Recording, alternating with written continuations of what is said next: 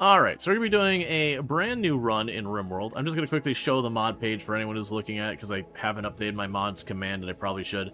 The only big things that have changed since the last one is, for those who missed, I did add... Oh, I want to get rid of... One second. Get you out of here. One second. I like geological landforms, but it does mess with some stuff. And I'd rather not have that. Because I also don't know with some of the Odyssey interactions with the ship and all that, how that plays nice. It's probably fine. And also, hey, Pagey Cakes, how's it going? But yeah, so we were going to have we got a bunch of the mods here. But yeah, so compared to where we started the last time, the only big difference is we got better workbench. That doesn't really change much functionality. It just gives me like a copy and paste for the whole workbench and a couple of other things. So it just makes setting up your recipes a little cleaner. The show weapon tallies, this is when you get a raid and you select everyone, instead of going, okay, well, they've got these weapons and having to mouse over and see how many different circles, be like, okay, they got 3 of that. It just gives you the number on here. The floating submenus doesn't do anything within itself, it's to support other stuff. That other stuff is the more gene information. More gene information is another quality of life UI mod that doesn't functionally do anything.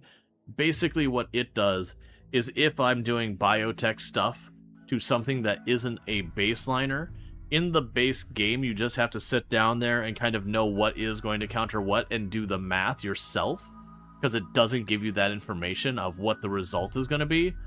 This basically like, hey, if you put this in on that person, here's what your end result will be. And so it's just kind of a nice way of not having to memorize all the little nuance in this just to know that. And then pollution spread would be the most impactful one. The idea behind this is, after a certain amount of time playing, they do estimate it's between, like, you'll get about 5 years into the game before you start feeling the impact, and then it'll escalate to 15 years, at which point the world will be basically kind of ruined. That the Waster faction will start spreading pollution around them, making the world worse and worse and worse. And so it is supposed to have an ending of its own. I don't know about this mod, because it's a recreation of a mod that got support dropped in 1.5. And this is a recreation that's supposed to be the same thing, but I haven't gotten to test it. But what's supposed to be able to happen is I'm supposed to be able to go to those handful of colonies that are doing the polluting and eliminate them to stop the pollution from continuing to escalate. And then there is a setting if you want the pollution to slowly go away, and I haven't decided yet whether I'm going that way or not. But yeah, so for the most part, it's like UI, doesn't do anything, UI, and then this pollution mod. Alright. So with that said, we're going to be getting a new colony, and I am going to do a Naked Brutality start. Strive to Survive Commitment mode. On Cassandra, generate the whole world, because I do think I want to do Odyssey things later on. I have found every run I really like turning on the factions that have stuff. I like adding these ones. Low-key, I kind of wish the default these days was that the Waster faction... Well, I mean, the Waster faction's fine. But like the Yatkin faction, like these two factions here... Well, actually, these two and the Neanderthals... I actually really don't like these factions where they're all one xenotype. It's fine, like I don't think I want to remove them or whatever. But I do like the factions that are just a mix of a ton of different things. I find those to be a lot more interesting. I forgot the Wasters have basically almost everything represented in them. Yeah, the only one that's super hard to get a hold of is with all these like factions, is getting your hands on a high mate is like the only faction that's really hard to get or the only xenotype that's really hard to get a hold of. You tend to be a vanilla and quality of life guy. Vanilla expand is nice. Your desire to grow different crops, like make onion rings. Yeah, vanilla expanded is fine. I do, like, for me, it adds a lot more than I necessarily want.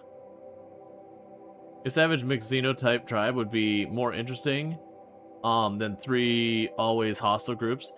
Yeah, that's, I don't like, mechanically, the permanently hostile factions. I'm down for the factions to start hostile and remain antagonistic even when you're not attacking each other, that basically you're kind of paying them a tithe to leave you alone. I feel like that adds more depth, more interest than just, you know, these are mindless things out to murder you. I do understand mechanically the game, if you ally all the human factions, you just, right now with how it works, you just continuously get mech clusters and metal, or the mechanoids and the animals and all that. So it kind of does make it for a pretty dull run. Alright. That's probably going to be too hot, because we are doing no starting research, random research. So if we choose one of these tiles that's in, like, the desert and all that, and we get hit with a heat wave, that might be all she wrote. So you got a lava lake.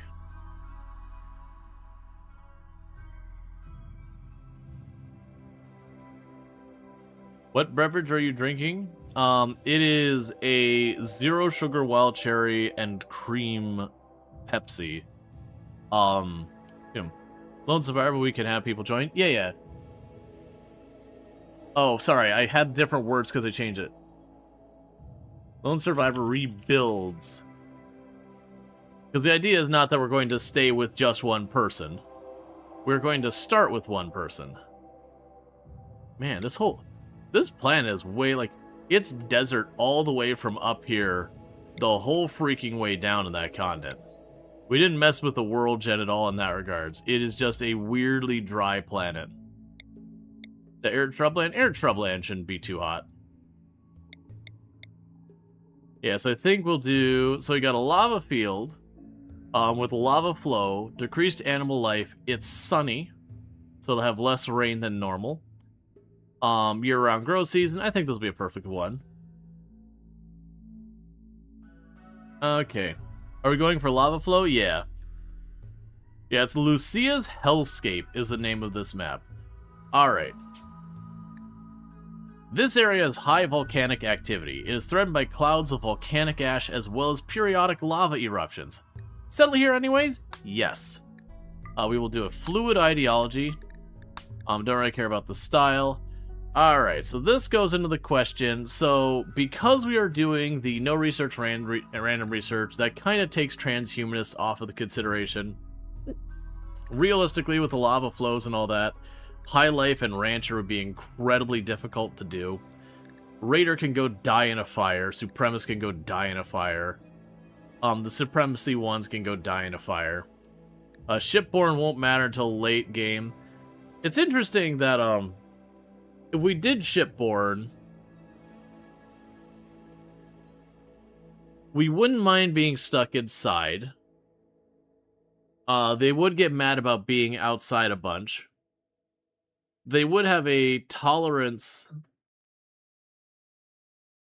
They would have a tolerance to, the temperature, but the space habitat part would just have penalty. Ritualist we're not going to do. I'm down to have a little bit of a research penalty, but I do not want, like, the full penalty. Let's say you've done lava field runs on a river tile. The river eventually got completely filled by volcanic activity impacts. Yeah, no, that's a thing. We'll have to, like, do that. But most likely, eventually, we'll be doing Odyssey stuff. I'm feeling the itch for more Odyssey.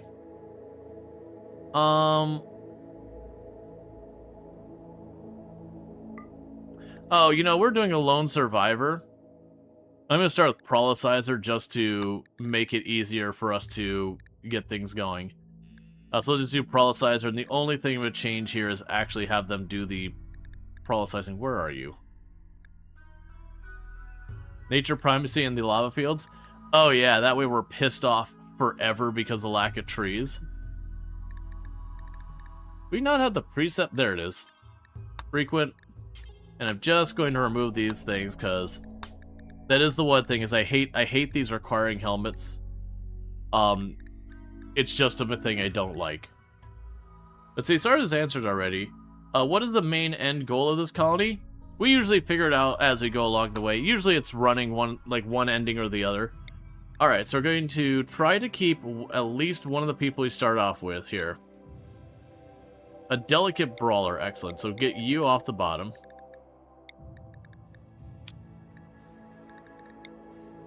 You can stay on the bottom there. Fast learner, that's a possibility. You're terrible. You're terrible. You're terrible. Huh. Huh. Everyone we can choose from is pretty awful. Well, this is the least awful one. So the problem we have here is, while they got fast learning and cooking, they have nothing going for them. Slothful is terrible. We definitely don't want a lone person slothful. Undergrounder would be fine, but incapable of social means, our ideology would be dead. Gourmand, they will just have a random break where they want to eat extra food, and there's nothing you can do to prevent it. Wimp, the bloodlust trigger happy is fine. The wimp is a problem, but the lack of caring means they can't treat themselves, can't social, can't violent, can't carry. We got some garbage here. Basically, these are the only three that wouldn't be dead, like, scuffed runs on the opener. And that's Slothful, which is terrible. Gourmand is terrible. This is fine. We're gonna have a rough one. I won't be able to make traps at the beginning, which is fine. They don't tend to use... Yeah, no, I'm deliberately trying to not use the randomized larding, because we'll sit there... I'm just gonna example on this. Because then I'd be like, no... No, I mean, that would actually probably be yes. No, no, no, no, no. And then it will be, you know, 2 hours into stream. No, no. Oh, there's the one I want. But you get the idea. So I've kind of been leaning for the Naked Brutality. You get your 10, you choose the best of the 10. Is it bad you're tempted by the Gourmand person because of the passion spread? Just for plants and cooking? I mean... You don't have any construction, your medical's very low, your social's 0. Like, I would actually say the spread here is better. Granted, animals I don't care about. Plants I'd rather have more. But fast learning is a really big one. No, the one you're thinking is the one with good passion is the slothful one with chemical fascination. Had a really good spread of passions. Alright, so this is going to be a really rough start. But we are going to try and see how it goes.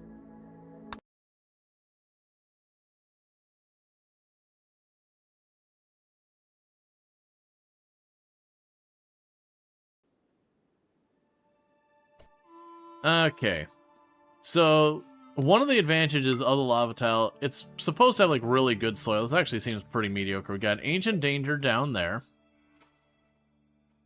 Looks to be my only one there. So let's go ahead and we can start here by making sure you got a little bit of recreation on your schedule. We've got the Psychic Tree over there. I probably won't mess with that in this one. Alright.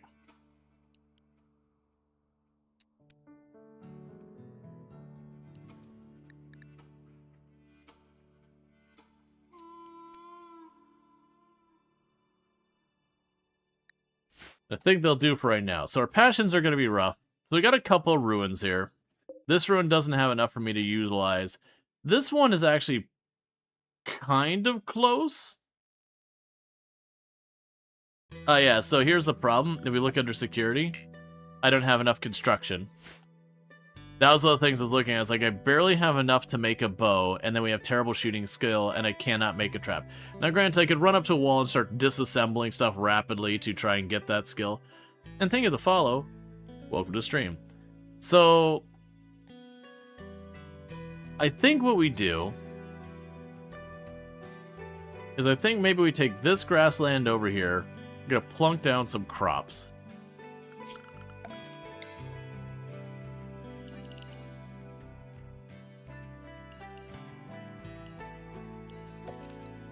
I'll start with the rice. I'll let you get that for a minute. So, I might be able to rip up some of this stuff in here and close this off quickly and make myself a little bit of a mess of a starting room. Because that one I won't be able to close off, that one I won't be able to close off, that one I won't be able to close off in a timely manner. That's a deal breaker. That one I would, but that's basically the edge of the map. That one I would, but it's basically the edge of the map. So I think the idea is I want to take over this location. It's already got a door on it. We will tell them to deconstruct all this crap.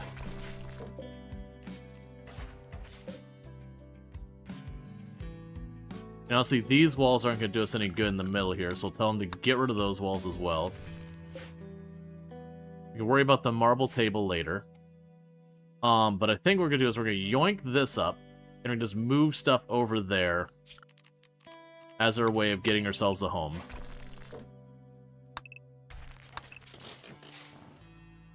We're not going to be picky about... Here, let's be smart about this. Stop doing that. Stop doing that. Stick with this first.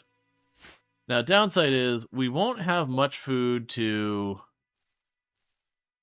grab at all. We've got agave and that.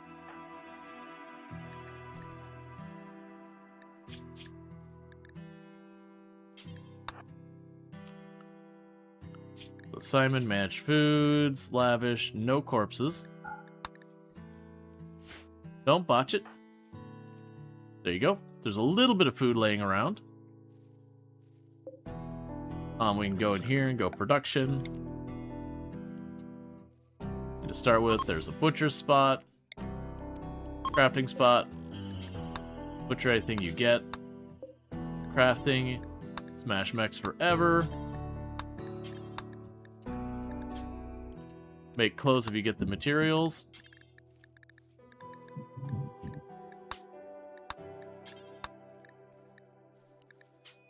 If you get the materials, you can make that. And then make a crappy bow. Yeah, now usually don't worry about the geothermals. Yeah, broken icon on those bills. That's just, that's not actually a broken icon. That's for the mod, that's just a click and drag point. That's the one where I can copy, like, everything on the workbench and paste it to another. I could also link two workbenches together, so that if I change the recipes on one, I change them all. But yeah, no, thank you for, like, making sure that's good, but be fine. Alright, and so our first person, our first colonist for this run, the colonist starter, is Sentient Cookie.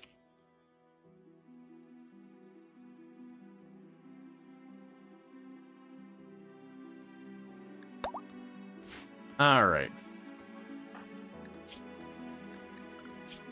Meanwhile, I can go here, change defaults, tribal, do this, switch you to tribal, switch you to tribal.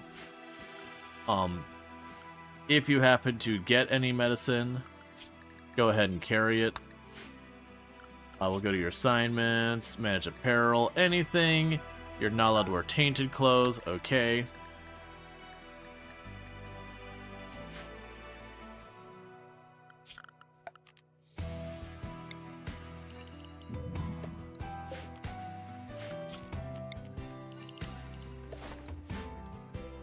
Alright, so the big thing we want to do here is get this enclosed in stone fairly early on. Get our food starting to be secured. I need to get a bow going here as fast as I can. And I just want to get enough crops here that we can probably get ourselves situated. Alright, so you're consuming the agave. Okay, that wasn't enough food, so prioritize harvesting those.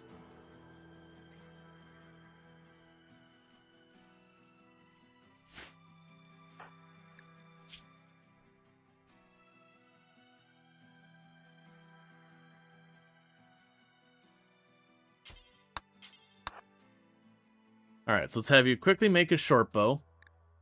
Because that's the only way we're going to be winning our first fight. Is going to abuse a door and use the short bow. In the meantime, let's go orders, claim. This belongs to us.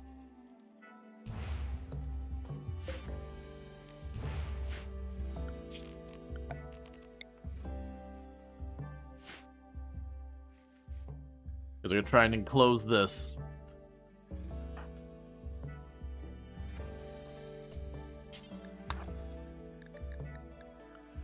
Alright, we can go furniture.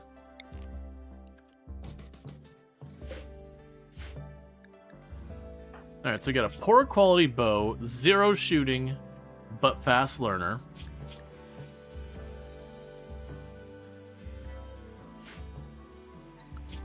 We're going to be juggling on a bunch of different things.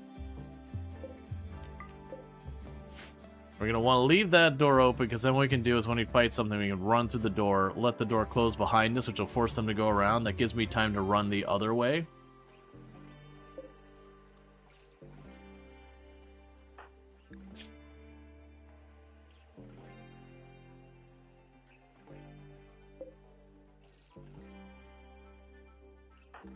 And when you wake up, get the agave.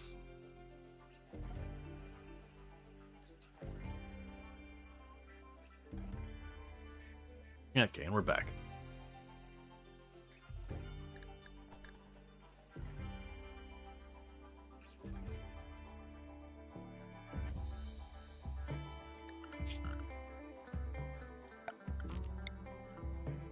So there's room for potatoes. There's room for strawberries. Never mind. You'll end up being heel root. Right now, you can be cotton. And honestly, make this more rice for the time being.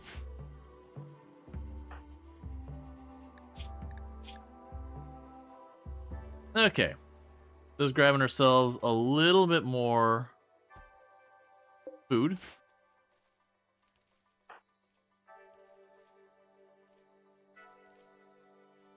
So I need to get the crops down pretty early on. You hurt? Not enough. Not enough. That's fine.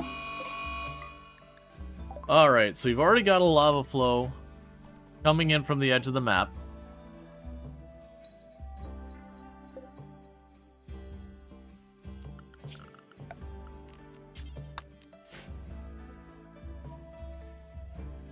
There's a very good chance my crops will not make it.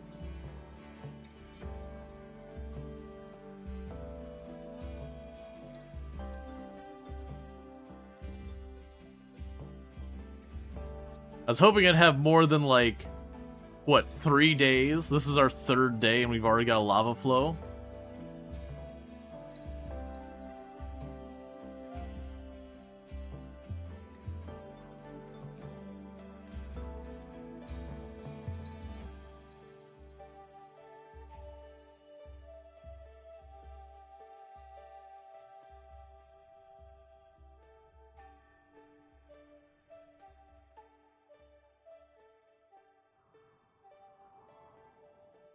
And the lava flows will generally follow these darker tiles. If we put up stone walls and all that, we can block it. We are on a lava field.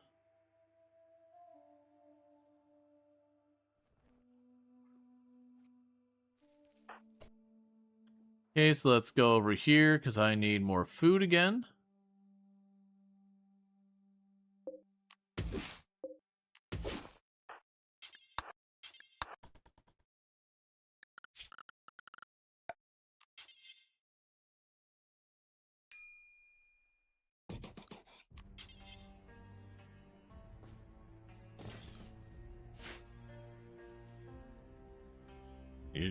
Okay, you did get some.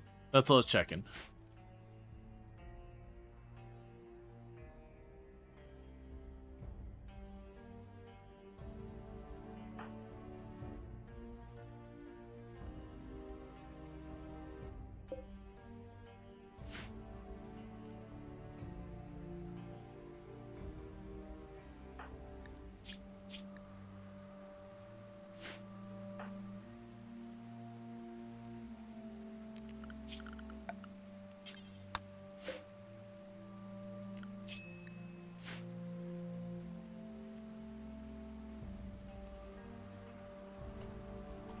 Yeah, I wasn't sure where you're going. Always a bit sketch.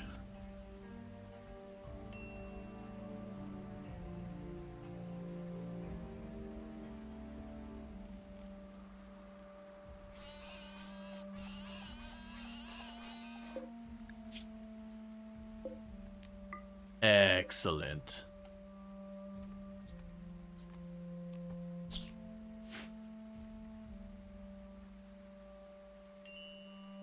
I'm a little worried the lava flow is going to just go into here and burn everything out, which is fine.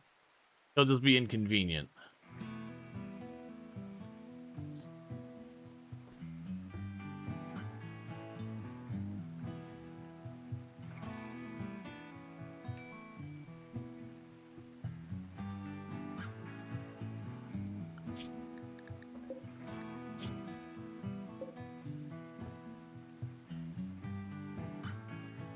Now, I do remember when Odyssey first dropped, the lava field, your character's pathing was really rough and you just walk right into the lava and die rapidly. It was a very common problem, so I do know they made a big deal about how they've massively improved it so your character would be a lot more bathing themselves in lava averse. Which is good, because there's not a whole lot you can do if your character jumps into the lava. The lava is moving? It is.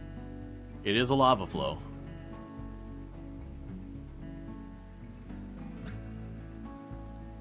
You want the forbidden soup? I mean, the forbidden soup might be showing up. Super stew? I guess it's based on the viscosity of what's going on with the lava flow. Like, if there's lots of chunky bits going on in there, then it's definitely a stew. But if it's a very, like, liquidy, probably leaning more soup. I would imagine probably on the stew end, because it's probably going to have some of it that's cooling off into a solid at the same time that a lot of it's still liquid. They'll definitely probably have a lot of different stuff going on there. Yep, no, stew is just chunky soup. Yep. Stew is a subcategory of soup.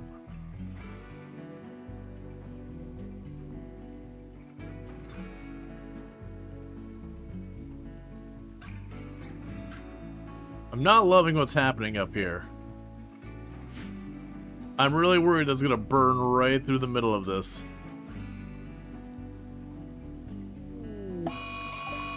First threat is a mad rat.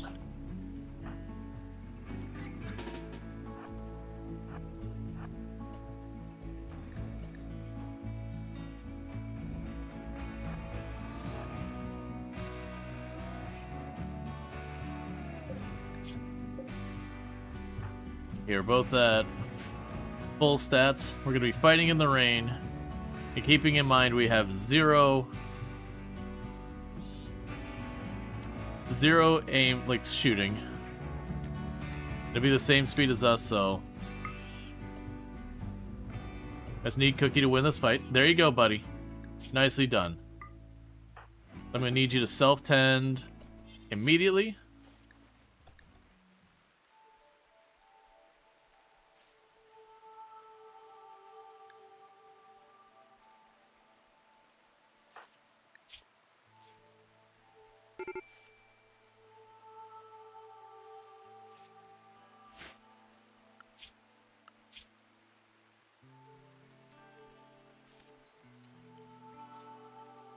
You can deprioritize recovering.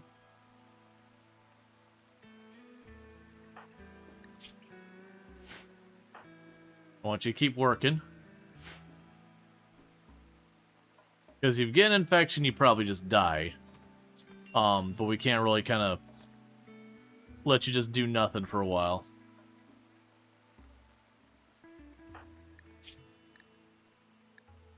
Plus, they're usually... I mean, actually, that rat managed to get 8 damage in on your leg. The rat did a proper chomper.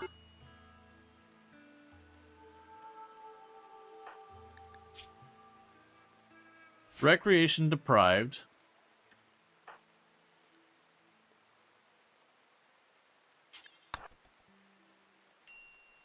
It doesn't seem to be spreading much in here anymore. It got into the building, but seems to have stopped there.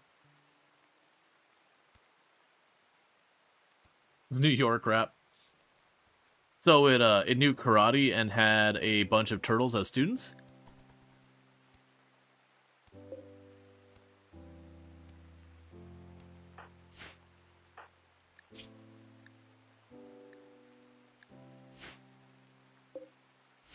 Yeah, so this seems to be holding here. There's at least some good news. I'm actually not seeing it spread much more around here.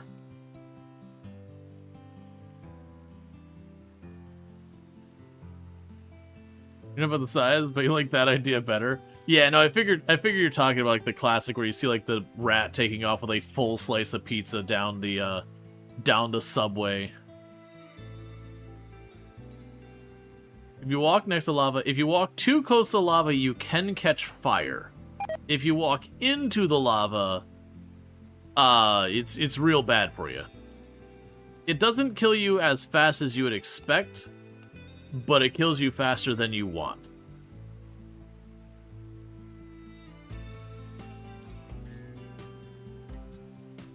Man, you already getting the rice pulled up? Heck yeah. Oh, it's probably... Yeah, it's rich soil, that's right. A lot of the maps I go to, I don't get much access to rich soil, so it's like, oh, right. Rich soil is, like, actually really good.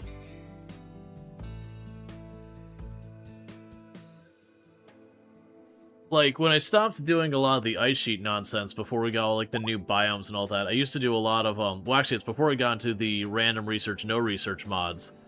I used to do a lot of, like, tropical rainforest and, you know, tropical swamp and all those. You know, just dealing with the disease wagon that is. But one thing that was nice about it is, like, so much of those tiles are just really good growing stuff, so you can just plop down a field and have people covered.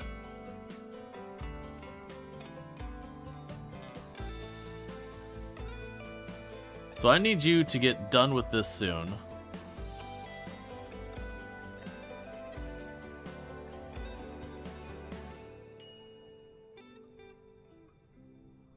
Okay, so lava flow is ending.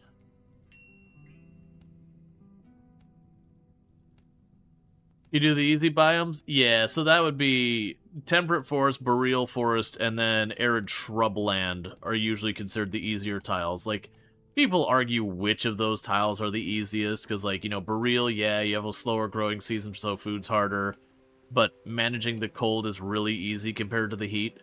So broadly speaking, embracing a cold tile can make your life a lot easier.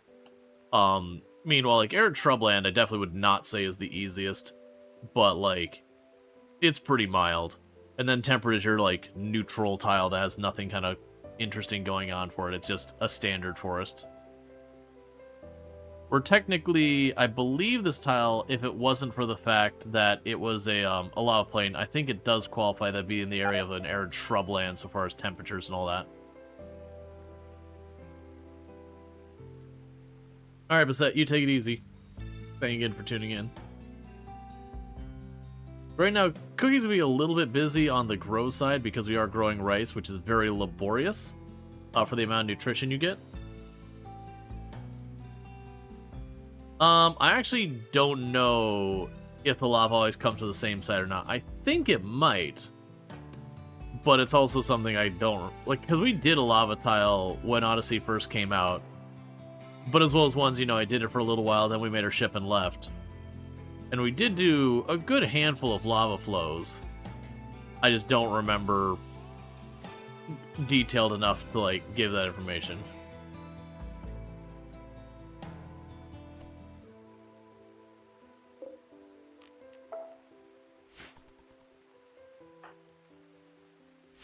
Okay, so let's start getting you deconstructing. If we start deconstructing stuff, if we can hit 3 on construction, I can make a trap for the first raid.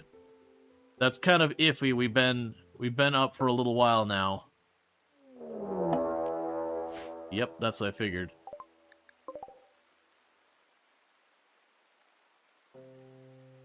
Okay, please tell me you got a movement speed penalty on you. You do not.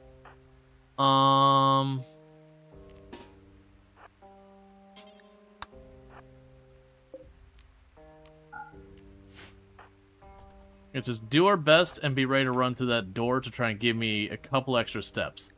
So what we want to see here is we want at least one hit here. Oh, go in the lava. Go in the lava. Come on. Ah, it's fine. Running along the lava, there was a chance that they'd catch, you know, catch fire. What is your melee? Oh, you have slowpoke. Okay, this is fine. We're fine. Where are you going? Where are you going, man?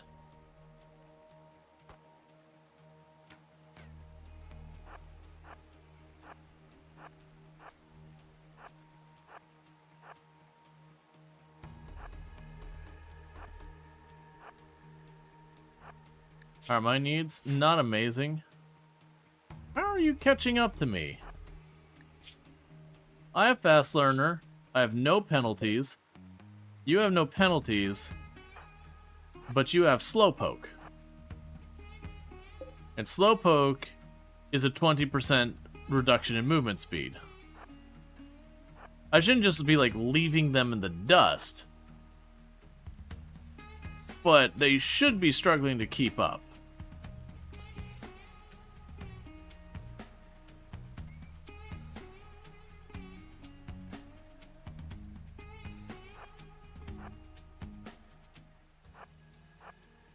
Take a little risk here.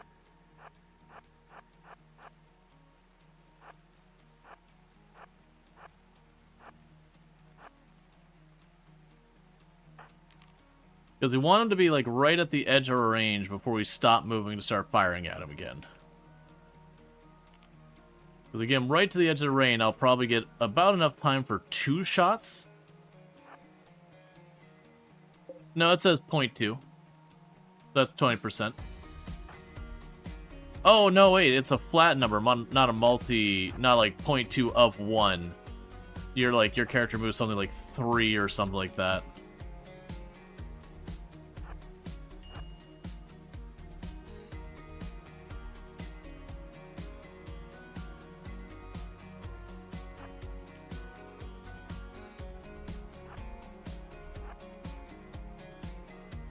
That just lost me a lot of ground I gained because I pathed badly.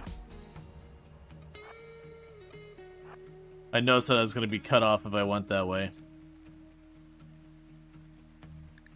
Now, problem here is we are hungrier and sleepier than they are. The other thing that sucks is we're in foggy rain, so when I do turn to try and shoot at him, my accuracy is going to absolutely suck.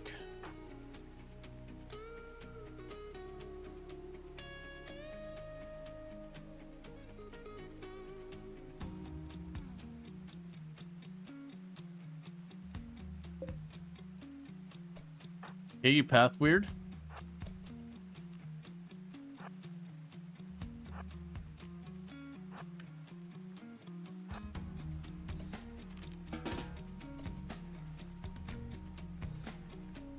Come on, get the hit. I just need a leg or a torso hit. Or a head hit. Or a neck hit.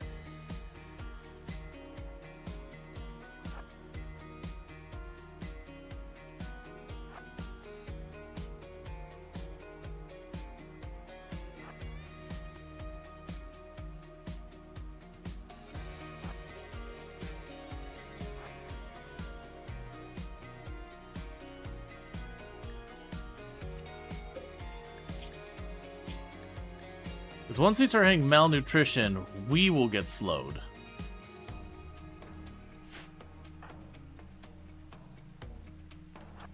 Might be able to take advantage of this. So set this door to close behind me.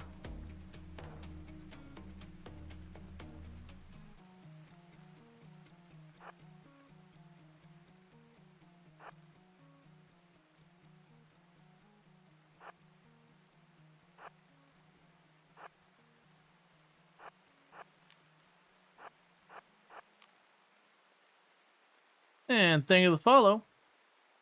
Welcome to the stream. Come on, hit him. One more shot. Hit him, hit him, hit him, hit him. Foggy rain sucks so bad.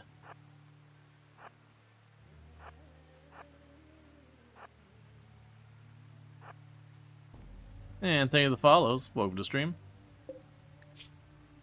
Yeah, now if you have the full tribe start, this is the point where, you know, you'd have your tribe doing your stuff. We're going to start going malnourished soon. And when that happens, we'll be slowed. Eventually, they will give up. If you just kite them long enough, eventually they'll be like, I'm just going to take your stuff and leave.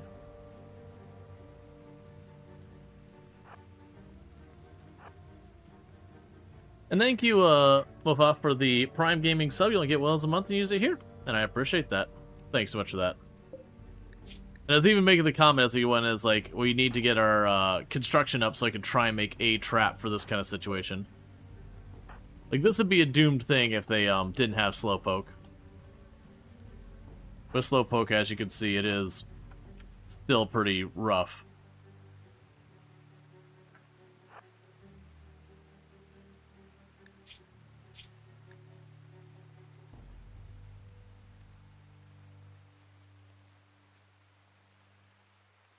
Clean? Yeah, no, a lot of the characters are named from people doing this or that.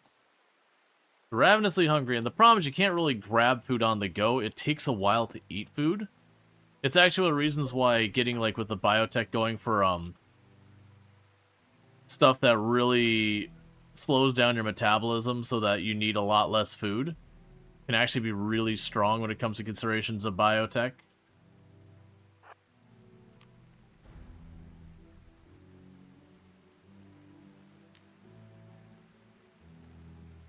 I think you're only going to get one shot off this time, not the two.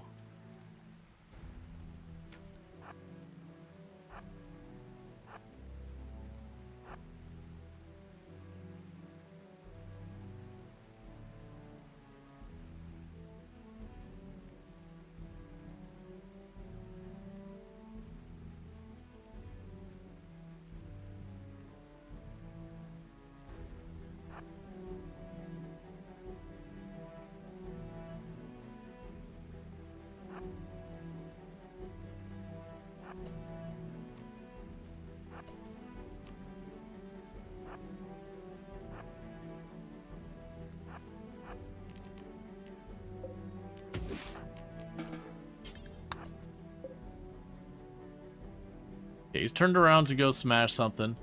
We'll try and snag a bite.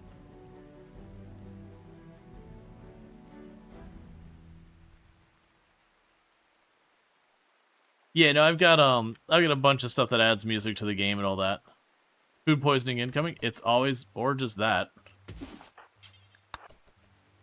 Because we're gonna have malnourishment soon, so if he wants to go bang on that, he can have a turn on that. Yeah, it's fine.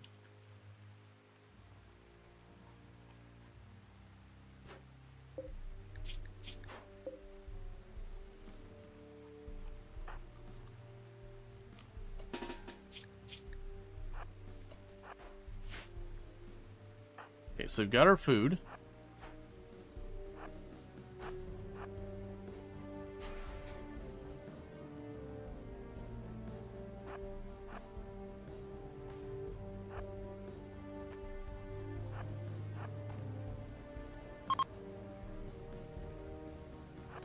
The pirates are giving up and leaving.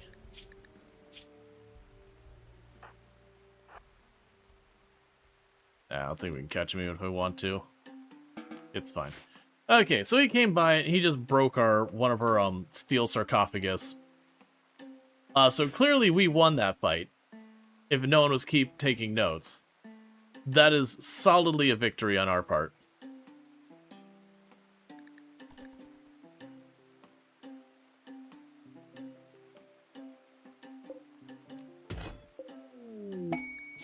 I'll worry about that when we have electricity.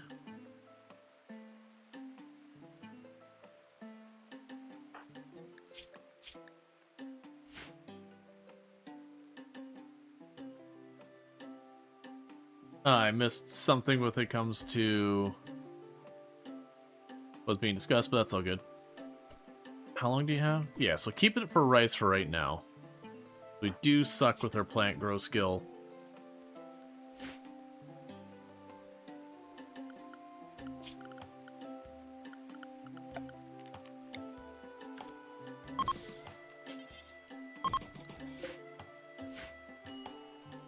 Alright. We'll want to get cooking soon. Luckily, we do have a high cooking skill. So that'll hopefully really bring down the chances we deal with much in the way of food poisoning, at least for a while.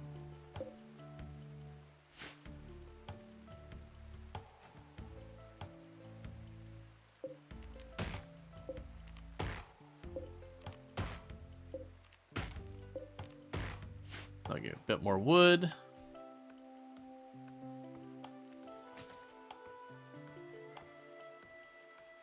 Okay.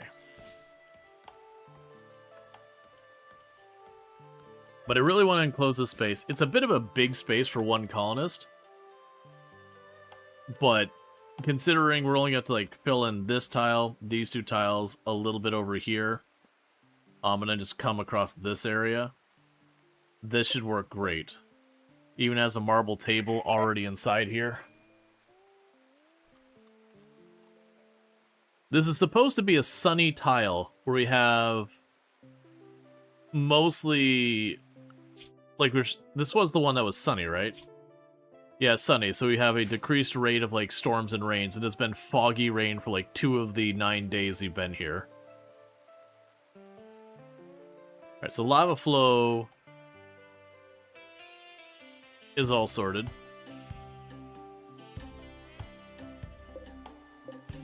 Yeah, so once these start getting around 60%, we'll flip the rice over to be potatoes. Because that'll be a little bit less labor intensive for the same like nutrition kind of thing.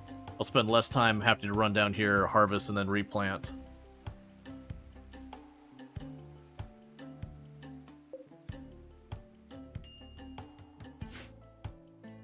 And you are upset because you are recreation deprived.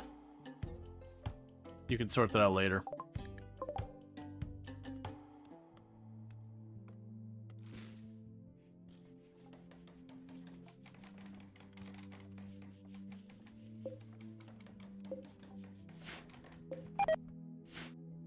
Cool, you botched it twice.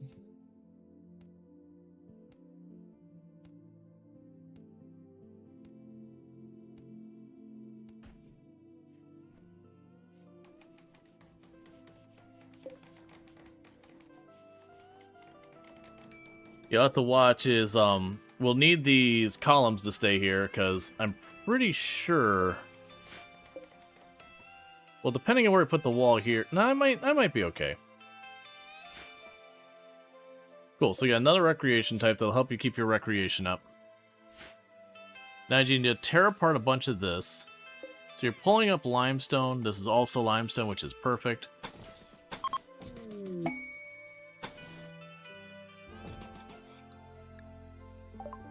Thank you for your singular component.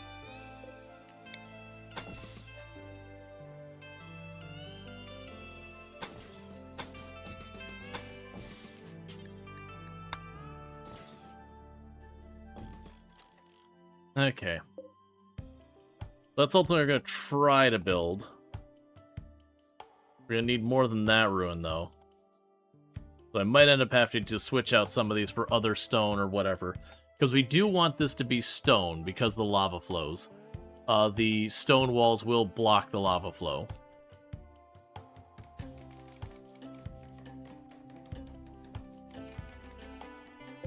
Okay.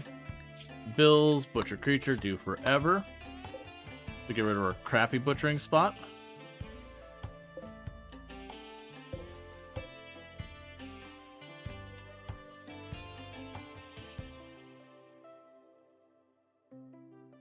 Alright.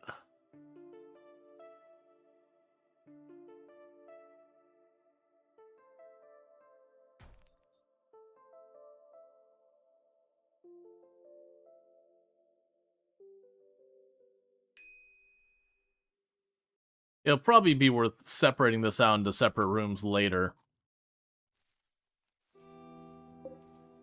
Okay, those are coming along well. Let's switch you over. Actually, we can just go like this.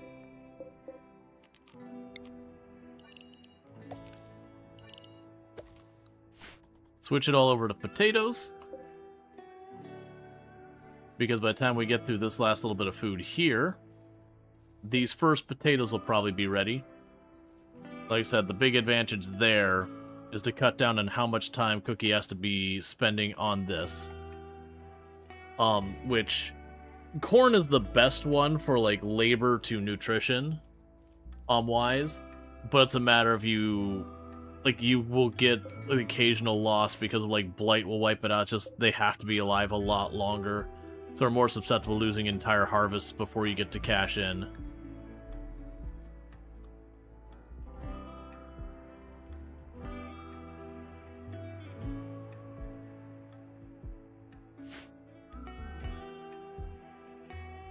How goes your skill, by the way? Your construction 2. At 3, we can potentially make traps. And considering how wretchedly bad our shooting skill is and all that, we are probably going to want a trap or 2. I tend to avoid using traps most of the time, but, you know, it's one of those things.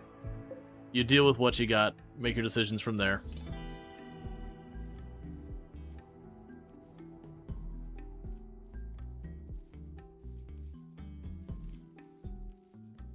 And I tend not to do the thing where you put, like, the line of traps and then the barricades on one side to cause the enemies to step through all your traps, so you just zigzag through them. You know, it's a cool strategy and all that, it works well. But at the same time, I tend to prefer not doing a lot of those kind of meta strategies, that kind of thing. I used to. That's part of the reason why I don't play on the sweatiest settings that force me to play that way and, like, set up everything to always have some type of, like, strong defensive point, like, you know, using the Vortex defensive line back when that worked, or doing the whole, like, zigzaggy trap thing, or having the little room that's a small little room that you just throw Molotovs into, like, get it to 1,000 degrees and burn people as they walk in there instantly, kind of stuff. I've done most of that. The fun one is the cold one. Those ones are harder to pull off, where you make, like, the room that's just so ridiculously cold, the person almost instantly goes hypothermic. Starts taking frostbite and all that. It takes really abusing ACs and, like, daisy chaining them and all that. I don't know if it works anymore, because I haven't done it in forever. But you find, like, a little room in the overhead mountain.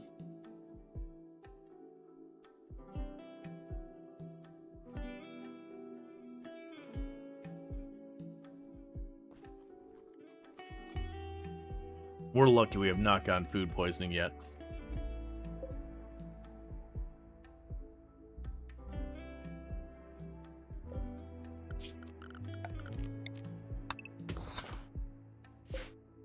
Okay, just want to get that closed off, then we'll grab this, then we'll be able to start cooking.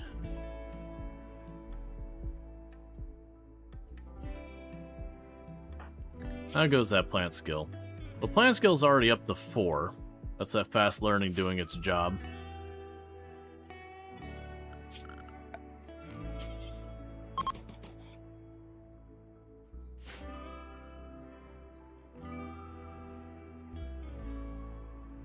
Okay. Now that you mentioned food poisoning, you're gonna get gut worms. Hey, it happens. I've certainly had those runs where you're just at the beginning and immediately get hit with something awful like that on, like, day 2 or 3. And you're just like, you know, screw you game kind of thing.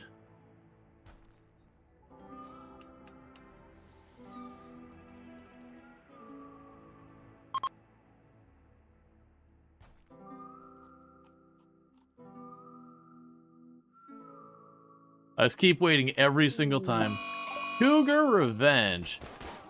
Hey man, thanks for the free meal. And if you want to fall down? Ho ho ho. You're falling down. Oh, you're sickly, you're terrible.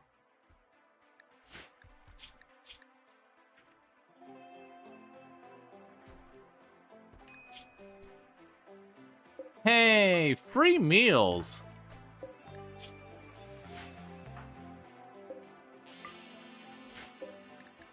So, it's probably a mistake. We're definitely not keeping this person because sickly can go die in a fire. I'm gonna try and patch them up real fast because there's a possibility we can get ourselves some little bit of faction bonus, that kind of thing. There's always a possibility as well if we get a raid and I run off, they'll kidnap this person.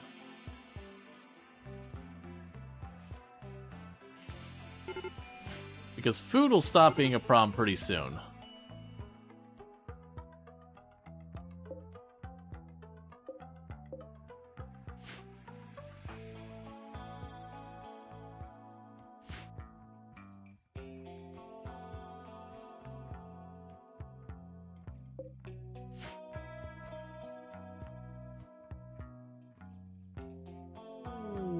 Disease infection.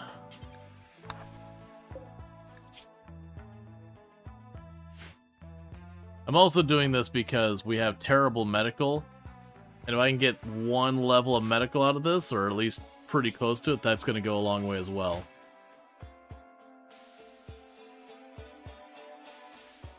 Yeah, no, I know it used to be a major problem when it first dropped that people would just straight up lava bath themselves. I was under the impression they did improve that a great deal. I don't tend to do lots of hunting on maps, outside of like when things start going wrong. But we'll see. You're still getting it right now? Gotcha. Yeah, no, I know it's always been a concern. But, like I said, I usually don't tend to do a lot of hunting. Alright, so you got a raid from the whales. Alright. So this is where things get potentially messy. Because they also move normal speed. Was it immediately? I bet you it was immediately. And we didn't get enough construction. Oh, we had just barely got enough construction for traps. Alright. What we're going to go ahead and do, we step through here to keep that door secured. That's how I'm going to buy myself some time. I'm going to try and ping-pong them with the door.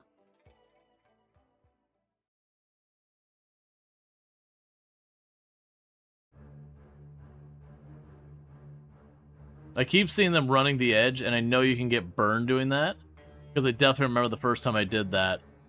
Body disposal-wise, I ended up getting myself burned a good couple times. Okay, so we are fresh and good to go. This time, no foggy rain.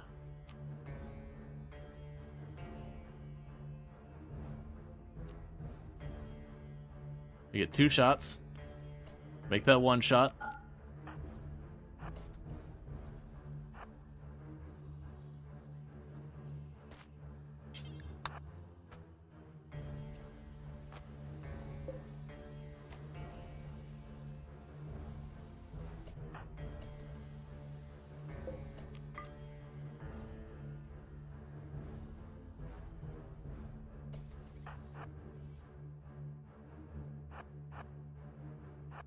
Kidnap him.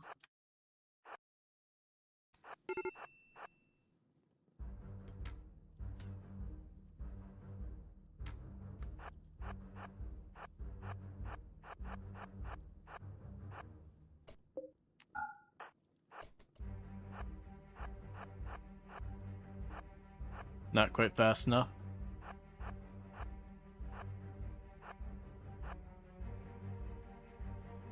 So this is a problem, because we move the same speed. So every time I take a turn that's ever so slightly inefficient, or I get caught on a stone or anything like that,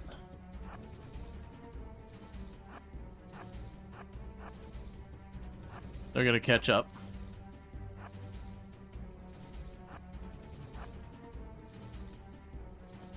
There's not a whole lot I can do about that. Can you kite them into lava? So I don't think you can actually walk into this lava, if I remember correctly. This lava is stationary.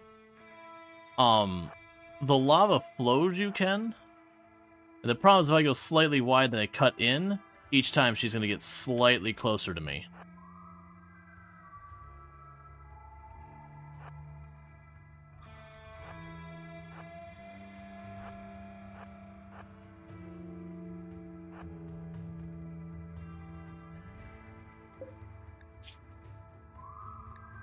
Yeah, and you're not getting up with your infection.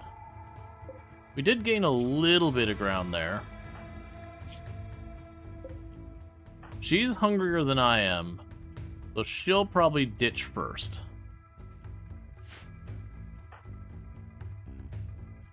One good bit of news is at least the next time, I should be able to get a trap up. We got our level 3 construction. I just didn't notice that had happened already.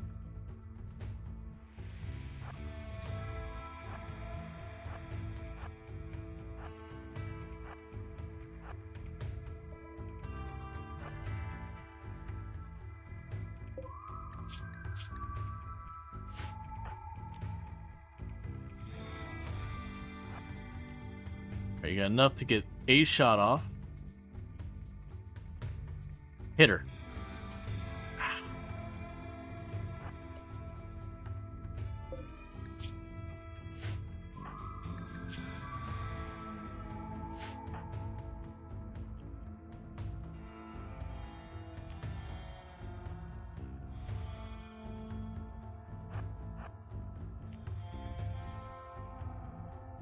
Maybe as an adult we're slightly faster, because I do seem to be consistently getting a little bit of distance.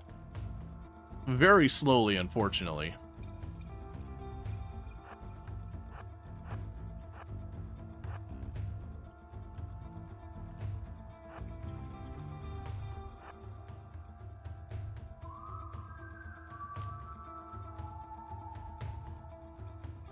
Alright.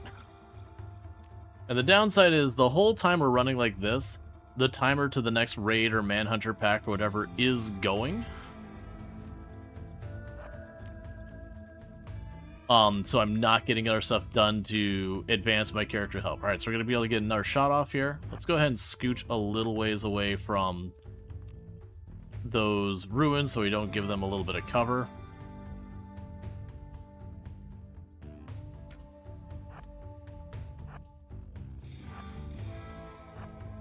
Well, we knew when we got ourselves a character who had like 2 shooting and no mobility skills or anything like that, and not enough construction for traps and all that, it was gonna be a little bit of this kind of thing going on.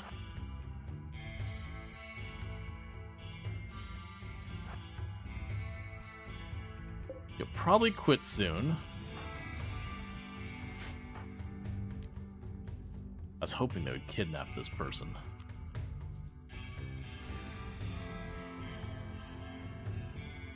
They usually will only kidnap your colonists.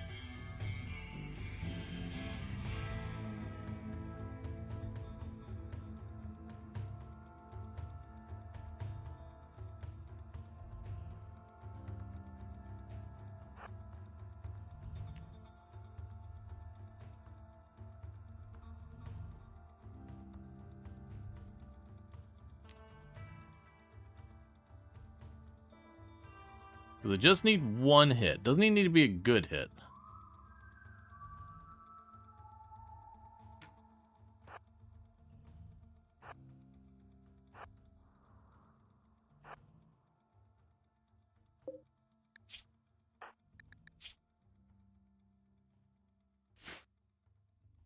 Go away. I got stuff I want to be doing, and running in a circle with you is not on the list. Don't mind me. Clear. Corpses. Human-like. Not in the home zone. For when this person dies of their infection. Not to mention, she walked up and hit him once.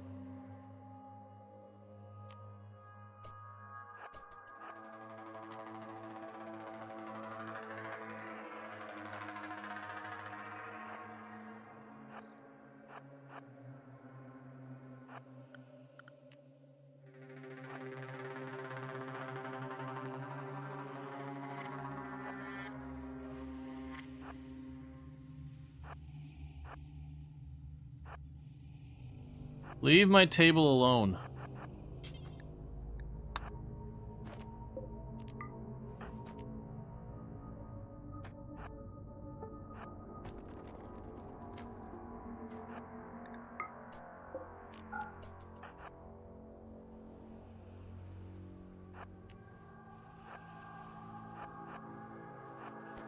Stop.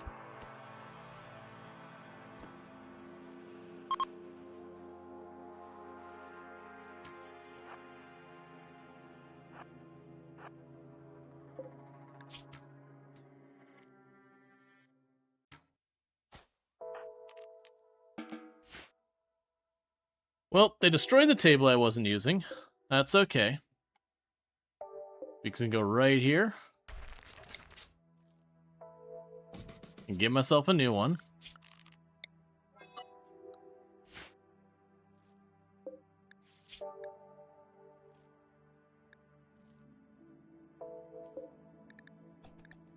Just has given up, not even taking your stuff and leaving? Yep.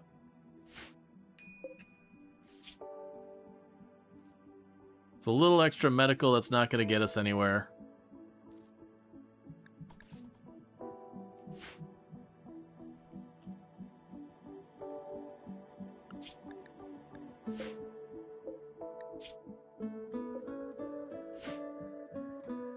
Alright, and how are we doing? Unsightly environments and all that. Okay, so what do we have material-wise that we can use? Got a little bit of slate brick.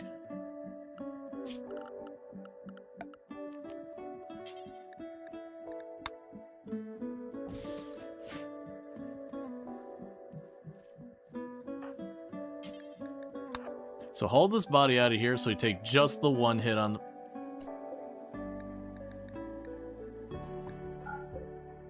Try that again. And that should catch fire.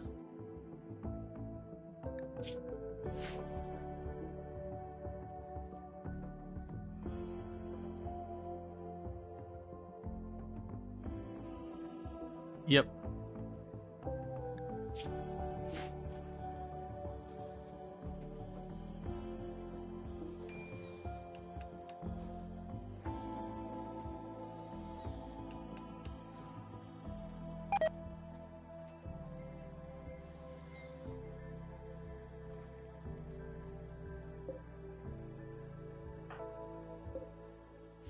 Yeah, so we can get this trap up, at least for the next raid. I can, work on kiting them around here till they hit the trap.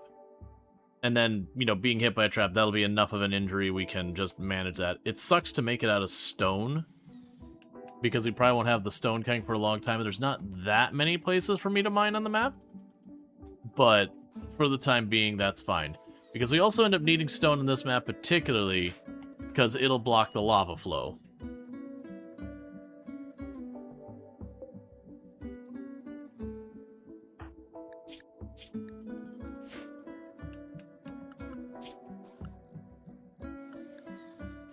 Okay, and how are you doing on your construction? And the good news, these skills are coming along nicely because of that fast learning. We'll get that built, and then we'll just give them a minute to tear that down, get this all, ceilinged off, repair all these walls, all that stuff. Mine to get that, because we just want to get this sorted out. I missed what you burned up here. Oh, you burned my... Right.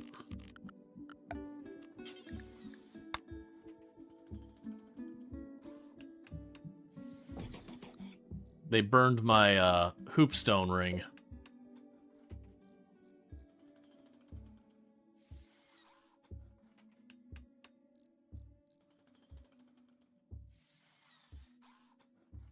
Okay. Cool. So I do have a singular trap now.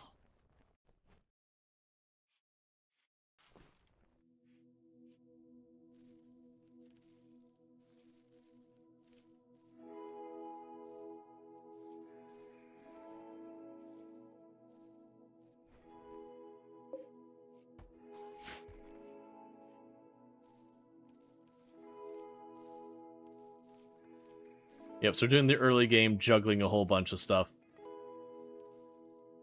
It's normal.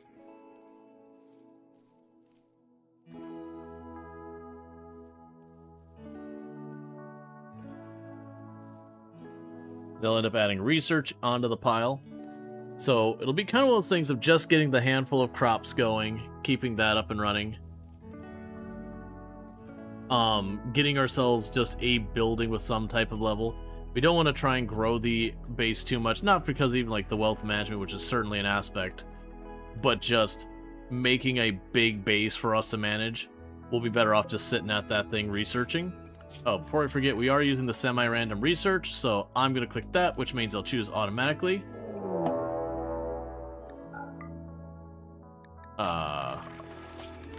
There it goes. Alright, so we got another raid from these people again.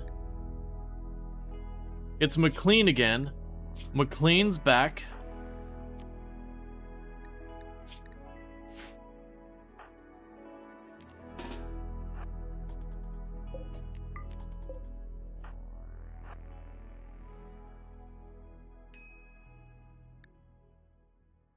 And I debated eating first because of the nutrition. Where are you going?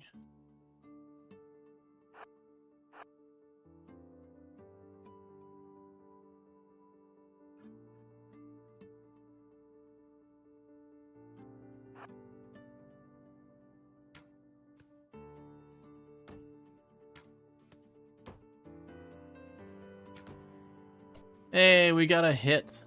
And it's a leg hit. Alright, let's save our trap. We got a leg hit on McLean. McLean's already a slowpoke.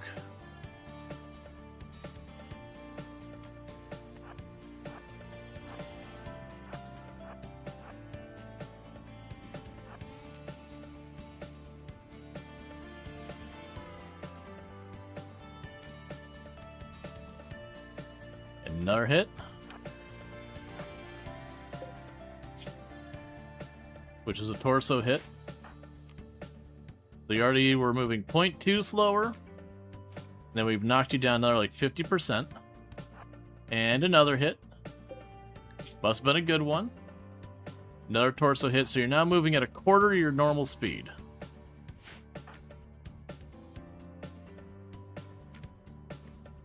Now Cookie can have all the practice they want. Which they need. I was hoping you'd down him so he could steal his clothes without them being tainted, but that's fine. First battle won for Cookie. But you've already gotten up to shooting 4. We were at, I think, shooting 0 when this started. Just punch him down? I mean, they have melee 4. We have melee 1. Most likely, they would win that fight. Statistically speaking, they would win the fight more times than they lost it. Oh, what's going on over here? Nothing I need to worry about, so what's going on over here. Alright. Simply use the bow. Better than use a knife. I mean, sure. But the point is still, they get a hit in, we take a penalty. They have the advantage with skill. You don't want to be meleeing in that situation. Not if you get a choice. Sometimes you don't get a choice, like the first Manhunter pack of the rabbits, like, alright, we're just gonna hit him. But do you know smoothing walls is a minute, and walls is 2 minutes? But what is your thought about smoothing rough stone? Oh, I usually, if I'm like doing a cave-based or whatever, I'll do the smoothing. I don't... So to keep in mind, I don't care about what's like the min-max, mostly efficiency and all that stuff. Like, I'd rather just, you know, smooth the walls and make them look nice, because I think they look better most of the time. When you have that option. I just never looked into the cooled lava. I assume the cooled lava is not a smoothable one. Nope. Yeah, I'll have to put floor on top of it.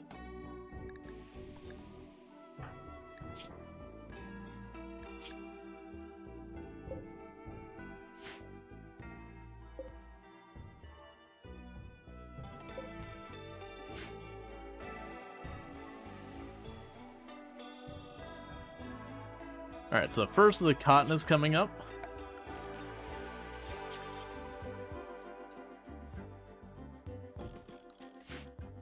You know, you did say that in normal speed, smoothing stone floors is a minute per tile. Well, it takes 2 minutes for walls. Yeah. No, but that's kind of what I'm saying, is I personally like the smooth stone aesthetic more than just... Like, this type of brick is the not as nice brick. The smooth stone is just objectively better than that if you're doing anything but trying to go as fast as possible. And if you're talking like the fancy floor, the fine floor, which does have a higher bonus, it's worth doing eventually, but usually you're just probably gonna smooth the stone anyways. Like, you'll do that just to delete fancy floors. Yeah, no, I know, and the wall's the same. Like, I'd smooth out the walls. For resource valuables, they can be. That depends on your tile. See, like, if you're in a tile where stone is plentiful, then do what you want.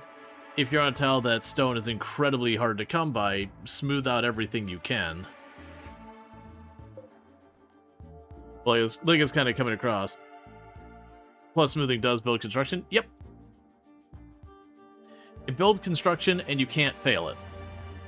So, like, it's good for your low construction people if they're just smoothing a bunch of stuff. It's, you know, no resource waste construction grinding.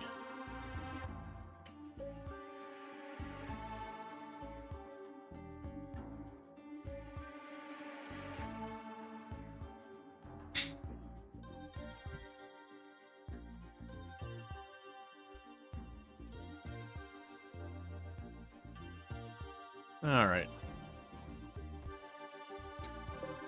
As opposed to us building this bedspread, which that was attempt 3, if anyone's been keeping notice, that we botched it 3 times now. Disturbing vision. Senju Cookie had a strange dream. In it, he saw a black shape unfurling in space-time, growing and consuming. The shape originated from the nearby crumbling monolith. Yep. So it's basically trying to nudge me towards doing monolith things. I think this run are going to go more in the Odyssey direction. We just did an anomaly run where we rolled credits last night. Also, you know why people ditch smoothing stone? It's a useful perk to keep things tidy for your colonists, including it. It's just very laborious. It's pretty much the entire reason. That people see how long it takes and they're just like, ah. But that, I feel like, is kind of a consequence at a lot of times of people watching, like, you know, other creators who are doing, like, 500% naked brutality, no pause, these kind of things. That quite often they'll do stuff that's, you know, strategically better than smoothing the floors and walls and all that. Versus, you know, just slapping up a quick and dirty wall.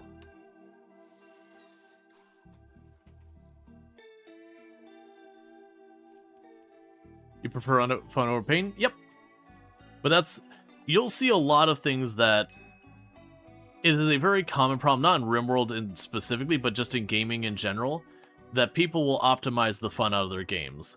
That they'll look and go, well, this thing here is strategically better than that thing, so they will do it, even if that strategically better thing is just objectively no fun.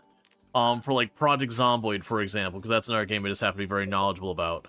One of the things that notoriously happens in that is people be like, well, I don't want to cheat and give myself points, so I just start the game and get a bunch of food, and then I sit in my place, and I just make my character just slam out, like, burpees, you know, until I get up to a certain amount of fitness and strength. And it's like, okay, so you basically delay playing the game beyond your initial grabbing of food for, like, a month. Well, you just grind out stats. Okay. So, quest. We have refugees. We're gonna bring on the refugee. You've seen speedrunners straight, bring back Factor and instead break the game for fun. Yeah, I mean, you can have fun sickly. You can have fun, like, breaking and abusing games, like, absolutely. Like, especially on the discoverability end of it, being like, okay, what broken nonsense can I come up with? Because you play Zomboid and RimWorld very chill and lower difficulties. With reloading, you're trying to commit more to things go south, but you enjoy the level you're still learning. And thank you for the follow, welcome to stream. Yeah, so for me, I like in both Project Zomboid and RimWorld doing the equivalent of, like, not losing is fun, but, like, commitment mode. You know, hardcore, because to me, these particular games, it's kind of one of the things that gives it that feeling type of deal. But I also know that's not for everyone, and usually the thing, and it's not been a thing I've said a lot lately, but my usual thing I'll say is like, are you having fun playing the game? Congratulations, you're playing correctly. But yeah, like it is the meme of losing is fun. Like having the ability to lose to me is important for a lot of games. There's some games it's irrelevant. All right, so we need to come up with our faction name and our settlement name. Right now, we don't really have much in the way of ideology, really. It's kind of a benign ideology. And we are just on a lava field where there's lava flows constantly happening. So we're dealing with that. Let's see, both these games have such good difficulty structures. Yeah. Hot feet, fire feet. For the settlement. Burnt cookies.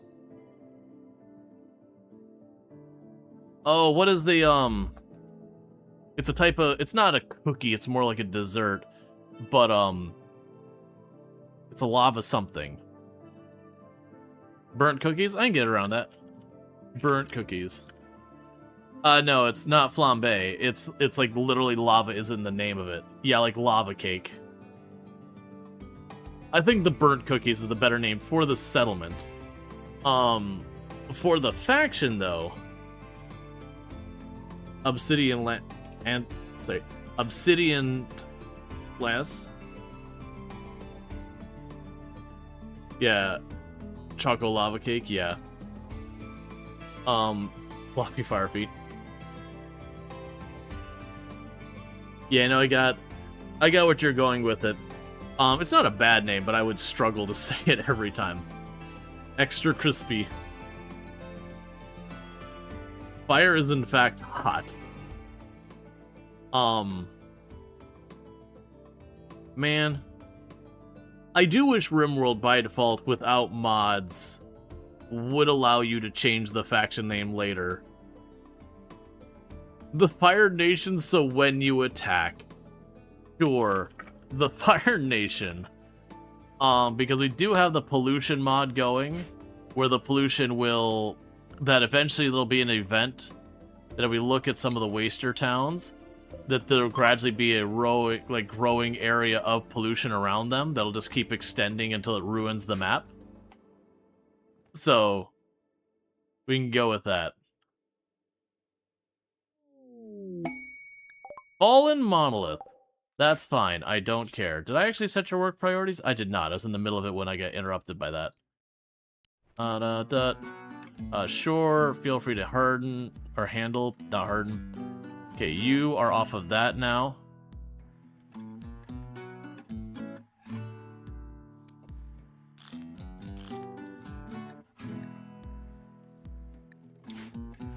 Yeah, and you won't mind. They'll give Cookie a low priority in that.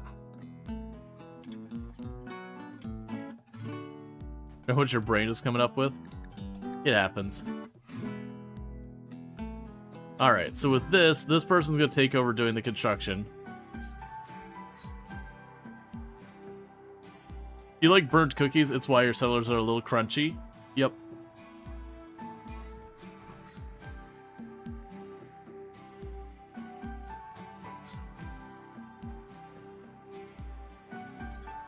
What a face in those pawns.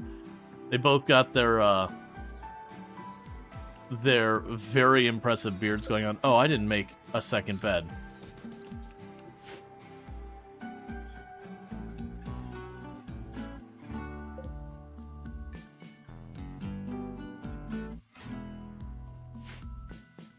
Alright, so I think one thing we might end up doing is probably bisecting the space in the long run.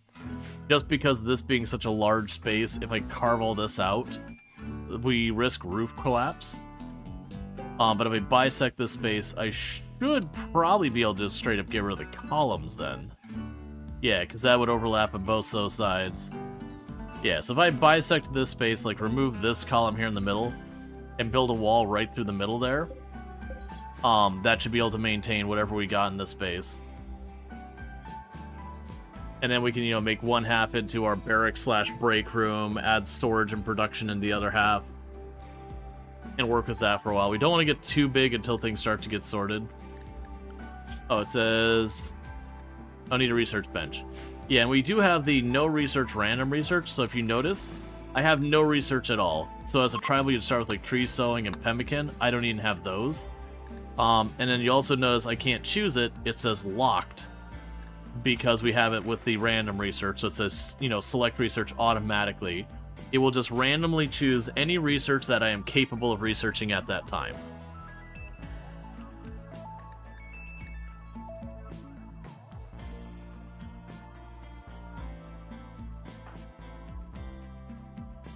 Alright, Cookie's working on hauling stuff and mining stuff and all sorts of stuff. Doing what they can.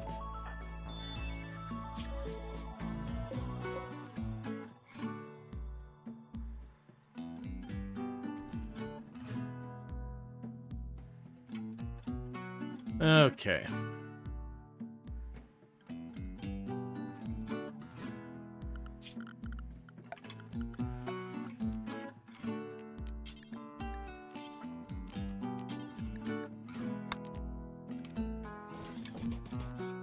We'll add 2 places to sit over here. And add a couple of doors that way for, like, dodging enemies and what that I can run out here, pop out the other side, that kind of thing. What do we gotta do to survive?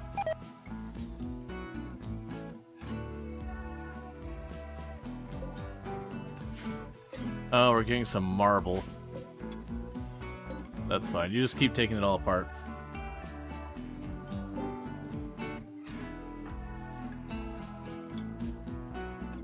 Okay, so pretty soon... Well, that's interesting. So the other body... burned. I guess it doesn't work at diagonals.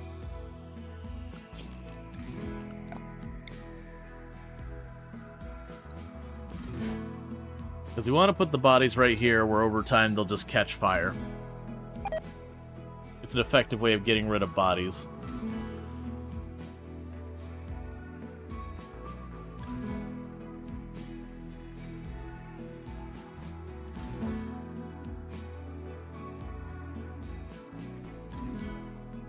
Okay.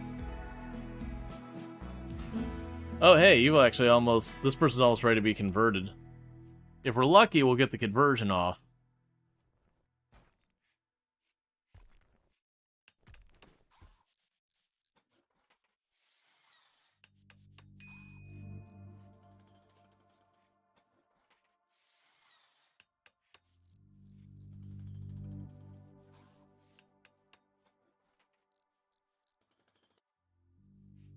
Okay. Only 3 more tiles and one's already half done. One more conversation, then Cookie will have Renee converted. Rainy, whatever your name is.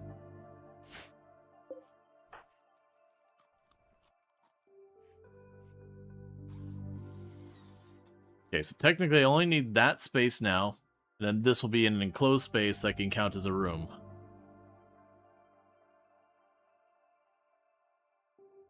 And once we get that, like I said, we'll probably bisect the room here, add a door in between. We can keep pulling up the ruins for the block for the time being.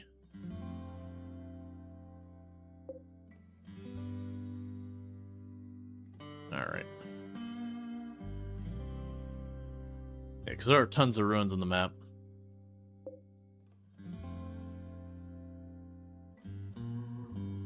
Okay, and you were Slate? Yep.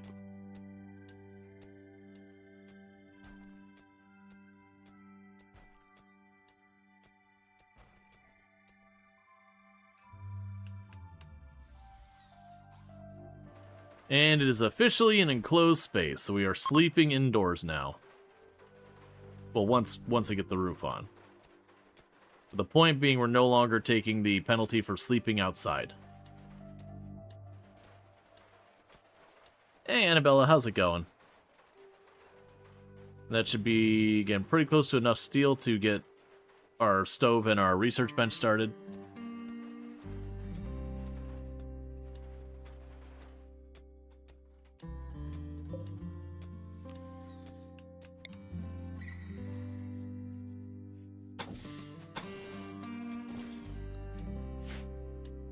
Now, I want to get more wood. And I'll make a door to go in between there.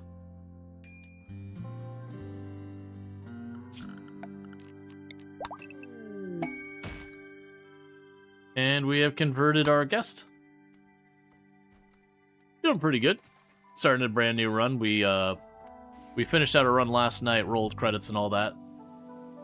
We got a new one going.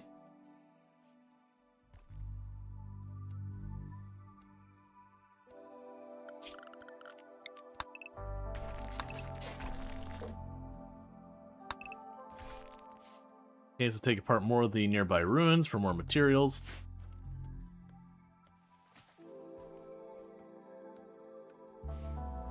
Gotcha. Cool, cool.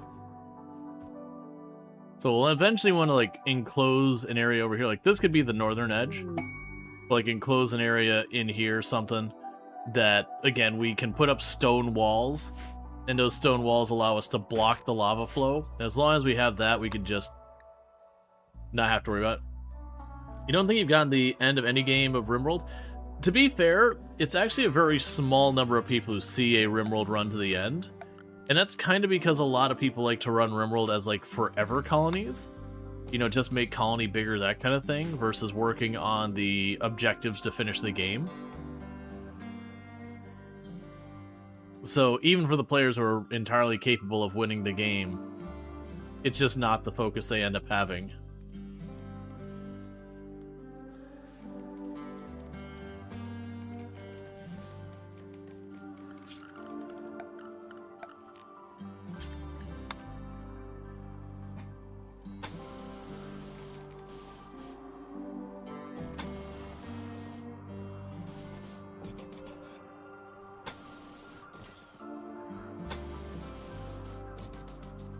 This is being a little ambitious.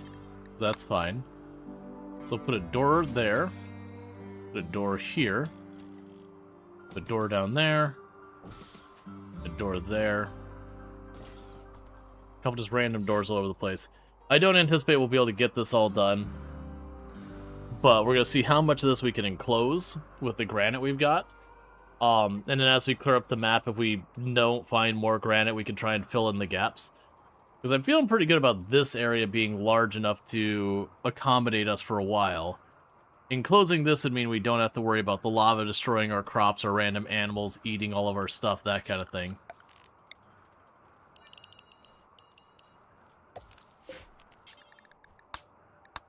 We'll set that for heal route whenever you get to that point. Otherwise, just let them keep doing their thing.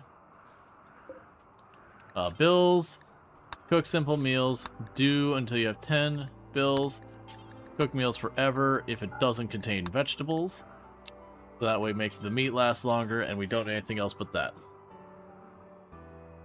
You think you got the offer to take a few colonists to restart a couple times? Yeah, that's the Arco Nexus. That's actually like the longest run, is you have to get your colony wealth up to a certain amount and allied with someone. And then you just kind of do that. It's like 2 or 3 times. And then you do the finale, which I won't spoil.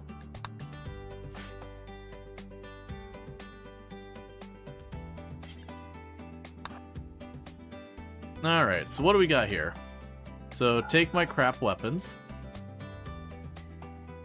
You've got some cool stuff, but I'm gonna have 23 bucks to my name. I could buy a single unit of normal medicine. Deal. Oh, no, wait, sorry, rounding.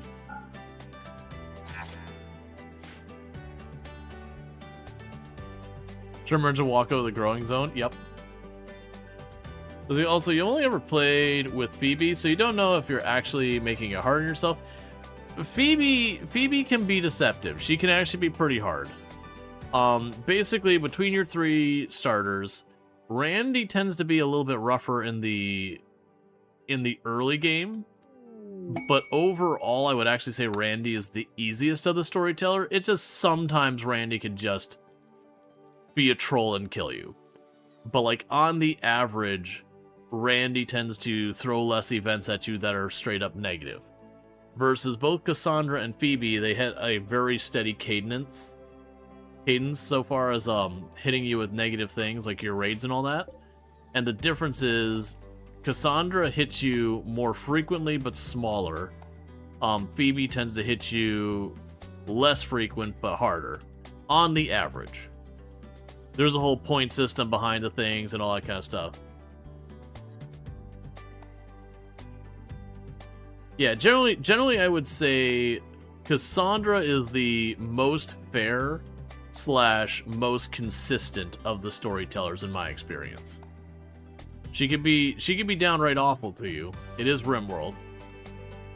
And like she'll hit you on the steady. Right, exactly. Phoebe gives you lots of times to get yourself sorted out between events, but you best be ready when they drop. Cassandra, like, sometimes you get hit hard, and then it'll be a little bit. Yeah, no, Randy is random, but, like, on the average, like, you'll have a bunch of events, like, just food, and, like, you'll have, like, you'll be up to your eyeballs in food, and Randy will just be like, here's a whole pile of milk. You're going, okay, Randy, cool man, I guess. So, like, on the average, most of the time, Randy can actually get to be a problem because he'll do almost nothing for 2 or 3 in-game years and be like, Randy, my buddy, do something. But then there are the times where Randy just completely turns off all chill and just hits you back to back to back.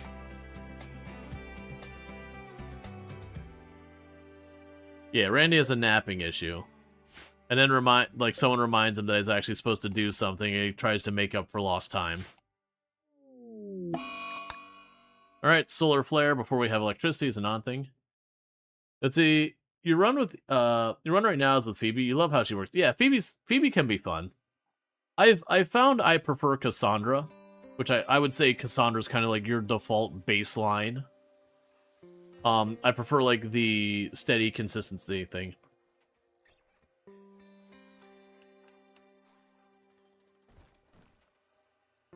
Yeah, no, I used to play primarily Randy because, like, you know, the randomness, there was a certain, like, spice of life to that. I just had way too many times where it's like, you would be playing and I'd get through, like, the entirety of a stream and, like, did Randy even do anything worth mentioning today? Like, where's Randy been? Like, you're like, hey man, I need more colonist opportunity, and then you don't get, like, any raids you could possibly even try to get a colonist from or whatever, and you're like, alright, come on, man, Randy. You gotta do something here.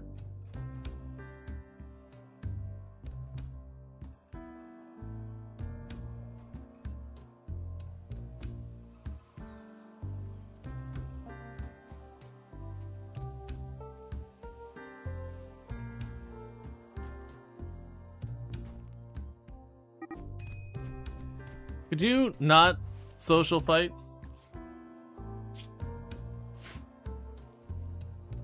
There's 2 of you. All I need for you is to not social fight, sir.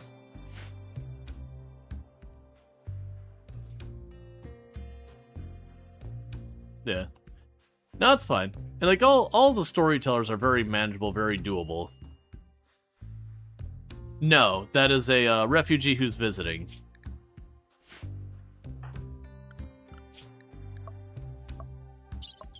So the question is, did we start the fight or did they start the fight? Sentient Cookie spoke badly of Renee's way of walking. Okay, that's fair. It's fair that Rennie, I don't know. It's fair that, you know, they decided to slug it out a little bit. Because that's kind of messed up, man.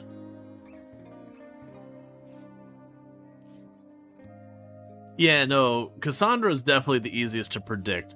Like, you'll start to get a feel being like, alright, it's been a little too long since, like, the last event, so we're due. You can actually go down here and pull the graph up and start being like, okay, I should have somewhere in this, like we're probably due for our next raid almost any time now. There's, like, a range it can happen in, so it's not guaranteed at any given moment or whatever.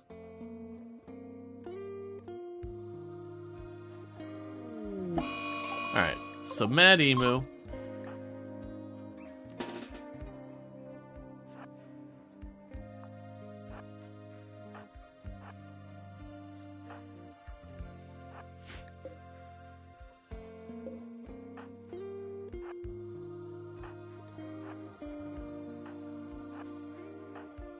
Okay.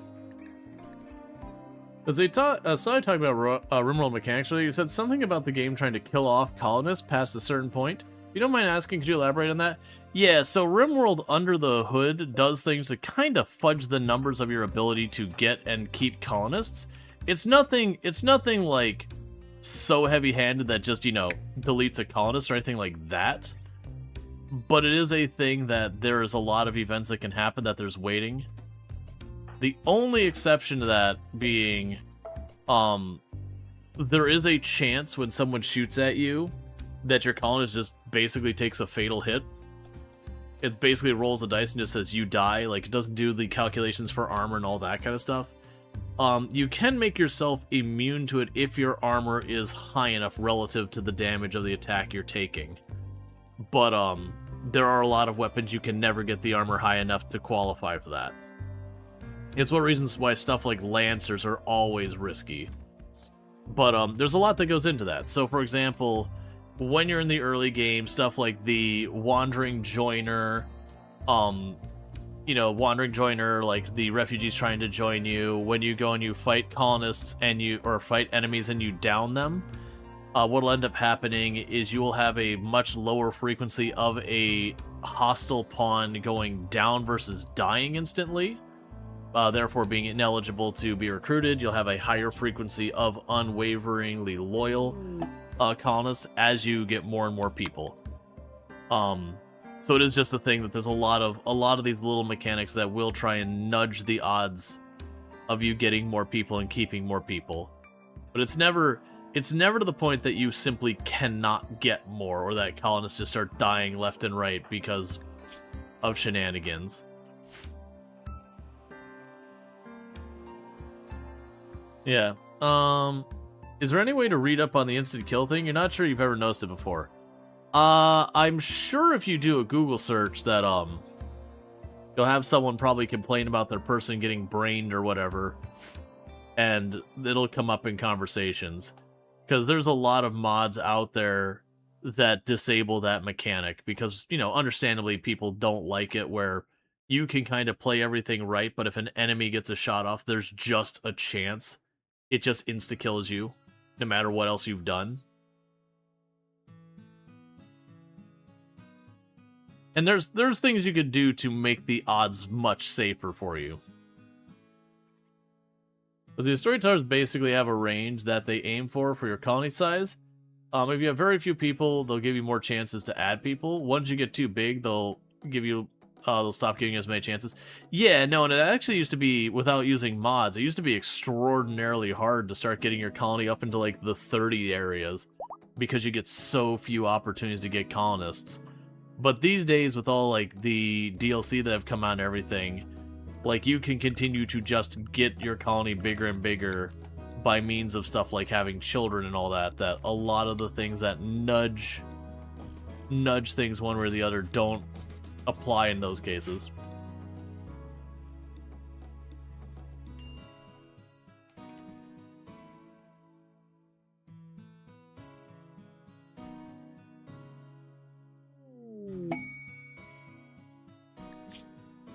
Yeah, there's nothing then that, like, you get to a high colony and suddenly your people just start getting heart attacks or whatever. It's nothing quite that overt. So you're gonna give me Rainy Thunderstorm for these things here. I'll take that. You probably won't be able to use that for a long time. I do hate when I accidentally click on that as it's appearing.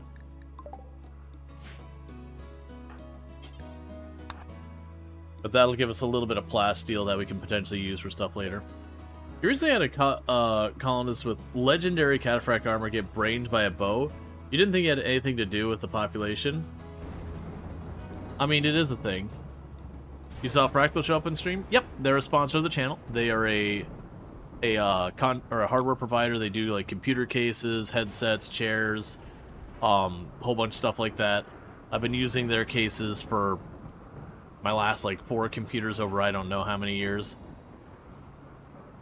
But yeah, so they have been sponsoring us for I think it's been like a year and a half now, which I really do appreciate.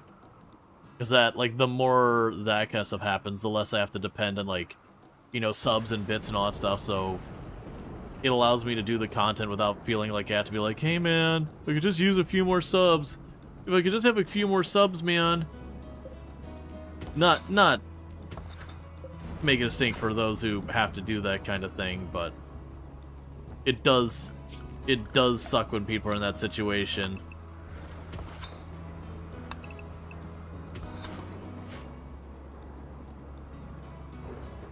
You had 3 dudes? Yeah. No, you can always be brained. Like that mechanic where you can instantly be killed always exists. It's a difference as the numbers are higher, the odds it happens are more significant. But it's always a non-zero number. Like you can start out, have your one person, give them like legendary cataphract armor and everything. And as long as you don't, like I said, if you exceed the amount of damage or exceed the damage with armor high enough, you can be immune to it. The thing though is, the bow does actually do a pretty okay amount of damage per shot. So stuff like great bows and all that can literally just punch through cataphract armor and insta-kill you if it rolls to do the insta-kill thing. Whereas I want to say stuff like, I think like the auto pistol, if you're wearing like cataphract armor, it does a lot lower damage per shot, so you won't have the tendency to get that.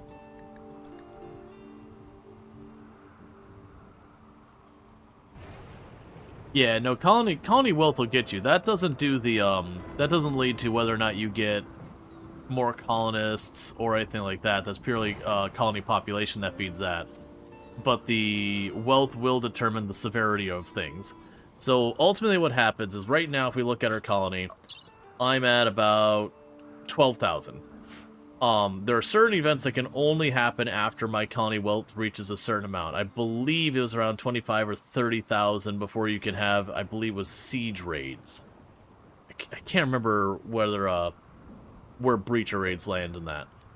But it's one of the things that when you watch people doing like the super duper high difficulties, that wealth management is always a factor, but like they will deliberately make sure it stays under that threshold until they're ready to do the next thing, because introducing that more severe mechanic makes it a lot harder. So it's definitely one of those ones that you go out of your way to be like, okay, we keep it under 30,000 until we get this point, or there's something that's just too good to pass up. And then once we break the 30,000, you know, they still try and keep the wealth down. Because I don't know the exact details on how it works on the back end, but I do remember it's kind of a mechanic that, based on your wealth and about like how many colonists you have and all that, there's a point system. And that point system, as you're playing and just going about your day, you start getting more and more points. And then eventually it goes, okay, it's time for a raid. And then what happens, it goes, okay, you know, I got a pool. I'd have no idea the quantification of the points, but it'll be like, okay, I got 10,000 points to work with.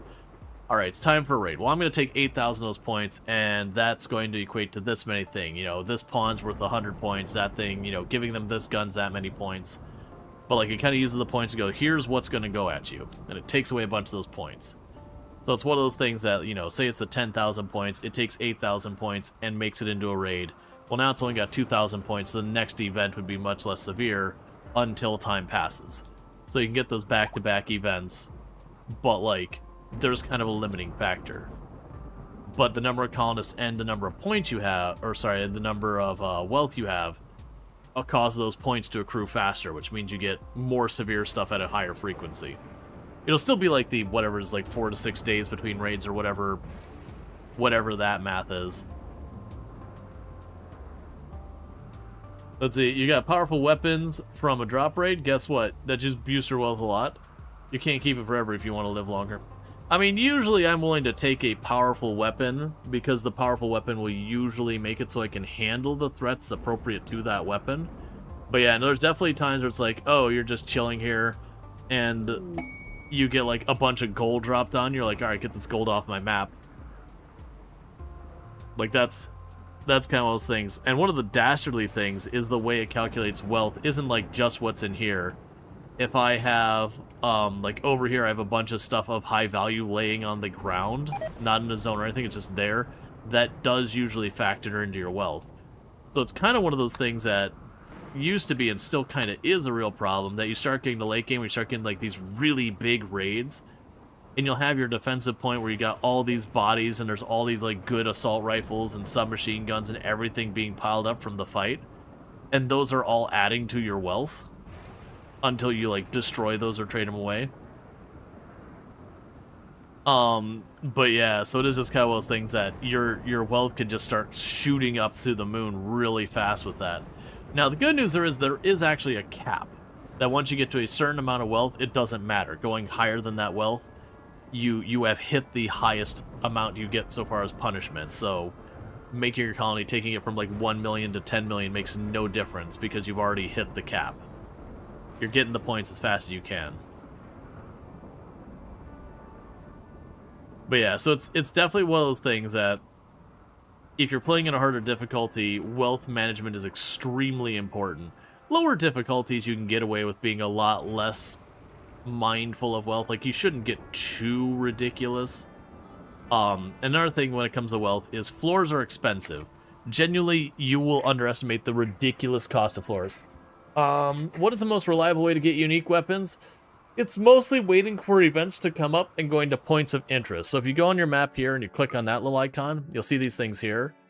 And if you find one of these, they'll say like underground base or whatever. Yeah, ancient launch site. There's that. We're in an ad break, so I gotta quickly run downstairs and welcome my wife home. Remind me when I get back and I'll repeat the thing about the unique weapons for people who got caught in the ad here on the Twitch side. But I'm gonna go step downstairs, welcome my wife home, throw some dinner in the oven. I'll be right back up. But thank you again so much for tuning in, and I'll be back in just a couple minutes.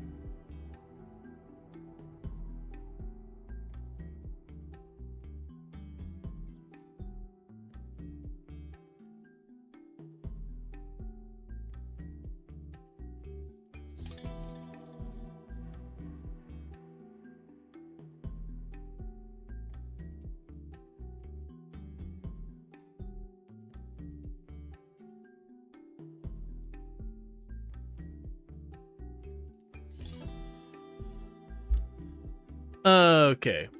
Sorry about the taking extra couple minutes. Just as well as things like getting dinner ready with Tomb real fast and then realizing it's like, oh crap, I gotta get something out of the dishwasher real fast for this. So just took an extra minute. Okay, so things are going pretty well with the run so far. We are still very early game. Where we've got our starting colonists going in here. We've got at least our little room that we're able to get in there. Guy punch a warhead? Yeah, that's actually, to be fair, that is a really old clip on the channel. A really old clip on the channel. Like, in that clip, you can hear I'm still using, like, push to talk. I don't have the right noise cancellation, so you're hearing the click on all the stuff going on. It is a really old clip, like 5 years old. All right, it's lava flow time. Okay, so earlier someone said, hey, does the lava flow always come from the same direction? The answer's no, because the first one we got from here, and the second one's up here. So we can confirm that, in fact, it does not come from the same channel. Yeah, no, it was absolutely one of those things, like, because I was a cougar or a panther or something I was shooting at, and I wounded enough because it kept harassing my stuff. Right, yes. Yes, so before, and this was asked over on the YouTube, because we are streaming on both platforms, Twitch is my main platform. But the question was, what is the most reliable way to find unique weapons? Really about the best you can get, because it's either one, just waiting for RNG to give you a quest. That's not a whole thing. But any one of these, like, points of interest, you should turn those on by going down here. Like on the bottom right, it's a little mountain with a little icon on it. But you click on these ones, and you'll see stuff that says features, stuff like infested settlement. Any of these kind of things that are a threat for you to check out, like, you know, the infested settlement, the drug lab or whatever, the underground bunker. So any of these ones, like this one won't have anything. That one's just a lake, so it won't have anything. The chem fuel stockpile might have stuff, but you get the idea. Any of these ones you see that have like points of interest for you to explore, like ruins or whatever, there's a decent chance you could find them there. Otherwise, you're looking at like quests will sometimes have them. And then if you're doing the Odyssey stuff, anywhere that you have is like Odyssey, like get your extra your thing for making your extenders out of, those locations. Those will also have a high tendency to give you stuff. Alright, so you're a waster who thankfully does not have anything to speed yourself up. I didn't think to rebuild my trap because I was still remembering I had 2 people. We're luckily well rested. Okay, and you're attacking immediately.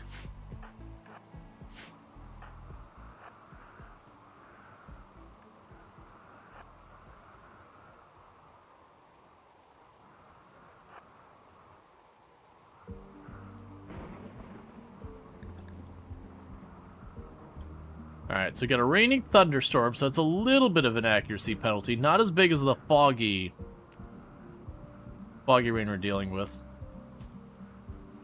Take the second shot. Run, run, run. There you go.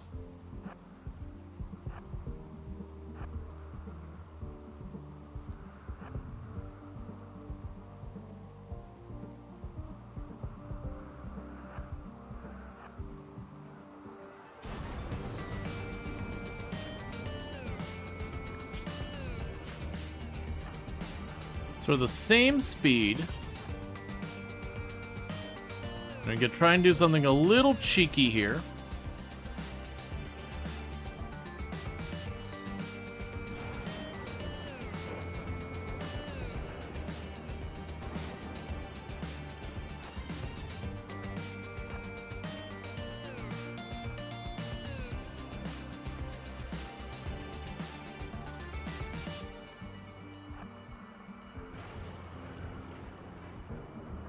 Yeah, no luck on that one. Aha! We got you to path inefficiently. So we got an extra step. This is either gonna get abort. Actually, no, it's a memey thing, but like, cause you could walk at diagonal over there, but the odds that we get through that without getting burned are pretty slim.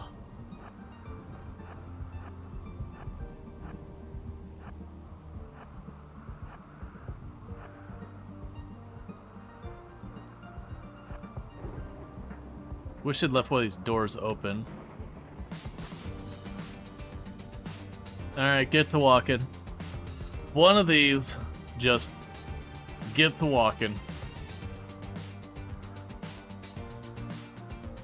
Because your melee skill is higher than mine. You got a stabby knife. I got a stick with a string on it. No, it's fine. Eventually they'll quit.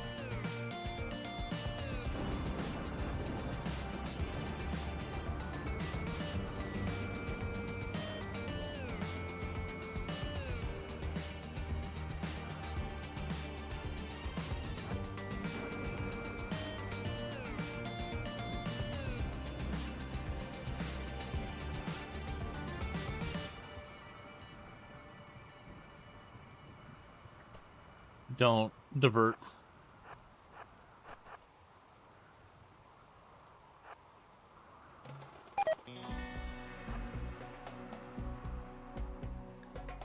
So needs. We'll get hungrier first.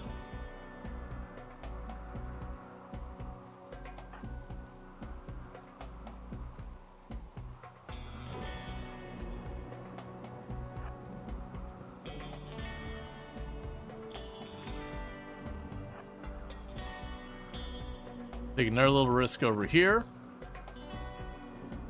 Because we're lucky we can get them to path through the lava.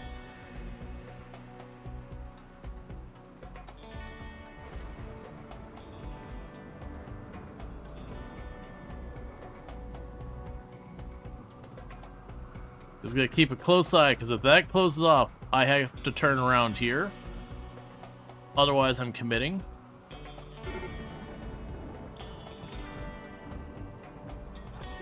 We have to like divert. I won't be able to get through there without potentially stepping in the lava myself.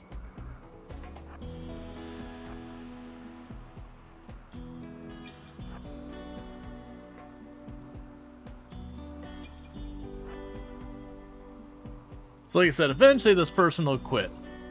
As long as I don't take the corners inefficiently.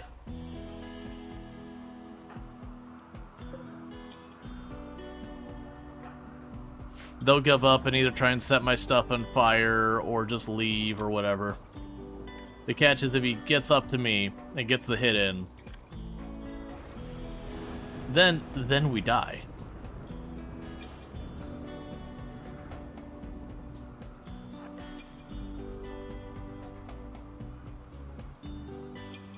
And that's because we had a trap, but I let it kind of decay. Sometimes you get lucky, though, and as you, like, turn, just the change in position will cause the AI to take a little bit of a different path, which will cost him a couple of steps. Are you slowing down? What's going on here?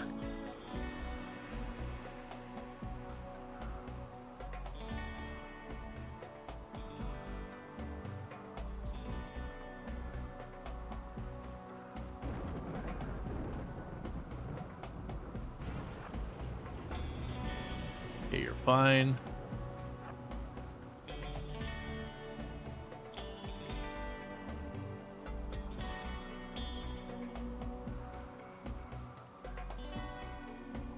Whenever you use the caravan off the tile while being chased, I think it takes a second or two for the caravanning off the tile to take effect. Like it doesn't have the border you can just walk off the edge at. So it would have to queue it to do that, and then have to path the path. I think while being chased you could, it's just we would stop moving for a second or two and then have to reach the edge, and then it takes a second or two to actually disappear when you get to the edge. I mean, actually with one person it'd probably go instantly when you get to the edge. Yeah, I need more of a gap to make it happen, I think.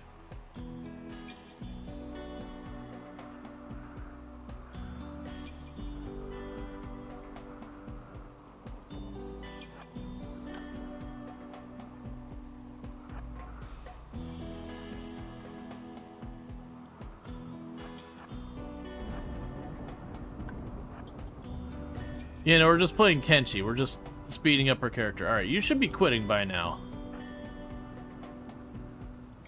Because the big risk we run into is if we hit to the point of malnutrition, we'll slow down.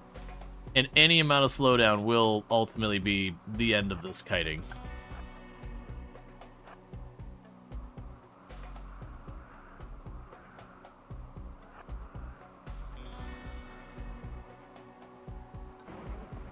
I really need to rebuild that trap. I had left it go because I'm like, I have a refugee. Worst case, they can tank a hit or two for me while we take something on.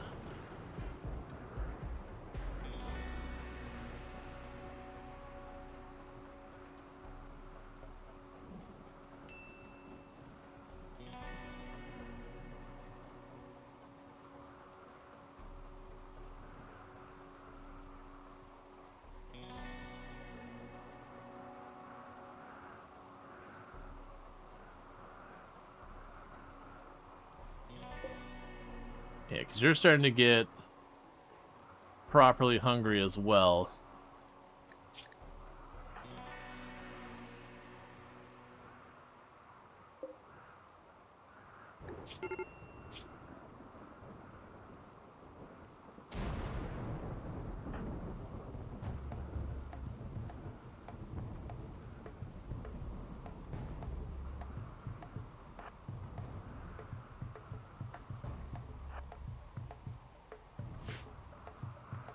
Okay, come on, man.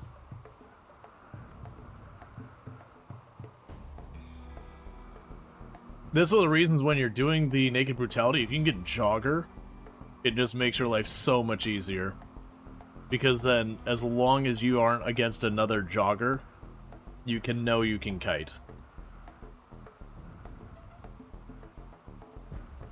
Starting to get worried we're going to hit malnutrition soon. And we get to that point that it's all she wrote. But you should be quitting by now. Because your hunger's getting down to nothing. I guess there's nothing you can manage to steal.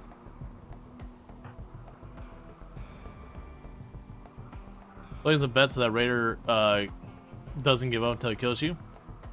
They should be giving up pretty much any time now. Because their mood is very rapidly collapsing. I mean, so... Their mood, sorry, will be rapidly collapsing. The big danger here is that we have a break before they do. But usually they won't break, they'll just leave.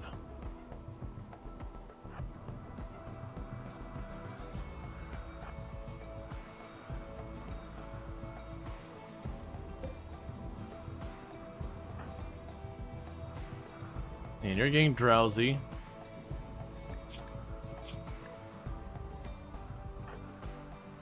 So it's gonna get dodgy real soon. Okay, they've given up. You crack a shot at him just because, on principle. Go eat your food and go to bed.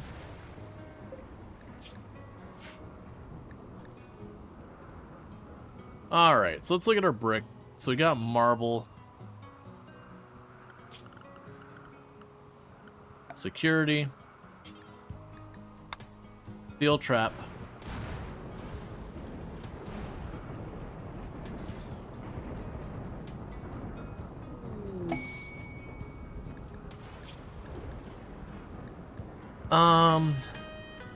No. The deserter would certainly be one to bring in to give me a second pawn. But making the Empire an enemy is a pretty rough thing.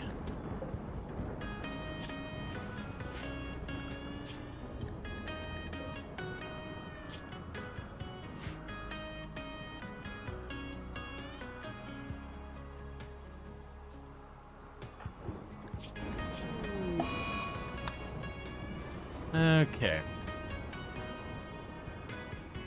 You're fully rested, you're getting yourself some food.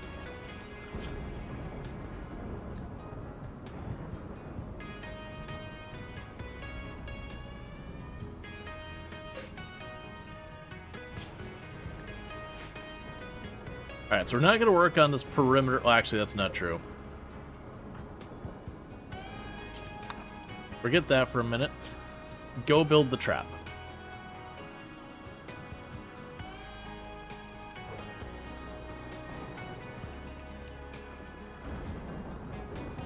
Yeah, I haven't watched a lot of SpongeBob, so I get the idea of what's going on with that, but it's not something I personally have seen.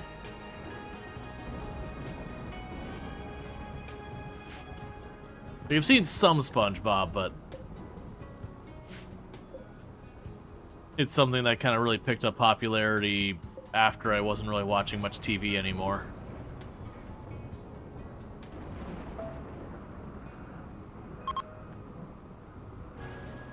All right.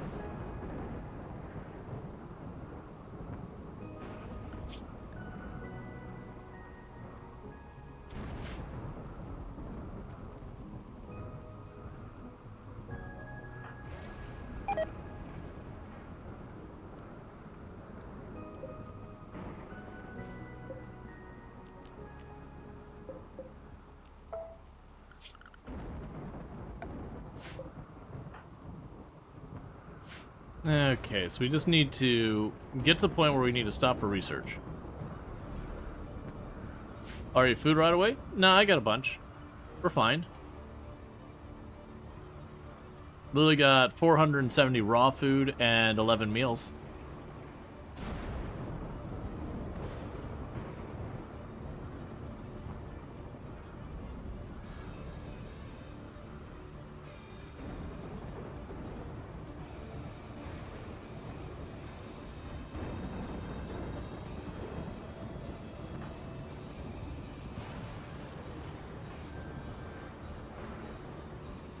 Okay, so pretty soon we should be done collecting things.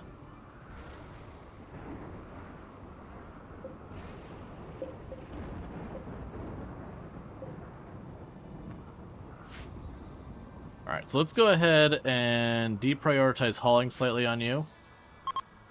I want you to actually get some stuff done.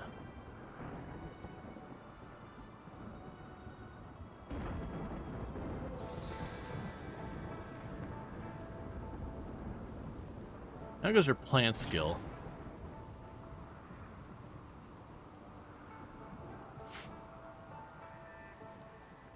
We do a quick cleanup of our area. And then hopefully after the quick cleanup, we'll actually get some research started.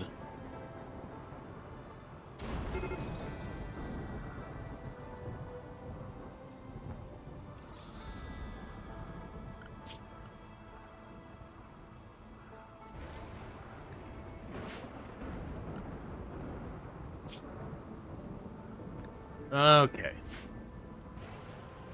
So at this point, we should just harvest some of our crops from time to time. Is Senjiguki still here? Yeah. Oh, you mean like hanging out in chat? I mean, we don't need to call lurkers.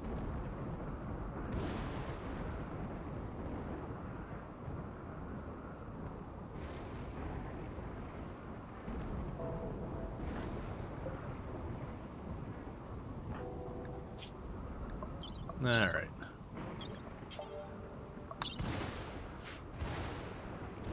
So we have the thunderstorm because we agreed to a quest for it. Ship to Stars is also available. So the forced weather is for 11 days and we grabbed it 5 days ago. So we got a bit longer of that. I'm imagining this is going to be concluding soon.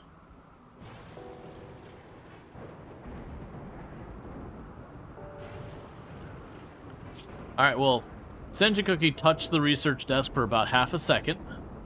Tangible progress has occurred.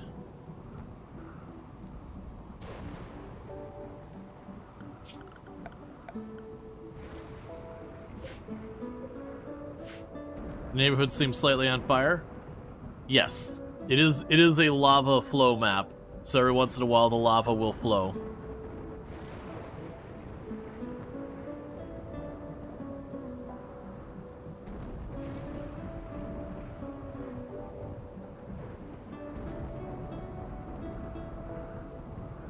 No.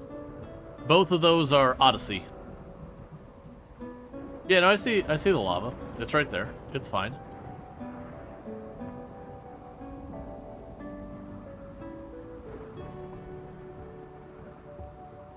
Cookie's just minding their own business because the lava flow won't go through stone walls.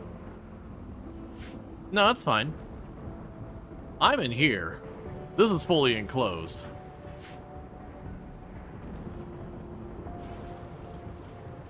And I've got enough food that even if it burns my fields, I'm not super worried about it. Because the one thing is, while we don't have a ton of food, we only have one person eating it, which definitely helps keep the food lasting longer so far as quantity.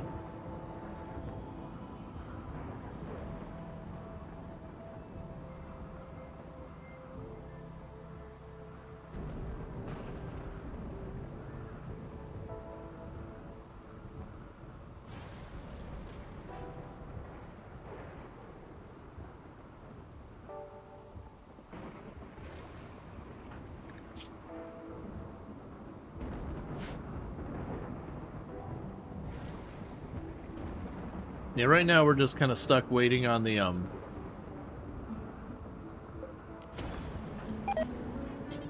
on, okay, so let's move that piece of granite. I'm a little worried we leave that granite the where it is. I won't be able to get them to follow me over that.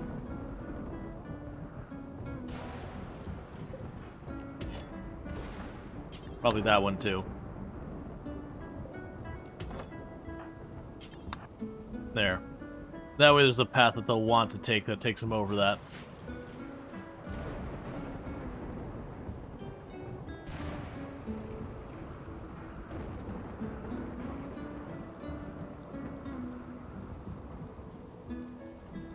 You want to grow grass? I mean, there's grass. It's here. These spots here where it's the cooled lava. To use that, I believe I just need to build flooring on top of it. Like, I won't be able to turn that into growable area, but we won't need that much growable area anyways.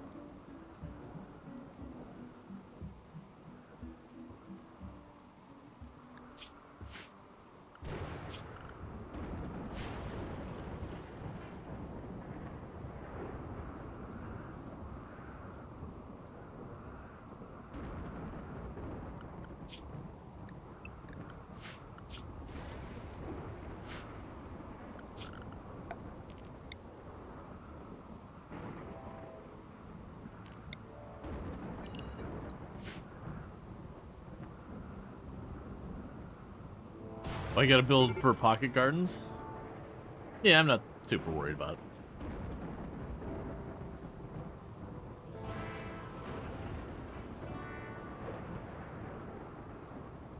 I mean, it's RimWorld.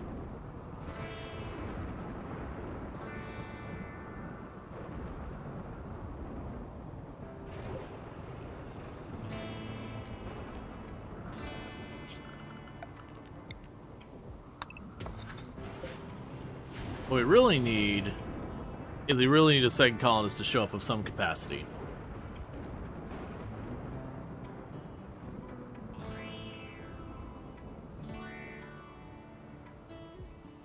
There, and I said to allow hauling again, but I've restricted us to the home zone for the time being for the hauling. So they'll only haul up and clean the little bit of stuff in this area.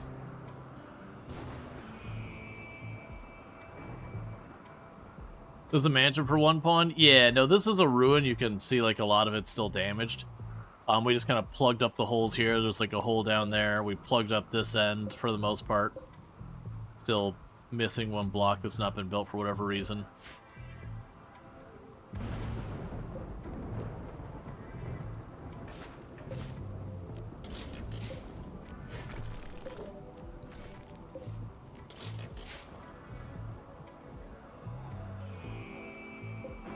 Okay.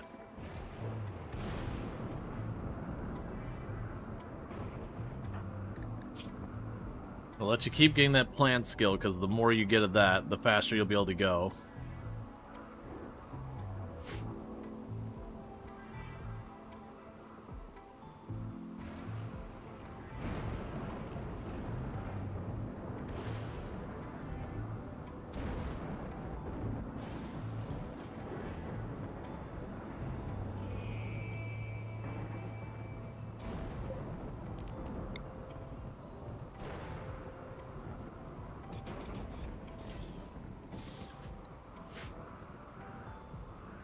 And get more sleeping bags made.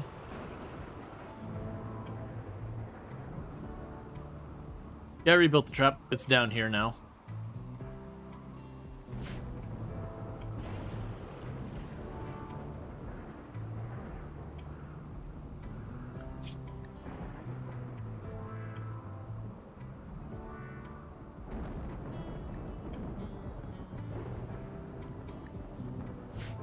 I guess I'll add construction again. Keep them restricted to the home zone for right now.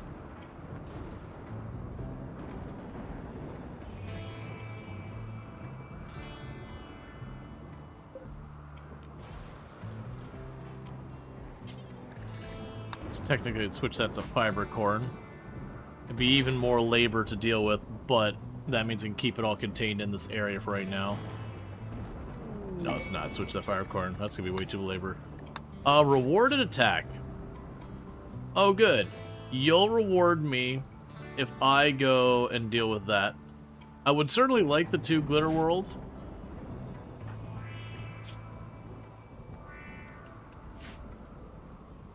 But it's one of the things they have nimble or jogger or fast runner or anything like that.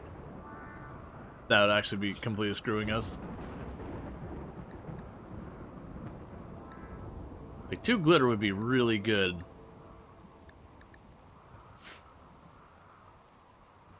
But I think for right now, I'm just gonna deal without for the moment.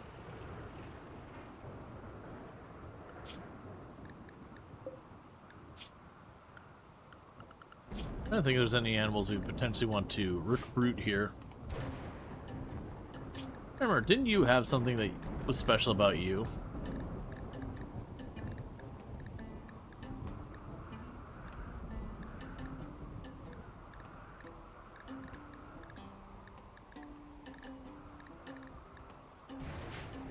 Then we just use those as food.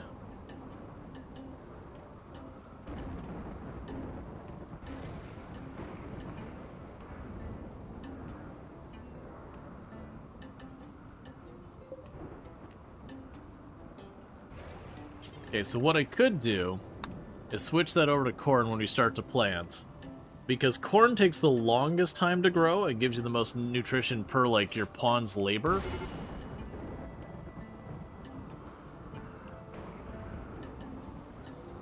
So the intention there is we would spend a lot of time getting that done. But it should be way more efficient than the potatoes are. So far as our time. Have you ever heard of something dubbed a kill box? Yeah. I've got thousands of hours in the run. There's all sorts of different styles of kill boxes. Like you've got ones that'll be something like this. You'll have your defensive line back here. Or actually, we'll even go with a fancier one. So you have like this.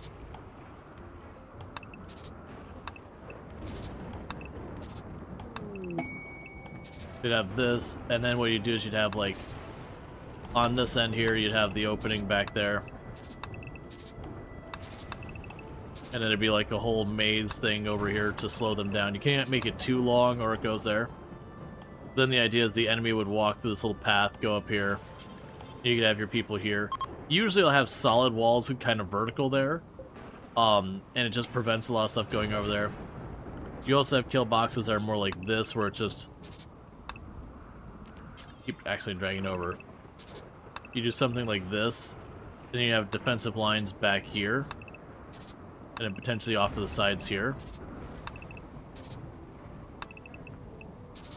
What happens is these ones will be set up for like really long range. And then once they start closing, you drop over to like your chain shotguns or whatever there. You could have doors there and there that you could open and close to let them through. Then you got like the whole style here, like the burn box kind of things. Where it'd just be a room there, and you have a door there and a door there. The enemy would go like this, and you just throw Molotovs on here till that hits like 1,000 degrees, 2,000 degrees, and they just start dying. The lock corridors? Yeah, so the corridors of traps would be like this. And then these things here would be barricades. You know, and you can zigzag it or whatever. And then these would be traps.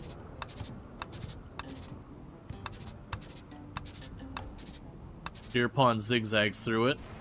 They walk the straight line because going over the traps that they're not aware of is faster than that. There's tons of those. I don't tend to use those very often. Sometimes when I'm doing like really sweaty stuff, I might.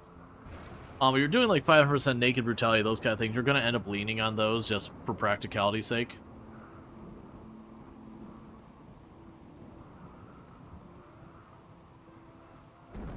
You can also have, instead of using a kill box, like what I could do here is I've got all these doors on all sides.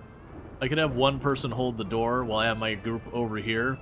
I would fight the enemy, have them close the door here, and then because they could pass to this other person, they would all stop, turn around and try and get to that person.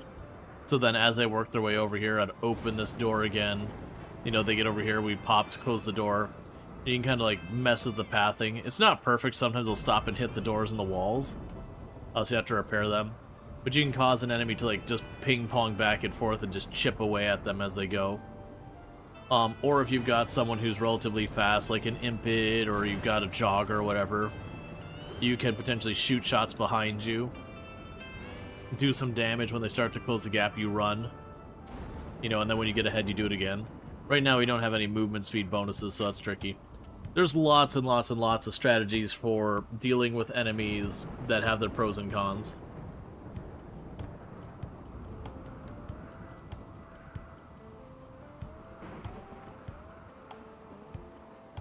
But yeah, no, we've seen a bunch of that stuff.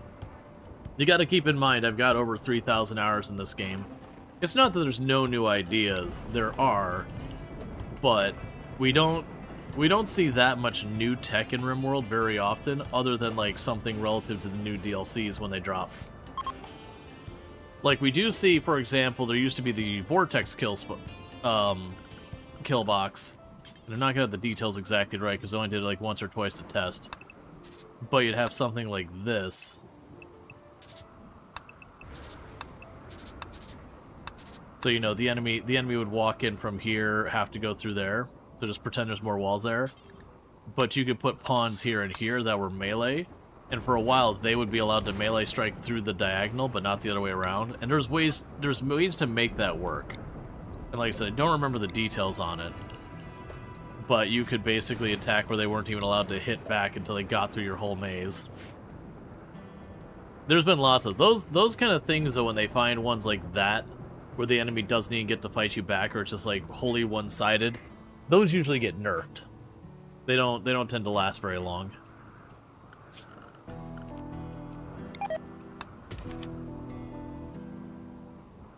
All right.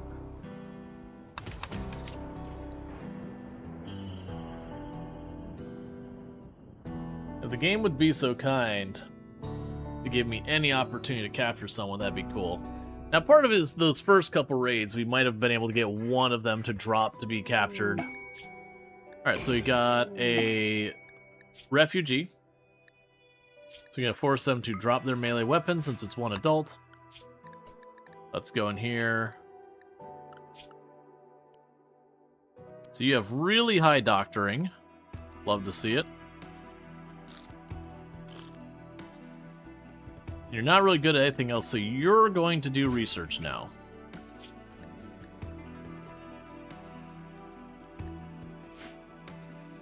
And we'll let you work on that for a while. And I'll free up Sentient Cookie to get you out of here. Start collecting wood, start cooking, doing all that kind of stuff.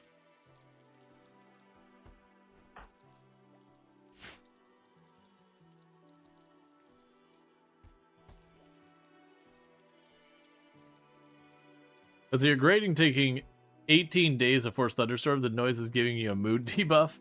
Yeah, no, it's kind of one of those things, that some of those things, like the dry thunderstorm that lasts for a long time, some of those can be pretty aggravating just from a lot of noise.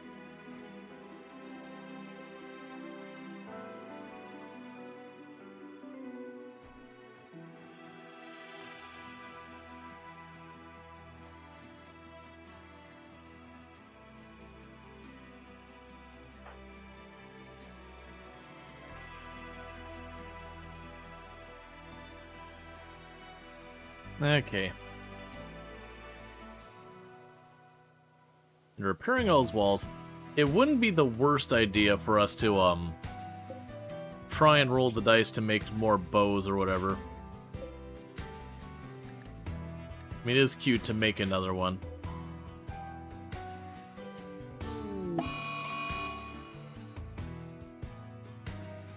Wait, did the monolith block a geyser vent?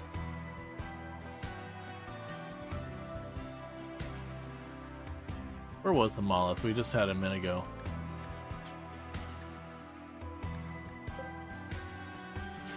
No, I'm not sure what makes you think that.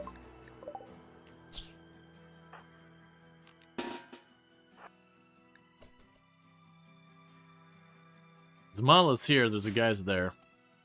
Gas is coming from it? No, you're seeing it pulses. It blinks. That's always been that way.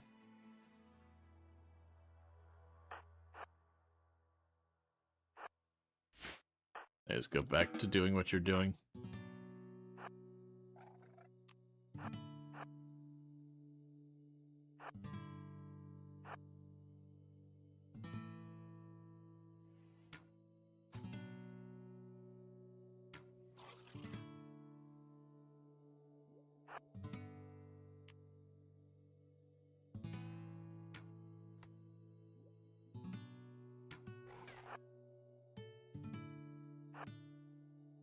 And I don't want to waste the trap on the iguana. We are faster than the iguana. It's not a particularly threatening thing. It'll take like 1 or 2 hits to kill. We'd like to save those traps for stuff like raiders, or if we have something dangerous animal-wise that we can't just chill and ignore. Hey, there you go. You got a hit finally.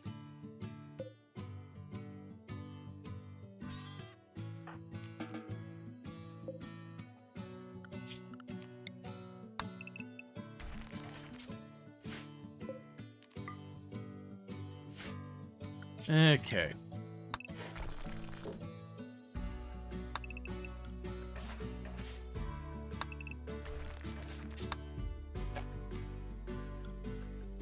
It's got more blocks I can pull up.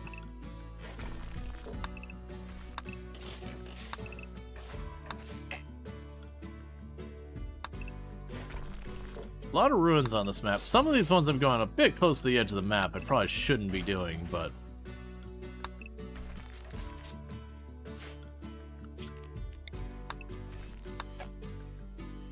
I figure I'll have them on the queue. We deal with that.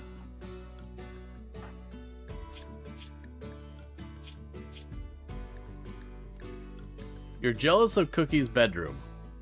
You are sleeping in the same room, you know that, right?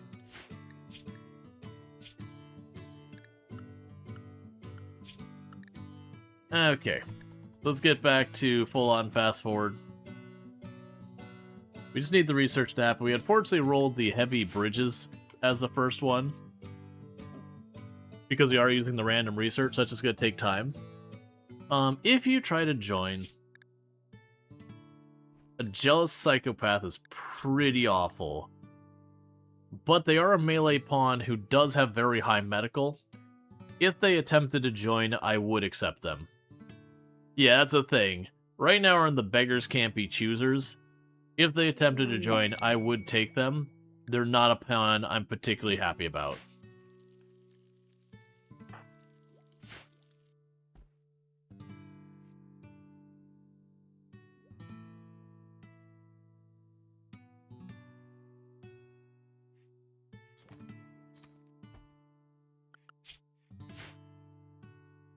Guess you learn? No idea.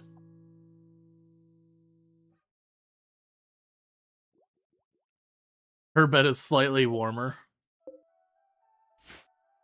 You can remove the cooled lava? Pretty sure I tried that earlier. Oh no, I stand corrected. I could have sworn I tried to do that earlier and it didn't let me.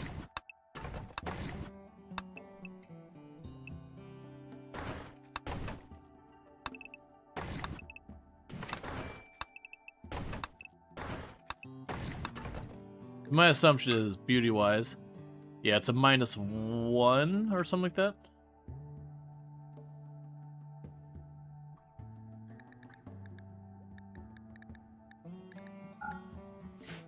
That's still cool.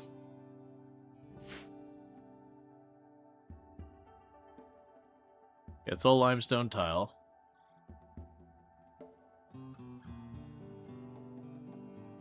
And those 3 tiles up there are cold lava.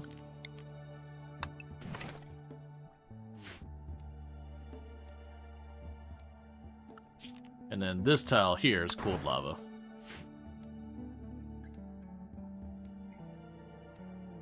Okay.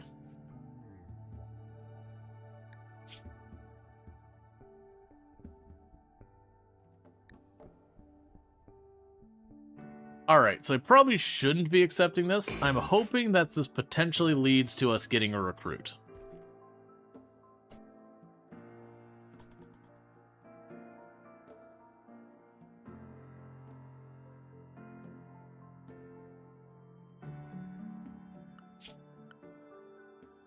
Yeah, so within, in 3 days, we'll get 2 rounds of a pirate.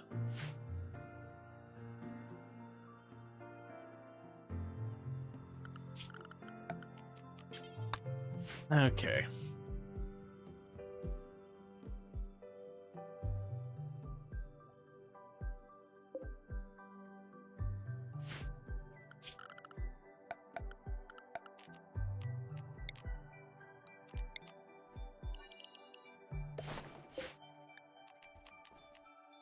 Clear.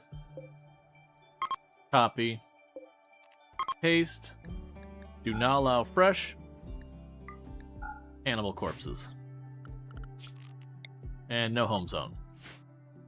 So that way we will feed any corpses that we do end up into the fire.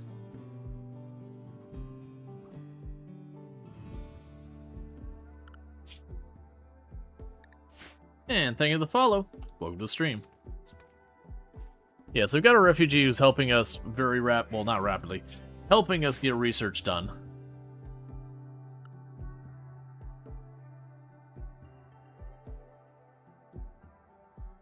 And then my hope here is, what I'll be able to do is when these quests show up, we can use the refugee to take down the 2 people, and if we're lucky, we get ourselves a prisoner.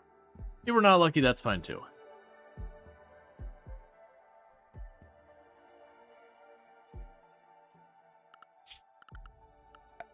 Yeah, refugee basically means it's a person who shows up temporarily.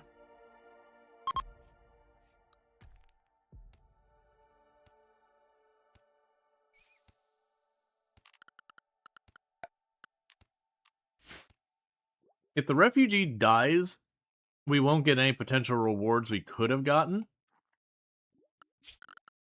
And a lot of times it can cause stuff like a mood debuff depending on your character's disposition. You can make like a little airlock here.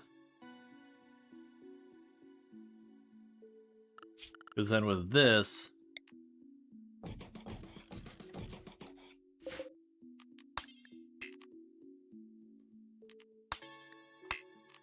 why did I build so many double bedrolls?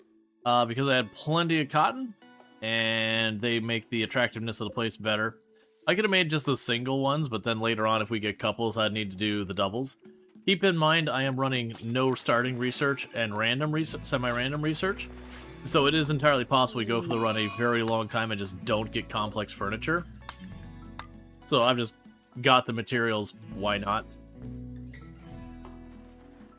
It isn't a strategic, like, meta anything. Okay, we helped Jean, or we helped, the person earlier, the other refugee, and they sent us a gene pack for horns.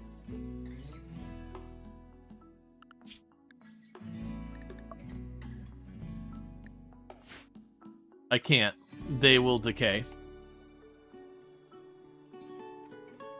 Like, this will decay the gene packs unless I have the machine to plug them into, which is well after electricity.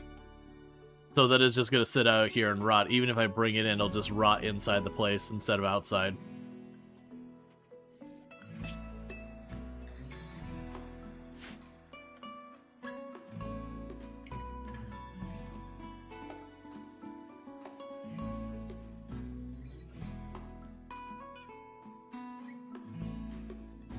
And also, as a reminder, you know, it's usually best not, like, to avoid just kind of backseating a little bit, being like, you know, telling me what to do kind of thing. Generally speaking, when people do that, I'll have a tendency to do anything but the thing being asked. Yeah, you're good. Just kind of gently getting ahead of it. Because it's starting to get a little backseaty.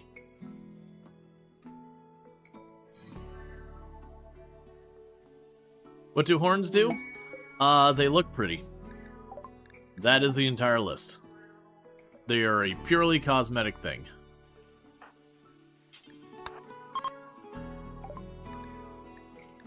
On the plus side, I'm able to drop those off for 200 bucks, so I'm not unhappy about that. On the downside, you really don't have much for me. I probably should take that recurve bow. I don't want to because, you know, I could certainly do better. The great bow is also worth considering. Just play how you want. Yeah, no, it's alright. Like I said, it's easy for people to get excited and get a little backseaty. So I think I will take the great bow. That's people just get excited. Alright, so we're gonna go ahead and take the much better bow. And we're not gonna bother hitting the base. Actually, we might get lucky here. Oh no, the rewarded attack is in 3 days, and we're at 2.2. I mean, the first attack might show up while they're still here. They usually hang out for about a day. Give or take a little. Oh, we should also check to see if they want my bow.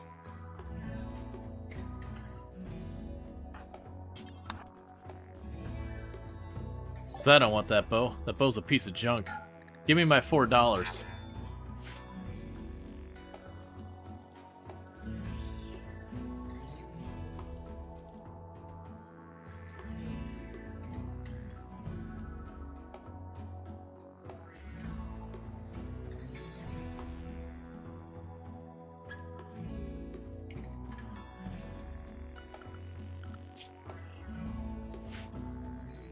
Let's see, some do, but some are just insane with it. Oh yeah, no, I gotcha. Yeah, no, there's definitely people who get pretty heavy with the backseating. I've been fortunate that I've only run into a couple of cases where backseating like started to get properly out of hand. The one that really kind of surprised me that got way out of hand was the first time I did Subnautica 1 on the stream. That was, like, and it wasn't backseating, like, telling me what to do. It was people kept talking about stuff I hadn't run into. And it's because they were just excited, like, they weren't meaning, but it was just one of those things where, like, you know, I was having so much stuff spoiled for me that finally I had to be like, hey, I need y'all to calm it down, because, like, you're spoiling so much of this game. And people were good after we, like, paused the stream and just had that moment being like, hey, man, like, it is really ruining the fun. But that's about the only time I've had to. I've definitely had plenty of times where I've had to pause and be like, hey, you know, just like we did, it's like, hey, just kind of tone it down a little. Alright, so we're getting heat stroke. That is a problem. And the big part of why that's a problem is because they're doing the random research, no research, I don't really have a means of making the tiles cooler. Alright, so first attack is someone who is tough with a wooden hand. So I do think this is going to be one we're going to try and drag into a spike. Let's go ahead and try and drag them over here. This spike's not a good position for that side.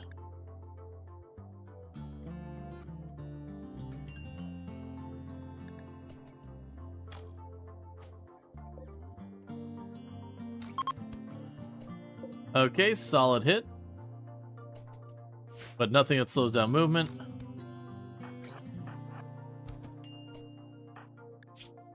Okay, and sorted for the moment.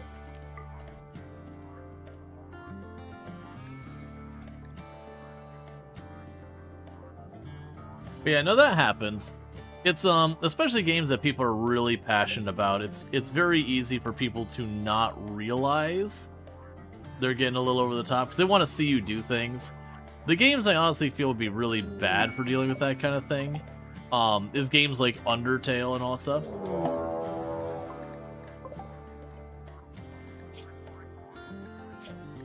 Okay, so you got a peg leg, so you're already slowed down.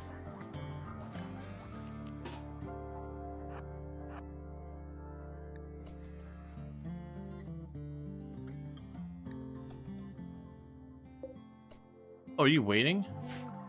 Okay.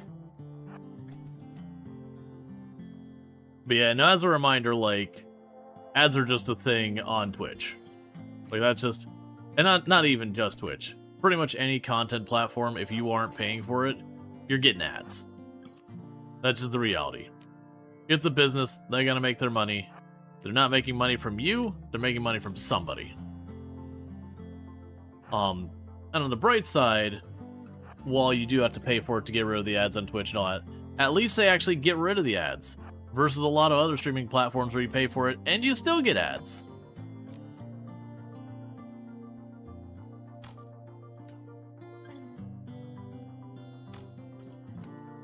Why would they stop Palladium? They're making good money. People genuinely enjoy their movies, and they go to the theater to watch them, and everything else. And people don't hear about the movies unless they see advertisements about them, because that's the purpose of advertisements. Like, for better or worse, advertisements do serve a purpose. They could definitely be obnoxious, they could definitely be invasive, and there's lots of problems to go around with all that stuff.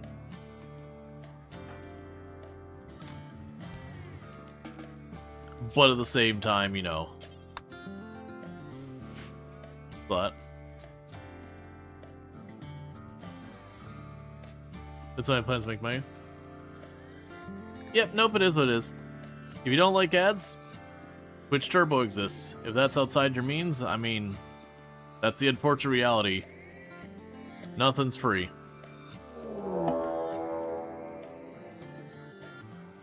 The biggest issue with ads is that they always happen right after you ask the streamer a question. Yeah, I mean, the thing is, that's just happenstance timing. It's not like Twitch is listening and being like, it's my moment. This is the moment to drive the most pain to get the ad.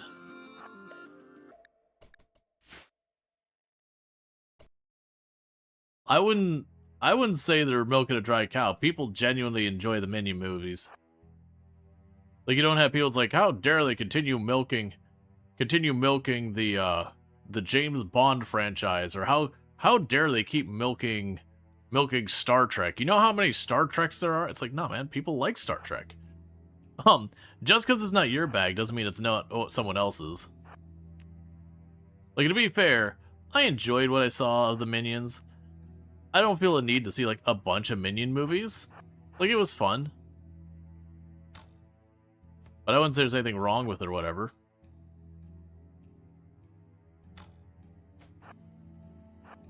Twitch was a lifesaver? Oh yeah, no, this day and age, if you're watching any amount of Twitch or YouTube and you can justify it, like Twitch Turbo and that all the way.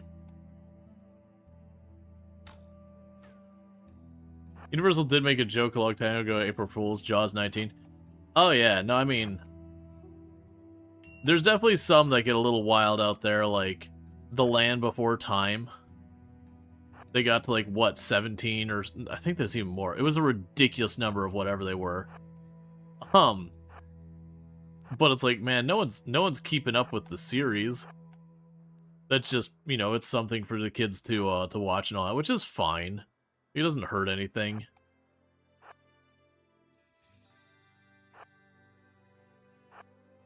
Yeah, no, I know. I 100% know my niece and nephew are gonna be checking out the Minion movie.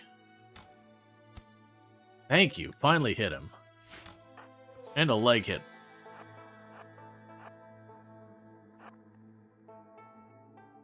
Making long-form TV series at that point? I mean, sure, as long as you you don't mind waiting, what would be 3 to 5 episodes, like 3 to 5 years. Oh, you're talking about The Land Before Time? Yeah, Land Before Time is a weird one. That was a movie that came out when, I think it was when I was a kid. The first one. But yeah, it's like every 2 to 3 years it seemed like they were coming out with a new one. Which is fine. That's normal. But like, we're getting to Marvel movie number of movies.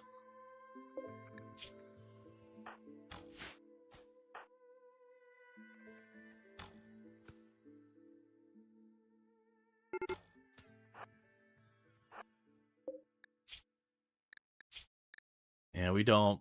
No skilled or dumb labor and slowpoke and beautiful. Like, They said, what if we gave a person, like, nothing but negative across the board? You knew a guy that worked at the events and did a one-on-one Gru cosplay. He had even given the mic announcements. It was hilarious. Our Minions, Yeah, no, it's like, I've enjoyed Minions. It's one of those movies that'd be like, is this a good movie? I had fun. Would I go out of my way for it? But there's a lot of movies that fit in that. Beauty's pretty negative. There is technically a positive to it, but I do consider the beauty and pretty to be completely negative traits. For those who are like, but why? Why would you consider that negative? Ultimately, it boils down to, if they're beautiful, everyone starts hitting on them, so they start turning a bunch of them down, which causes a mood debuff on everyone who gets shot down. And it also could cause people to cheat and all sorts of stuff like that. So it's just one of those things, like, you could get that trait. But, like, while it'll add a little bit of beauty to the area they happen to be in at any given moment, it is a thing that just causes so much.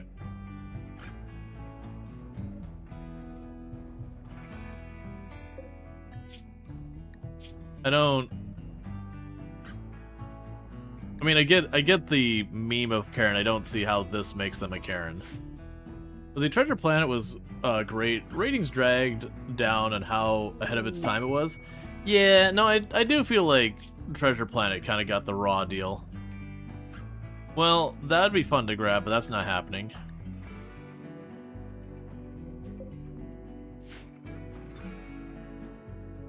See, there was talk after Amazon paid for MGM that 007 would be a TV show. In the end, it will never go to a TV show. Yeah.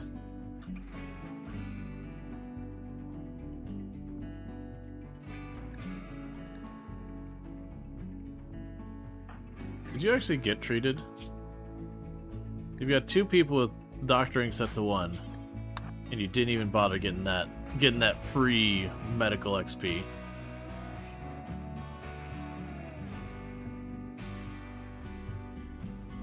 Your partner's watching The Land Before Time in the next room.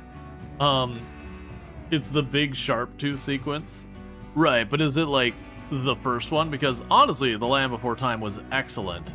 It's just, you know, they kept making them. And I know I saw like the first 3, and it was definitely distinctly, they kind of went downhill in quality as they went along. And I can't tell you after that.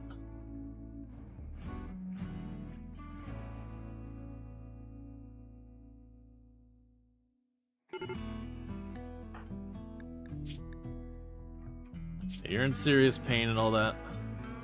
The first one, the one you played so much in VHS, it ate it and scarred me as a kid that when you couldn't watch it anymore.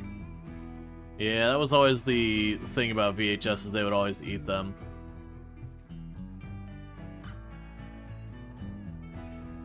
That's one of the tricky things about physical media, whether it's VHS or CD or DVD. Like, you know, they wear out. All of them do. And you can make backups, you just gotta remember to do it. But like, for example, there's a lot of people who burn stuff to CDRs, and it's like, I have it forever. CDRs don't last forever. They actually have a limited shelf life, and it's not as long as you'd think. Especially if you get real cheap ones.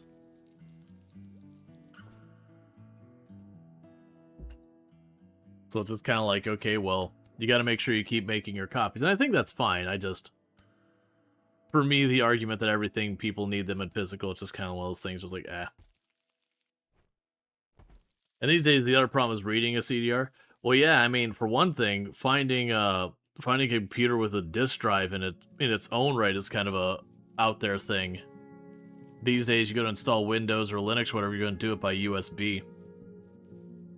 Is the shelf life based on the time number of reads? No, it's the material, the plastics they make out of them. Over time, they start to break down. They'll break down much faster if they're exposed to elements. Stuff like UV will like really massively speed up the rate they break down. Heat will speed up the way it breaks down, but it's not the physical use.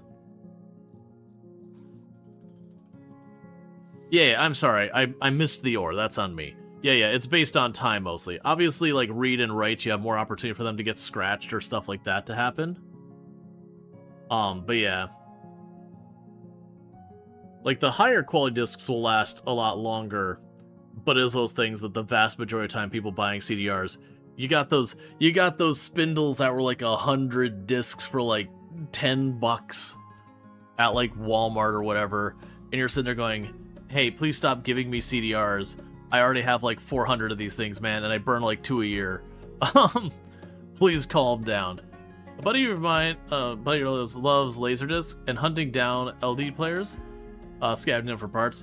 Yeah, the problem with that is also the limited, like, the Laserdisc will last much longer, because unlike the CDRs and DVDRs and all that, you know, that rewriting is part of why they end up being not as good material, versus, like, if you go to the store and buy, like, a CD or a DVD, they're usually of a higher quality.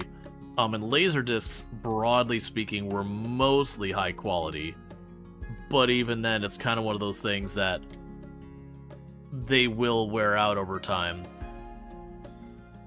See, that placed most no coating on top of the discs, where the substrate lived. That's those $10 for 100. Oh yeah, no, those were the cheap ones.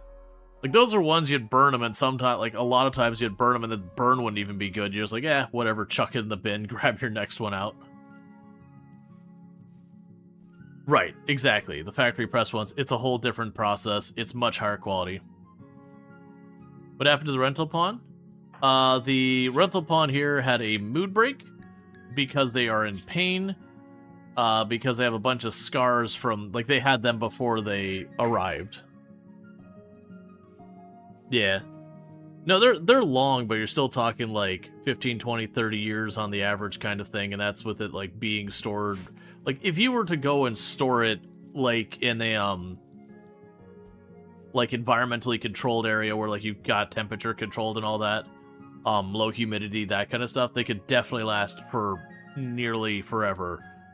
But likely people aren't going to store them that way. Most of them, they're just in their jewel case, just shoved on a shelf. You know, if the AC goes out, the discs all start getting hot. You know, humidity being a little bit too high in a lot of places, that kind of thing. They'll still last a long time. Like, I'm not being like, oh man, they're only good for 2 or 3 years. It's nothing like that.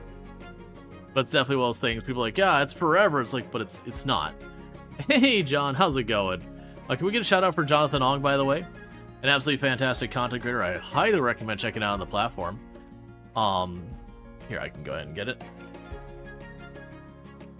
But does, like, really cool music content. So not music content, like, you're not just going and it's like, oh, I've learned to play this song and I'm just gonna play it. Like, not that. That's cool enough. But, like, I actually sit there and have a song that they haven't heard before. Somebody like, I want you to play this song. First time John hears it. And we'll actually sit there and has, like, his entire, like, own little, like, language he writes it all out in and figures out how to do all the parts. And over the course of, like, half hour or so, we'll take from having not heard the song before to, like, being able to do a complete playthrough. It'll have, like, subtle differences, such as, you know, it'll be, like, Johnified in the sense that maybe plays with a different instrument or whatever. But it's really awesome stuff to watch. But it's a really cool thing. Let's see, floppies are so bad, you could write a document there, and by the time you came to school, it was empty. Oh yeah, no, the old 3.5 and the 5 1/4 floppy disks.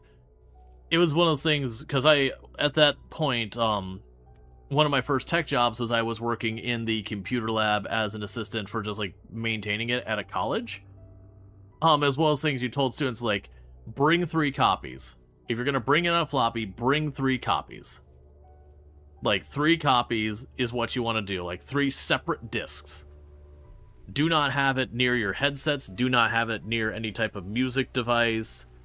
Like, have it in some kind of a case or whatever. But it was just one of those things, like, you want to make sure, because those things, you breathe on them wrong and they got corrupted. It got anywhere near, like, a speaker or something like that, where it's got the big magnet on it, it would corrupt it. Like, those things were so temperamental. Yeah, and he plays all the instruments. Yeah, John plays a ridiculous range of instruments. Man, remember zip drives? Those were a thing that was like 6 months of engineering school until they got completely surpassed by thumb drives. Or we fake all the instruments. Hey, I mean, sometimes you go into your thing and you go, hey, Well, this keyboard right now, well, now it's going to be a completely different instrument. You got to do that sometimes. Instruments are expensive. Zip disks, not zip drives. Yeah, if you're thinking the floppy disks in the gigabytes, those were zip disks. And that was a totally different animal. The 3.5 floppies never got to that size. Getting through disk 54 out of 60 on a Windows install and having an error on those 3.5 floppies. Alright, so we got lava flow coming from the bottom right this time.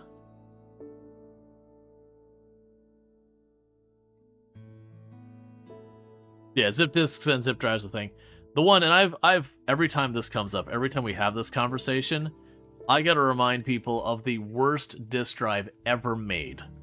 Absolutely the worst abomination of tech for drives that was ever made.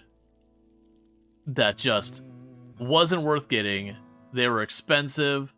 You get a disc and read like twice. And they were not... Oh, come on. Yay, here we go.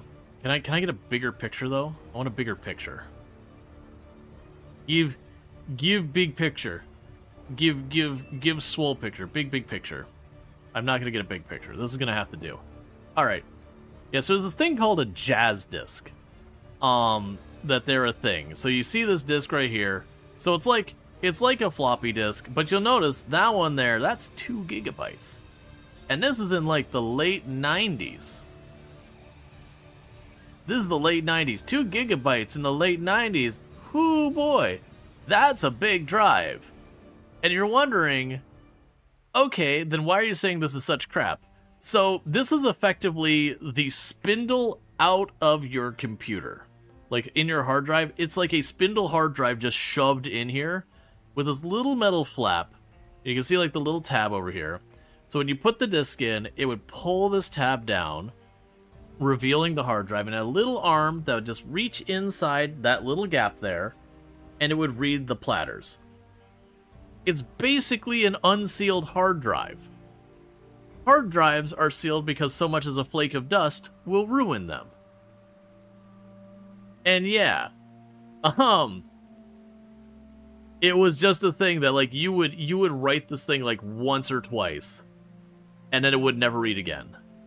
Like the failure rate on these things was astronomically high. That is not what I meant to hide. And you could get them where they were pretty big.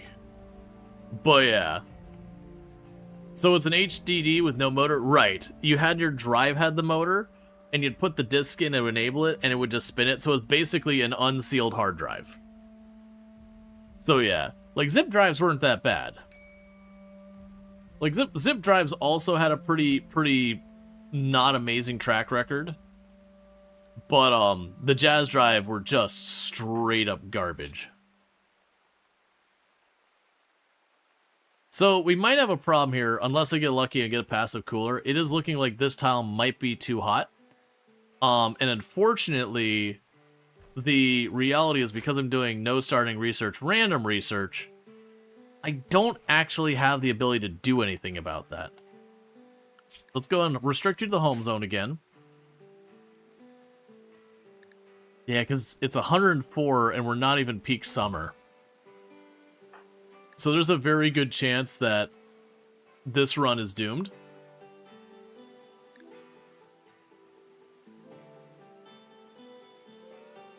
And for people who don't know why that is the case, if we look at our research here, I don't have control over my research. And then because I have no research, I don't have the passive cooler. I could maybe mine into... There's probably not even a rock that's big enough. Maybe mine into this rock. Maybe if I get towards the middle, be a little bit cooler. Probably not that much. And that does mean I have no means of combating the heat. And before someone's like, hey, but you could caravan off the tile. Well, the problem is, all of this is that temperature. You can think of the walls? So actually...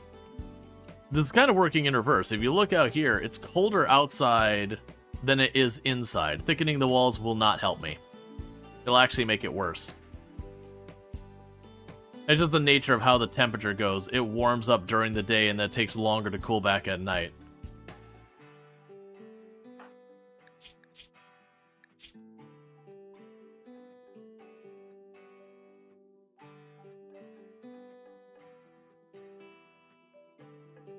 Okay, I don't think it's gonna get cooler than 83. Come on. 83 is not cold enough. Hold the doors open at night? Can we make some clothes? We can try. That is not a bad call. Our character is a terrible crafter. But yeah, that at a minimum, that'll help mitigate.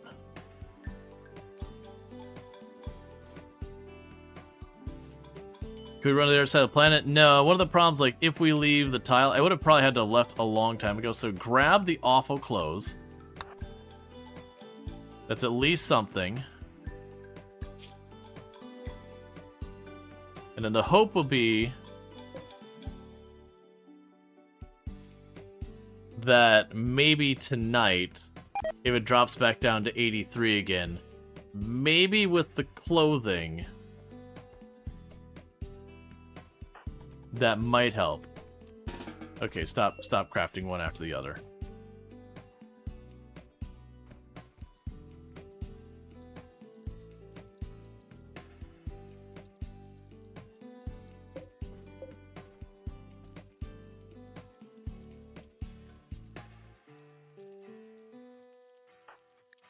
And the cooking is also creating heat. Okay, so the clothing is actually helping. At some point, we didn't manage to fully get rid of heat stroke, but it did drop. So that might be okay. We might actually be able to get by with the clothing.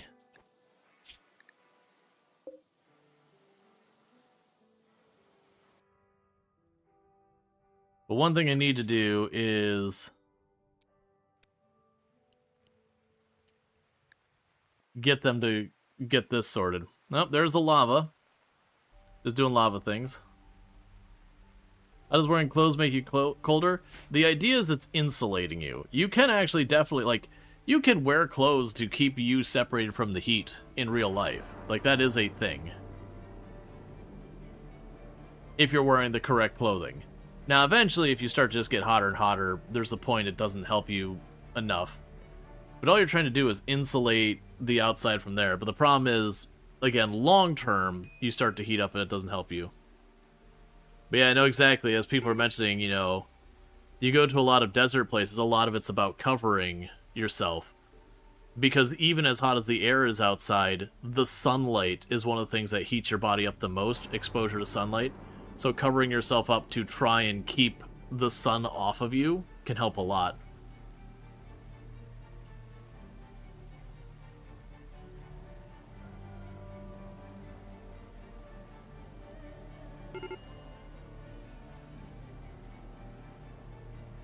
Where are you seeing fire?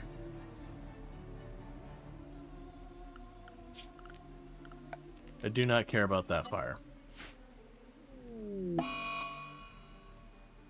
You're kind of assuming the lava is causing lots of heat. Thankfully, no. Like, if I had a wooden door here and the lava came with a wooden door and lit the door on fire, then that would be a problem.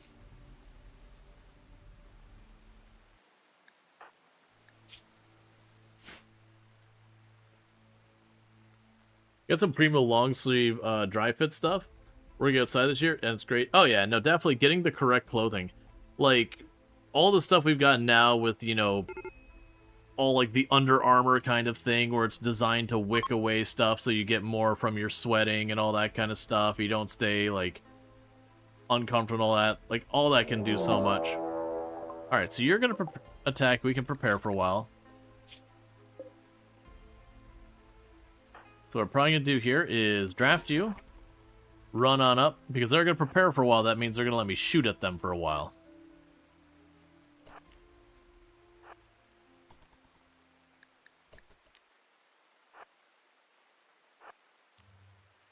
Because they're a Yetkin. So they will be faster than me if they aren't wearing any clothes. Because Yetkins have a, I have a thing, it's something like naked speed or whatever.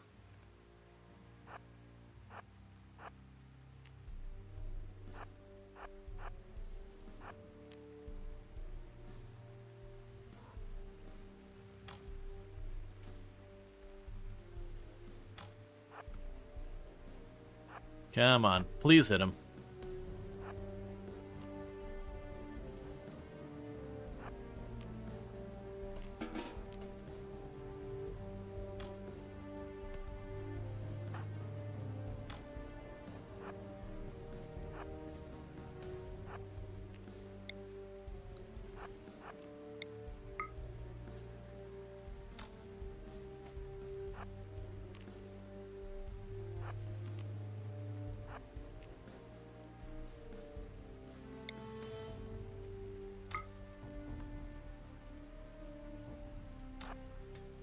May have overstayed my welcome. Run, run, run.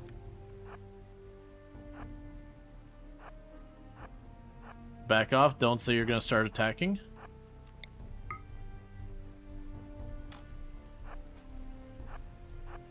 It's supposed to be a sunny tile that we have way less weather. And I swear, it's like every other raid. It'll be like rainy storm, foggy rain. Alright, so we're going to attack soon, so let's not let him get too close.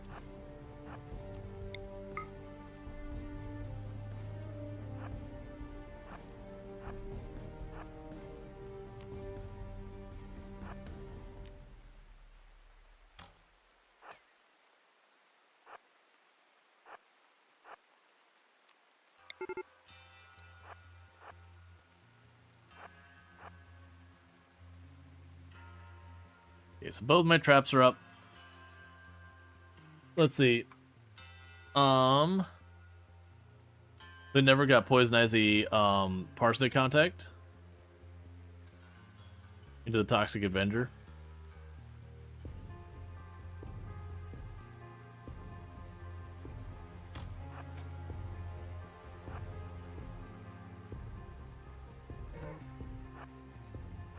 Okay, are you slowed? Yeah, you are. That's all we needed. This is someone we keep. We'll see if we get the opportunity. We've been unlucky and pretty much every single hostile pawn we've downed has died. So it's not even us being way too picky or anything. It's just not getting opportunities to keep them.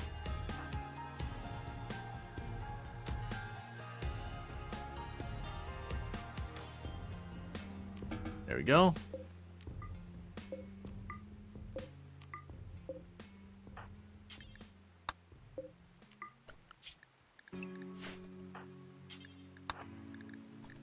So grab that. Tricked us to home again. Alright. Just coming in, other than Lone Survivor Start, any theme to this run? Curious, Metaphor Lurking. Yeah, so we're doing, like, It's a Lava Tile, as you can see from the Lava Takeover. I think ultimately we'll eventually go into stuff like doing Odyssey things, just because I want to do more Odyssey content, going for unique weapons, that kind of bit. But, starting off with a Lava Tile, getting this going, figuring it all out from there. But the poison parsnip is just as bad. The chemical in the sap makes your skin sensitive to UV light, so your skin blows up like fried chicken. Interesting. This isn't looking like a great place to live. Hey man, it's affordable. We're dealing with the current economic situation. We are a homeowner, and we actually have a genuinely nice size home. Imagine we have a bedroom that can handle 4 effectively queen-size beds. We had to give up something. We just built it at the bottom of a volcano, that's all. The landlord, refuses to fix the volcano, the lava fissures. To be fair, I'm gonna side with the landlord in that one. If someone's like, "Hey man, I'm gonna need you to go ahead and fix lava fissures," it's gonna be like, that's not a thing that you do, right?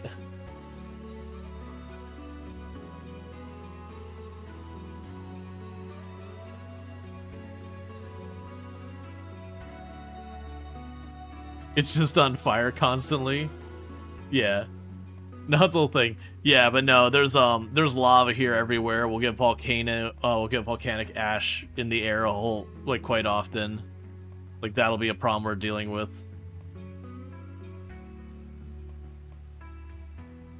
Yeah, sadly it's it says volcanic rock.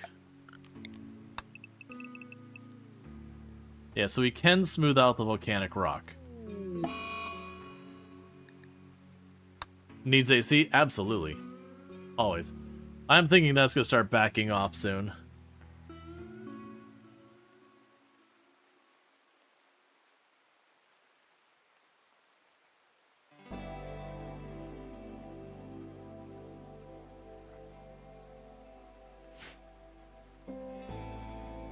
Let's see. Oh, you couldn't put a swamp cooler in the base? Or you just don't have the tech? I don't have the tech.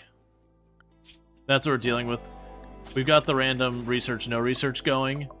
And we got heavy bridges. And unfortunately, because we have just the one colonist, because the game is being kind of a pain on giving me a second one, we're kind of struggling to get that kind of progress going.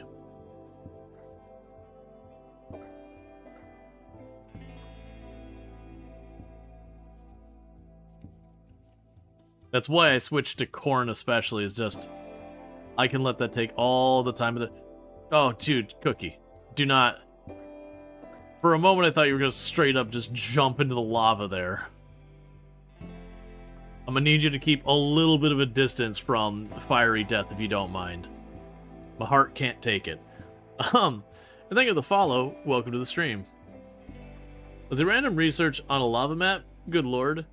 Is that what it looks like when you start running out of ways to play this game? I just really like the random research. The random research is nice because it changes up your play style. Like, you might have certain things you would fall into normally doing patterns, and it prevents you from having that as an option.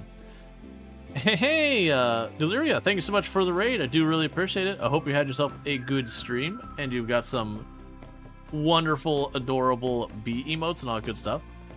Let me go ahead and get you a shout-out. The crabs are adorable. Well, thank you. Playing some Oxygen not included. Nice. Oni's wonderful. I'm assuming you're checking out the new like aquatic DLC that came out about a week or two ago. But yeah, so definitely if you're looking for some Oxygen not included, Deliria's got that going on over there. But I really do appreciate that raid and all good stuff. We played plenty of Oni here as well. Really good time, all good stuff. But we play a whole variety of games here. Okay, cool. So lava's backing off. If you're new to the game, so you're sticking to the base game, that is the correct decision if you're new to the game. But yeah, no, Oni's great. I hope you're having a lot of fun with that. But yeah, so no, it's definitely Oxygen not included is wonderful. But yeah, so in addition to Oxygen not included, what other kind of games do you play? And like, if you got a raid and run, like, don't let me keep you. But you know, obviously you're welcome to stay and all that good stuff. Hey, small child, don't do it. Small child, it's not worth it.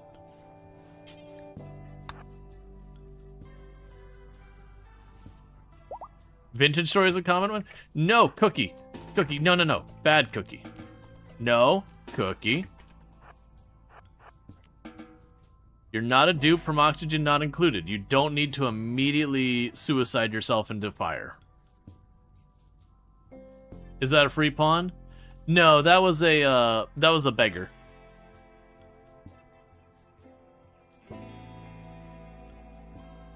Coagulate on a ghoul.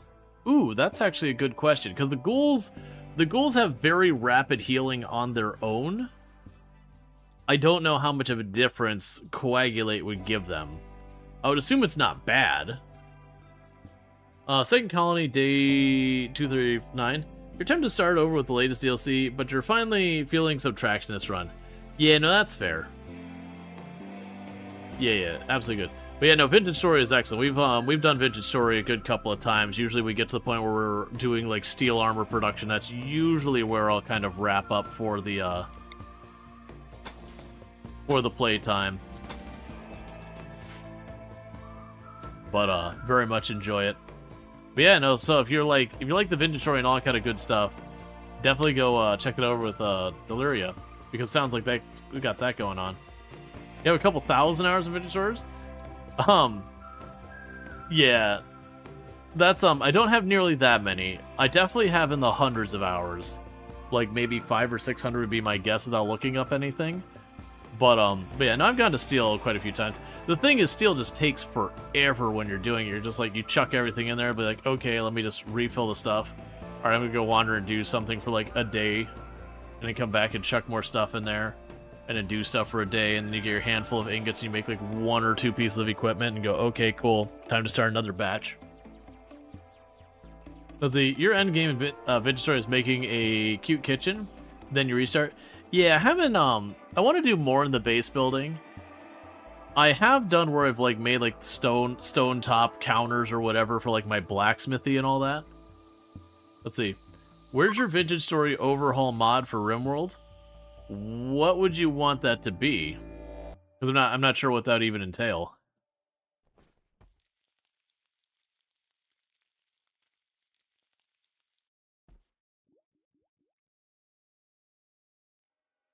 Let's see. Funny enough, both Vintage Story and Oni, Steel, and Oni Plastic, is when you go from surviving to thriving in the games. Absolutely.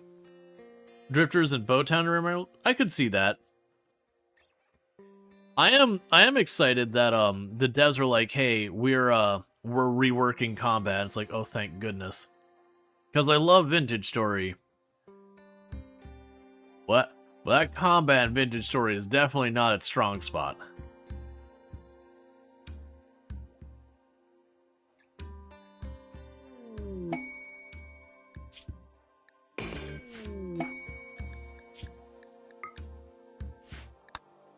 All right, so we got another refugee visiting us. Apparently, this is Napoleon. Is the name of our refugee. They're going to be a researcher dedicated, which is cool because that'll free us up to work on other things.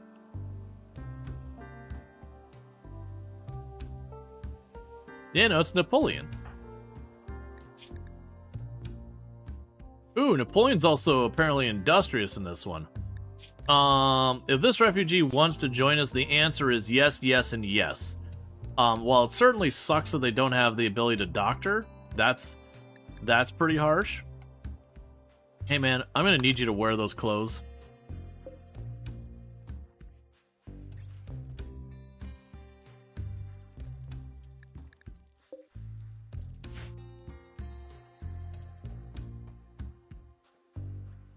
Yep, keep in mind, what you said is technically a derogatory term, whether or not that was intended.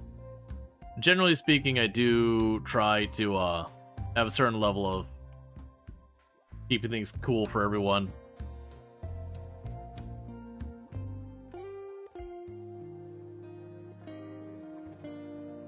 Or historic figure detected? Yep. Yeah, no, the stats are definitely not bad. Like, the lack of doctoring is pretty rough, and the peg leg is a pretty rough situation. But genuinely, beggars can't be choosers. We're a begging. And so we're a choosing that. But that's if they decide to join us. I don't think we're at a situation where we're just gonna straight up kidnap them or anything. Lava emergence. Lava's emerging from the cracks in the ground. It'll continue to pool until it creates a small lake. It'll take several days to cool, after which point it can be removed. Cool. Yeah, peg leg melee isn't great now you mentioned it. Yeah, but I mean, we're dealing with the, it's definitely when you're doing the, kind of the naked brutality. That first pawn or two, you're willing to take some pretty bad pawns. And just roll with it.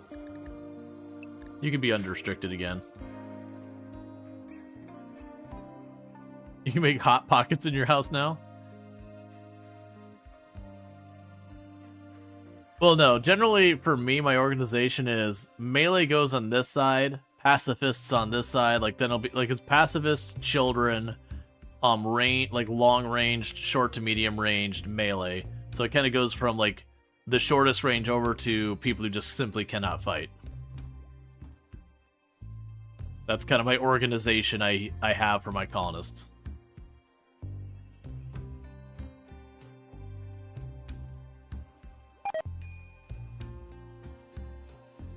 The lava is almost as hot as a cold Hot Pocket. I've made the comment before that Hot Pockets only come in two forms when you nuke them. Either one, they are literally molten lava inside of them, or two, they're still kind of frozen, and there's nowhere in between.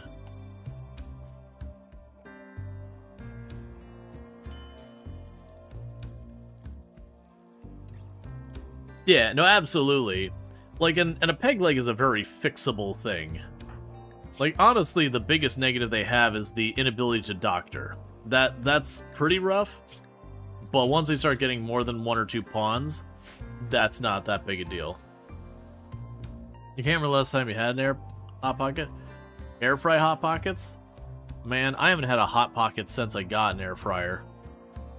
For me, part of the thing is just the time to break out and set up and do everything with the air fryer.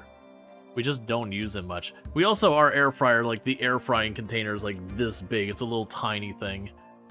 You know, we got it for free, so we can't really complain. But it's definitely one of those things you're like, okay.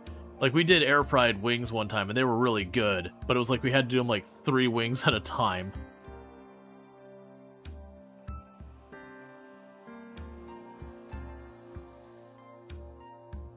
You and your partner are talking about attempting calzones? Yeah, if I had an air fryer that could do that, unless you're just talking about attempting calzones in general, which, do it, man. Calzones are great.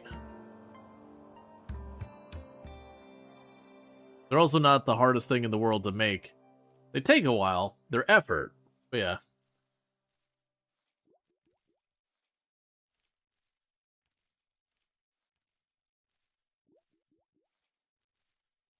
The children should be on the front lines. So, I don't have a strict the children never fight kind of thing.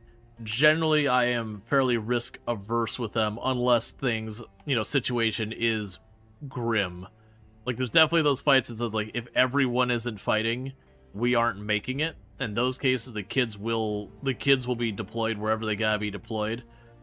If it's a fight that I can have the kids, you know, join the fight relatively safe, i.e. you're dealing with a couple, like, Neanderthals or whatever, and you've got, like, where you can bottleneck them in so the kids could just stay in the back and shoot and not have to work. Like, they'd have to kill all your pawns where the kids would be in any kind of danger. Fresh pineapple or canned? Fresh.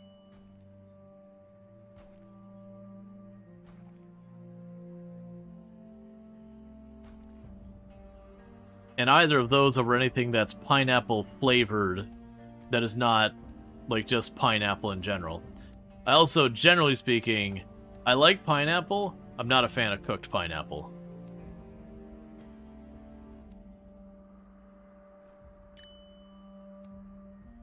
I've given kids Doomsday. Honestly, there's honestly a lot of cases I will give the kid the Doomsday or the Triple Rocket or whatever. Because then they can run up, fire, and then run away while everyone else stays in the fight. Lava emergence. Honestly, we might just leave because I'm tired of hearing the merk, merk, merk, merk every time lava does something.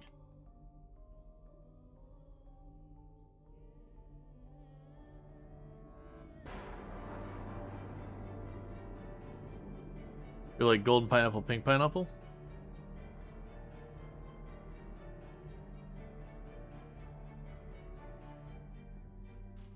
Yeah, no, by all means. For the record, like, I like Hawaiian pizza is not super my thing, but I'm also not the kind of person who's like, Hawaiian pizza, oh, why would you do that? You're so terrible. It's nothing like that. It's like, no, it's just not my preference. It's not offensive.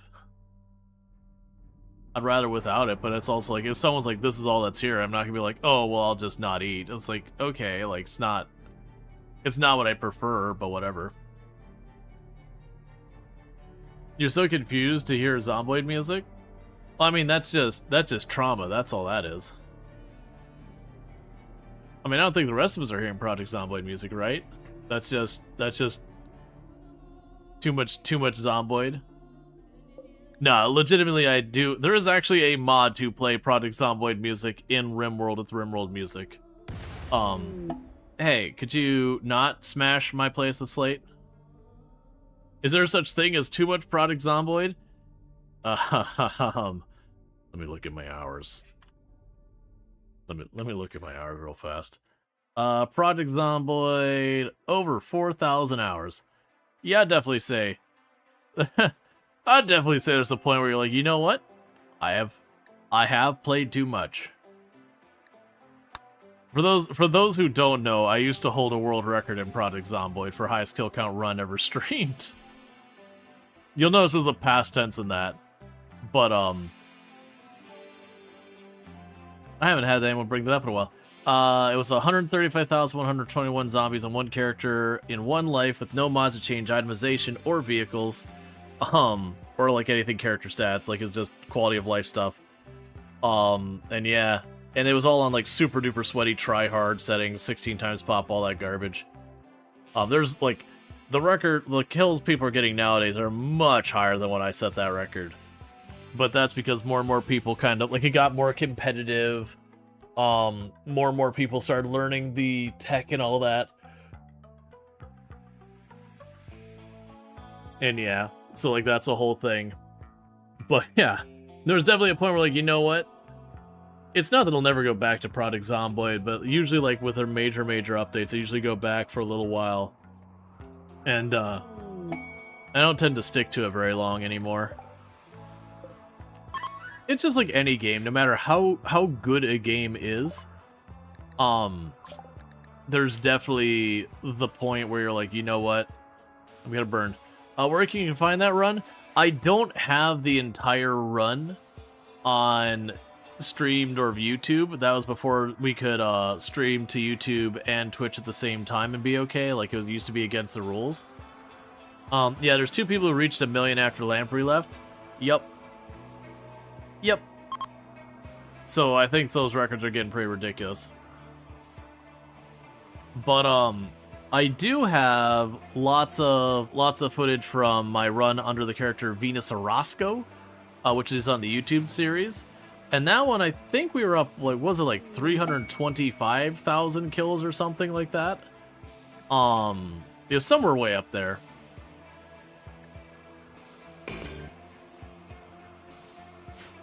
But, that character is still alive. That's a Build 41 character. We actually just kind of stepped away from it because Build 42 came out. I was pretty burnt out on Project Zomboid and all that. And so, you know, she's retired. She's still alive, still doing fine, still, like...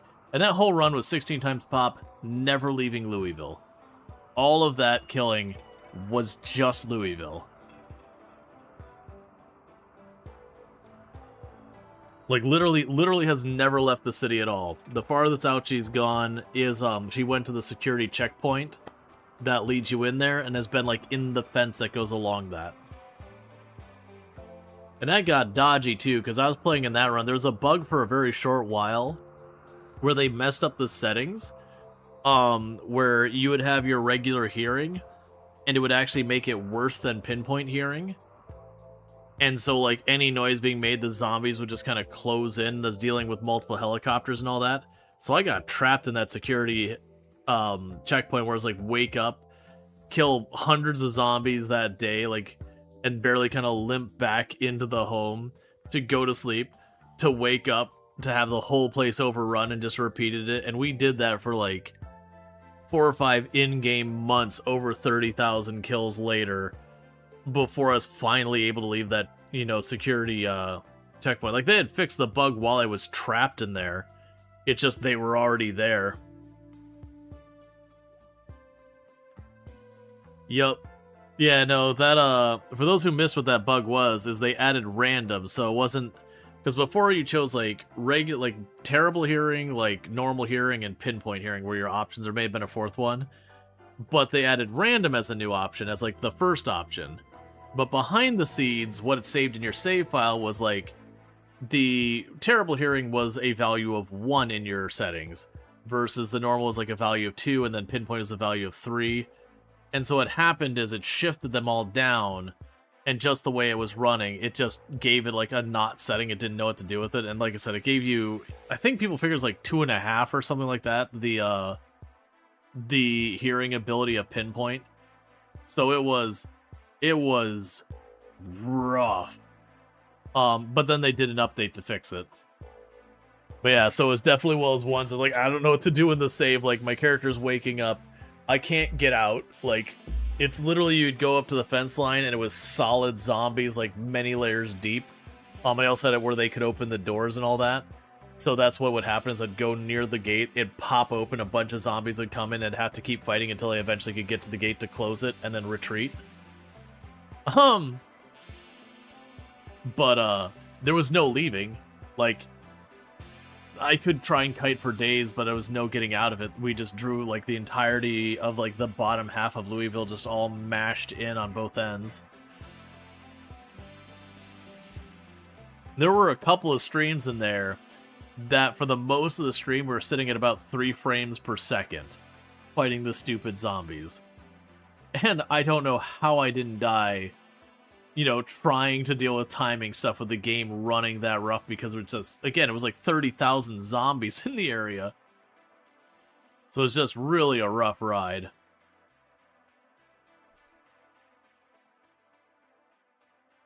There's actually a good number of clips that come up from that Project Zomboid run. If you're watching while I'm on break and you see any of the clip reels, and you see the person wearing like the big sun hat, the vast majority of the time that's going to be Venus Orozco. It'll be that run. We also got lucky because that was while I was in that run, the right click started failing on the mouse I was using, and we got ourselves in a lot of trouble 2 or 3 times. You know, and that's kind of when I stopped playing Project Zomboid, is I had to pause it because I couldn't keep playing with the mouse button not working. And you know, when I got a new mouse ordered, but in the meantime I couldn't really play it. So then it was just kind of one of those things in the meantime, like I played... I mean, I've always been a variety streamer, but I just stopped playing in the meantime. Like, it was just a no-go on Project Zomboid entirely until that mouse came in, and by the time it arrived, you know, I was into a new RimWorld run and all that stuff. Yeah, I play a wide range of games. Like, I think we looked at it the other day that for this year already, I've played over, like, 90 different games or 100 different games. Because this year's been wild, where just one game after another game after another game after another game is releasing or getting a major update. It's been just a non-stop, which is a good problem to have, because it means we're checking out a whole bunch of cool games. At the same time, it's been exhausting. It's part of the reason why, like, for the last week-ish, that I've just been, like, playing RimWorld. You play a wide range of dad games? I mean, I do play games that people think of dad games as, like, I've done Farming Simulator on the channel plenty of times, American Truck Simulator, Roadcraft. You mean you're not complaining? Yeah. RimWorld. We did, what was it, Busbound? Busbound was fun. That was kind of one and done. Game hopping can be a lot of brain to process with UI and controls. Like, right, that's kind of the thing. Is like the number of games where it's like, okay, gotta learn all these new mechanics and all that. And even if the game's not a hard game, there's definitely like a mental fatigue of just learning the next game, learning the next game, learning the next game. You're like, you know what I want to do? I just want to boot up a game I already know how to play and just play. Napoleon, I need you to research faster, man.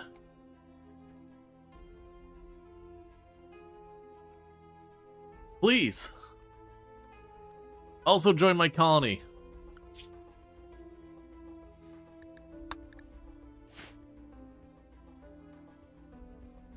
You play Fire Sim all winter to get hype for in real life spring? Yeah. Now, we definitely go through waves. Usually what'll happen, it's around the time that the Farm Sim expansion drops. I'll usually go on a binger. Or sometimes what I'll do is I'll have just like a stream or two right when the expansion drops. And then it'll be a thing like in January or February, well after it's not been out recently. Where I'll just, again, go like kind of on a binger of just Farm Sim stuff. Yeah, so you're running around cutting down trees because we're not dealing with much wood in our supplies.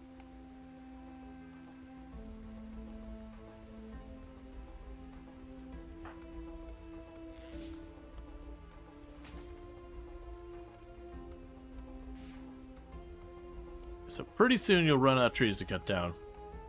Yeah, that's when you play usually through Dare Drop for extra keys. Yep. No, absolutely the same thing. I absolutely do the same thing, where when Dare Drop comes up, we'll usually do whatever the Dare Drop stuff is. For Farm Sim, I'll usually do all of the Dare Drops that I'm allowed to, because they have usually a limit of how many you can accept, and sometimes they'll let me accept all of them. Alright, let me rephrase that. I'll usually take all the ones that give me keys to give out. Because while I don't do a ton of key giveaways, like, most of the Farm Sim Dares have been pretty reasonable. There's usually, like, 1 or 2 that are long, but, generally enjoy that. And then, plus, it's kind of cool to check out the stuff.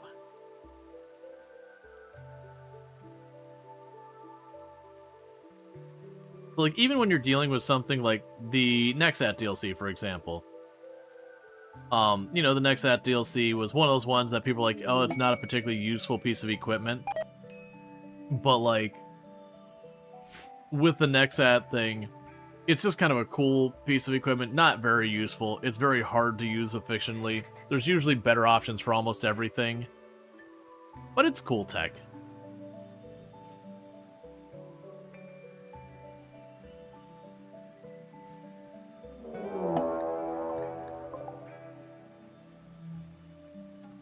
It's very useful, yeah. As long as you're dealing with very, very, very flat terrain with not a whole lot going on and very large fields, it's good. If your fields are anything but flat and gargantuan and rectangular, it's terrible. Alright, so we got a person here who's frail.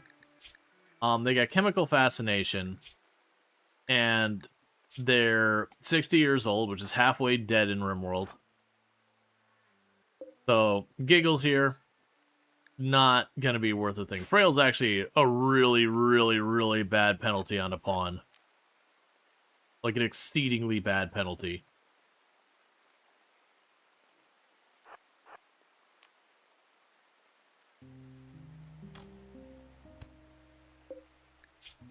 Opening shot, straight to the torso.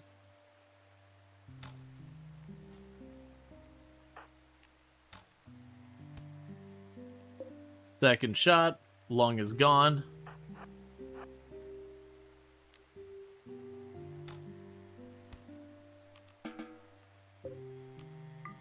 And dead. Third shot, the shot that killed them, to be clear, the shot that killed them, to the pelvis. That's just rude, man. Where's your sportsmanship? No below the belt hits.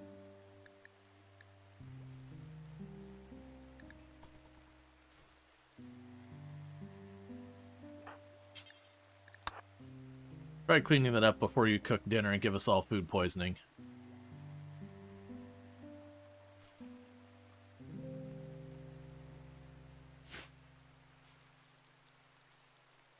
Things happen on the rim? Yep.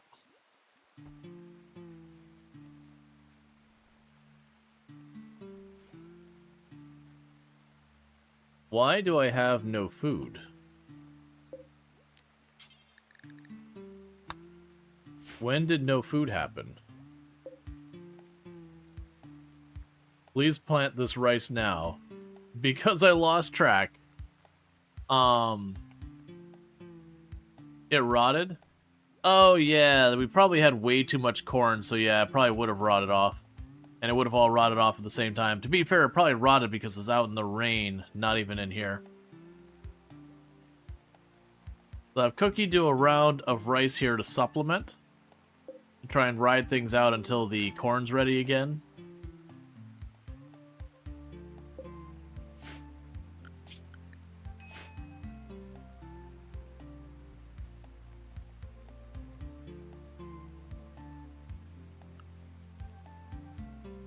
Can't put down brick floors because we haven't researched stone cutting. We are getting carpet making, which somewhat ironically, I actually do have the ability to do that. We do actually have a lot of cotton coming in. I could put down carpet.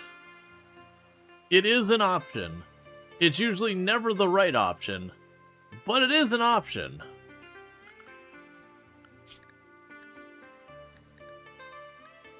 Yeah, because you give a beauty of 2. but it takes twice as long to clean, and it has a much higher level of filth.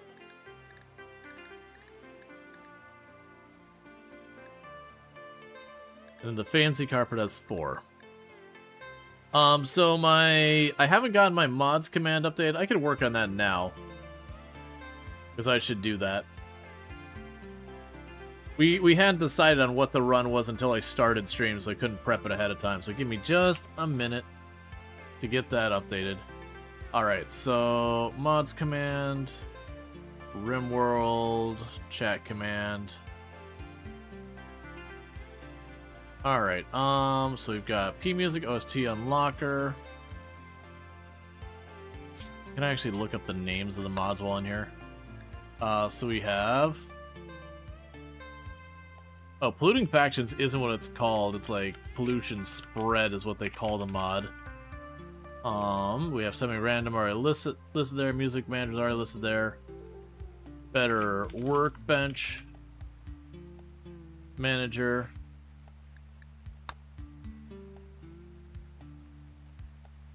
Okay. Let's see. What am I missing off that list? Better Workbench Manager, Pollution Spread. We've got all the other ones. I don't remember what the Project Zomboid music mod's called. I'm going to call it PZ Music Mod. It might be the wrong name. Is there any others I'm missing? I don't think so. We'll save that, save that, save that. Alright. So, in theory, that should be... If it's not right, it's very close.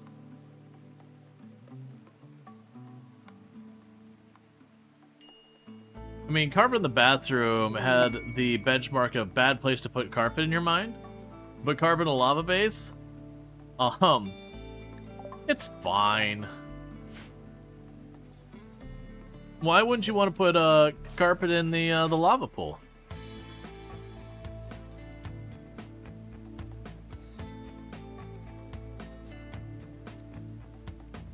Yes, they've got the rice planted.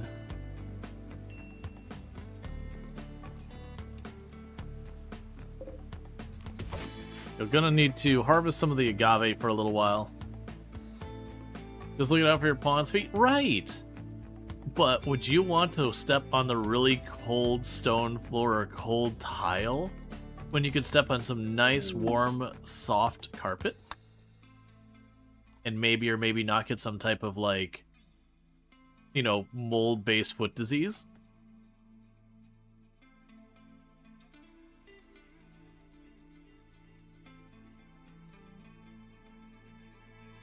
You're almost out of ruins to take apart.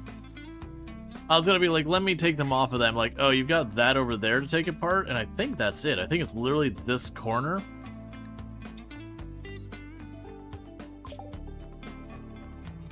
If it's a Jillian disease, yes, cold tile.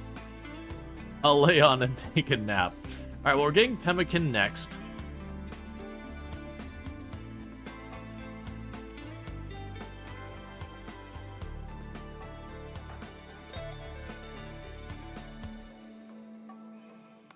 Have we gotten to war crimes yet? Generally speaking, you're not going to see too many war crimes here.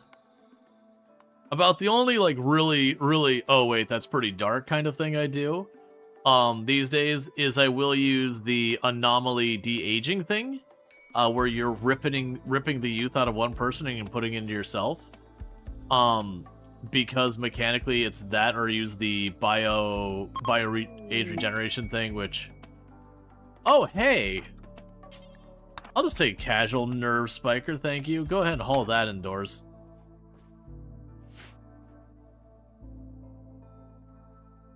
No, actually the refugee child was fine. The refugee child did not die.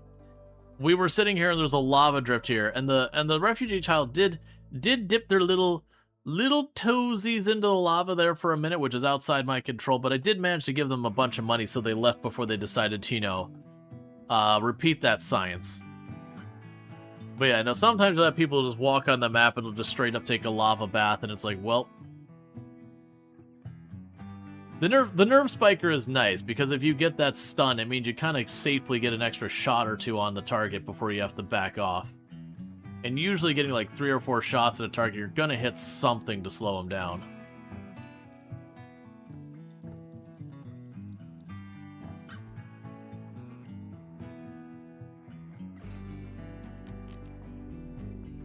I don't think Napoleon's staying.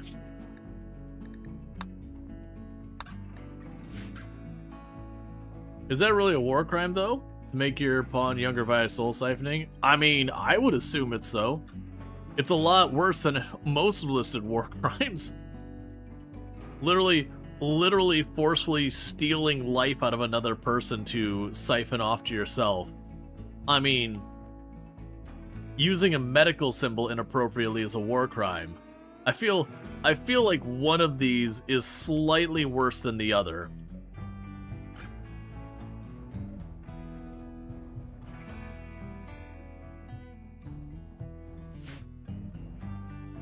Isn't it one for also stealing skill experience? Correct.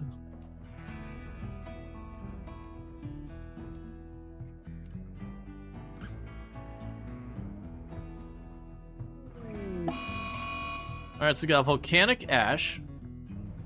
So this is going to basically... Oh, right, this is the one. This isn't like Volcanic Winter. This makes your people upset. They get a -3 mood bonus. Or mood penalty, whatever.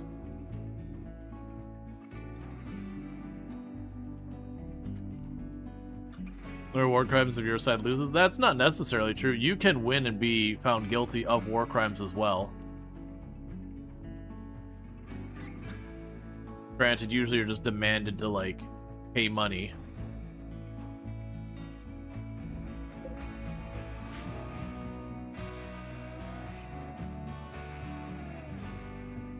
It has rained here, blessed be the skies. Yeah, so until about a week ago, Florida was in a pretty bad drought. We fortunately had a lot of very significant rainstorms this past week, though that's definitely helped. Well, past week and a half, 2 weeks, whatever.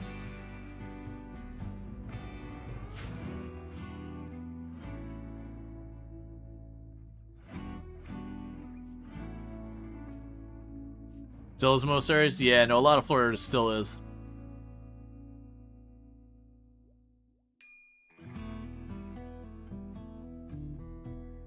No, like, don't get me wrong, if we're being strict, is siphoning someone's soul a war crime? Probably not, only because someone has not made a law. It's the Air Bud tactic. It isn't technically against the rules, even though very clearly it should be. Without question.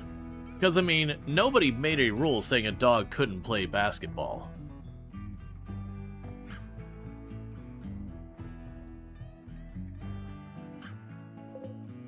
I actually think, if I remember correctly, there was, there's people who do, like, content as, like, legal thing, and they're like, actually, there is rules. It's not explicitly saying that a dog can't play basketball, but there's enough rules that would cover it that a dog cannot play basketball.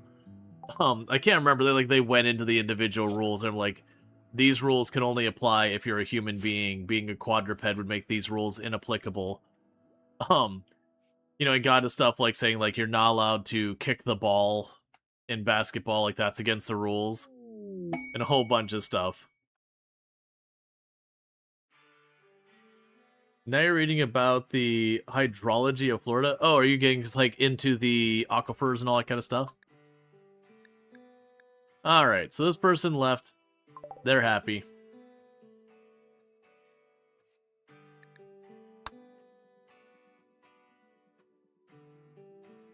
Yeah, no, it's a whole thing. So for those who don't know, Florida, even though it rains very, very regularly, we often have droughts while it's raining outside.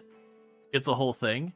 And it boils down to we're a peninsula, and it takes a lot for water to be absorbed into the ground because we have limestone beneath us. So the issue you run into is a lot of the rain hits the state and goes away. It goes into the ocean, it's gone. Or it goes into the rivers that go to the ocean and it's gone. So we end up having to do tons and tons and tons of things around water retention, even though it pours all summer here.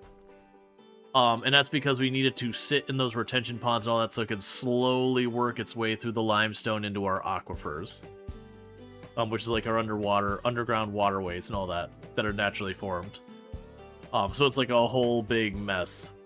Part of the reason we have to be so restrictive of water use when that happens is if you pull too much water from the aquifer, you get what's called saltwater intrusion, which is basically instead of the water coming from above and gradually get fresh water through the top because it gets filtered by the limestone and all that, instead you get the water from the sides from the ocean coming through, and you can't drink that. And so it's like a whole big thing that we're under drought quite often.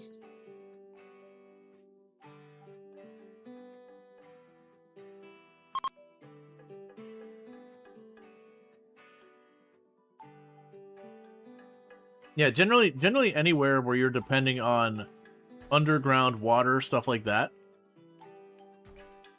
So like aquifers, that kind of thing. That you're near an ocean, saltwater intrusion is a massive concern.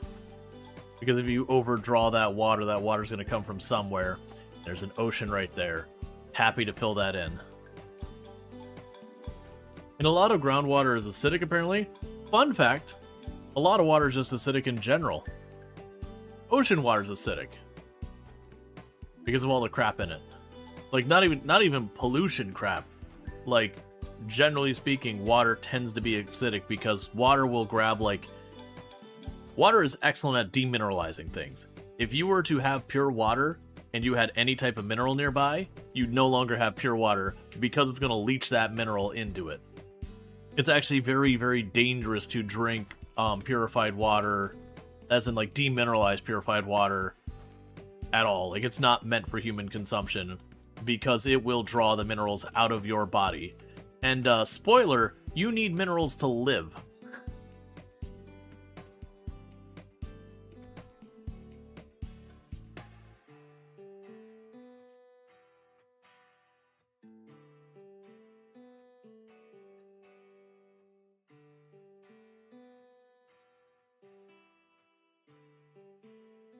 You figured out where most of your steel went? Like 8 unfinished pieces of armor. Oh yeah, where they just queue them up. The good news is, unfinished pieces, if you cancel them, you get all your materials back. At least I think it's you get all your materials back, as long as it's not finished. I believe you can cancel and get your stuff back. Yeah, demineralized water will take minerals from your body. Correct. Absolutely. Yeah, you know about using distilled water to cut weight to wrestle? That sounds like a terrible idea. Yeah, I know people do like wild things with sports to do a lot of manipulation of that kind of things.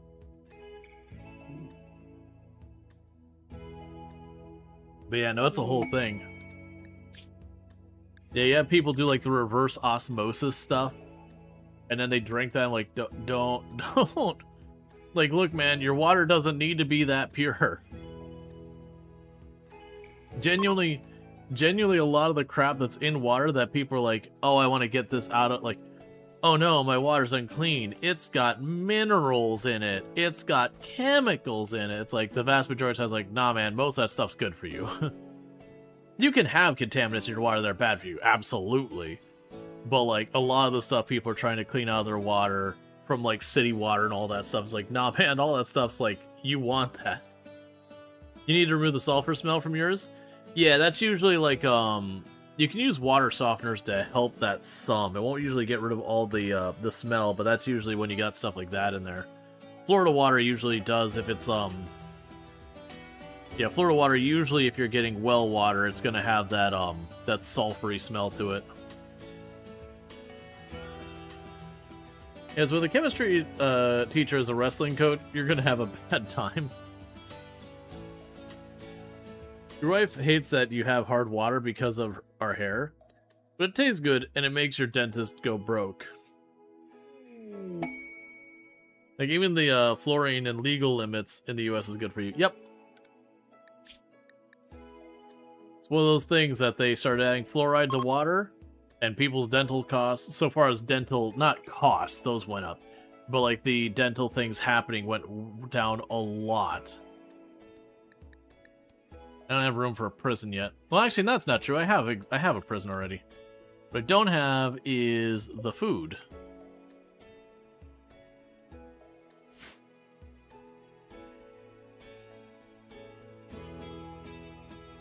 Let's see. Is there any way to stop your bad construction pawns from working on stuff affected by quality besides micromanaging? Mods are micromanaging. That's pretty much it.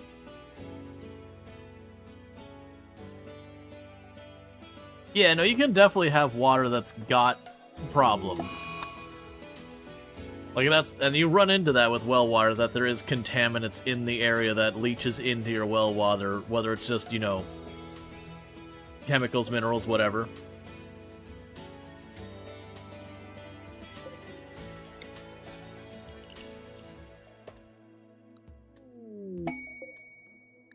Favorite quality of life mod? Self-dying. Is it important? No. Does it really make a difference to anything? Not really. But, hear me out. It's nice to have your characters not all look the exact same because they're all wearing just like, you know, you've got alpaca fur, so everyone's got like that light tan color throughout the entire colony. With self-dying, if you've got dye, they'll dye at their favorite color. Is it important? No. Is it even meaningful or useful? Not particularly. But it is nice just, like, aesthetically. You have that small mood bonus save you? Yeah, it's a single mood point. So, like, it's not really that relevant. You like being able to distinguish your pawns? Well, like, that's the kind of things. It's also funny because then you realize how many pawns in RimWorld are weirdly really into the color gray and beige. There is a weirdly high percentage of colonists in RimWorld who like the color beige.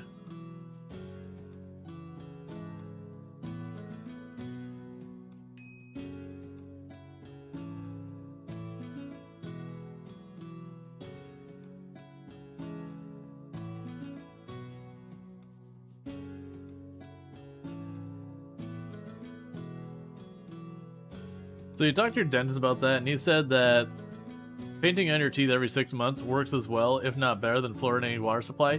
Right. But keep in mind, not everyone has had the opportunity to have themselves, because not everyone has access to a dentist. So having fluoridated water helps people who can't afford a dentist even. But that's just kind of a thing. It was one of those things that fluoridating water, we saw a massive reduction in dental health problems. But people get weird about it. Which I also find weird because of all the things, fluoride occurs in water naturally. Like, it just genuinely, it just happens naturally. A lot of like well water in that will have a pretty decent amount of fluoride in it. And like, don't get me wrong, there's a point where you have too much in it that it can become a problem. But that's not what we're talking about when you're talking like city water or anything like that. You're talking way higher than that. Generally don't drink water though. Yeah, I'm in the same boat, so I don't just drink a whole lot of water.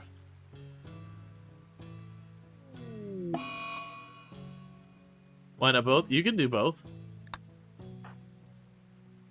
Well, you had a mood break because I wasn't paying attention. And that's a problem.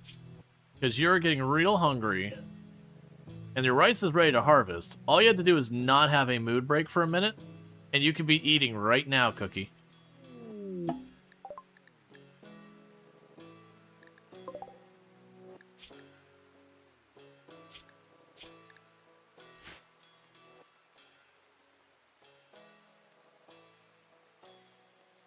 OTC?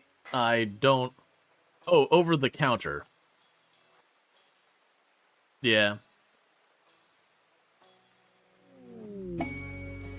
Alpacas join. Yeah, I mean, that one's only a thing because, well, we might actually die to an iguana because Cookie is broken. Punch it. No, punch it, punch it, punch it, punch it. Don't run, punch. Punch, punch, punch, punch. This would be such a sad way for the colony to die. That I wasn't paying attention for a moment. The food is about to come up in 2 seconds. Cookie had a break, so Cookie is starving now and then dying because that's just like that 1 second of just needing a little more time for the food. Yeah, no, the only reason I think having it over the counter, a lot of the stuff, yeah, you're dead. With a 4-hour bleed out, there's no chance you're getting up, and even if you could.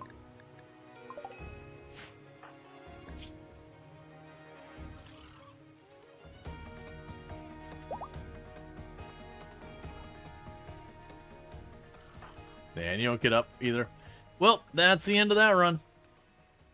How's the iguana faring? Pretty good. I think Cookie only hit it twice. 3 times.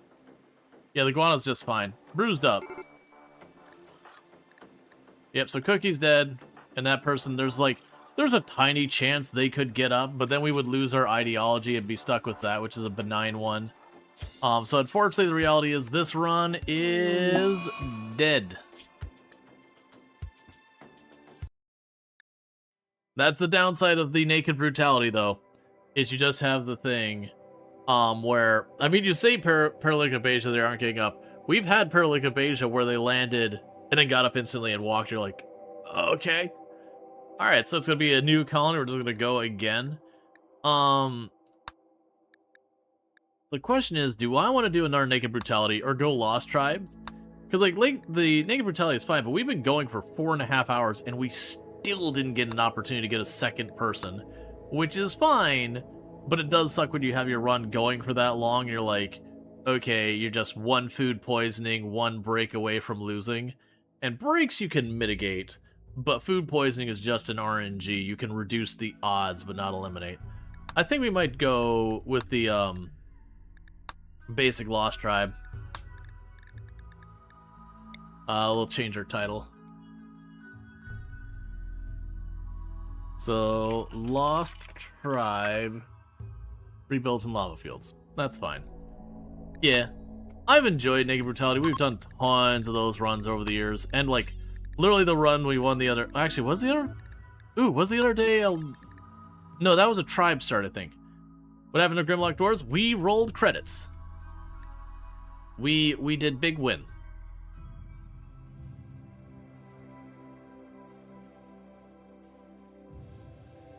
Yeah, it's kind of one of those things. I was liking the idea of getting a different run going, because while I really liked the map we were on, it was very limiting. There was a lot of stuff I wanted to potentially do that I couldn't do on that map. And I didn't really want to commit to a full Arco Nexus run, so I was like, okay, rolled the anomaly credits, got it done. But, you know, I wanted to either do, like, a Lava or a Scarlands run. Like, that was at the beginning of stream where, like, do people... Actually, in here... This is like a straw poll. Well, I mean,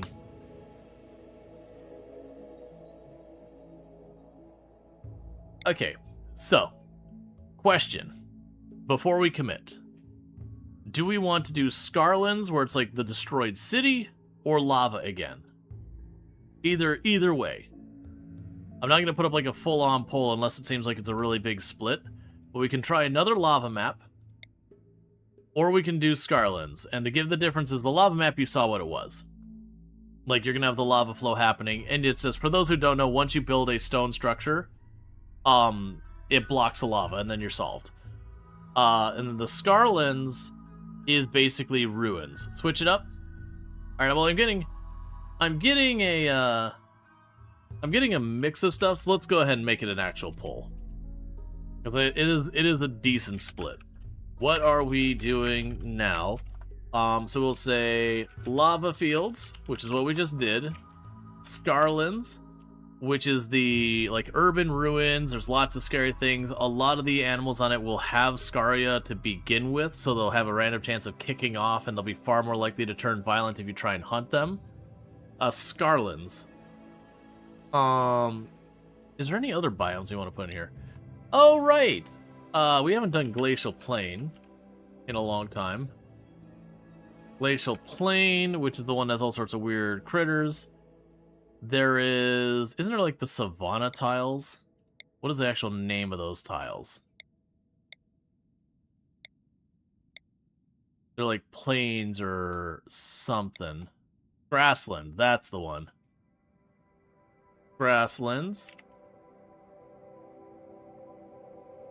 And we just did a mushroom biome not too long ago, so I'm thinking no mushroom biome. Well, maybe do put the mushroom biome on. Yeah, I think if we add the mushroom biome, that will be literally all of the new biomes. Yeah, we'll do that.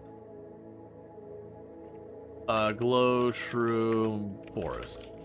Alright, so we're gonna go ahead and put up a poll. So poll is up. So basically, we can do the lava fields, which is what we just did. We can do Scarlands, which is like a city ruin. There's scary things hidden in there. Glacial Plain is, it's got like, woolly mammoths in it. I haven't done the Glacial Plain very much. Like, that one I might have to take an attempt or two because I haven't done it in forever. I did it like once when Odyssey came out. We've got Grassland, which is kind of like a savanna. It's a lot of grass, very little trees. Fire's a constant problem, almost no range. Does Scarlet have loot in the ruins? Yes, typically yes. We've got Glow Shroom Forest, which is the glow thing. It's leaning heavily towards the Glacial Plains. Yeah, we'll give it a minute or two to go. In the meantime, I will look for a Glacial Plains and see what we got. Because we got a Glacial Plain down here, which the description is an open area scraped clean by the movement of glaciers. While vegetation and soil are sparse, and a few hardy species have made it their home. These are generally cold maps. To be fair, it's been a while since I've done a properly cold map.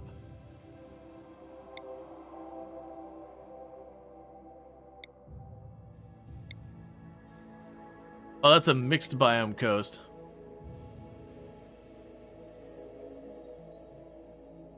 Yeah, so we could do a coastal glacial plain. That's going to be rough because the grow seasons. I want to say the grow season on all the glacial plains are going to be like 25, 30 days. Yeah, even if we go pretty, like, to the area that would otherwise be very warm. We're talking very short grow season. 20 days. That is a near non-existent. Solid ice stone type. Down. Glacial Plains are vanilla. They're part of the Odyssey mod. So I could put it potentially along a huge river. I wonder if I'm going to be able to get with that with the with a random research. Because if there's trees to keep fires going, it won't be the end of the world. If you were drawn in the last run, you'll need to re-enter. If you just entered but your name wasn't drawn, then you'll still be in the queue. Basically, until you get drawn or I end stream, you're in the queue. Once you've entered.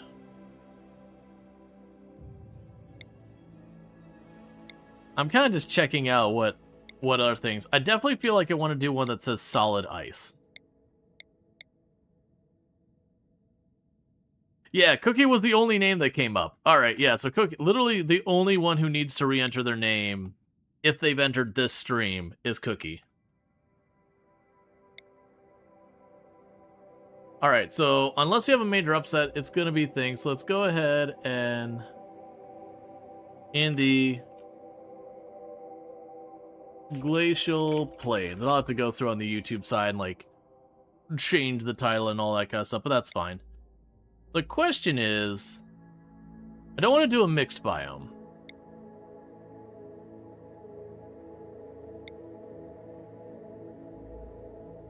That's interesting. It's an iceberg, which is kind of cool, but we won't mess with that. I definitely feel like I want to do Glacial Plains with the solid ice. I'm trying to choose one that doesn't have a bunch of,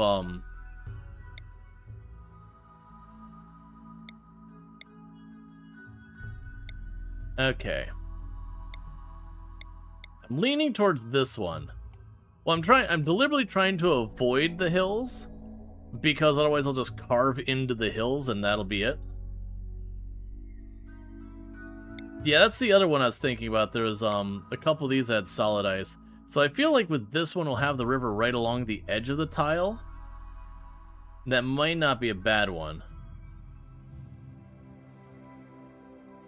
Alright, so with that said, unless we have like 8 votes go the other way, so it's Glacial Plains. So I'm thinking we're going to go ahead and choose this, which is a flat tile with a huge river. Well, okay, I guess the question there with the solid ice is if I choose this, we might get very little actual solid ice. I kind of like the idea of leaning in and having a bunch of solid ice on the tile. And having like our igloo base or whatever you want to call it. But I also like people mentioning the river idea.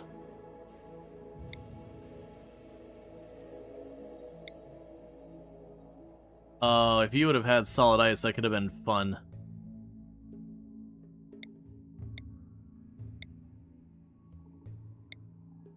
Okay. So, maybe this one. So, 25-day grow season. It is a mountain river, solid ice, granite, and slate. It is a very short grow season. So we are definitely not going to be doing any corn at all. Let's give it a go. I haven't done Glacial Plains since it first came out, because we did like one colony right by the beginning. Now technically, there are things I could do to make my life easier. For example, if I chose Shipborne, we would get a significant...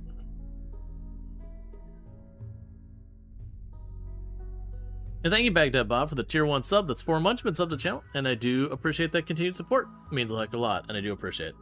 So we technically could choose this one, and it would give us a temperature toughness, which would make us far more resistance to cold.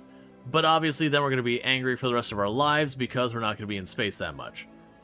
I want to say Nature Primacy can give you a significant resistance to temperature, but it's also obnoxious.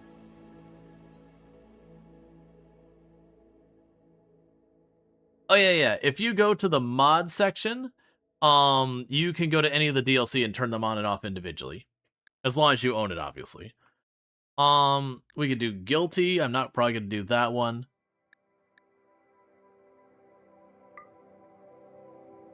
I think Nature Primacy for the big animals. Well, we can still get the big animals with any of these. Even Human Primacy, which is considered the counter to that one, you can still get animals, you just can't bond with them. I'm actually leaning towards doing maybe a Human Primacy one. Which, again, is a fairly generic one, but it gives you a Production Specialist, and Production Specialist is really strong. I want to say... I think Human Primacy was one of the one... Oh, no, it was, it's one of these two. That gets super whiny. Yeah, the problem is I have, right now I've got the no research, random research. So there's that. So I'm going to leave all of this. I'm only going to take off the clothing requirements for the different roles, just because I hate that mechanic. But everything else is fine. So we've got our ideology, the Way of Justice, which has a tree icon, which is going to be great for a tile that's probably going to have next to no trees. Oh, you are straight out of here. Get out of here, wimp. Gourmand. So pretty. Lazy was working speed penalty. Alright, so we've got some hot garbage here. So pretty I actually see as a negative. Can't do dumb labor. Pyromania can't do dumb labor. Delicate hard worker can't do dumb labor. Super immune can't do social. Delicate can't do caring. Ugh. I might actually allow myself to just do a full reroll of that, because holy balls, every one of these people is awful. Like this is the only one that is like salvageable. And they have no social, which is fine. But like, holy crap, that might be like the worst set I've got as my opening offering. So we'll just go here. And then next. Oh, did it re-roll them all? Yeah, it did. Okay. Why do you have to be 68? Alright, so again, underground wimp slowpoke. That's probably going to be a no. Delicate, you know, old, that's going to be a no. Nudist wimp, honestly, with the list here, we might be considering them. A greedy pessimist? Why is everybody... This is genuinely back-to-back nothing but negative. Like, the one pawn, I'm like, oh, look at those traits, those are good. Oh, you're 68 and you have cataracts and a bad back. I'm not looking for perfect or anything, but... Body mod or hard worker, sold. Careful shooter abrasive is a maybe. Psychopath cannibal is probably not. Steadfast is great. Bloodlust I can live with. These are all at least neutral. Okay, so you... I'd rather not deal with a pregnant pawn on the opening. Psychopath cannibal is probably not happening.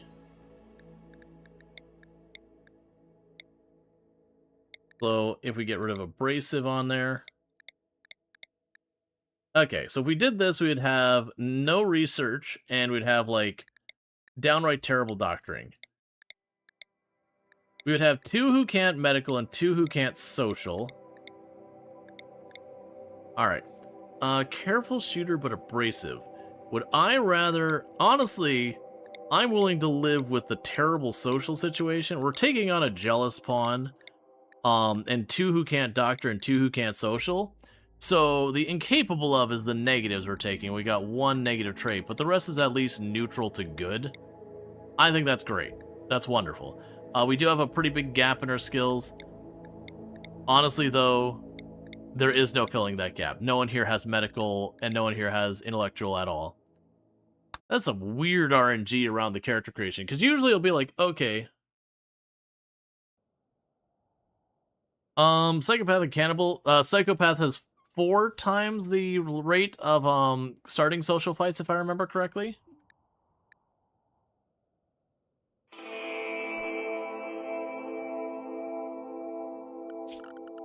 And I believe if you take a cannibal and they do not cannibalize, I believe they take a mood penalty eventually. We got some combat skills. I didn't notice that part till now.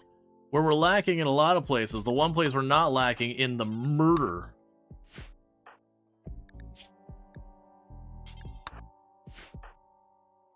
Where's our Equa? There you are. Okay, so schedule, get our schedule sorted. We didn't have any night owls, right? I'm pretty sure we didn't.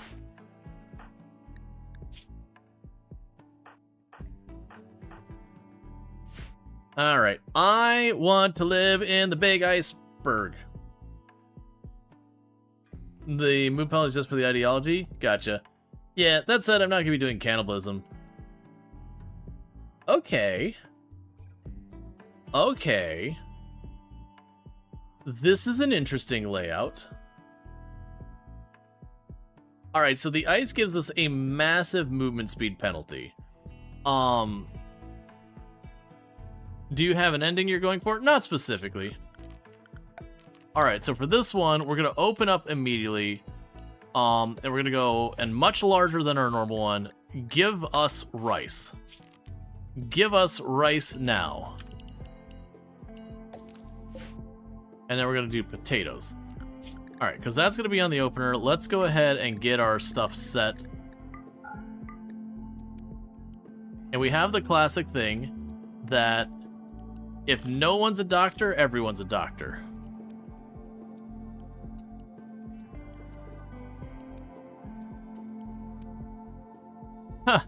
There is one pawn here, singular pawn, who can do childcare. Bringo there, that's our childcare pawn.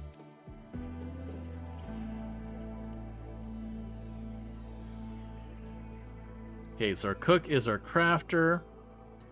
You can be our construction mining person. You are our grower. You can be a dedicated mining person. You're our researcher. I'll give everyone else like secondary on research. That is certainly a thing. Because it's cold, won't food last longer anyways? Yes, but my grow season is also very short. Alright, so the big question is, where am I actually living? Because this is kind of the only grow area I can get to. This is getting close to the edge of the map. I was leaning towards living up here, but the problem is this is a 48% move speed, which is pretty nasty. I can live down here and normally be like, oh no, I'm close to the edge of the map, but the good news is, because this is all a cliff down here, that's not necessarily that big a deal. So, what I'm thinking we do here is actually, we change our mind about where we're putting these. So get rid of those 2 zones and unhome that. What's semi-random research? I'll show you right now. So, this is the default. I would be allowed to choose between 1 of 4 of those, because we have no research, which means we started with nothing. And then semi-random means I can choose to do this, where I get to pick 1 out of 4, or I'm going to click that little button, which means I don't get to choose. So I'm getting tree sowing to start, which is not that helpful. So I'm going to lean towards we live in the ice.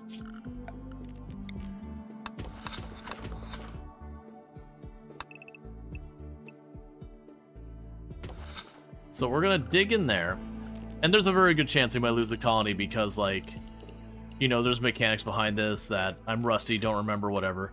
So put the rice down there. Put potatoes there. We already got your schedule sorted.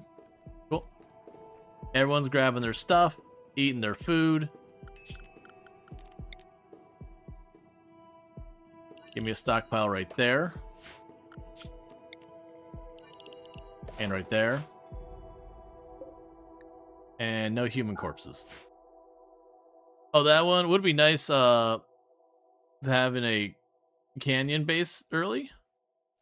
Would be nice to have in a canyon base early. Bugs will show up in underground ice too. I'm assuming, so if I remember correctly, anything that's got the overhead mountain is eligible for infestations. This river won't because the nests can't be on it, it's not ground.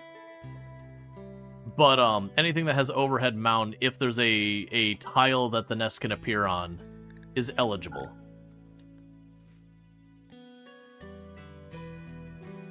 So interestingly, we could potentially do...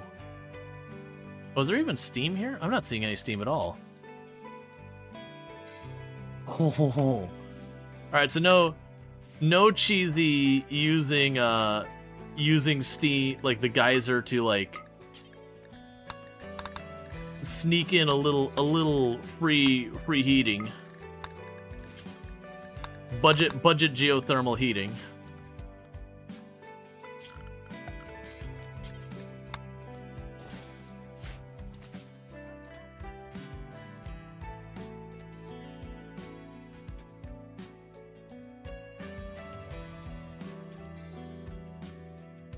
That run from yesterday where you needed the woodmaker dryad, or you had no wood, that's what you meant.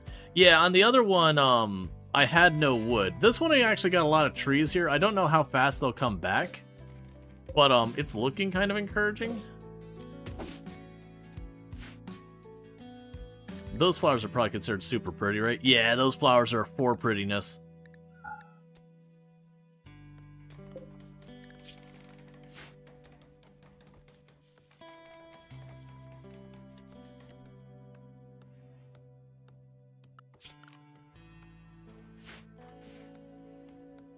Now, one thing I'm curious about is if I start heating this up, will it make the ice go away? Because broadly speaking in RimWorld, they don't usually change the state of matter based on temperature. There's no like chemistry like that. So even if you get a room that's wood and you get to literal thousands of degrees, most of the time you're fine until you get something on the floor in the room that catches fire. You'll be fine. That's what I was kind of figuring, is RimWorld doesn't usually have a state change of that kind of stuff.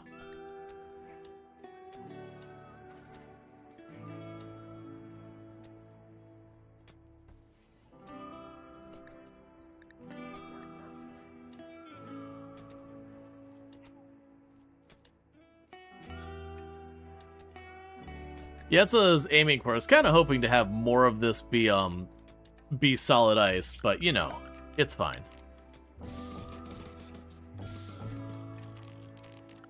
So production, butcher's bench. Knowing RimWorld, ice is more likely to be flammable. No, 0% flammability.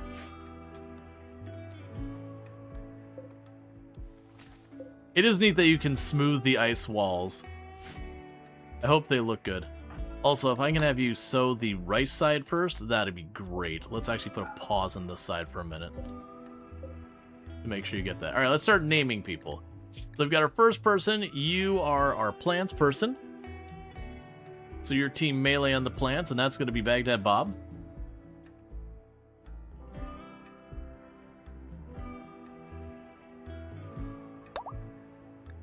Alright, and then next we've got our cook, who's also a crafter. That's going to be Cody Husky.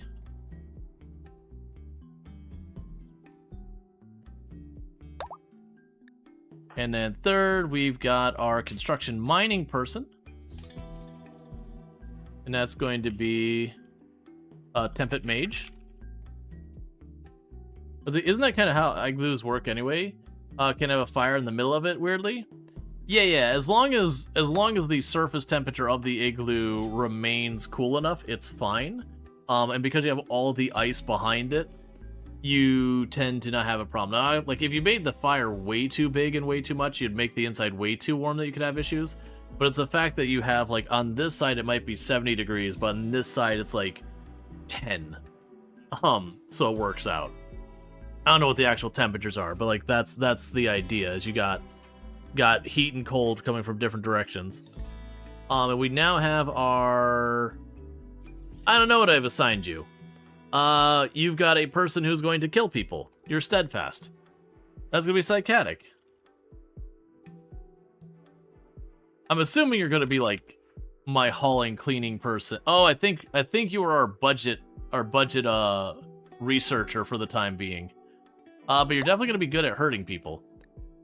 And then we've got our dedicated mining person. And that'll be Will Shipley.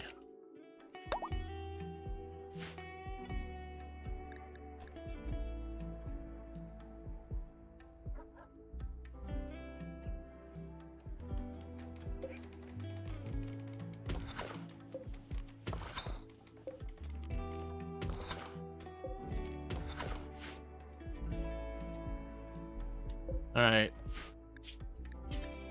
Butcher creature. Do forever.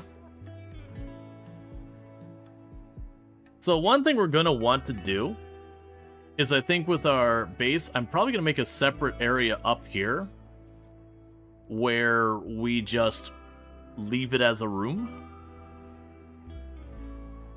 Or even build a spot. That way we can store our food in a room that is like freezing temps for a good chunk of the year. Just kind of reduce our cost on, or reduce the amount of food we need.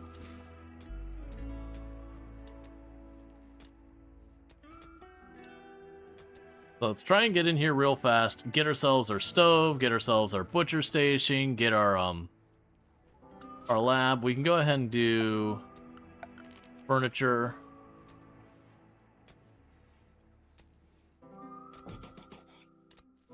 We're going to put torch there so we at least have a little bit of light. So production, research bench.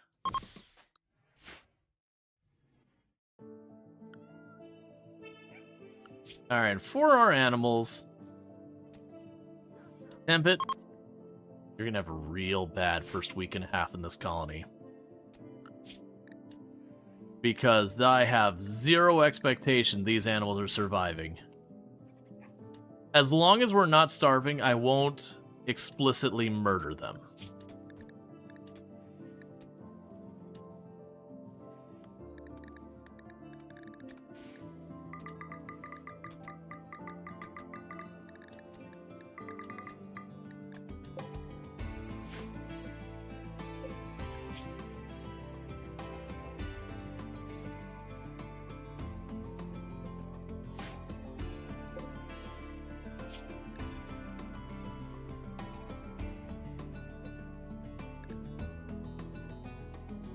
I'm very confused. Okay, to clarify, this rat is downed and died, and I can hunt it, that's fine. But it's downed because it exploded. And it doesn't say anything else. It just says the rat was exploded. Oh, you know what it is? They got hit with a ship chunk. That makes sense. It's just, yes, they got hit with a ship chunk. It was just one of those things like, excuse me? What?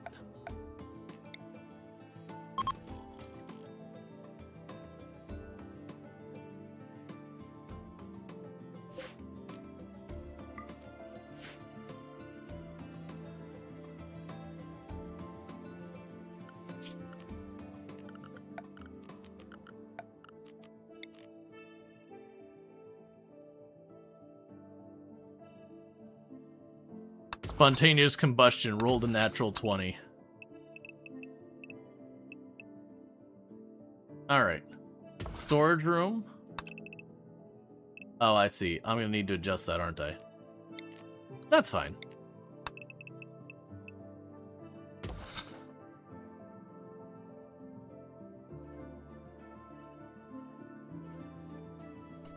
No.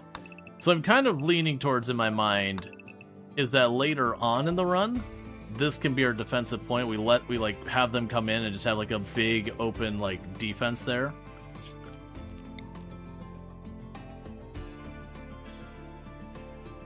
It's gonna upset people because I did not make this place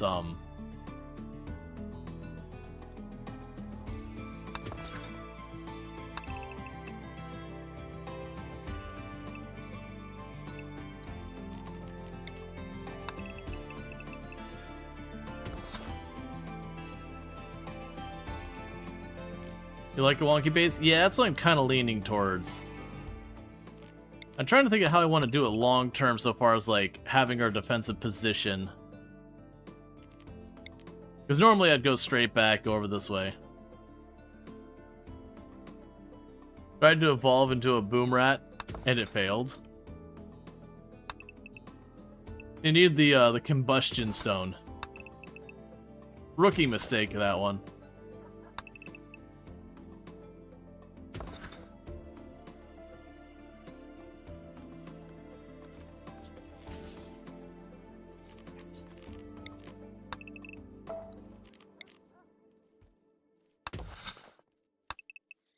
So 5,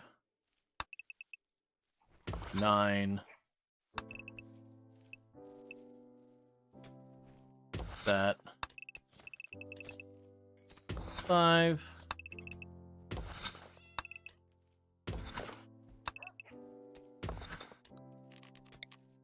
One, 2, 3, 4. Probably coming from 3. Are you managing in hypothermia? It's 70 degrees outside. It's room temperature.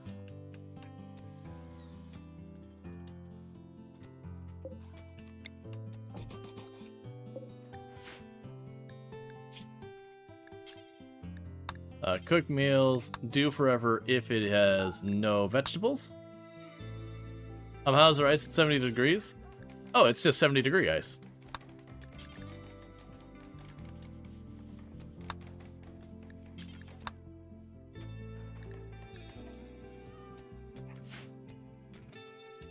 When real winter hits, it's going to be rough. That's the reason why I'm trying to get all this stuff sown right away.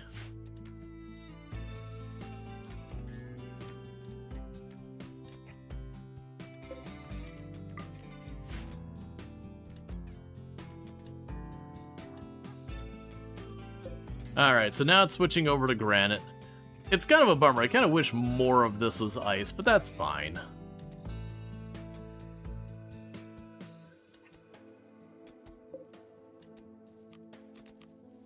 So delete that zone. Come over here. That's going to be our storage room.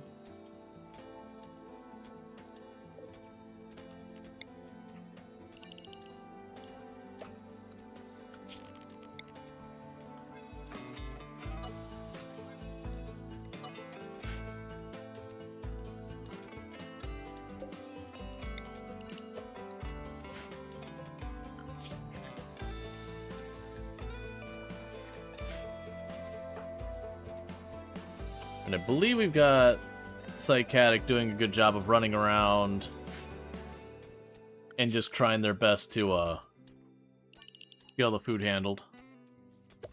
Okay, so you're going to be set to strawberries.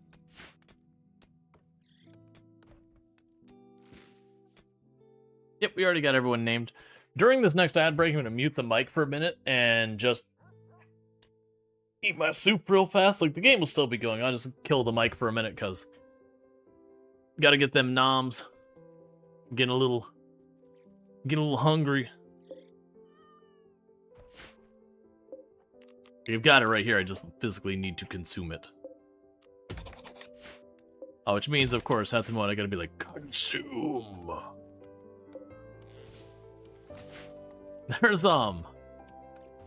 There's a book series I've been listening to, and one of the main characters is a greed demon, and I really enjoy the dialogue of the green demon. Yeah, smoothing ice is a thing. Where it's like, your appreciations, I will have it. So it's like it's not even being like evil half the time. It's just like, I want it all. Did you ever play Dungeons & Dragons? I played Dungeons & Dragons once or twice. Like, actual, like, in-person Dungeons & Dragons kind of thing, or that kind of thing is really not my thing with, like, the DM and all that. Dungeons & Dragons games I very much enjoy. I enjoy things on the Dungeons & Dragons rule set. But, the social thing just... I gave it a couple of goes. Just not my thing. Alright, I'm gonna quickly mute my mic, I'm gonna eat my food real fast, and we'll get back to it.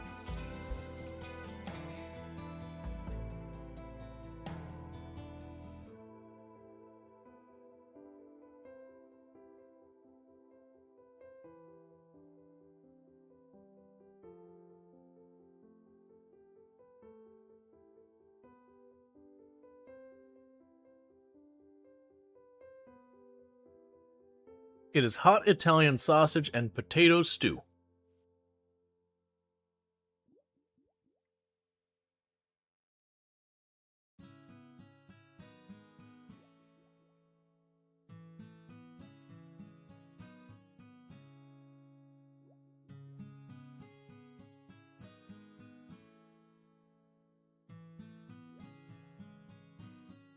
I don't know what you're talking about. I cooked this.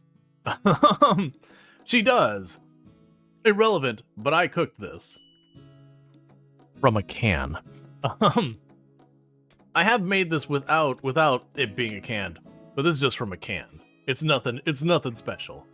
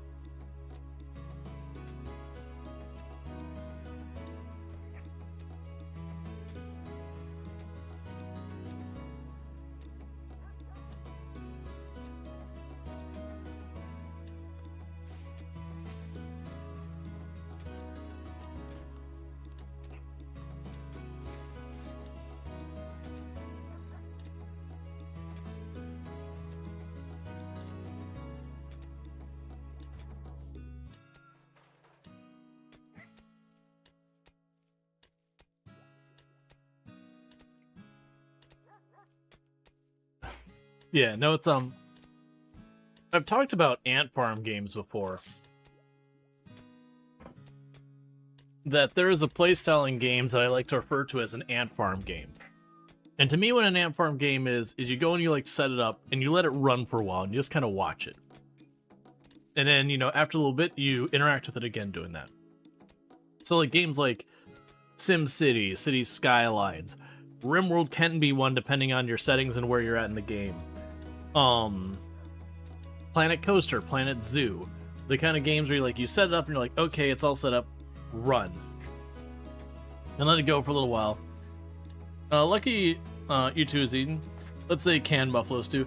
Yeah, now for like, I know you're like, oh, it's a fancy soup. It's genuinely just went to the grocery store. It's not like some like fancy brand. You know, you got like Campbell's and was it like Progresso? I think it's like Progresso or whatever the name of the other one is. It's not a fancy soup. Like, it's a good soup. But like, you can just buy it in the can and you're good. You just nuke it. This man has fancy grocery store no-name soup. Big spender. Yeah, no, it's one of the things that me and Toom have found we like to do from time to time is like just get, you know, a bunch of cans of soup, because it's one of the things that's good here in Florida to have cans of soup on hand, because hurricane season, you want your non-perishables. But one of the things that a lot of people make a mistake is they buy a bunch of cans of soup or whatever, and then they don't actually eat them at any point. And they'll hold up well past their expiration date, but they won't hold up forever. And a lot of times they're still, like, safe to eat, but not particularly good. So, I've got the choice here. I'm leaning towards taking the gun. I think we're taking the gun. That it came time that's like, okay, man, just, you know, we're gonna be a little bit hungry. If you could just go ahead and run to the grocery store and get us some food, and then, you know, instead you came back with a Glock. And then they're like, you always do this. Alright, I'm going to need you potentially be a little extra murdery for a little bit here, Psychotic. Food is low, it's growing slow, and I'm going to need you to potentially shoot the living crap out of nature. Yeah, no. No, I know Psychotic's not the one with the gun. They're busy, they're constructing stuff. Psychotic can still hunt with a bow.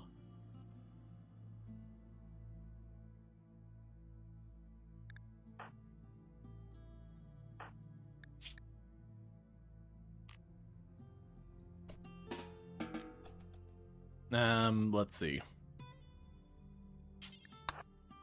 I need you to get up and start hunting.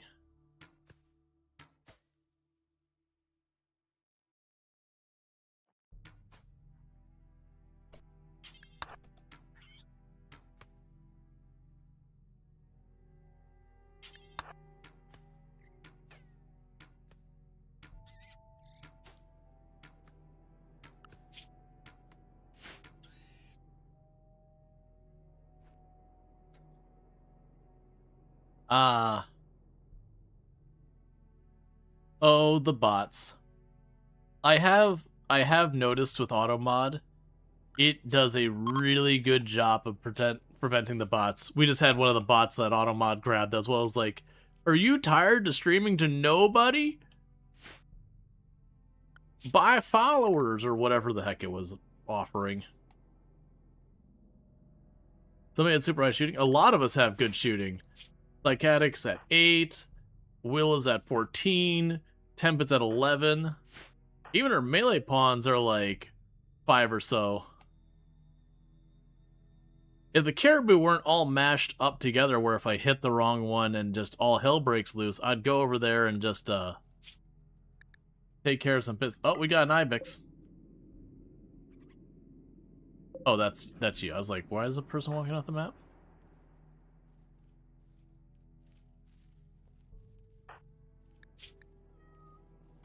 I really need you to get up and start hunting. Because pretty soon, the pets are going to become dinner.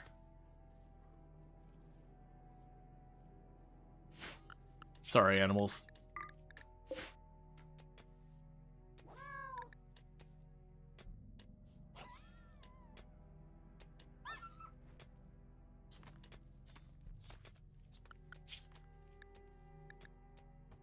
We got nothing but stuff that's gonna be like bite size. The sound of the cat. Yup.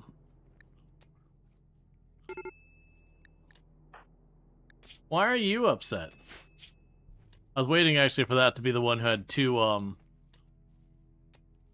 separate things there. Do you ever hunt with manual control on a melee pawn? I've done it, not very often. Because there's always a risk you walk up to the thing, your character misses it, and it hits you back, and then you get an infection, and you just die to an infection, which feels dumb. Oh, well that's not really what I was aiming for, to have a whole outside area over here, but okay, I guess.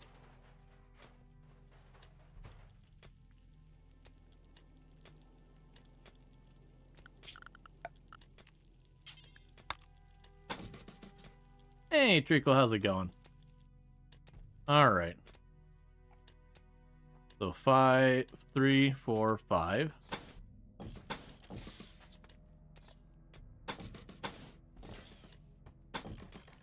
I believe that'll make it mirrored.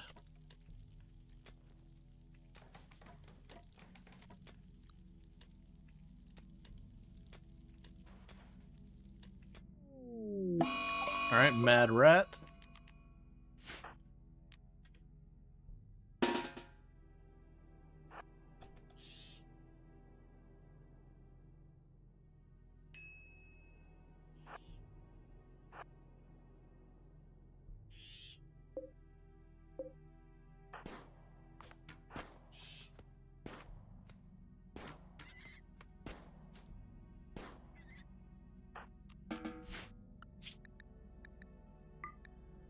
Yep, so you're gonna need to keep hunting stuff pretty constantly for me. Yes, that's gonna be a little weird, gross, whatever. 5-3, but we gotta get in the queue? Absolutely. We're early runs, so there's a good chance people get in.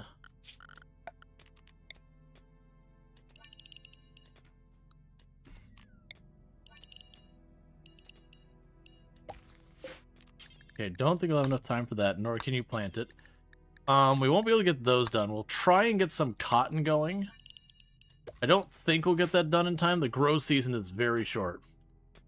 What happened to the air colony? We rolled credits. We won. We did big victory. We beat up the anomaly stuff.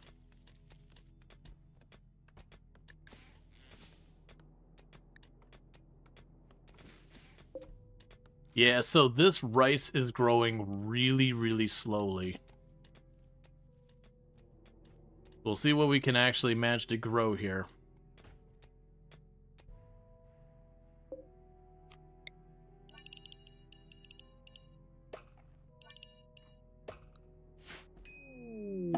Alright, summer has begun, but winter is coming. Your crops won't grow in the winter cold. Be sure to store enough food to survive. You can build a walk-in refrigerator to prevent food from spoiling. To prepare for winter, buy steel or make some parkas, or you'll freeze when you step outside. Yeah, that's probably not gonna happen.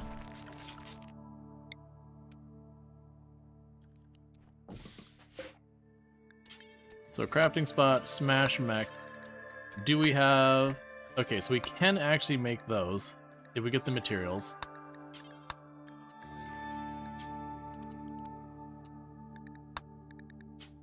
So I hope we can get those face masks, because that'll give us a little bit more insulation.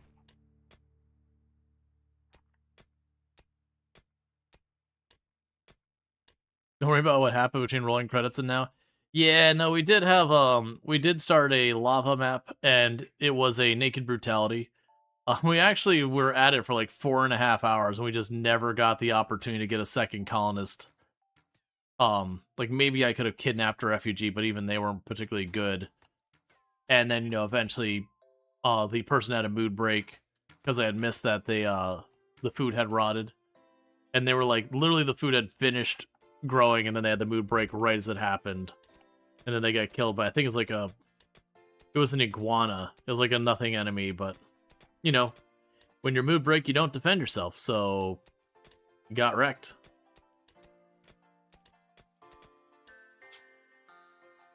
Alright, so we got the faction and the settlement. Right now we're just a tribal colony. We are what? It's human primacy. So we're just all about, like, exploiting nature or whatever. No real attachment to any of that.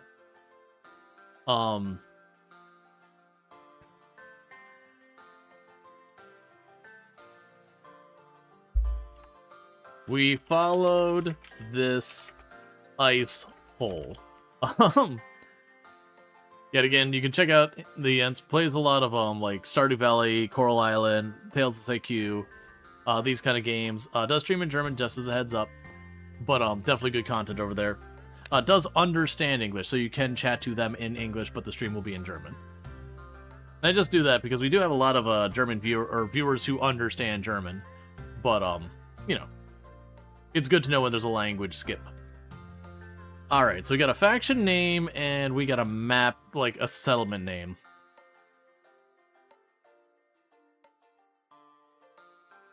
Ice hole, I don't know. Oh, for the record, this map does have a stream in it, and everyone. Twin Palms Beach Resort.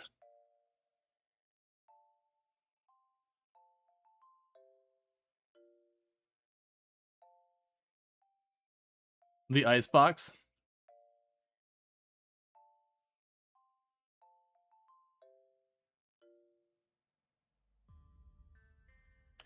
It's full of ice holes.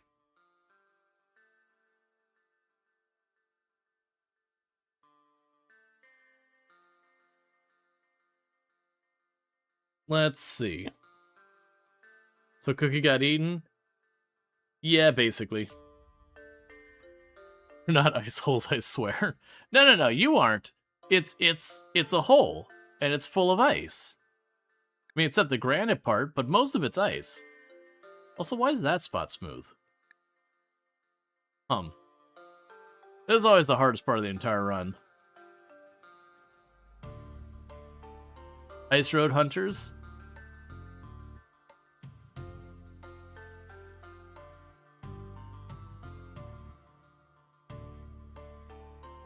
The pressure of naming? Yeah, it's the classic software developer joke.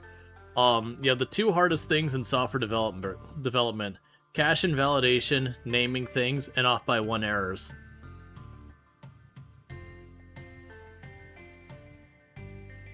The faction name, not ice holes.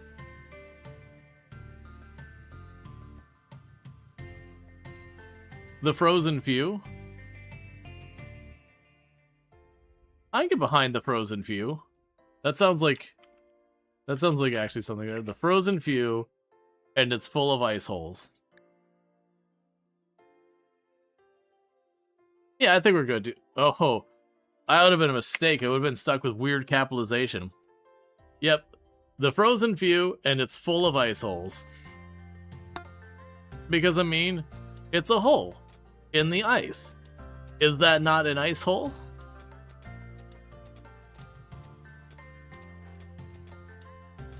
Almost had to start over? I know, right? Ah, okay. What is their view on the floor? Okay, so the ice floor I cannot smooth. I can smooth the ice walls, but not the floor. Can't you change it later? You need to dev mode or mod.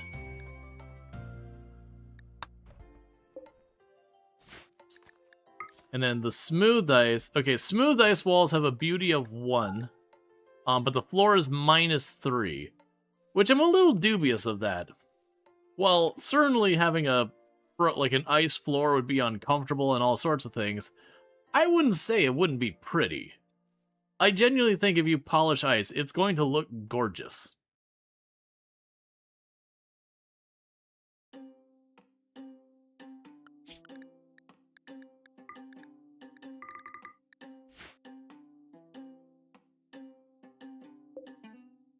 That rice is not growing fast enough.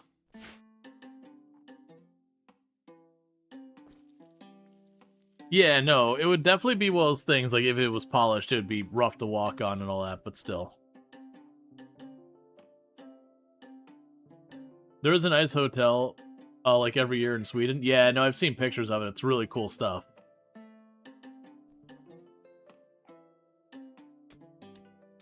Can you pull the ice up? That is an excellent question. No.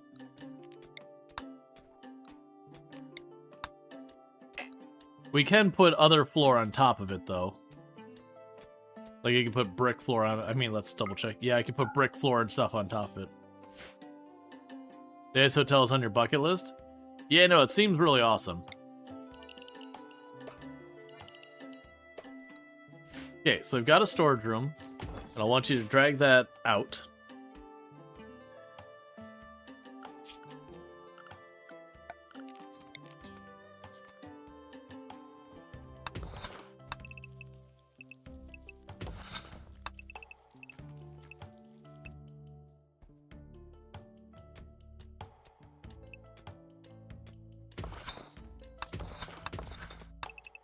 And thank you for the follow. Welcome to the stream. And we're going to do this nonsense again. Because I like to trim the corners off.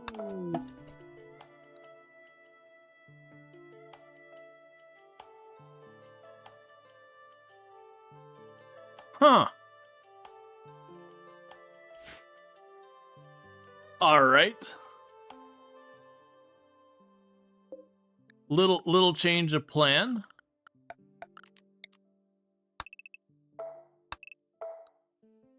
I'm down to just keep it as it is. Like, get the base cleaned up, of course. So get all this junk out of here. But you know what? It's already got a break room. Make sure it's clear. Yeah, so I gotta check these other side rooms and all that.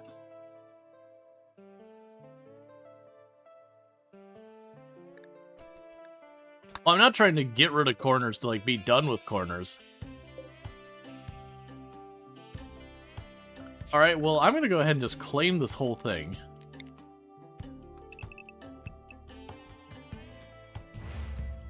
Is the dead guy food for you? No.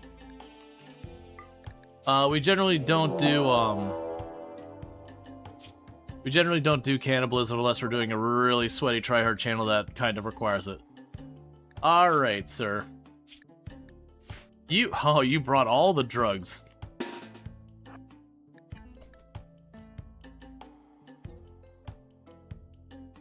Is it open roofed? Nope. Some of it's actually underground cave or underground mountain even. That's an interesting find down there.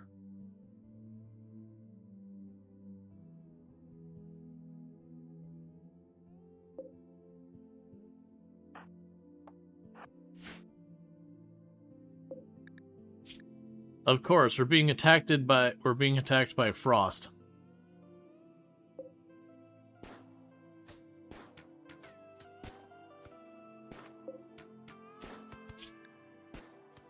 Oh, you actually a dangerous pawn. Hang on. They were brawler with like 14 melee. I was like, wait a second, actually, hang on, you could actually hurt me quite a bit.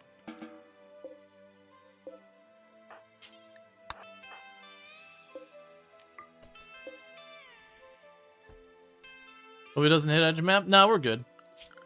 We, edge of map would be down like here. Like, this probably opens out into an ice wall.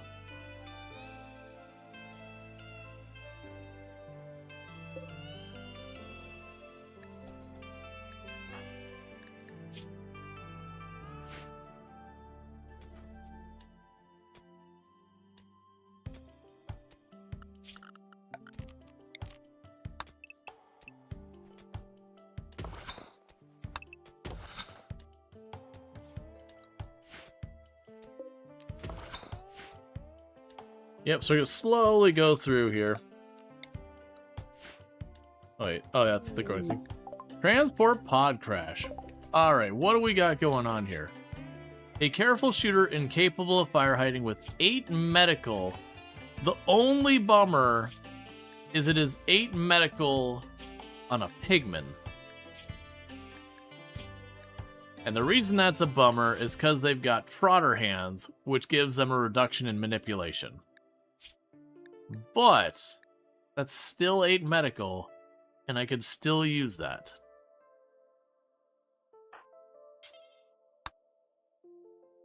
Oh, are any of these able to be enclosed in a pinch?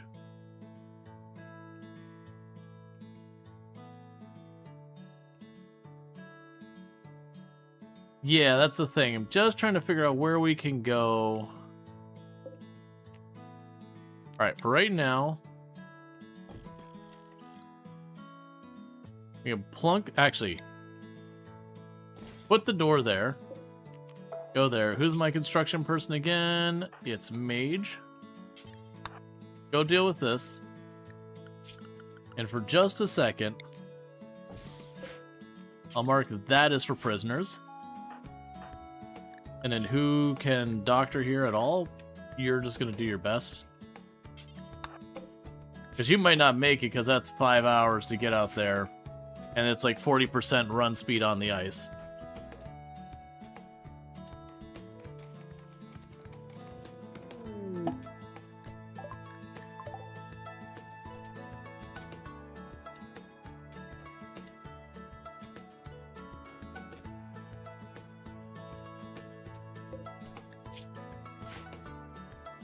Okay, one thing we're also going to want to do.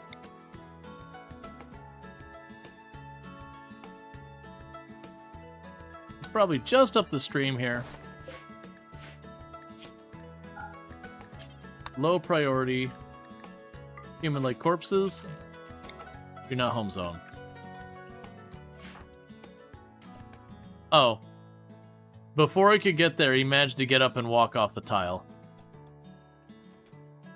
Never mind. We didn't even get a chance to grab him. He just noped the heck out stage left.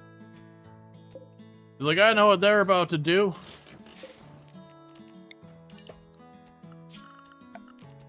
I want no part of it.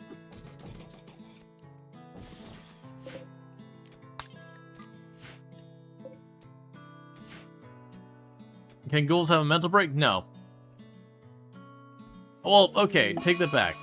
No, normally, if they are not given meat for too long, they will berserk. You do have to feed them. If you fail to feed them, they will attack you.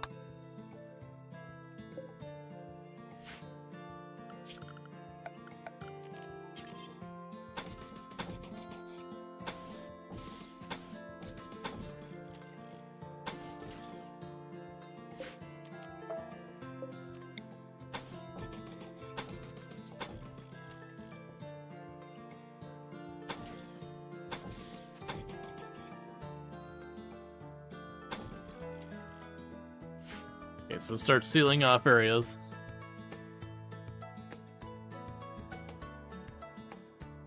They want you for your sweet, sweet bacon.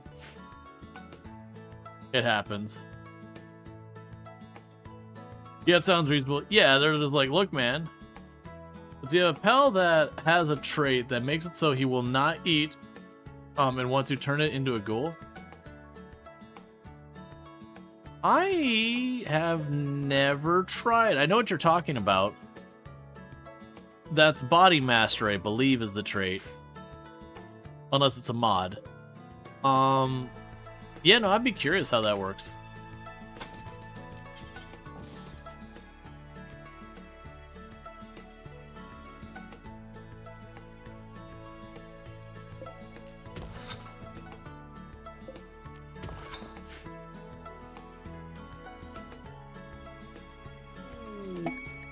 Mechanoid signal.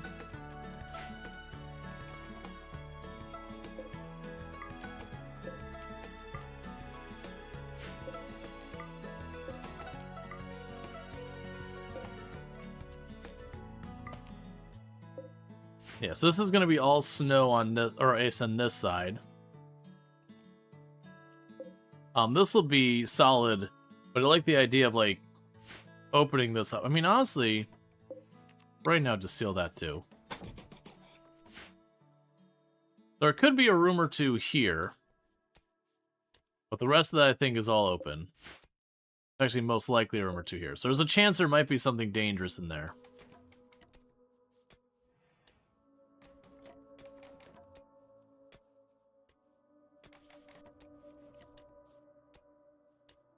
We need to give him a minute to get this built and then start tearing apart all the junk furniture and all that stuff. You know you can make a ghoul that's incapable of combat. You'd assume you can do it with body mastery as well.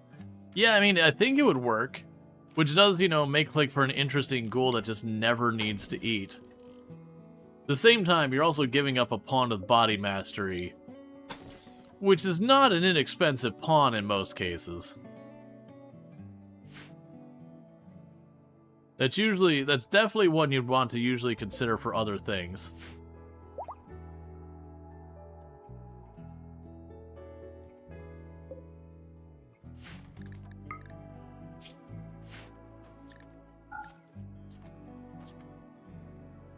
A body mastery ghoul does in fact not eat. Yeah.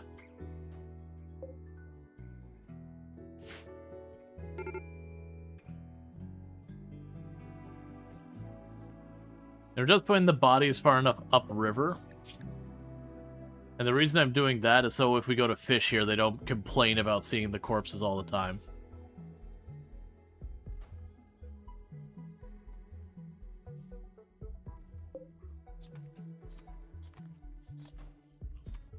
Oh, we didn't get recreation. Hang on, this is my fault.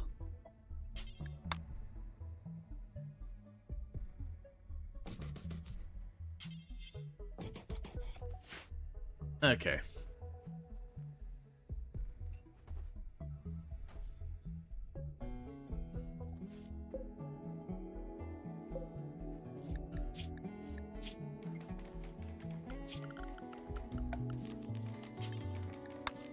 Don't worry about what the sleeping bag's made out of. Don't think about it. It's fine.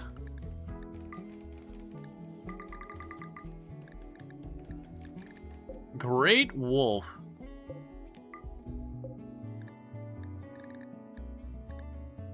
Okay, so you don't have, like, natural armor.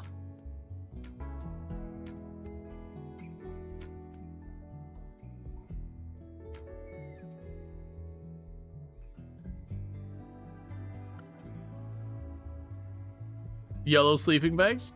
Hey, Ultra, can we get a shout out for Ultrasaurus, by the way? Yeah, don't worry about where the yellow sleeping bag came from. But yeah, Ultrasaurus is another fantastic content creator, friend of the channel, does a whole lot of fun stuff. Plays a lot of like simulation games, doing some SnowRunner recently. Also does like a lot of RimWorld and a bunch of other games like Project Zomboid and all that. Very much, if you like the content here, you're almost certainly going to like the content there because it's a lot of similar content. But it's always good to have you. Yeah, no, we rolled credits on our run yesterday, and we were doing a, what was it, Glacial Shield? No, Glacial Plains, that's right. And I started digging into the ice to be like, let's make our little ice base and just hit a ruin back here. It's like, okay, I guess we live in the ruin in the back of our ice cave now. Sure, this is certainly a thing.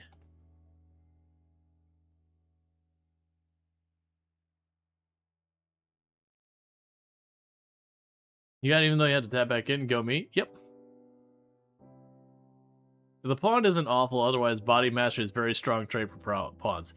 Yeah, that's kind of the thing. Body mastery is a really good trait to be giving up for a ghoul. I'm not saying there isn't a time that you would do it, because it could be like they have body mastery, but then like you look at their other traits and they're like abrasive misogynist, or you know,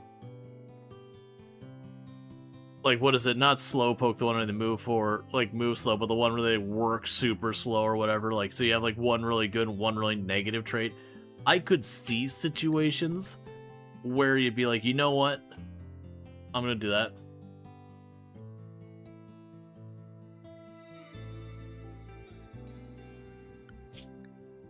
We're continuing to hunt stuff. We'll have to deal with the Great Wolf at some point. And what's your deal? Low Psychic Drone, that's fair.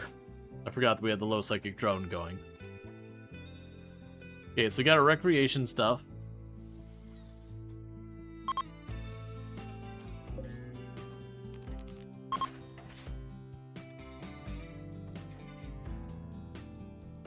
Yeah, no, the AI summaries are new functionality. I believe I can go in and disable it. Like, I have to do so manually. I'm pretty sure it's on by default.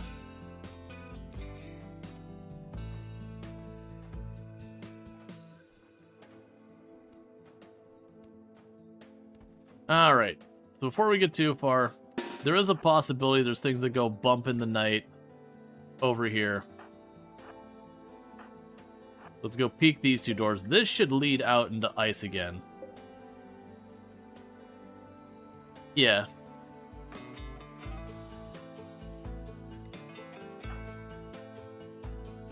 I just need to check, because, like, it's not a thing I'd messed with. I'll add that to be cut down, because it's a weird indoor pine tree.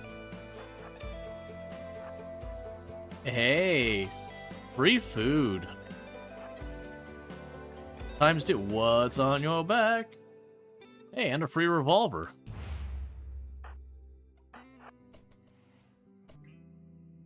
And explosives.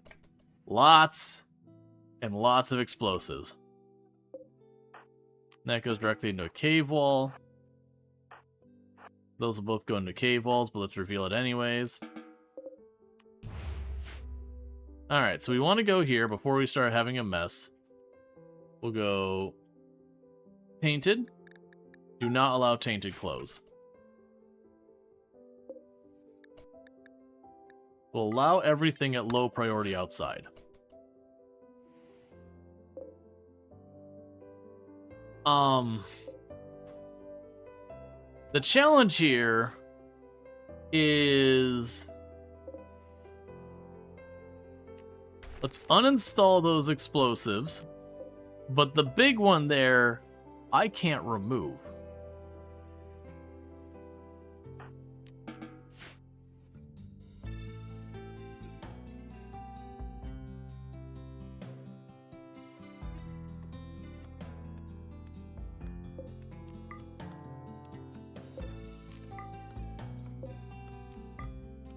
Lock the door and pretend it doesn't exist? I mean, we're joking, but also yes.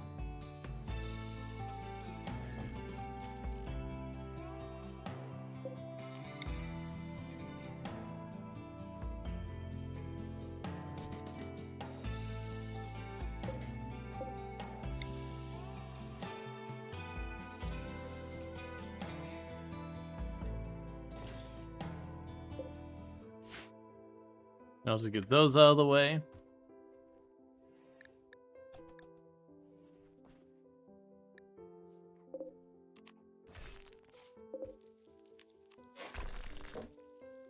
And you got the poor quality revolver. That'll still be better than your poor quality bow or your normal quality bow or whatever. Alright, so these are all normal quality furnishings. We're going to go and deconstruct those and that. The stools, on the other hand, will claim and uninstall the stools. Now you can just put those stools wherever we need them.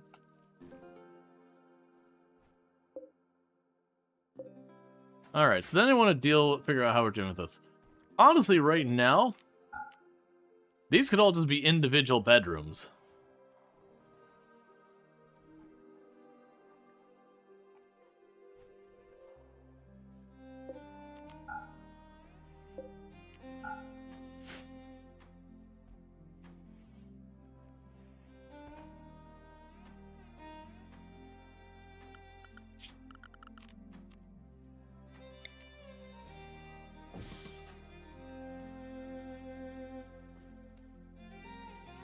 Maybe we don't have the person sleep next to the high-yield explosive in a room that can be drop-potted.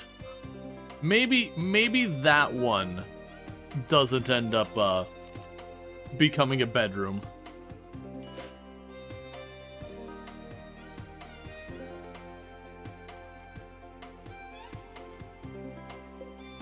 I'm wondering if it has enough damage.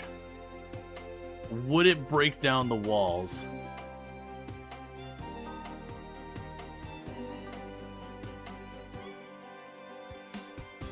I suspect it would.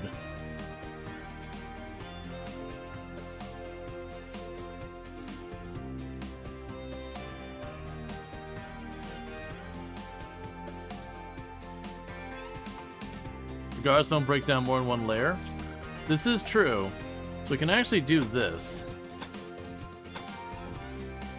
Wait till that's, you know, done. And it would just have to pop here, knowing it's going to explode out this way. I honestly wonder if I put a door here and to leave it open if we shoot through there. If we can shoot and just run for it.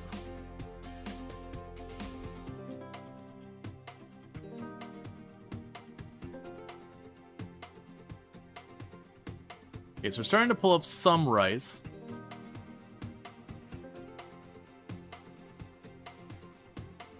We got light leather.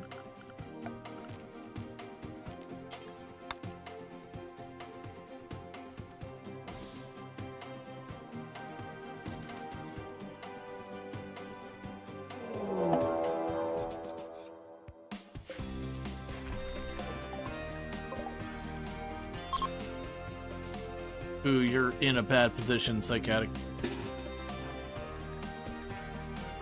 The good news has to cross the ice first to get to you, so you got a little bit of time. You can probably get to the others.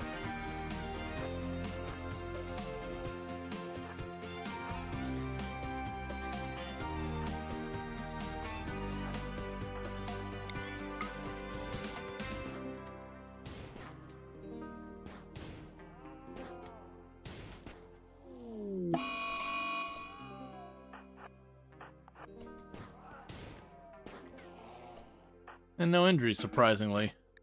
We didn't play that well.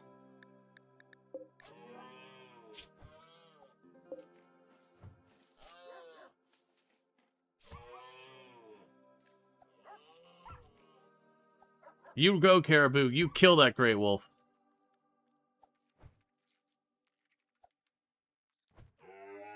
Come on, one more hit. Well done, sir.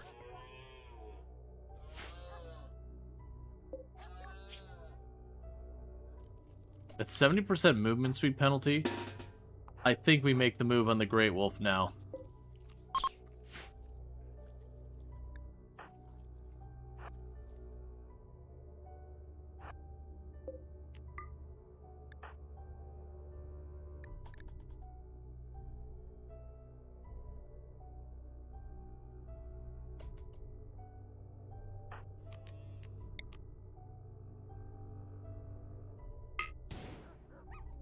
Oh, we did get the shot off.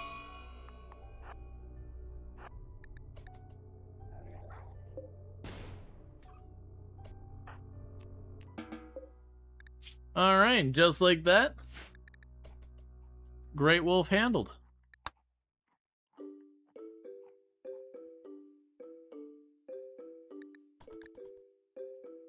To be fair, there's a chance that Great Wolf was going to die from the injuries that Caribou gave it. It had a really bad bleed on it.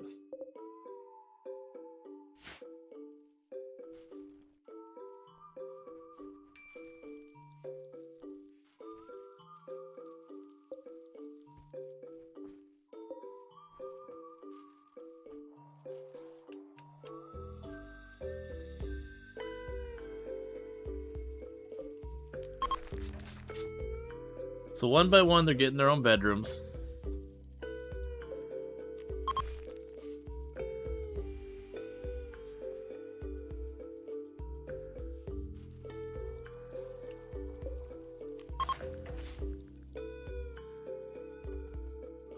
Honestly, it'd be fun if there's a bunch of ruins back here that we could, like, tether together, but...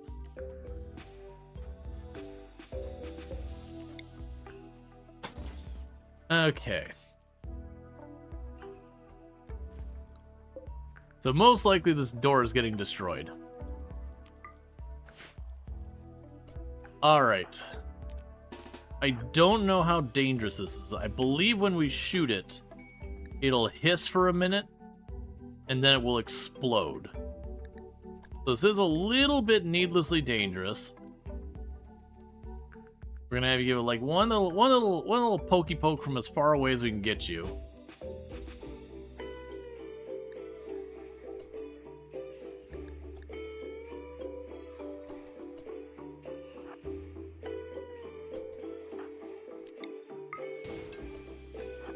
Run, run, run, run, run, run.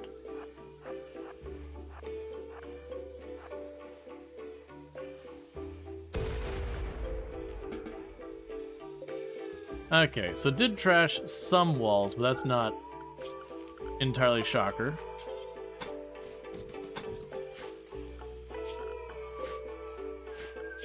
Okay, orders. Flame. Alright, so now we want we don't have enough leather for another bed. Yep, no, it was handled. It wasn't just about the way I expected it. We gave it one little tap and exploded the wood.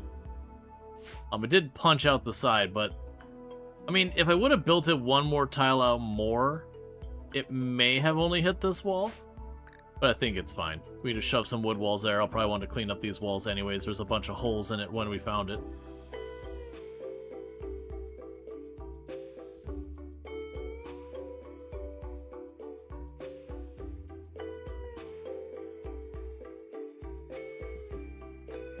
Well, that was my fear. My fear was actually a drop pod raid dropping in here, because it is thin roof. It is eligible for drop pod raids, so it could drop pod rage in there, have damage there. Someone's, some poor person's sleeping and they're desperately trying to get around it.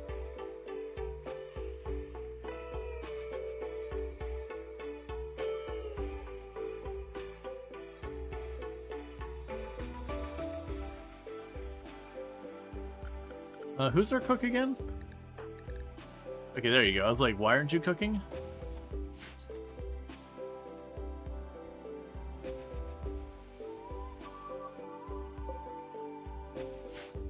We planted all we can, and we're just kind of keeping that all going.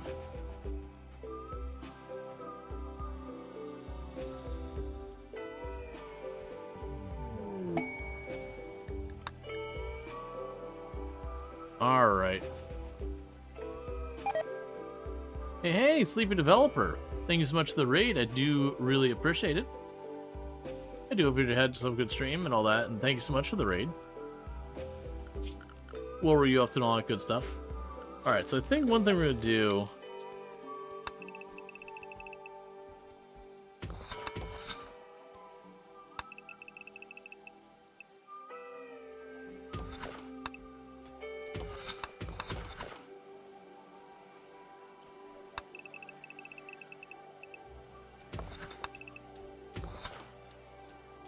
it potentially puts paths to get around here.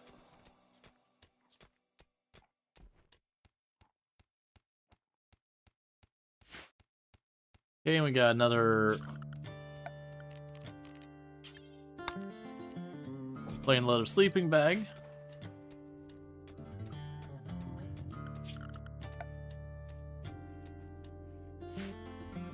Won't worry about too much about that yet.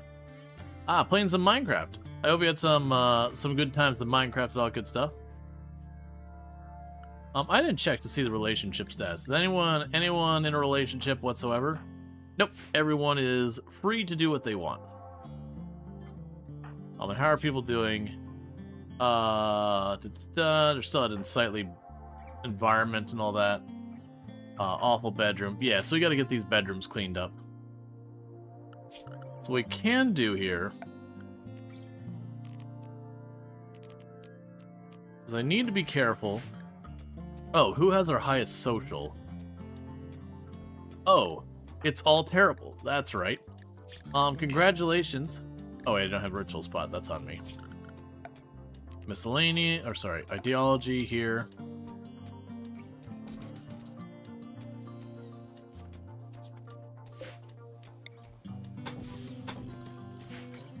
Okay. Let's check again. So mage is our best social. So you're a moral guide. And our best social is 0. It's gonna be great.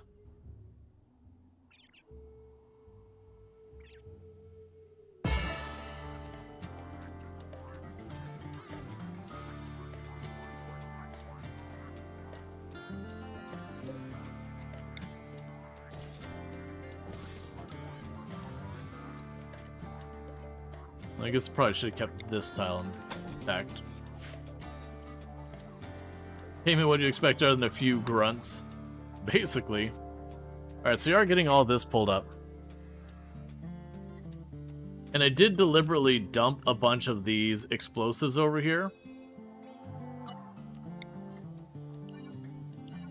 My hope is having those there, we can bait a raid into attacking those. Or as like a large group is coming by, shoot it and run away.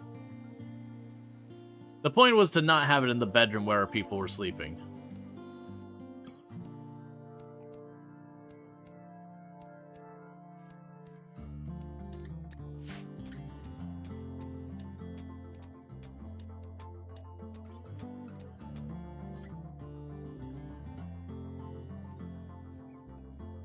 Alright.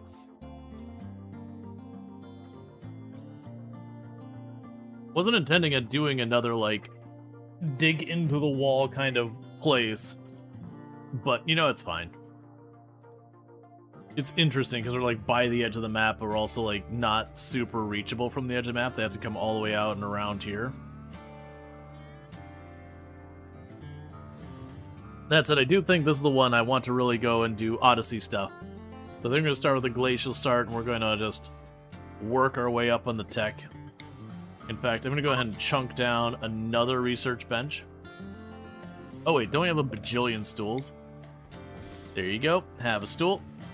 There you go, have a stool. Hang on, have a stool. Don't forget, have a stool. Okay, so we're being... So we got a genie showing up. A steadfast genie. Sir. Sir. I really want you to stay. I really, really want you to stay. What is your melee? It's nothing, right? Alright, new plan. Do not fire at will. You three, go punch the crap out of this guy. You two just do your thing. What is a genie? With biotech, they added different xenotypes. So if you look at here, you've got your baseliner. There's nothing very special about them. But meanwhile, you've got other xenotypes, and genie is one of the other xenotypes. So, like, for example, a genie will never prison break, and they will never have a violent mental break. They'll never social fight. That said, though, they're delicate, so they take more damage. They also take higher pain than most people. They've got elongated fingers, which makes them a little bit better at manipulating things. They're bad at plants, animals, and social, but they're really good at crafting and intellectual. So they are really, really squish person, but they can do research really well, and they can craft really well.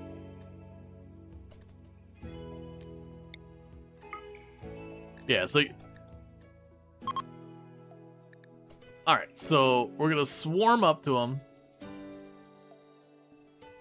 Punch him. Punch him. Down him. Don't kill him. We tried. We did what little I could do to reduce the odds of killing them. It's fine.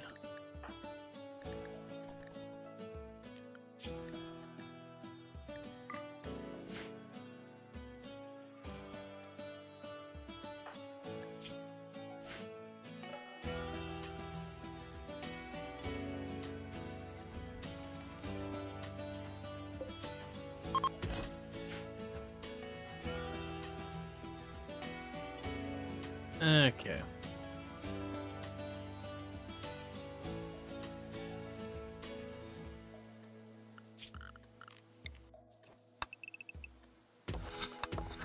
I do think I want to open that spot up.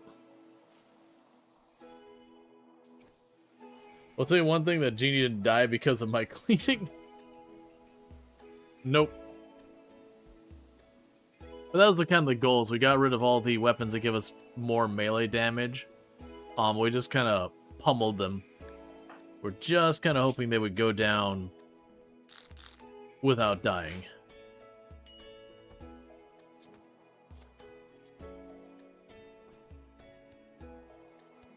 We'll definitely want to get these floors replaced with something. And we've got wood on this tile.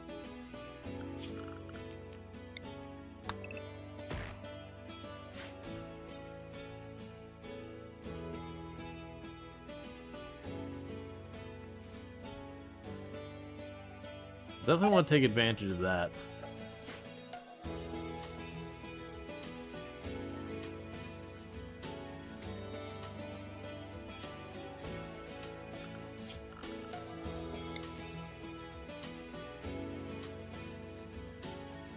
Yeah, I'm trying to think how I want to deal with the freezer. I do think for this colony we want a freezer. What does the red background mean with the pawns? Oh, your pawn? Oh, that's because you got punched. You got hit in the leg, so it's just letting you know you were injured. You're healing up fine because it wasn't that hard of a hit. So I'm thinking we do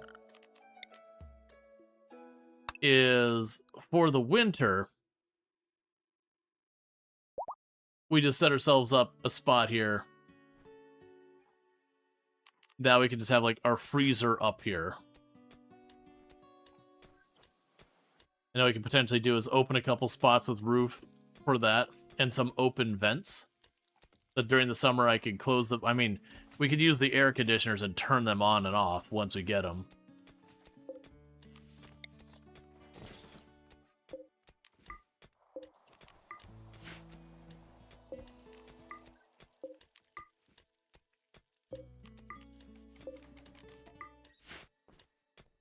Okay. I'm just kind of opening this place up. Even though the rooms don't make sense for what we're doing, how they're organized. We'll make it work anyways. Already have a small area to the right of the current storage uses the vent. Yeah, but it's kind of central to the base of this big open area going back and forth. And I'm kind of leaning to make it detached from the main building. Because this will be inside our defensive perimeter. But that way I can have it so I can heat this up to keep everyone comfortable. And then this will be like a completely separate thing. Is what I'm thinking.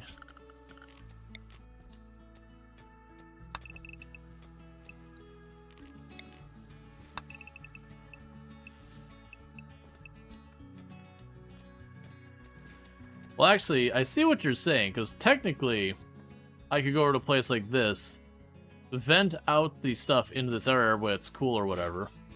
So kind of use the AC as dual purpose, where it's both the heater and the cooler. But yeah, I'm leaning towards making the like our freezer open up this way. We bring all stuff into the freezer and that comes out this way. Right, that puts it nowhere near the break room. But usually what I'll do for that is put like one shelf in the break room that just, you know, stores meals on it. And that way they grab stuff out of here, they stack it on that shelf. It's good for like not quite a week. And usually once you have more than a couple of pawns, that's fine. Oh, hey. Get your better digs.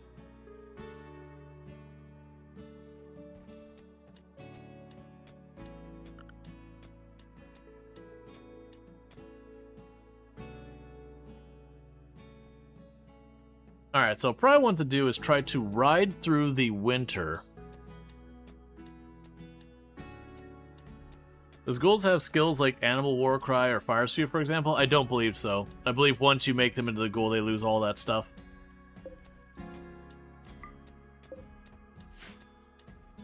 Ghouls are mostly made to run up and start mauling things, and about the only thing is you can get implants for them that like make them get a like boost of speed or extra durability. I think you can have them spit acid or something like that.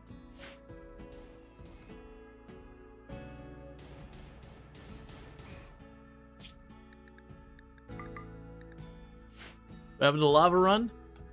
Because we were still down to one pawn, we eventually had Sentry Cookie got a break and got killed by an iguana. Because didn't defend themselves because they're on a break. So then we did a poll for what the next round was going to be. Oh good, so Cody Husby tried to romance Tepid Mage by comparing her to a breathtaking canyon. Aw, that's actually kind of not really messed up like most RimWorld romances. Most RimWorld romances, you're like, no, get out, man. It's not, you shouldn't. It's not the play, man.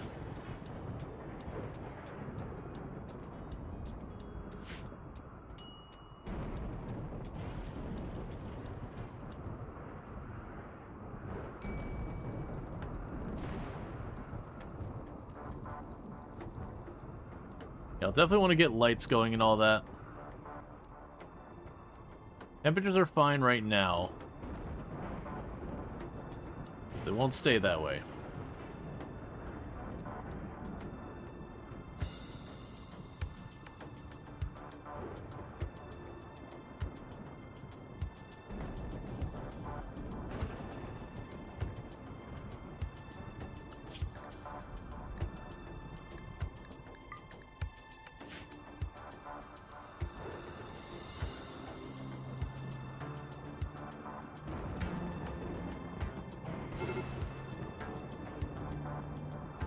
Making fun of her pubic hair was one you saw earlier? Are you sure that's not a mod messing with that? Like, making fun of their hair and all that stuff, certainly. But, well, that's lovely. I believe we have people who can't firefight in here.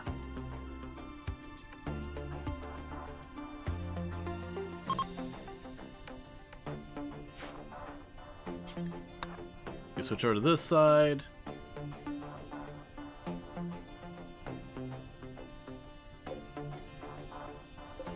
Please go down here. It does you no good to be fighting the fire as it's actually burning all stuff behind you.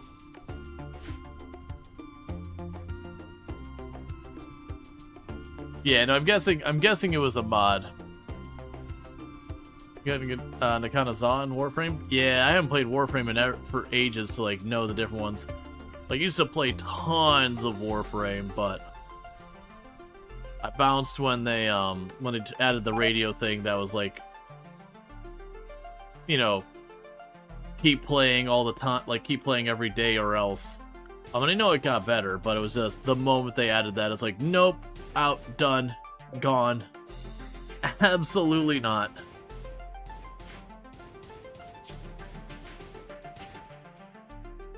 Was it a game you saw the video? Yeah, no, it was certainly a mod. Like I said, the making fun of their hair or saying like rude comments, like those ones are like, okay, that's kind of toxic. Hi. You're not toxic, are you? Well, of course. I'm going to put you bunnies. Okay, you sleep well. You sleep well. Never. Don't be toxic. And Trickle says, Tomb! He says hi. And I see Alex Ray. I was going to mention it, but I was like, oh, she's already trying to get to bed. I'm not going to do it again. It's fine. He knows a whole bunch of people like do the tomb taps and all that. Yeah, so you smooth out all this. Keep mining that out. Yeah, so unfortunately we did lose almost all of our potatoes, almost all of our strawberries and all that, because they got struck by lightning while they were asleep. And it burned, because I wasn't watching carefully. To be fair, that is really bunched up more than I should be. That's just because I'm trying to put as many across the thing.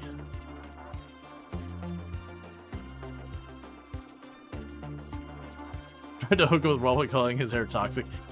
Honestly, you see some of the comments that are like, you know, such and such tried to romance whomever by, and it'll be like insulting their intelligence. They were aroused. I'm like, no, come on, man, you gotta have better standards than that.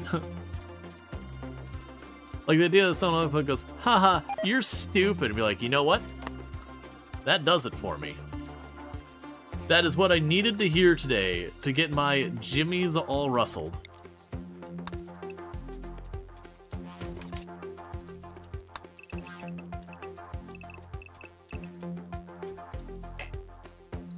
Nagging in RimWorld. Basically.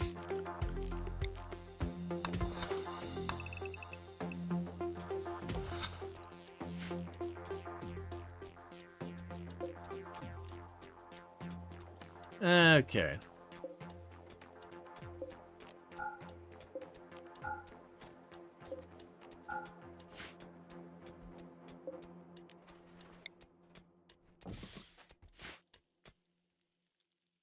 Yeah, so I'm just mining this area out, and then we made like a little path to go around from the different doors.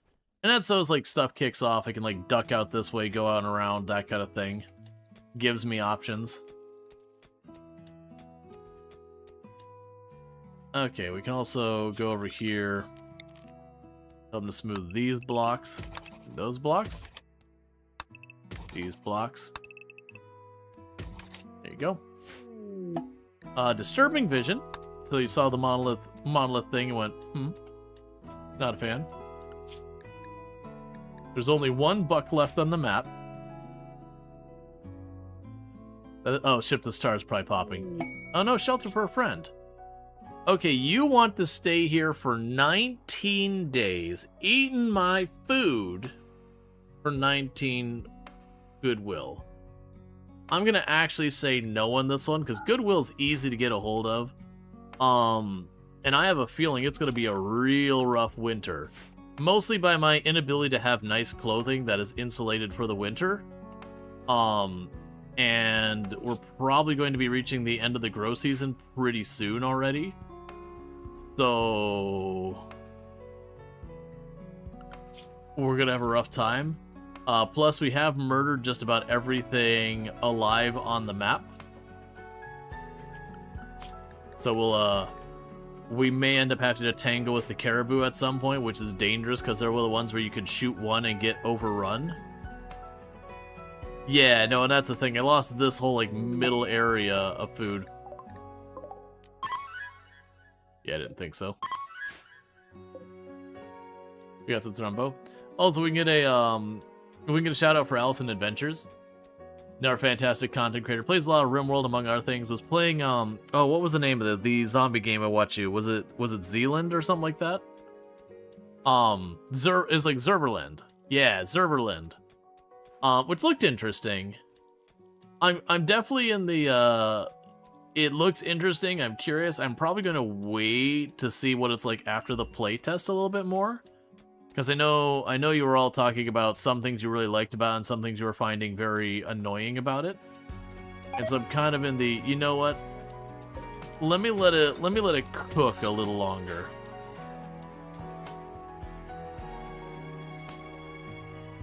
And then we'll see how it shakes out at that point.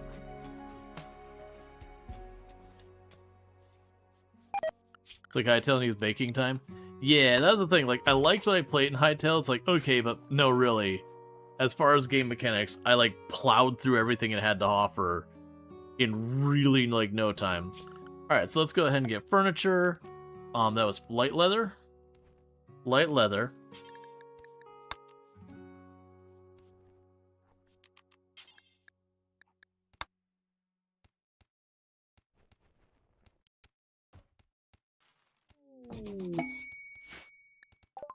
Oh, good. A musk's self-tamed. So I can't tame it to do anything. What do you give me? You give me wool. I don't think we can keep these things fed, but you do give me wool.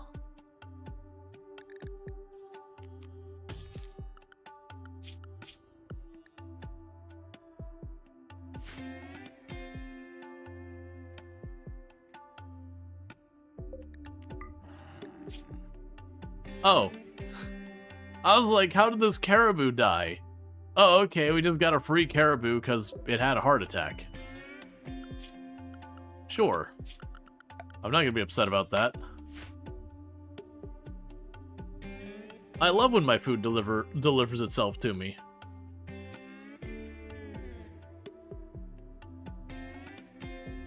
Alright.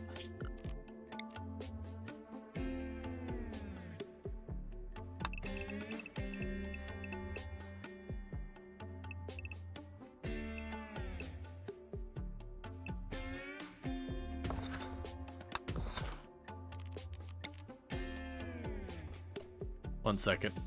Don't do it this way. Let's see. No, that's fine. So do that. Don't get rid of those tiles.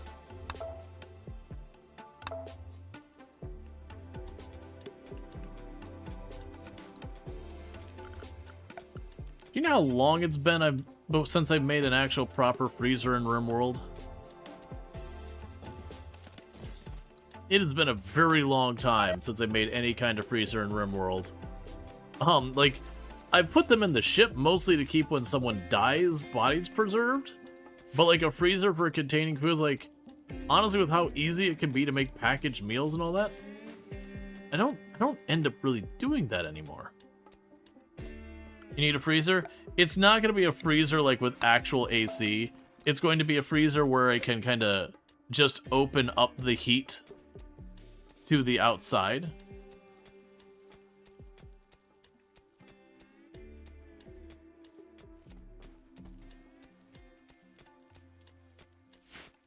You learn find meals are super easy? They are. I definitely use them a bunch.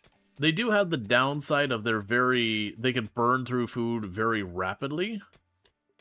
But I also don't think that's the end of the world either.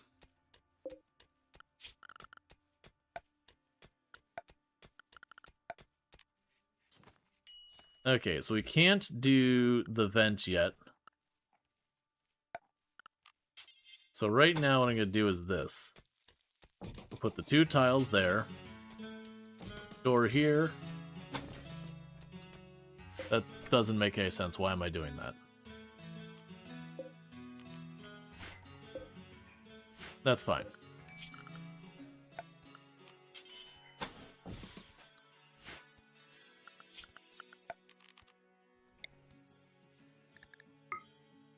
Oh, it's already in too far.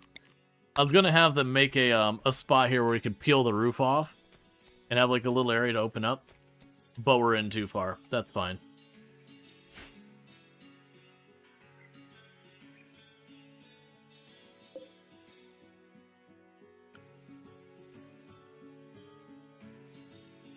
Well, as I'm making this, the only thing I'm realizing is this is my break room I have down here.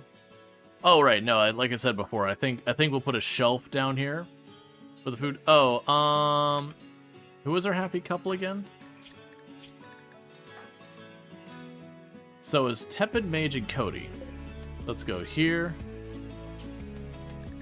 Cody. And Tepid can't go in there yet because of the ideology.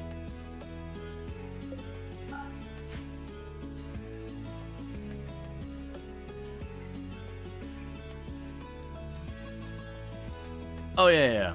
Right, so you have to have both types of things. You can't just have the one. Yeah. My bad. I was thinking of not the fine meals, I was thinking lavish meals. Lavish meals are the ones that just straight up, they just delete food.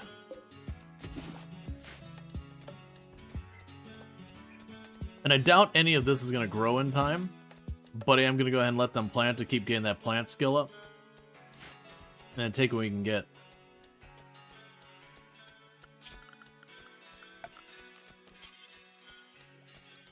Okay, so we're good here.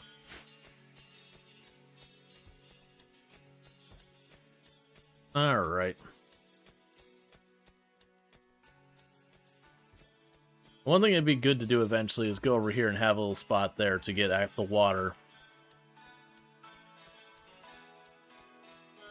The veggie and carnivore meals are a nice addition to the game. Yeah. Because you run into problems where, like, your people get upset because they didn't want to eat meat or whatever. And being able to be like, just make it. Also, so you can make, like, you know, nice meals even if you don't have the meat. Because I usually do it that way, not the other way around. I usually have lots of plant matter, but I won't have meat.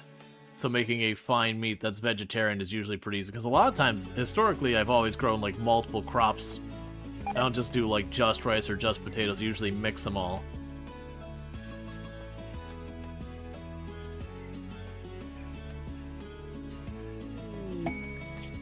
Alright.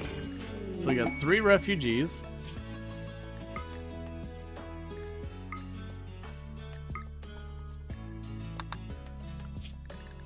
Okay, get our schedule set.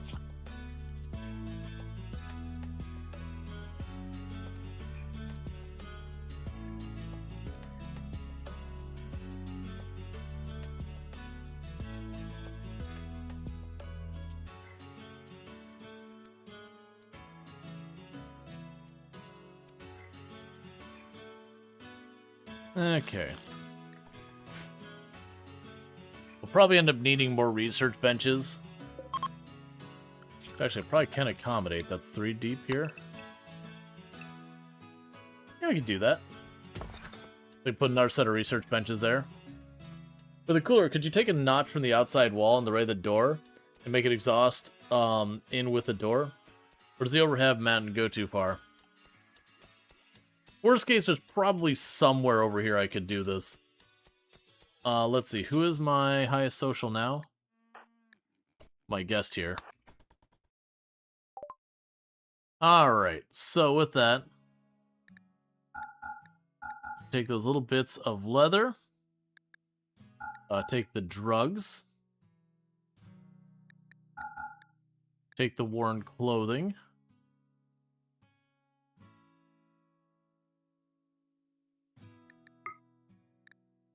Cannot afford the pemmican.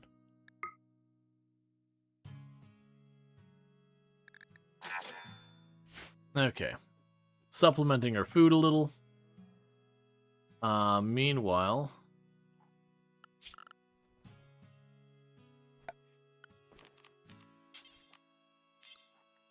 your plain leather.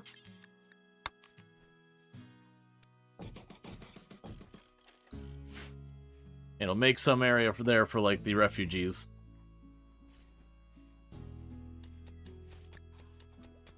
Alright, so it's getting to the point during the day it's almost freezing. So I definitely think we're getting to that point of just rip up what we're gonna get.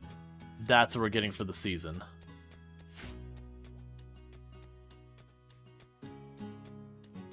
Because what I can do then is I can close this off, light a fire or two in here to help.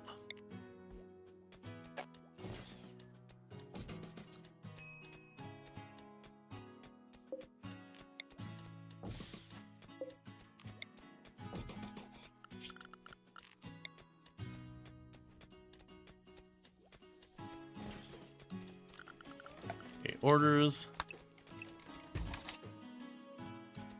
That way, anyone who's got availability, research. And thank you for the follow. Welcome to the stream.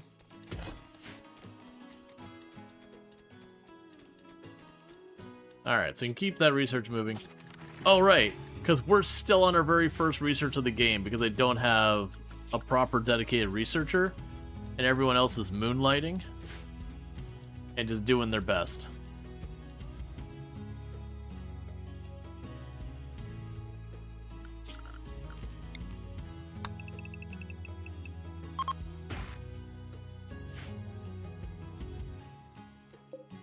Okay, so we're harvesting as much as possible. So we're watching for when during the night it gets like to the mid-30s. Once that happens, we set everything to be harvested because we accept that's the last of the crops we're getting for the year.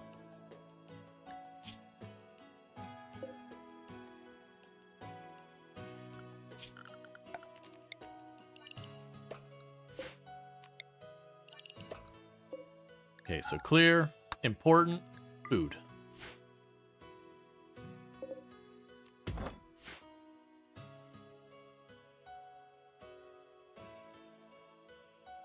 Yep, this is it. No more for the year. Harvest it all.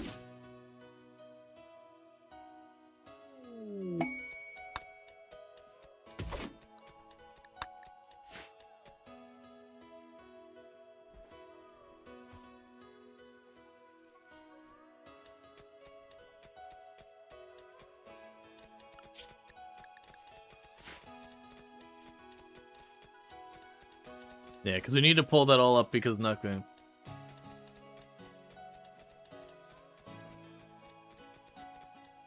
Yeah, no, we'll definitely want to clean all this up later. We just kind of chucked this down here real fast. Because this wasn't a planned space. This was, we were starting to dig back and I just hit this ruin up here. I was like, oh, there's a ruin here. You know, and I could rip it out all and change it to my own style. I'm like, you know what? We'll just leave the ruin as it is and just, like, fill in the holes in the wall. There was explosives here we need to get rid of. Stuff like that.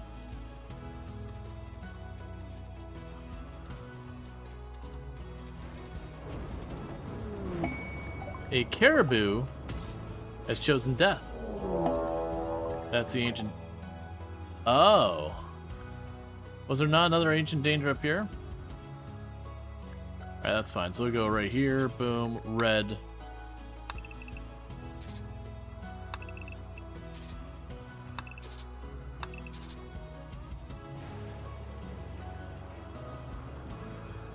Maybe I think of the last map? I could have sworn I saw one up here somewhere. It's fine. We have an ancient danger over there. That's actually a pretty usable spot. If we have like a big raid or siege try and set up here, I could probably get to a point where I'm up here shooting that, pop it open and run away, and just let the two of them, you know, make friends. Or also the same thing with the caravan. With the cover here, I could probably shoot, pop a hole through there, run back to the caravan, and make the caravan deal with my problems.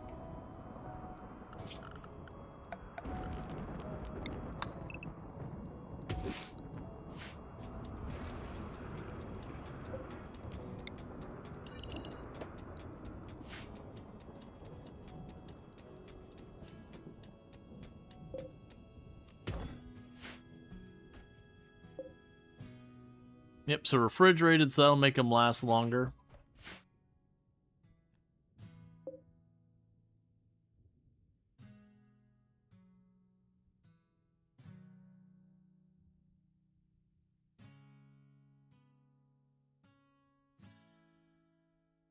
They're almost the point of freezing in there. Temperatures are coming down real fast. We'll start closing that door.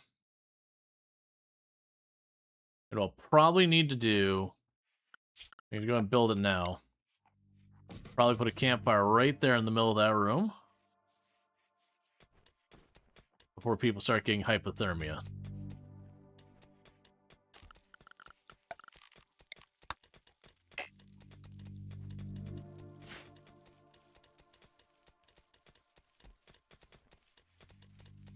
I am finding it's interesting that they're still replanting it, because usually with the season when it starts getting to freezing, they'll stop doing that. I don't anticipate like that getting anywhere, but I also don't mind because it's not really costing me anything in the way of resources.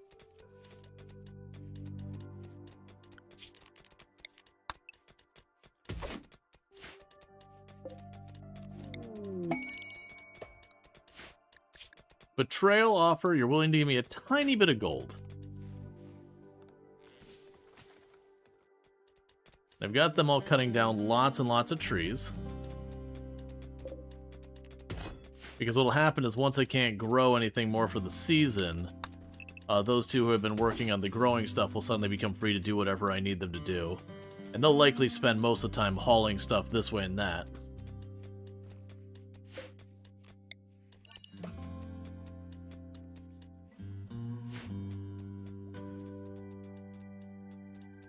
You're looking for the run information. We are doing the Glacial Plains map. We'll probably be going on into the Odyssey and stuff. So right now the difficulty settings are Strive to Survive, Cassandra. I generally run that because I used to do like 500% Naked Brutality, Ice Sheet, back when that was the big thing of the day. Like, I can't remember if it was like right after Royalty or whatever, or it was right before. I just found it too limiting on my colonies. That it's just kind of one of those things that you start to notice your colonies looking more and more the same after each and every run. Okay.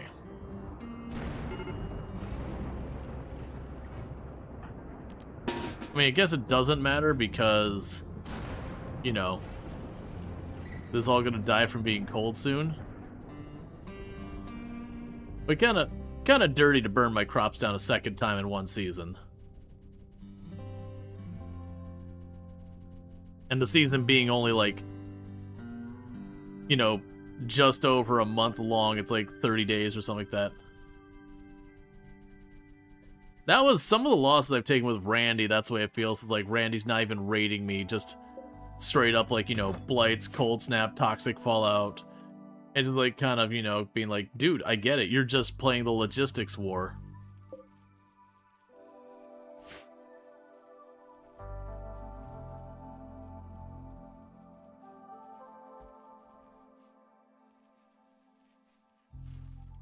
Alright, and they're not replanting them, so they recognize that we're no longer in the season.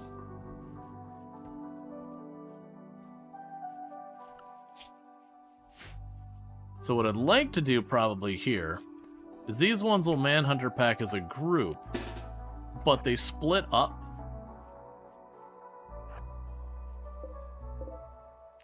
So I should be able to, you know, pick them off.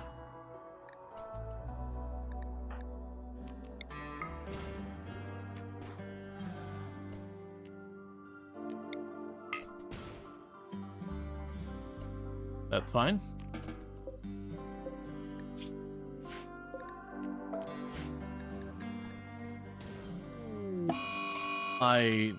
Did I not just literally just take that off you? Gather round.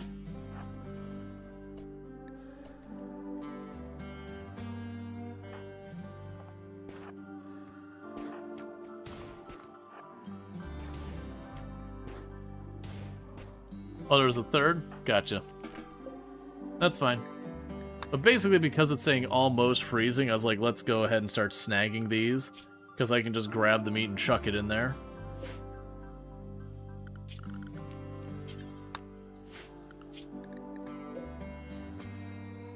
Got a scimitar cat.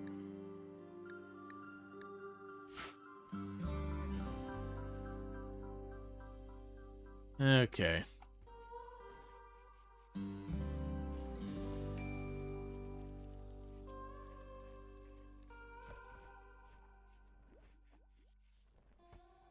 Slowly get everything together.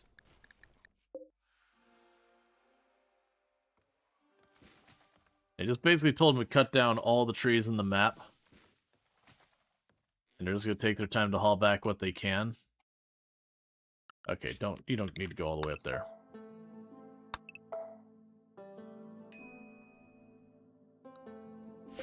But that'll let them bring the wood back so we can keep the fire going during the summer or during the whole winter. Add bill, burn apparel, do forever. If it is not clean, burn apparel, do forever. If it is below 80%, is not utility or armor.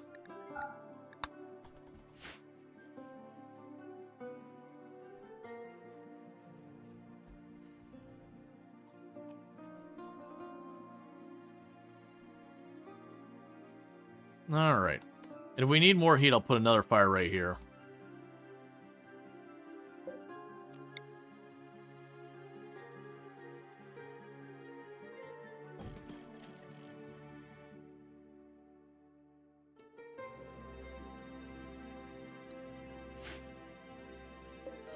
Let's put a fire in there. Okay, so a couple little places we have torches so we can see.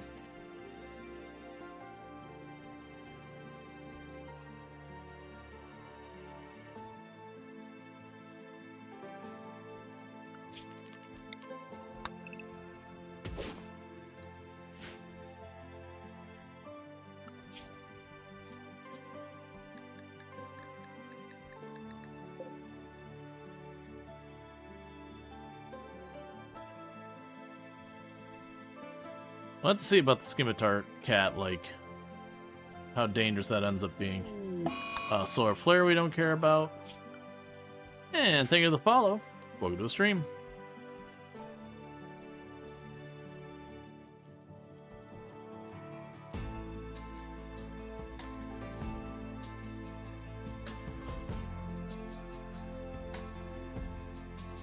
Yep, and for the moment, everybody's hauling.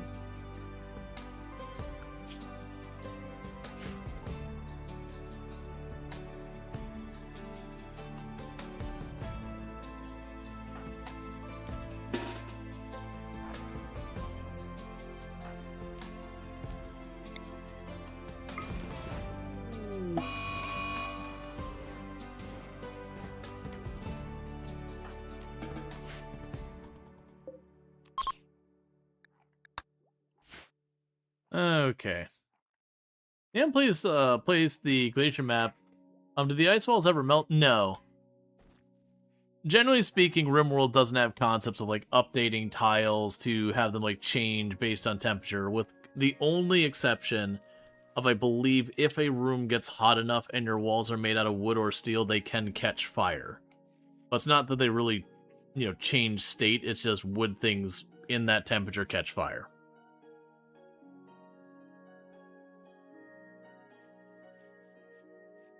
Because right now this room is like 80 degrees, and the other side's 60 degrees.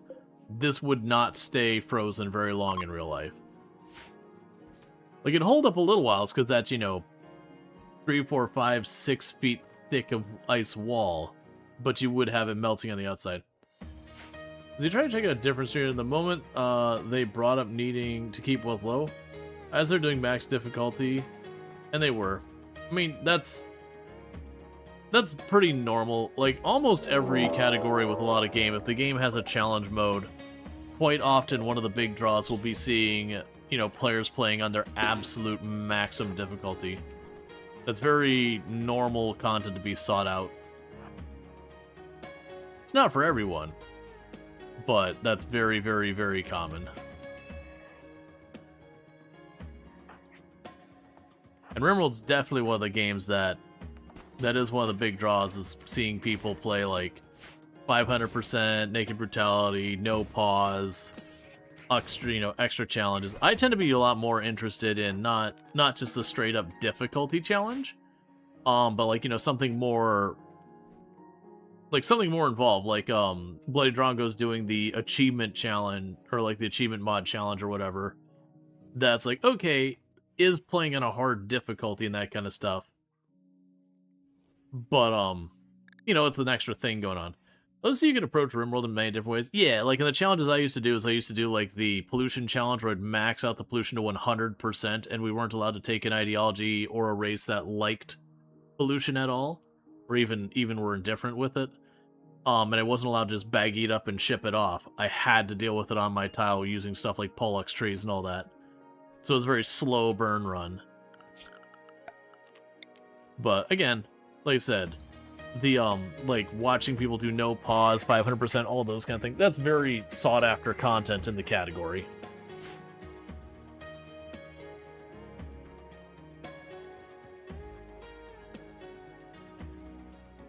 That's fine, Palladium. I mean, it's just not the content for you.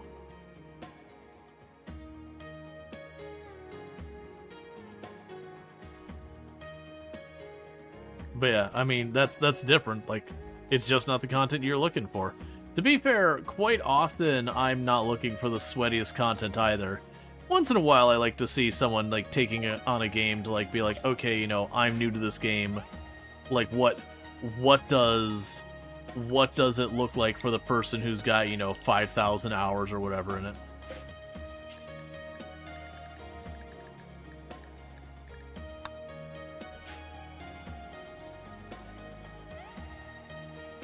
Yeah, people should play however they want. Exactly.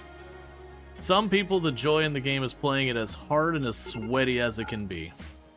And to be fair, it says that someone who played Project Zomboid would do 16 times population, multiple helicopters. There was a little room for stuff that was harder, but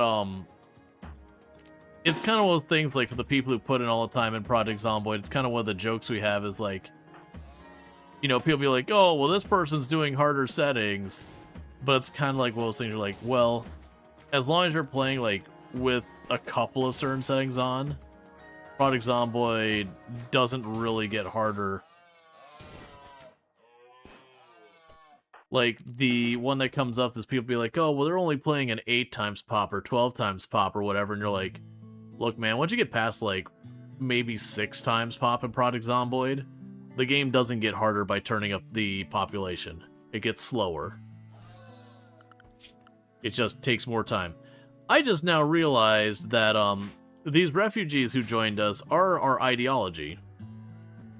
Which you almost never see that.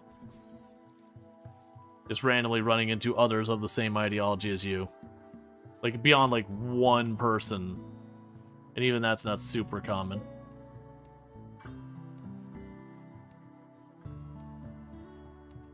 So that's all warm and comfortable. That's all refrigerated.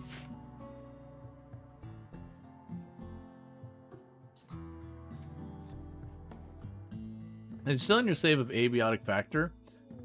And though people you reach the end game already know how long I have been playing it, you still have stuff to slowly want to soak in. Yeah, that's fine. Yeah, no, it's absolutely fine. But that's the thing, like, just the same that someone should not try to invalidate the way you're playing.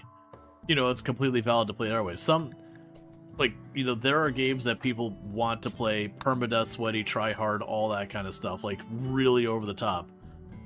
And there's sometimes you don't want to do it. Like, even RimWorld, like me as a player, mostly of the time I'm doing some level of challenge. Not the 500% kind of thing, but I'll do some thematic challenge. But then there's also times where sometimes I'm like, you know what? I want to do 500% today. I haven't done that in a long time. But, you know, it's just being mindful. Everyone's got different tastes. That's fine. If we didn't, there would be objectively one game in the world that is the best game, and all other games would be inferior to that game because we all have the same taste in that scenario, and therefore there would be a perfect game for us. I don't think we'd ever actually achieve it, but you know, in theory, that would be a possibility.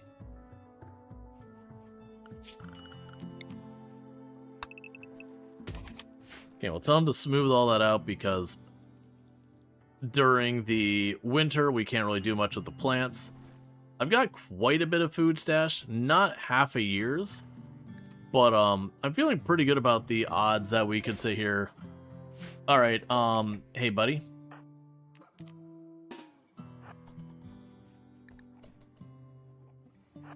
I'm going to need... You're not slowed, are you? No.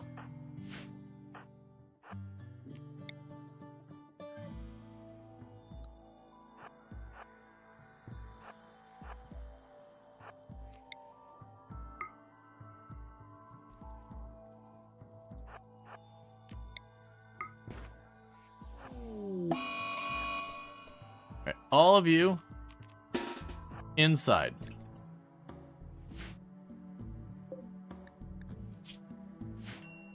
And then we got games they praise it for the fantastic, like Donkey Kong 64.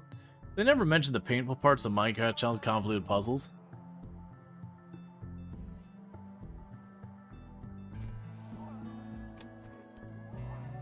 And now we let them all fight each other. And we hope for a little bit of friendly fire. That's fine. Because maybe we can get extra stuff. Yeah, no, it's actually one of the things I think was really, really bad for gaming as a whole is I love Dark Souls. It is a wonderful game. I've 100%ed all of the Dark Souls up until Elden Ring, and that's just because I haven't had the time to do it. But at the same time, because of how much it became this is the Dark Souls of whatever, it became kind of a thing that having a game be extremely difficult, which I actually don't consider Dark Souls a difficult game, but having a game be be difficult in its own right is the thing to be sought out.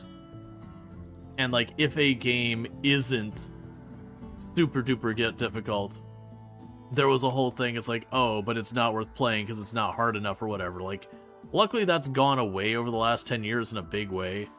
But for the longest time, be like, oh, well, this game's not, super hard, therefore it's a bad game. It's like, well, no.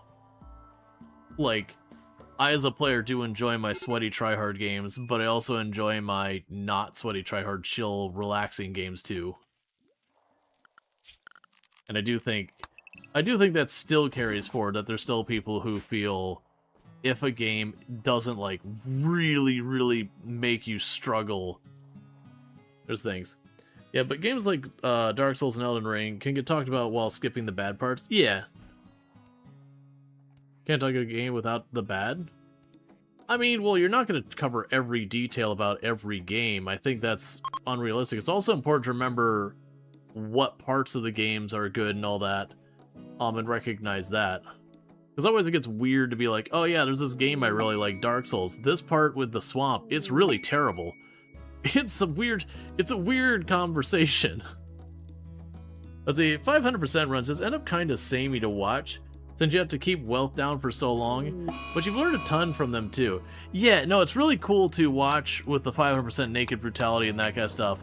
Look at the tech. That's where you learn a lot of the inner workings of the game and all that stuff. And the money management, all that kind of stuff. There it goes. I was waiting for that, watching all the crops die to the cold. It's been coming.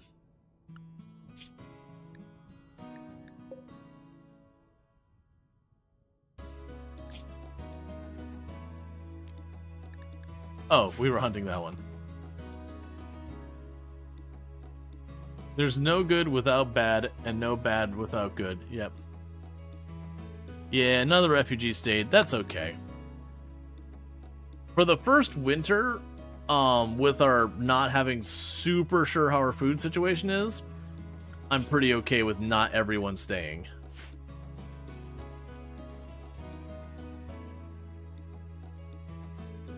People forget why Dark Souls is so good. It's because the world is so rich that bashing your face into a brick wall 900 times isn't overwhelmingly frustrating. Yeah, well, that's kind of the thing. I have a lot of people who, we'll have like the discussion about a game being obtuse for the sake of being obtuse isn't a good thing. There are times you can have games that are obtuse as a deliberate design decision, but usually it's in service for something else. And sometimes I'll get the counter argument, well, what about Dark Souls? It's like, okay, there's definitely things that Dark Souls does that is obtuse. But the very basics of the game, you walk down a hallway and they're like, yo, duck. Yo, jump. Yo, hit the Skelly Man. Yo, hold up your shield. Okay, unleash you on the world. Now a skeleton's gonna stab you in the face and murder you because it's actually like a mid-game enemy, and you turn left instead of right. So they'll let you get screwed, and they'll let you have like the discovery of the world, but they teach you the game mechanics. They literally tell you, it's like, these are the buttons to do everything. Here are a bunch of things. Parrying is a mechanic. They kind of go into that. They do walk you through it. They just do so in a way that isn't so hand-holdy. But it straight up tells you. Let's say as difficult as FromSoft games are, people do bring up good bits about it, which is fair. But there's also games from being so good without mentioning a few of the problems that could be a pain. Yeah. But it's like, because every once in a while we'll play some game and I'll get frustrated with it because the game has no discoverability of mechanics built into the game. Like no path to learn. So those are the kind of games where you boot up the game, you stare at it for a while and go, how the hell do I play this? And you poke the buttons for a while and you go, guess I'm pulling up a wiki. Which if I ever get to that point, I'm out. Like that's the end of the game. I don't mind needing like wikis to min-max or wikis to find like secrets. That's sure. Like having those hidden things, absolutely. But like if it's like, no man, I'm trying to figure out the basic game of where, I hit a button to make the game work. I shouldn't need a wiki to figure out how to like, to build a door in the game or something. I shouldn't need a guide to tell me like, here is how you make a fire.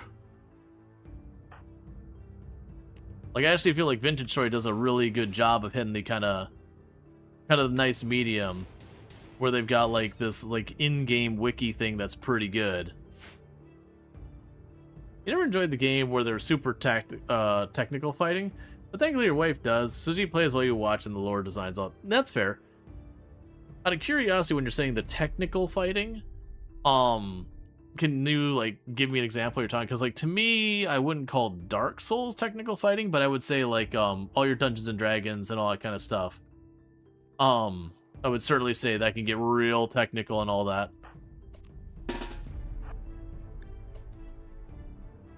If you have to parry, you're out. That's fair. I was just curious, like, to get there. Something that could be detriment, you don't blame the game exactly, is a mechanic that never tells you in game. Yeah, like I said, if it's designed to be something that's a secret to be discovered, that, like, you have that player moment of learning, cool. But, there's just a lot of games where it's just like the mechanic is never mentioned anywhere, never listed. You wouldn't expect to know that it's a mechanic either. And that's where I get frustrated. It's like, but no, what's the player, like, what's the path that the player who has started, oh, that's not what I want, that has started your game for the first time, what is the path that they learn how to do this? And generally speaking, where are you going?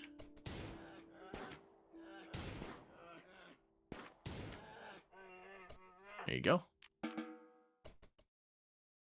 For some reason, you absolutely sucked at all the Dark Souls games except Elden Ring, which is the only one you actually beat. Gotcha!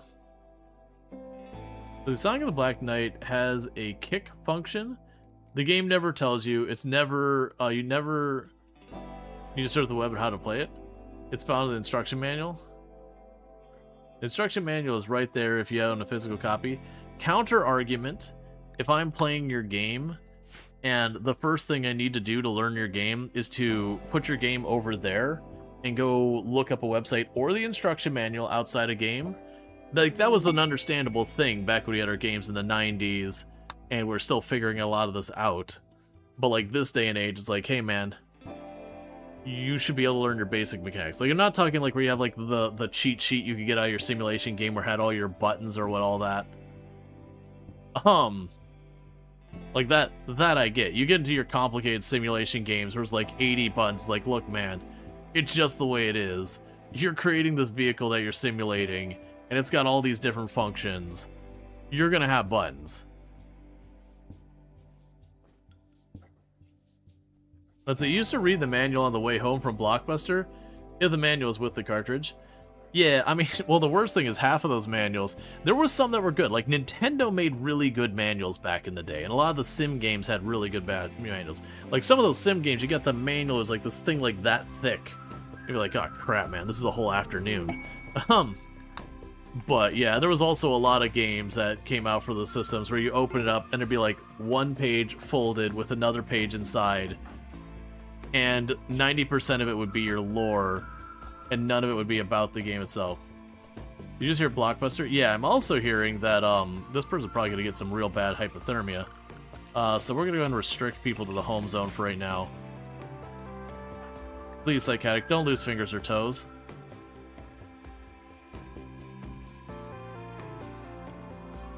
Most rental stores had photocopied versions that you couldn't even read. Oh yeah, I remember those. That's something I haven't thought about in forever. Where you look at it and go, nah. To be fair, a lot of those old Nintendo games, they would come with those manuals and all that, and your controller had 4 buttons. It had the D-pad, it had 2 buttons on the right, and it had start and select. And they would still give you a manual that's outlining like all the different stuff in the game. And it'd be like this whole big thing. Alright, so we also have the problem, it's still too cold. We're gonna go here. Construction person.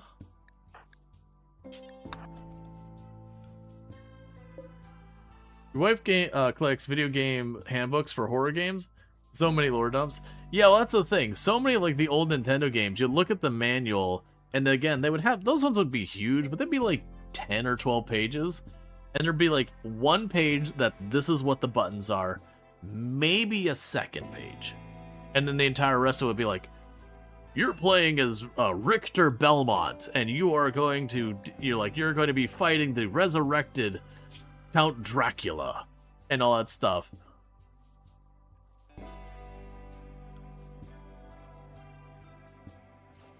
This is a whole big thing.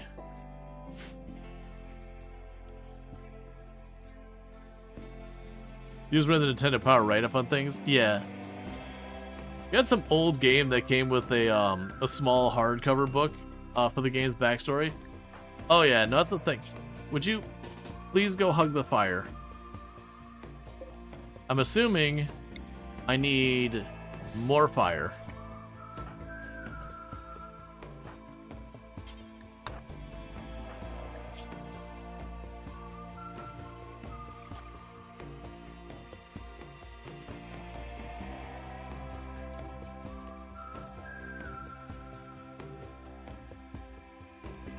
Yeah, Dark Souls is that game that does tell you how to play some stuff, and then that's it.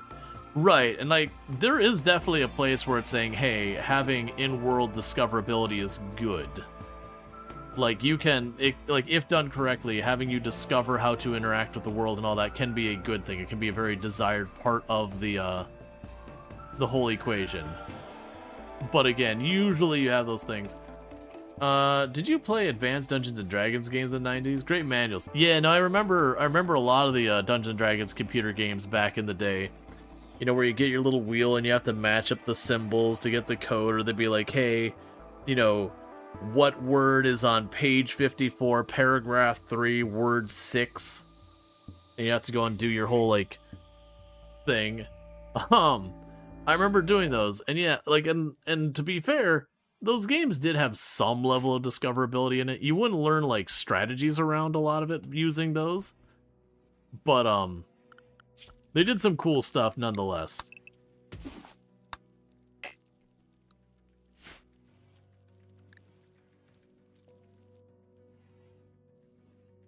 Yeah, so we're struggling to keep this space warmed up. It is getting there, though.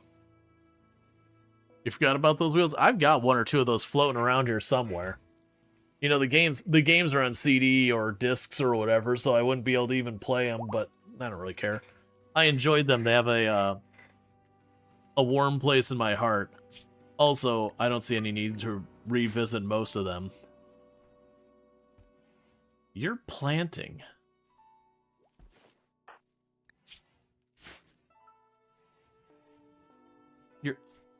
You're out of season, friend.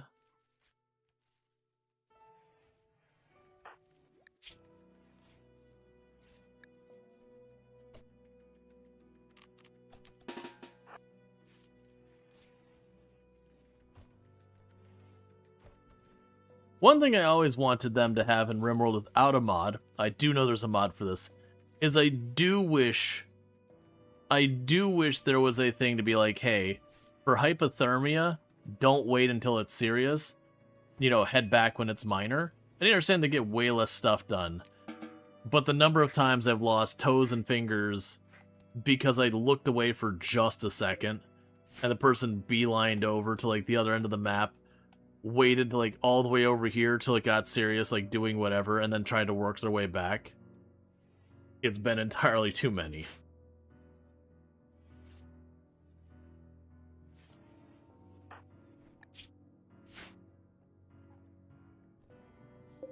Yep, and that's all a freezer now.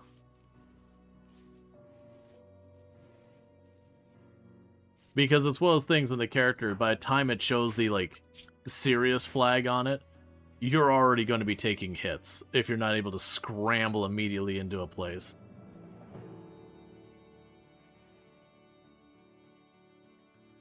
Okay, so those two fires, they are getting the rooms to be about 50 and the main hallway here to be about 70. This will definitely be an interesting base to keep warm.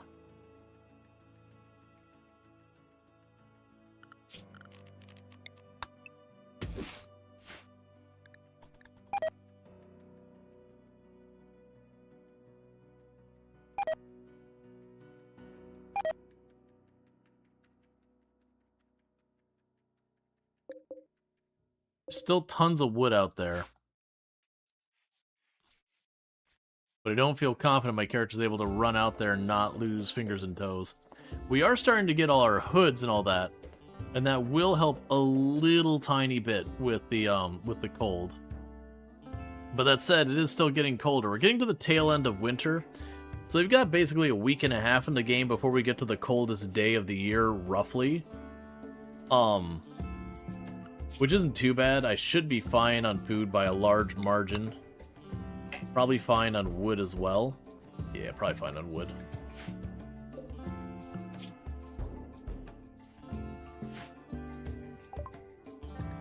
Passive cooler. Cool. Drug production.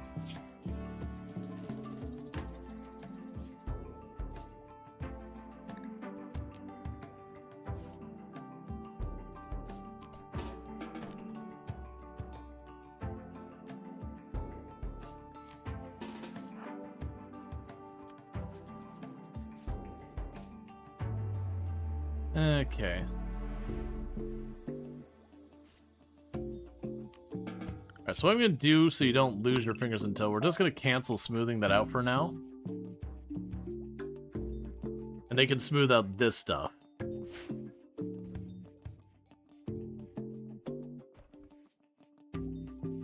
This does mean most of my people are just going to stand here and research all day.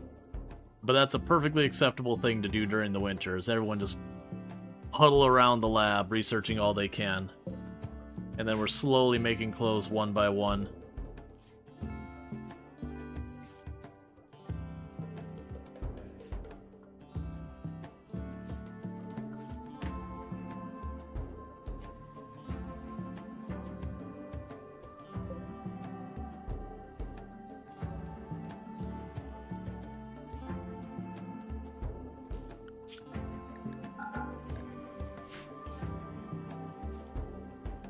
Alright, so I'll probably do...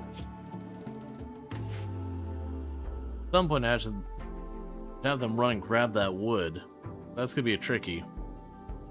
Because the big problem we're having is we don't have complex clothing or particularly good wool right now. Alright, so Mastodon, what all do you give me? They can get advanced training. They do give Mastodon wool. And Mastodon wool is pretty good. So it would be nice if we get a Mastodon, like to start getting Mastodon over here. The problem is going to be keeping them fed. Because keeping our stuff growing, or keeping our stuff growing here is going to be a challenge.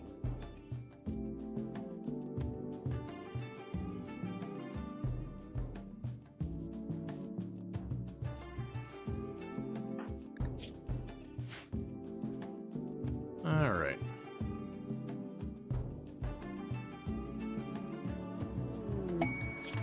Forced weather. Foggy rain for 12 days.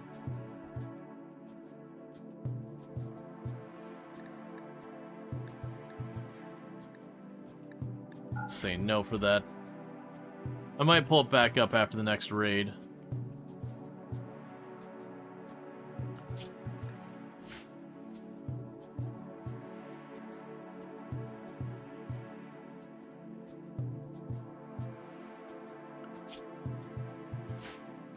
Yeah, we've got everyone researching as hard as they can.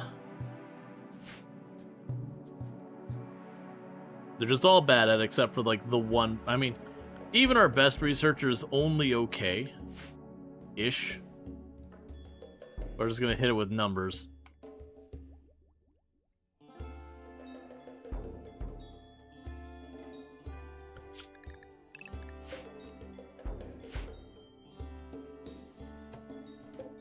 If I send you out, what are you gonna do? You're gonna haul the raccoon back.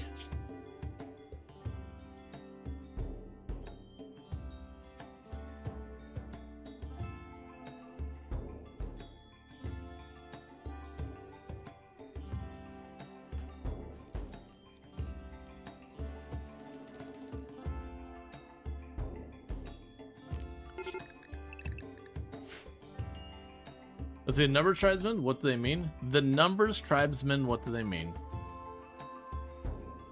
I don't... what?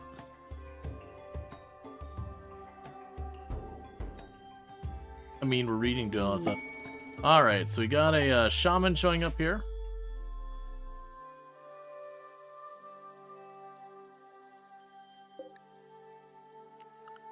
What was the chance that those... 50% chance that they go hostile.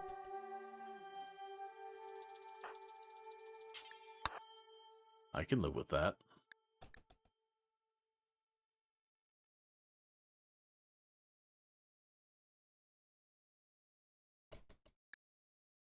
Okay. So. You don't have anything I really want. I don't have anything you want. Have you considered endangerment, though? I can offer you endangerment.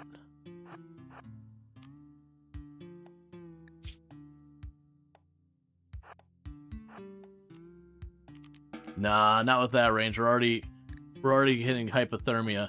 I was wanting to go down there, manhunter pack them over to this group, and get a whole bunch of Mastodon. But the problem is I have to go way over there. We don't have much range, so I'd have to get relatively close. And hypothermia slows you down, and they don't get hypothermia as well. So it's very likely I would have walked over there, aggroed them, and then gotten murdered.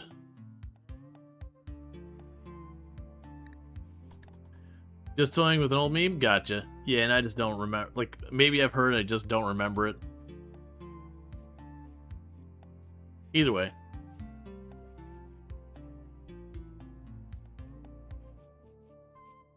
Oh man, even with all these fires going, it's still only getting to about 40 degrees. It is a large space. Normally in a run like this, you would not be sitting on as large a space as this.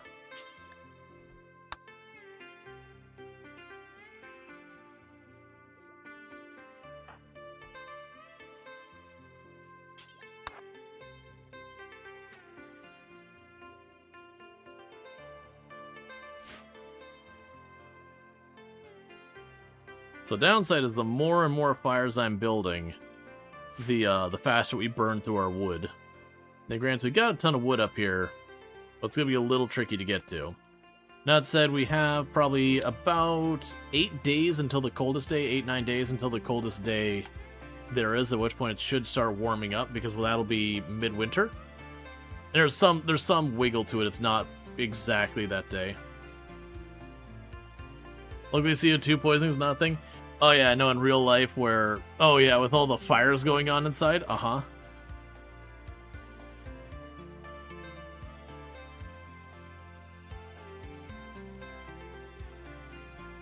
Make the living area an airlock as well. A second door to keep heat from escaping. I mean, I could put another door here to limit that a little bit, but the heat back here shouldn't be really worried. There's a lot of doors they're going through. Because I want this whole space to be relatively warmed. I mean, I could make the wall double thick. That's fine. Ultimately, we just need to keep the research rolling. If we can get to the point of electricity and all that, we can get some options. The challenge here is there's no geothermal on the map. We got room for stuff like, for wind and solar and all that. We've got options. And wood's not that hard to come by, so worst case, we could also get wood on the tile.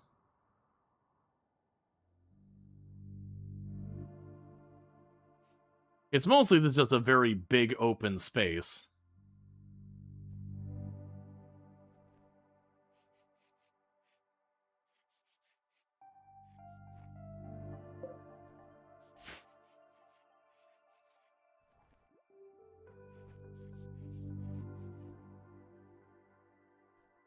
Water wheel too? Yeah, no, I can definitely do water wheel. Like, you could probably fit them along there.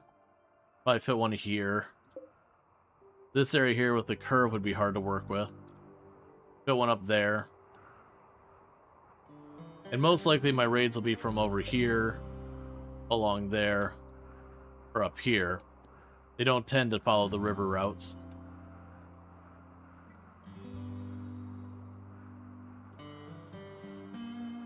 That is one thing I've always debated, like with the tunneler, if you get enough supplies ahead of time, going like all the way along here and then carving in and making your base back here. So whoever attacks you has to go up the stream. And normally they won't spawn from this side. And just, you know, taking advantage of that kind of thing. But, there's too much setup on that one in a lot of cases.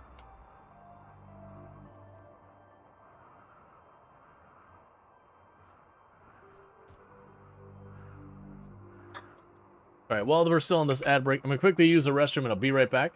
But thank you again for tuning in. I'll be back in just a minute.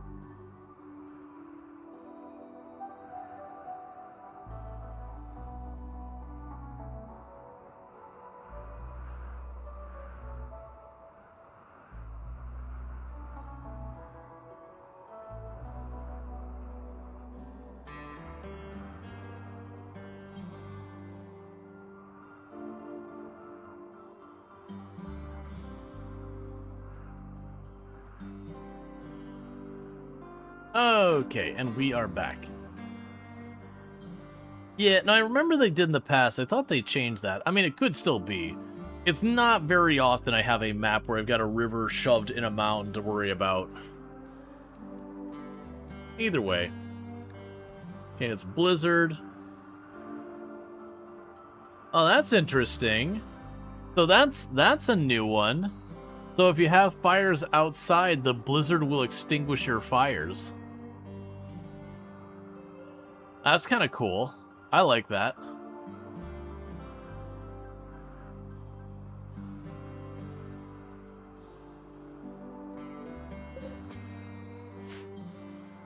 Spells can't launch into blizzard either? That's actually kind of cool.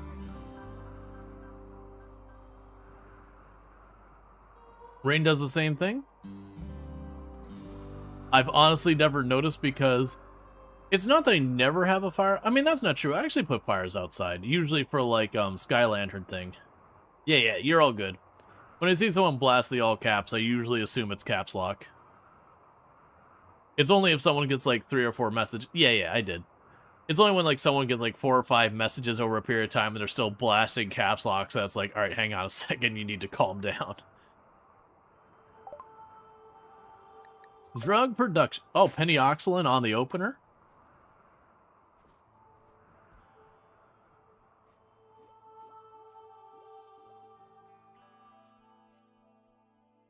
Yeah, no, I noticed in a previous run that we were like having our stuff just burn through our fuel really fast.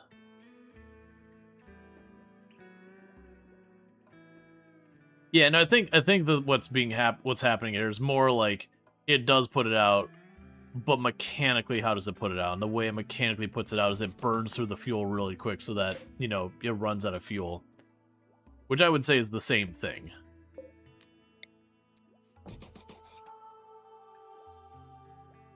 Like ultimately, it puts it out. It's just by means of gobbling up all the fuel rapidly. So that'll be good because I love the penioxylin in the game. I think it's one of the best things. Actually, isn't this one of the tiles that has like the lowest disease rates? So the disease rate on this tile,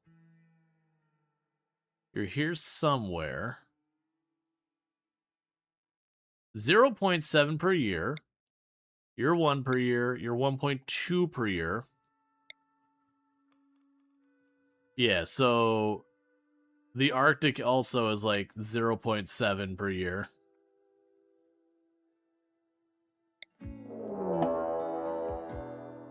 Manhunter pack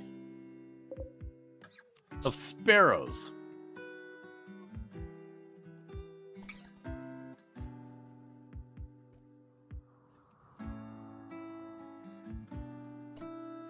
Are you not gonna get hypothermia really rapidly?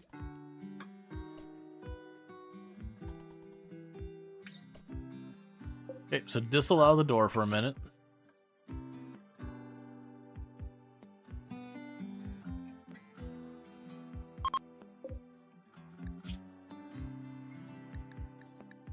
So you can handle what temperatures?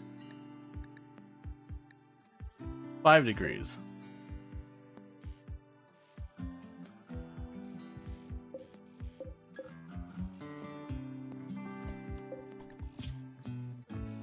So you're okay at 5 degrees. We got -4, -5, -6.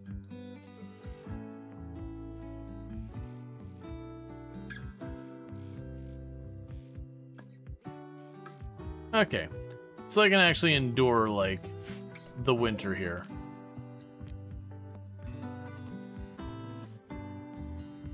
They'll tuck themselves out, bless their angry little beaks. Yeah, the problem is my food is on the other side because we're still setting stuff up. It's gonna unfortunately take them longer than I can go without having access to my food, sadly.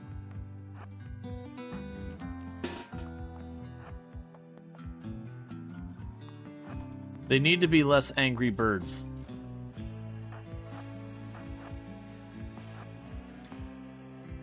Have they considered being at least, like, instead of angry, maybe, like, mildly ill-tempered birds? Slightly irritable birds?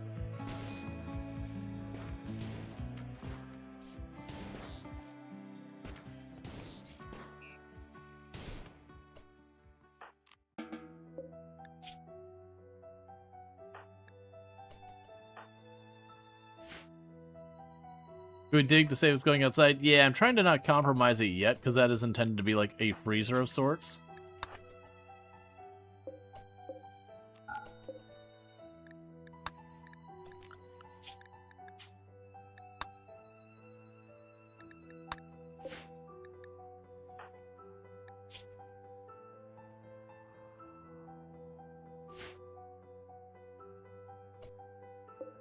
That's my caribou. Might as well be on the moon.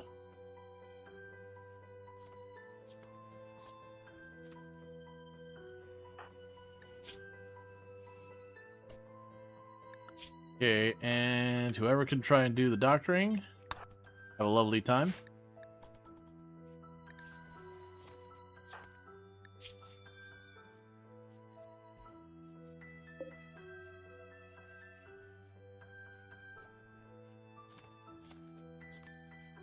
So you noticed your wall between indoors is out you notice your wall between indoors and out is missing some wall for being too thick for insulation. Yeah, I didn't build this wall. That's just what was there. I'm not actually aiming to have too thick wall here. That's fine.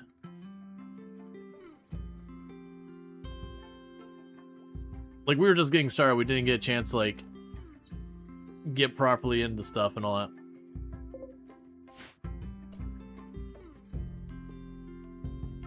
Okay, so I think we're gonna do really fast. Make sure everyone's of a decent temperature. So you are shivering, because you were just outside. Alright. Go schedule, unrestrict. Don't grab, equip. Grab some wood. Grab some wood. Grab some wood. Grab some wood. Race over there, grab some wood, bring it back. Can ice walls melt? No. I've had a number of people tell me they can't. How fast did the lava peel die? Not super fast. We got to like 4.5 hours or something like that into the stream.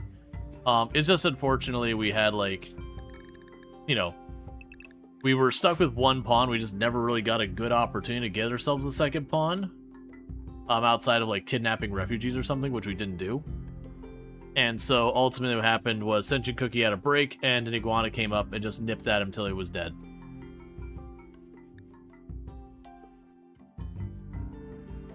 Because otherwise everything was going great in the run. Like, the thing is, we actually had the food that was what Sentient Cookie was upset about. Like, had fully grown, Sentient Cookie just had to grab it. But, you know, it's just RimWorld things. Just a second too late. Yeah, so we did a run to grab the stacks of wood we cut earlier. Make sure we got a little bit more supply to keep all our fires going. Ah, you need components. I forget about that. That's fine.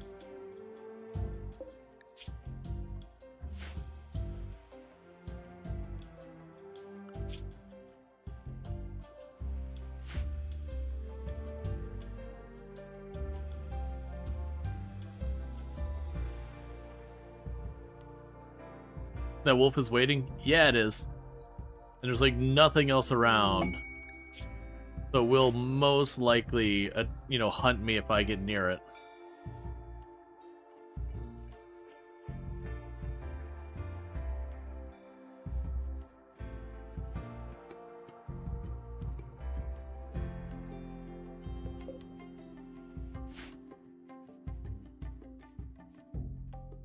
Okay.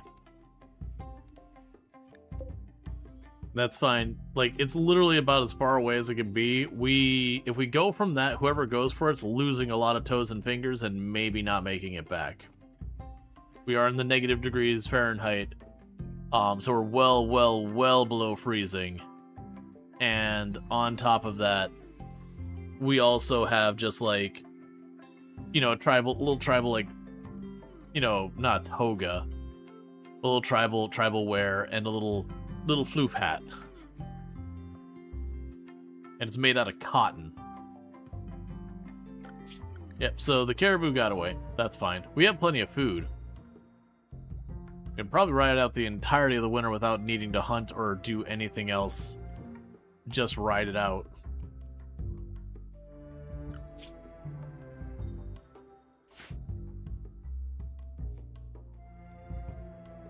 So, meanwhile, Tepid is over here just trying their best to make this area as nice as it can be.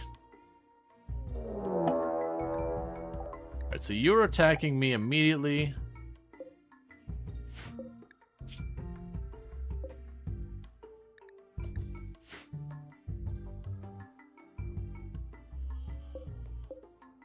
They both have guns.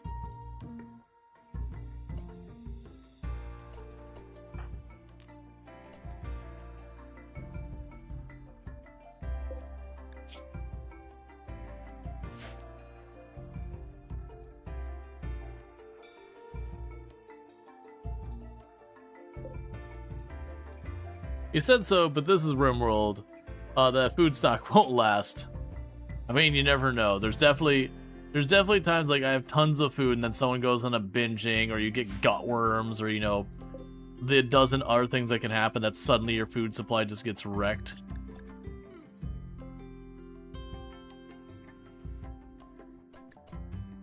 Alright.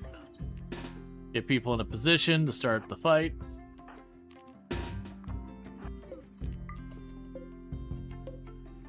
I was kind of hoping they'd be mildly hypothermic on the way in. The good news, they've got some real nice clothes.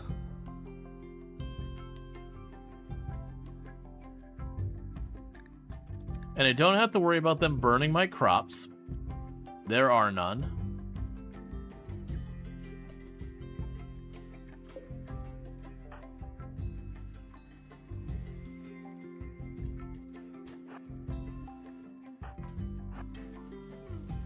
You are not a smart person.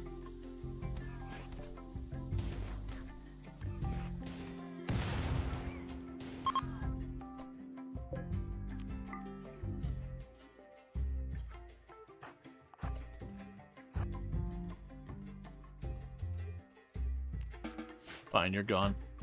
Give me your gun.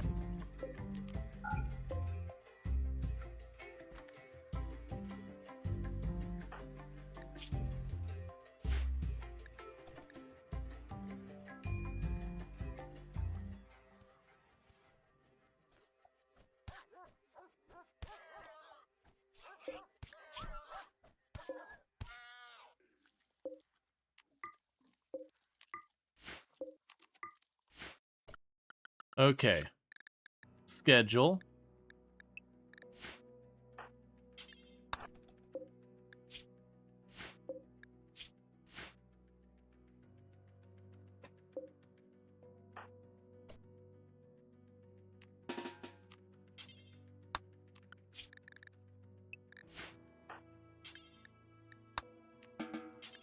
Go hold those back. Might as well do see. That's t-shirt and shorts weather here.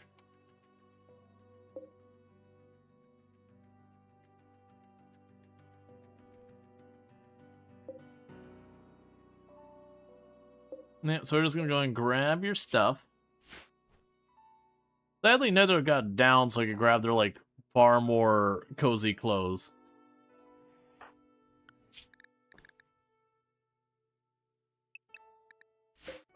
Alright. And I see everyone has neglected your wounds.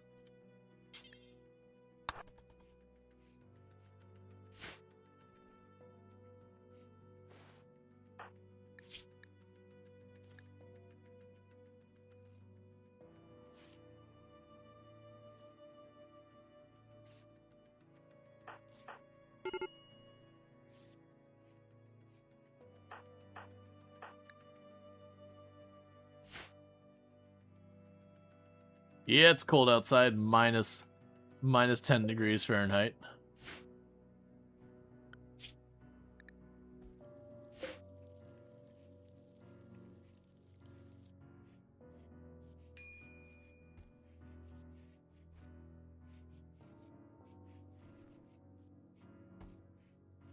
Okay.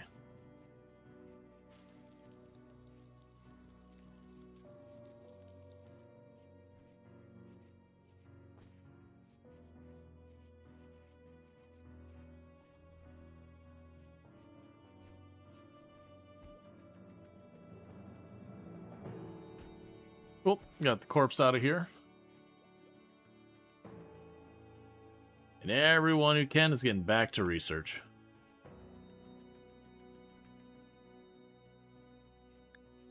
It's pretty tough against the cold. You'll go outside barefoot in the snow, and if it's just a walk to the mailbox and back, your mom looks like me wearing sleeveless shirts at 40 degrees Fahrenheit weather and tells you you're crazy. Look at her sweaters in 70-degree weather, and she's crazy. Oh yeah, I know it's the same thing. Like, very genuinely, I first moved to Florida, like, it would be 50-something degrees, I would be in shorts and a tank top, and you'd have a bunch of people, like, in parkas and, you know, snow boots and everything. You're going, I don't understand what you people are doing. But at the same time, it starts to get up to 80s, and I'm just, like, dying. Am dead. Can't do that. What you would get for negative Celsius outside? Yeah, and I'll take cold over the hot any day of the week. And before it's like, you don't know. You live in Florida. You don't know what cold is. I grew up in Michigan for a good chunk of it. I've been on both sides of the hot and the cold spectrum. I'll take the snow any day of the week. You can keep your hot. At least do something about the cold. The hot, you get down to your boxers and you're like, what now? Like, legally can't take this farther. I'm down like a bathing suit. I take anything else off and it's indecent exposure.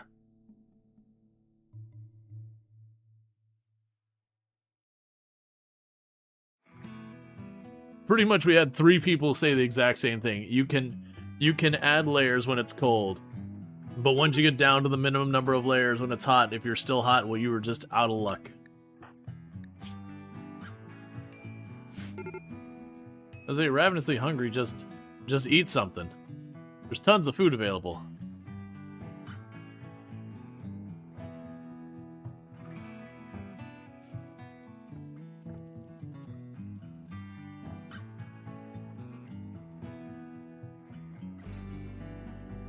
Some say those who will end with fire, some say in ice. From what you tasted of desire, you hold those with flavor of fire. Okay. I don't understand, but alright. This plus heating is way easier than cooling, especially central heating. Yeah. Making thing hot is easy. Making thing cold is a whole process.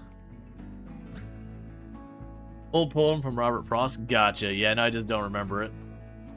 Honestly, with being Robert Frost, I probably heard it before, but, you know, not hearing it for 30 years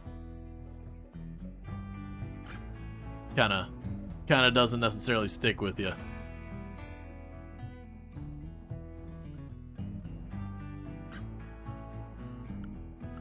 Well, everyone is slowly becoming moderately, all right, let's not be mildly competent at research. We're getting there. Any bit of time. Transport pod crash. Alright. A slowpoke who... Man, I don't think I could get over there and back without losing fingers and toe if I wanted to. I'm sorry, Newts. But, I think you're just on your own, man.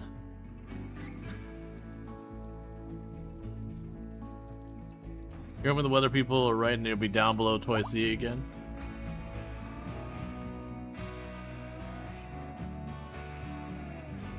Can you strip them?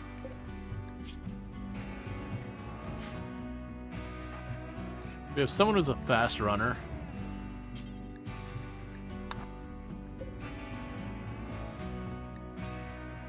Space refugee, so you're not with that one.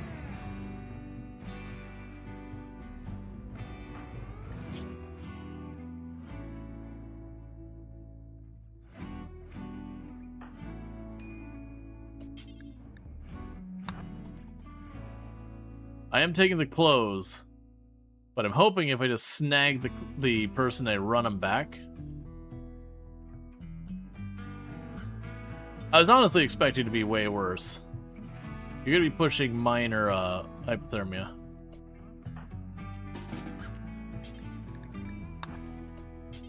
I'll still rescue you. I'm not a monster. You might not survive the rescue because you're gonna have no clothes on, but you know.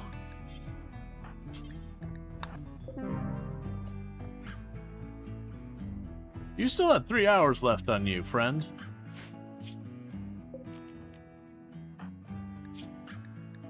Must have run out of consciousness.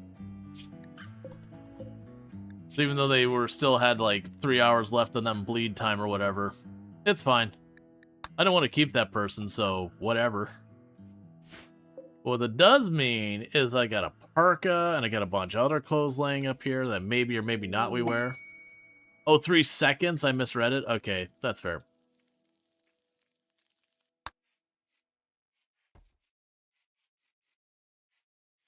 Who's the best pawn to the gun? I don't know.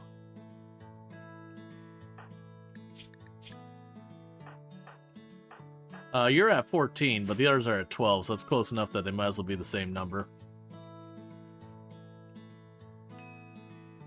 Yeah, we'll see if they actually wear it or not.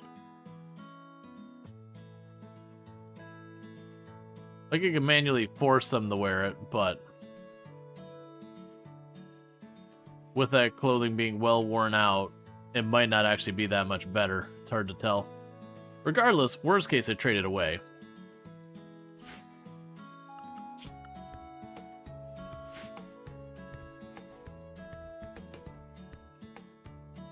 Alright, so we're looking at about 2 to 3 days for the coldest day of the year. And it should start to warm up after that.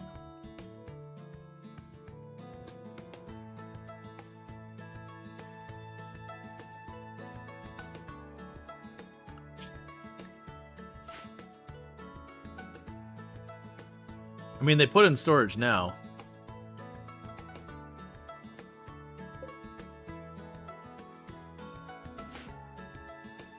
Oh, you know what they did? I think they burned all the stuff that was too worn out.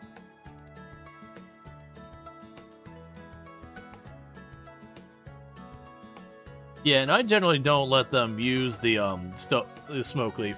Out of all the drugs in the game, I actually consider smoke leaf to be one of the single most dangerous drugs. And also, like, just like one of the most just bad ones to do. Because, like, the effect of their movement speed, consciousness, and their ability to work on stuff, like, all those together do compound, just make it a very dangerous thing. As far as, like, the recreational drug, if I'm going to give my people drugs for boosting moods and all that, it's going to be Psi T.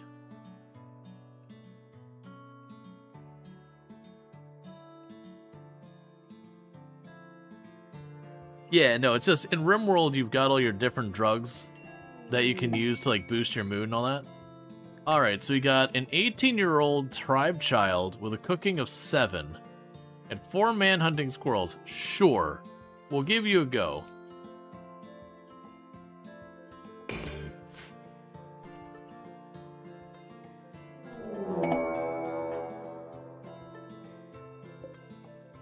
Well...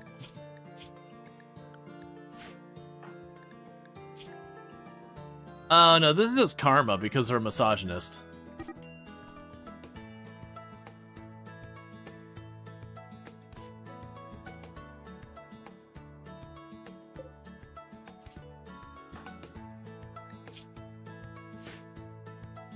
There was 0 chance of saving that person.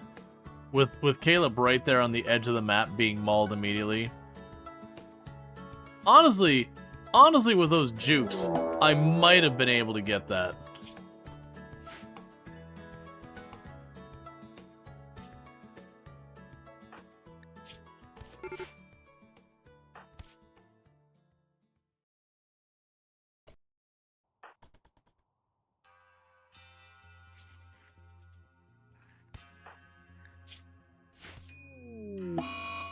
I mean, I wasn't gonna get to take out the clothes. The problem is we had this thing right there.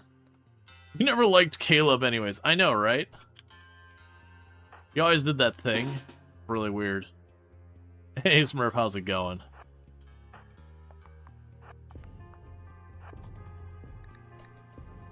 For those, can we get a shout out for Mortal Smurf also, by the way? Another fantastic content creator. Does a lot of, like, we were talking about, you know, the 500% naked brutality, no pause, these kind of runs. That's kind of the type of stuff that Mortal Smurf does. Also just like some, you know, interesting out there runs as well. Or also does like the all endings runs. Alright, so we got our squirrels coming in. Hello, fellow incredibly good-looking Rual Storge fans. Look. It may be true, but we can't say it out loud. The ego will get too strong. Some of them could use the ego boost, but some of them really probably don't need it. Also, Warg, you're murdering someone else and you're leaving your other meal just like laying over there. It's really kind of rude.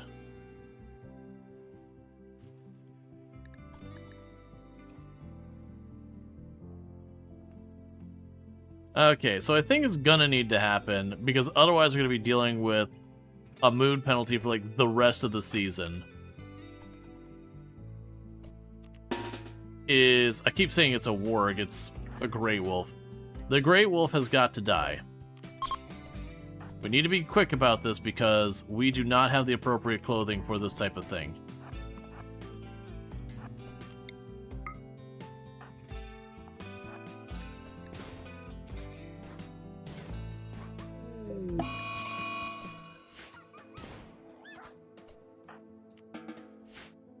Alright, so schedule, unrestrict you, go haul the body back. Even the wolf doesn't want Caleb, that shows how obvious. I mean, misogynist psychopath gourmand is a pretty awful pawn. That is a pretty terrible pawn. Look at, what is that, 4 times? Oh, that's not, it was, abrasive is the one that's 4 times social fight. Regardless.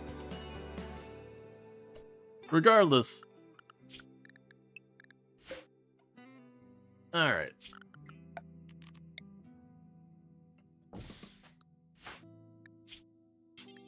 Be fast about it.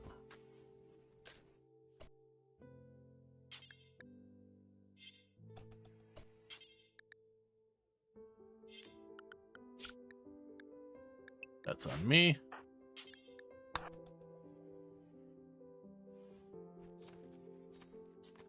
Alright, Strider, you sleep well. Alright, so at least we won't be taking the unburied colonist penalty. And meanwhile, just have everyone researching, because it's cold outside. The good news is, I believe tomorrow is the coldest it's going to get for the year, in-game. You know, roughly. Obviously, like, the different days will matter because of, like, heat waves, cold snaps, all that kind of nonsense. But we should be hitting, like, the winter solstice kind of thing.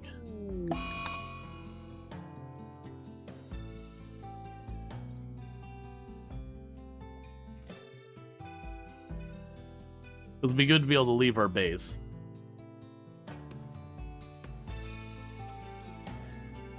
But yeah, for those who missed what happened with the Diggy Diggy Hole Guilty Dwarf colony, we did roll credits, so we wrapped it up and we started a new one. And for those who are here for the lava colony earlier on, just naked brutality doing naked brutality things. We were surviving and thriving pretty fine, but could not get a second colonist to show up. And then we had a break. And then an iguana killed us. Because we didn't defend ourselves, because we were having a break. So now that's what people wanted me to try next. Is like Glacier Plains. I'm like, man, I did this once. All right, we check out Asriel doing some iRacing. So if you like your simulation stuff, you can find it over the Asriel. Been doing like a lot of the like iRacing, Forza, all that kind of stuff. Defending yourself is for the weak. Right, real men don't protect themselves. They just take it to the chin, take it like a man, bleed out all over the ground. And then when someone goes, "Oh God, you need to go to the hospital," you go like, "No, I'm too manly to go to the hospital." And then you kind of die there, because that's what happens when the blood stops being inside your body.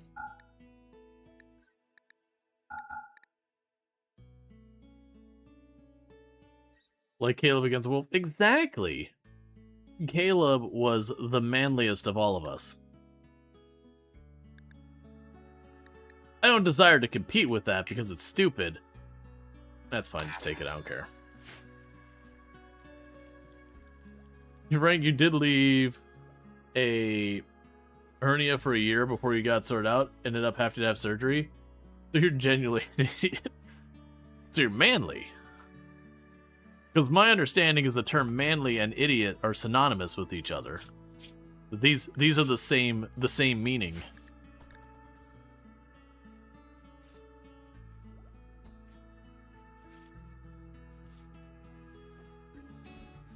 You think your partner would agree with that? I think like 80% of the population would agree with that. It's not even like I think half of them would agree with that. It's like, no, I think that's actually, I think both men and women can get behind the manly thing being just dumb.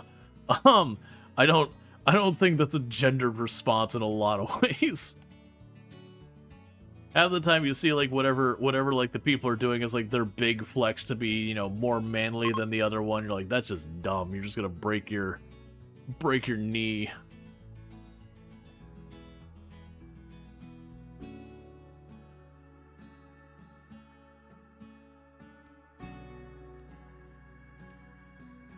I definitely remember in high school like some of the more musclehead kind of people in the school to be like, hey, you know, you're gonna do that too? You a wimp? Like, no, I'm not gonna throw rocks at a train coming at like in the direction of me. Someone's gonna get hit with a ricochet. Lo and behold, before the night's over, someone gets caught in the side by a rock that they threw at the train and ricocheted off them at the speed of a train. You know, and got a big gash in their arm and had to go to the hospital. It's like, I can think of dumber things to do with my life. Dumber ones that don't hurt as much. It don't cost US medical prices. Not even being a manly thing with you, it's being too lazy to care about health and safety. Well, that's its own problem.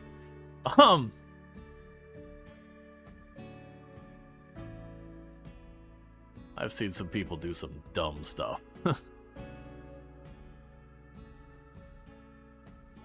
We're about to finish smoothing out all the walls in here.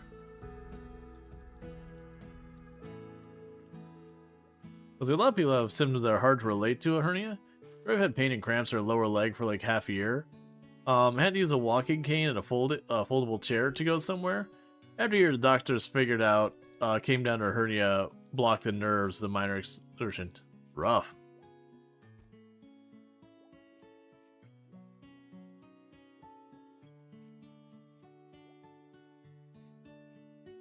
The blue-collar man hears something break.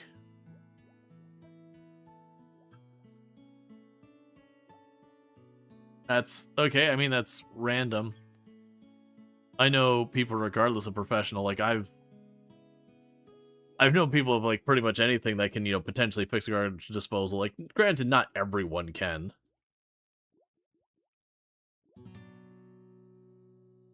But like, you know, you don't have to be blue collar to know how to do a garbage disposal.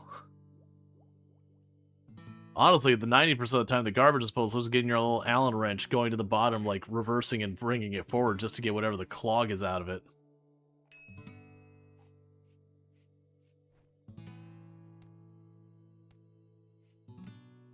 That's an unfortunate miss on the space. That's an unfortunate miss on the space there. Funnily enough, the garbage disposal was your dating strategy in uni. I mean, honestly, like a lot of people don't know how to deal with it. For those who don't know, with the garbage disposal, most of your in-sync garbage disposal, there's a spot right in the center bottom where you can put an Allen wrench, and it's so you can reverse the garbage disposal. Like, you just basically you don't turn it on, you kind of reverse and you kind of like swing it back and forth kind of thing, and then try running it again. Because a lot of time all it is whatever's in there just gotten stuck in such a way that it can't actually like chop it up. Or obviously if there's like a spoon sticking down it or something. But yeah, so you can just kind of like go that way and you just give it a little wiggle back and forth a couple times, and that's usually enough to clear like 95% of the time. Thank you for the follow. Welcome to stream. Yeah, that's a picture to disposal twice in 5 years. Yeah, it's like 95+% of the time. Your garbage disposal, what's keeping it going is either one, you've actively got something stuck in it, like you got, you know, a spoon or a piece of silver or whatever shoved in there, which I'm thankfully that's never happened at our house, but like, you know, be careful, because that crap can get thrown. But like, it's just you kind of tweak it back and forth. You don't really have those units over here.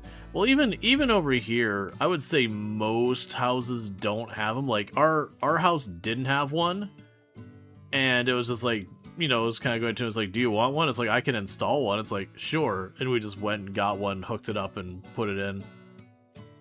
We don't use it super often, but the big problem is a lot of people put down stuff also that they really shouldn't put up down.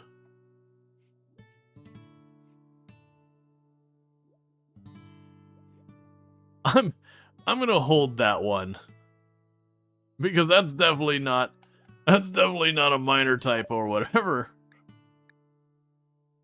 Alright, so we got Wake Up Production, Psyche. Alright, so it looks like we're just gonna go for a random research. They went, okay, tree sowing, passive cooler, drugs. I see RimWorld as self-aware. You're gonna hold it?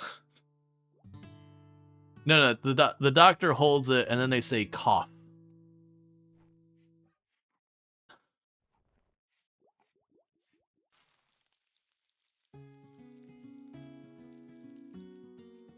See how many people are a bunch there.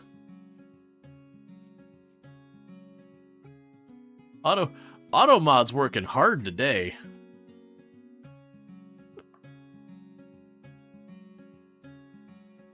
Mage finish smoothing? I think so. Let's see, one of the things you only see in movies where people get their hands chopped. Never seen one of this thing. Only seen them in movies where people get their hand chopped. I mean, for the record, that's the old way you would check for men's health stuff, like prostate cancer kind of stuff. There are much better ways to check that now that don't involve the doctor giving you a squeeze and saying cough. We have equipment for that. That's better and way less awkward for everyone involved.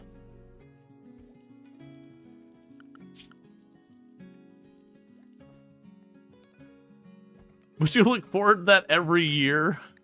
I'm so sorry. Dude, Frank, the doctor didn't need any equipment to diagnose you? That's both a good and a bad sign. Alright, so Cody has nothing to do. We are past the coldest it's gonna get. I think if we try and go up here and have Cody up here trying to smooth, well, not Cody, but tap it up here trying to smooth that, what's ultimately going to happen is they're just going to lose fingers and toes because we're going to have to micro them frostbite coming back. So I think we're going to have the all worst thing you can have in your colony, which is someone idle.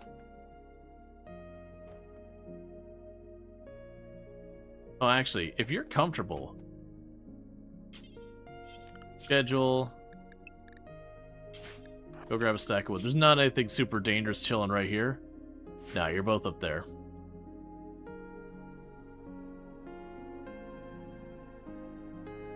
Also, while we're making jokes about that stuff, you know, maybe get your stuff checked.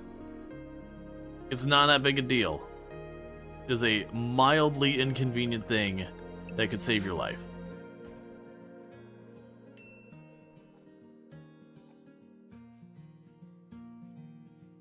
Because a lot of those checks aren't a big deal. Like another one, I know I bring this up whenever it comes up. Going to the dentists, most dentists, if you ask to get your screening, they'll do the screening for free. And that's like, they'll sit there, look like, they'll do this. They'll take like the little thing and they'll pinch your tongue, go, you know, like, you know, look underneath it. They might do the thing where they like squeeze from there. However they do it, where you're at, it's usually a thing that takes just a minute or two. And genuinely stuff like oral cancers are becoming more and more common. I should say digestive cancers are becoming more and more common. So it's definitely one of those things. It costs you nothing at the dentist typically. It takes less than 5 minutes. There's no like pain or problems. And catching that early is the ticket to making your odds of success as good as they can be.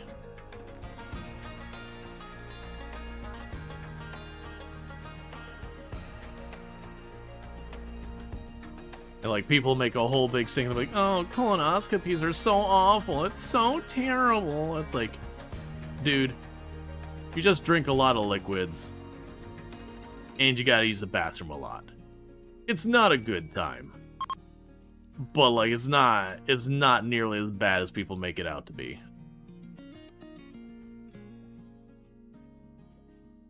And eat your dietary fiber.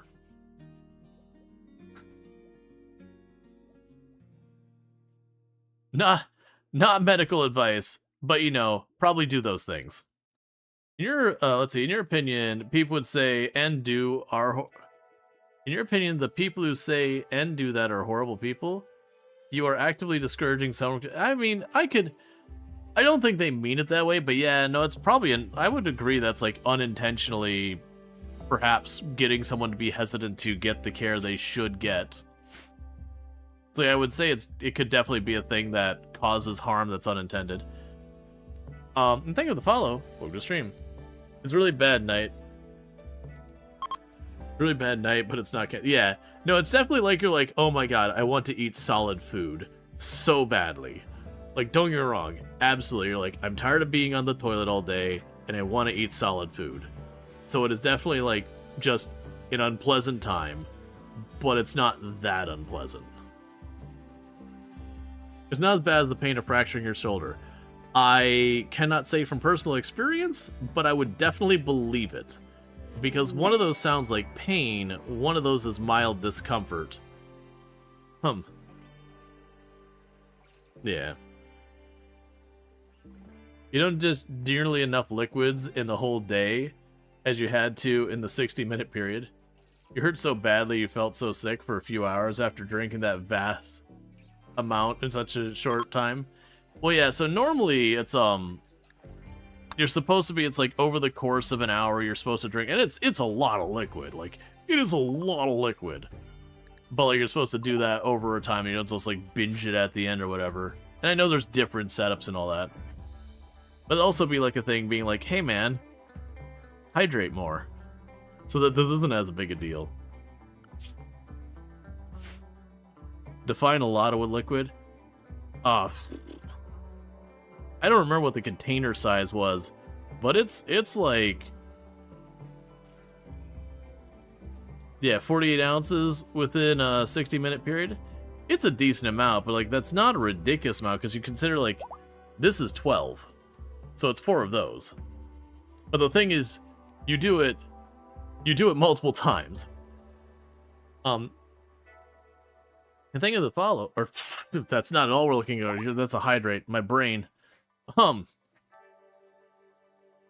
it's also those things like it's not pleasant tasting. It's not just like water. It almost makes you think of like, it's not like quite like seawater, It's like maybe something in that thing. It's like, you know, just like kind of a mildly salty water. It's not good tasting.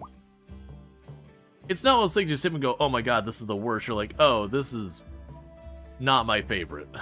I am actively not enjoying this.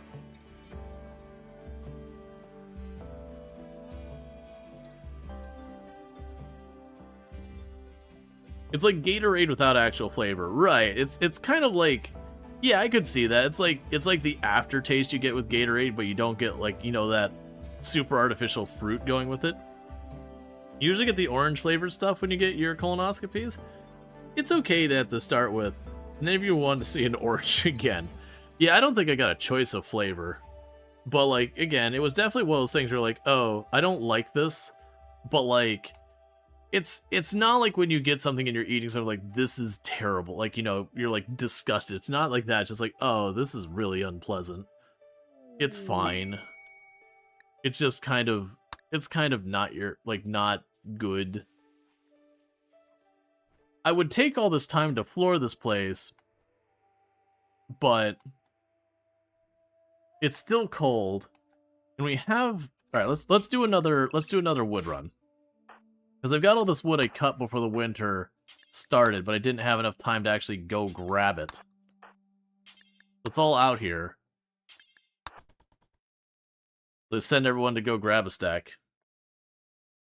Yeah, I think, like, they don't want you to add sugar nut, because for the whole thing, for those who don't know what we're getting with it, this is for, like, when you're getting yourself checked. And the idea is they want to flush you out, so they're just giving you ridiculous amounts of liquid. But you're also not able to eat anything, like, of real substance. Like, you're usually on, like, a clear liquid diet, so you're drinking, like, chicken broth, beef broth. Well, actually, I can't remember if it's beef broth. You can have, like, veggie broth, chicken broth, stuff like that.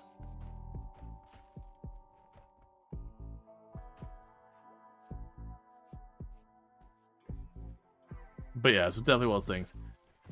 Let's see, you take a colonoscopy over an endoscopy any day. Your endoscopy did not go well, and it was one of the worst moments of my life.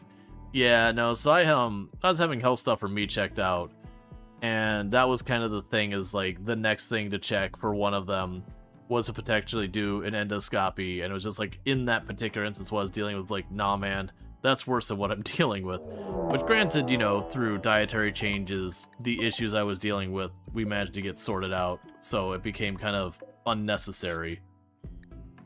Alright. Penny should join the colony. Honestly, I can live with either of these people. Penny and Lisa... Oof, never mind. How are you alive in RimWorld? How is a 94-year-old not dead in RimWorld?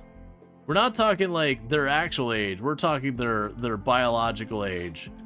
How are you not currently not alive in RimWorld? Because RimWorld's like, you're 40, your spine just snapped in half and you fell over.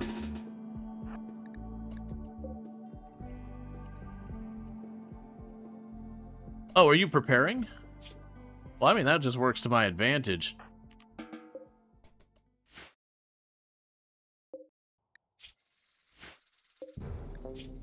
Because I suspect if they're gonna keep preparing and they're gonna go over here, one, they might get, and they're not far enough for the wolves. There's a very real chance that while she's up there, things escalate with her. She moves very slow. There's a very good chance with this, Penny straight up arrives like a day before her.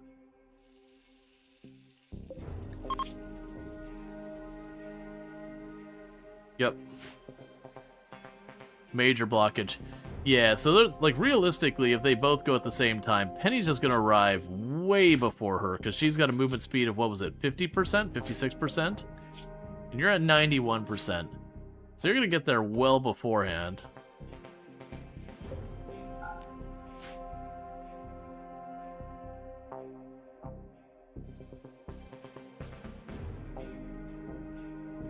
Yeah, no, realistically, Penny gets here, we defeat Penny, and then Lisa retreats. And I would let her go, but she's got clothes, and I wants the clothes. It's cold outside. And you're prepared. Oh, you got Nutramine. That's perfect, because that means I can make my... As soon as I get some more components, which all I have to do is mine them, we can make our penioxylin. Because we already have it. Literally, we're beelining to get every single type of drug research on the drug bench before almost anything else.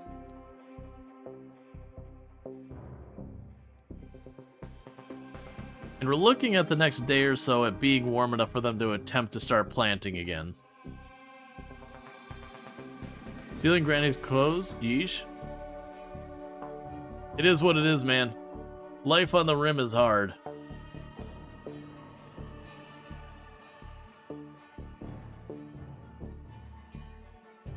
Thank you, Dave, for the Prime Gaming sub. I really do appreciate it, and I do hope you're enjoying your stream and you enjoy your advertisement-free viewing.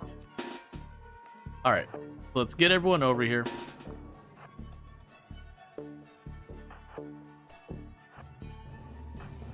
So plan straightforward here. They run in. Penny gets a huge lead.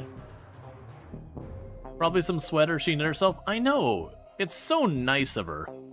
Yeah, Penny is just straight up leaving Lisa in the dust. Now, if we're lucky, Penny just beelines right on in, where we proceed to stab Penny in her everything. And then fill her with bullets.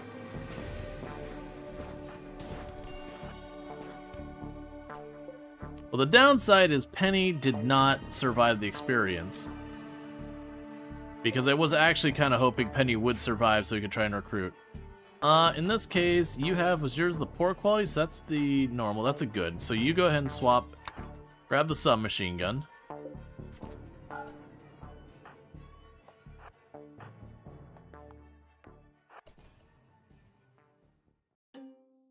And Grandma Lise was like, "You shot my..." You're not related, are you? Because that'd feel real bad. I can't tell. Oh, you're already dead. Well, never mind. I'm like, "You shot Penny. I'm gonna stop you."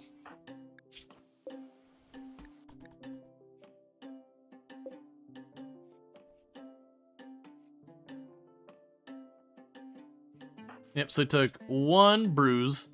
You got herself an upgrade.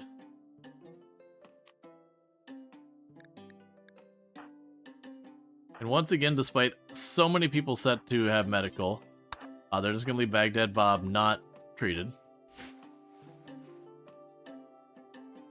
Just chuck her into the freezer. I mean, we're gonna go and get everyone's bodies moved around here in a minute anyways. Okay, so if you get that out of this room, so you don't rot stink the whole room up.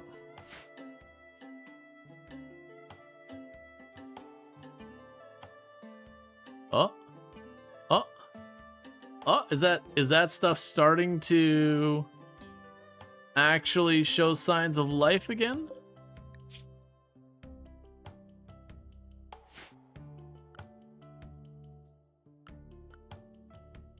Alright, so schedule, we might be able to unrestrict you and let you get back to work.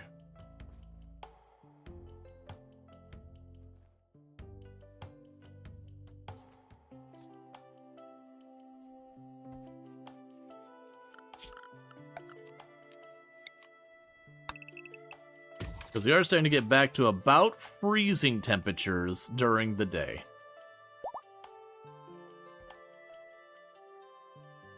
As opposed to ridiculously far below freezing temperatures during the day.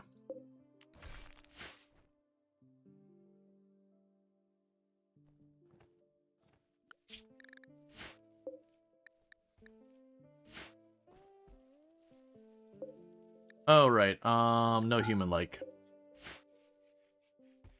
Okay, so we technically have gotten over freezing temperatures.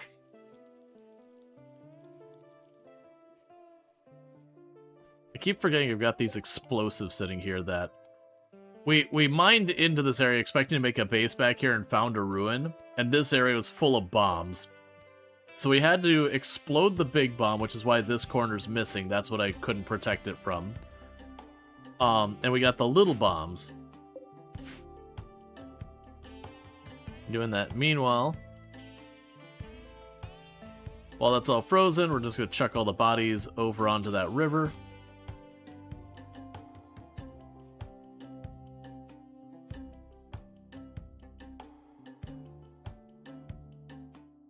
And that's good, because we actually only used about half of our food that we stored before the winter started. We'll still go through quite a bit more because, one, it's still cold enough our crops are dying. But also, two, it's going to take a while for those crops to grow in to a point that we're going to get our next round of food. Absolutely worst case, actually there's not very many animals. I was going to say, actually worst case, you could probably make some progress. Oh, hey. Alright, so make penny-oxalin forever. And then don't worry about the rest. So with that one, we can go to assignments. Make sure we have all our assignments, so don't eat raw corpses. Also, do not eat baby food. Apparel. Don't wear tainted clothing. Drug policy. Do here. Penny-oxalin every 5 days. So I can never remember the exact amount. Does it? I don't remember if it tells you.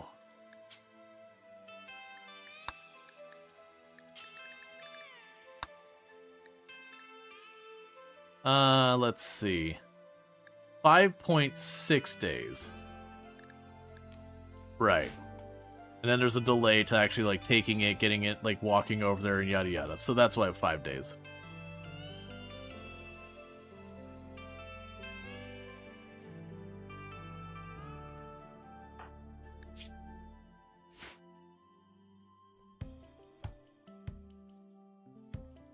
They're bringing all the wood back. And we'll probably do some of that wood and start getting these floors to not be terrible. Now, if we were playing, like, on the sweatiest settings, I would put down maybe just regular wood floors just to get the negative penalty off. I wouldn't want a space this big. Like, genuinely, I might take that. Or realistically, just stick to this spot. But, we are going to make fancy floors. I'm just going to wait to see how much wood we have before we do that. And wait for everything to properly warm up first.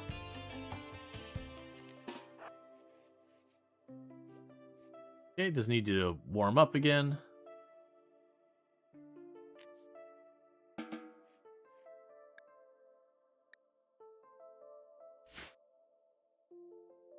Dead deer there to collect? Yep. And check to see.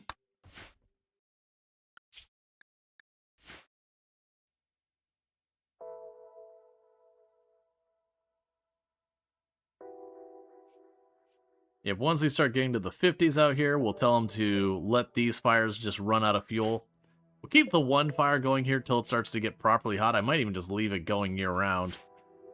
Because even the summer only seems to get to like 70, 80 degrees on the tile, maybe a little bit more.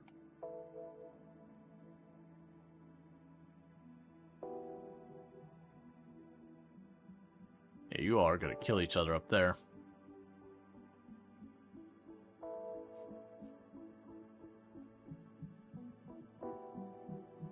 Yeah, so you got thin ice over there.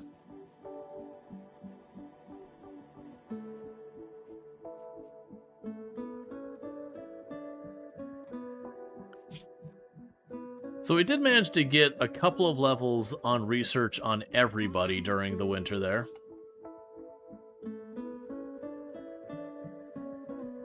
They're snagging all the wood.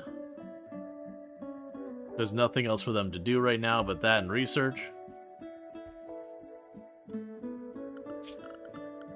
Okay, so if I got the totemetic boards, that's 880 wood to get that first room done.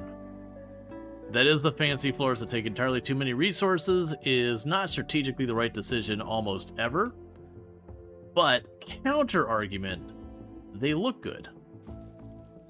And therefore they're perfect, and that is exactly what we're going to do.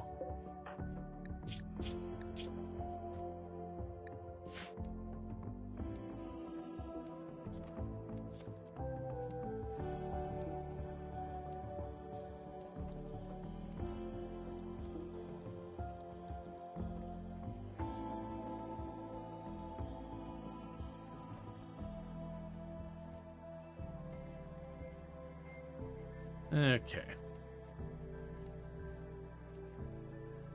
And hopefully we get complex clothing relatively early. Timberwolf is hunting. Timberwolf chooses death.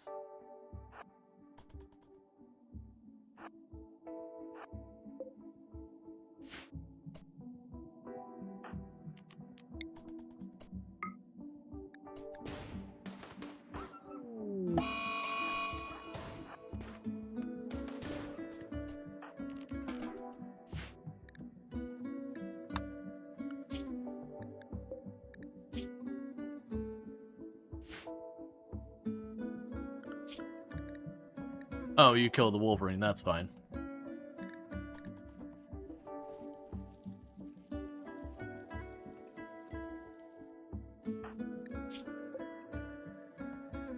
Yep, and everyone's got their first round of penioxylin. So basically every time you take a dose of penioxylin, you've got just under half of a season that you're locked in, that you don't have to worry about a bunch of the really nasty diseases. But it does take Nutramine, which isn't... It's not super hard to come by, but it's not those things you can just, like, go and make yourself. You have to go and find someone to trade for. And usually you can find someone nearby who can trade. You'll also find it enough times on enemies when you finish a raid or at, you know, trade caravans. That's usually not that big a deal. Alright, so first room to get its upgrade. Fancier floors. And I chose the common room because that benefits everyone versus working on bedrooms. If I work at a bedroom, only the person's bedroom who I'm upgrading is getting. Because all these floors, if we look at them, they're between like -3, -4, -1 for a lot of the tiles. So we can swap those out. Alright, so we've got nomads showing up. They are all adults, so they can betray us. So let's go ahead and have them drop their weapons. You go to schedule, get them some recreation.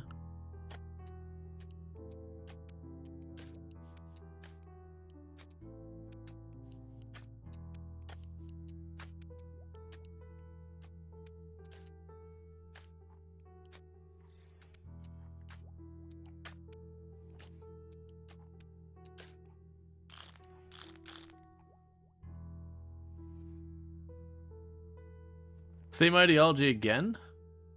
Oh, weird.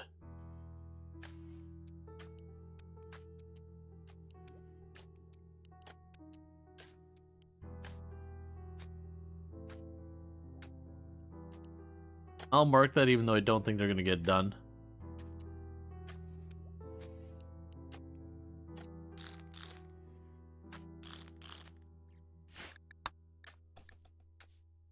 Okay, do what you can.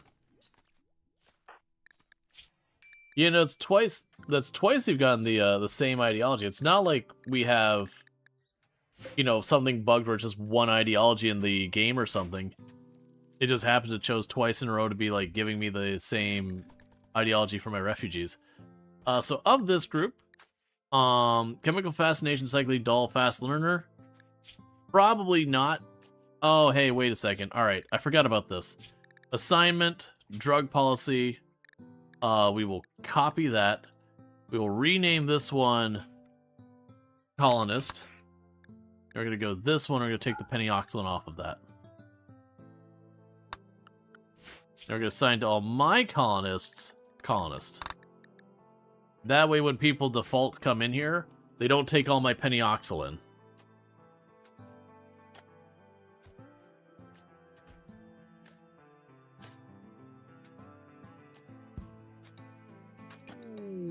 New lovers. Will Shipley tried to flirt with Baghdad Bob by complimenting her diet. I mean, that's reasonable, I guess. There's definitely worse things I've seen people hook up on the rim. Slowpoke, nimble, body purist, awful, jealous, bad but manageable, staggeringly ugly. So, being beautiful in RimWorld is definitely a negative because everyone's like the social interactions, the social fights, all that. Staggeringly ugly, going on the ugly side as well, also is a negative. because it makes all their social interactions fail in a bad way. So it's kind of like you really want to be in that neutral, you're not super attractive, you're not super ugly, you're like right there in the middle of the road. Nobody cares. You want to be in that area. On a Warden too? Yeah. It's amusing that in RimWorld that in so many ways, pawns that are attractive are just like really bad all around. Don't hunt that one. Transport pod crash. Okay.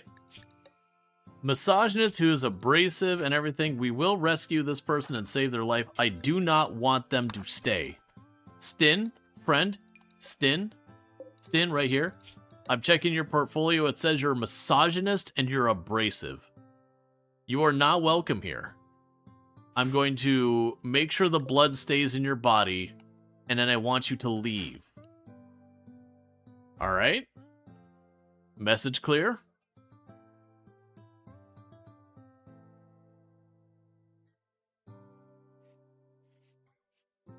Don't make me commit a violence on you. By that I mean banish, but still. Well, I think, if I remember, because they're with a space refugee of a faction, I believe if I strip their clothes, it'll make the faction unhappy with me. And it's the Merchants Network, which is a little bit of a pain to get standings with. And we got smithing.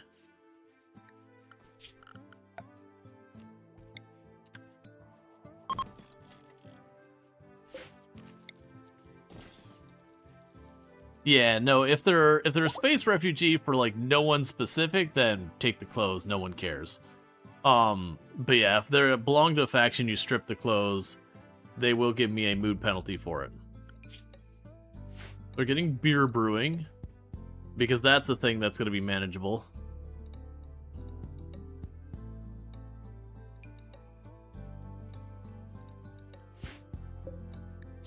Alright.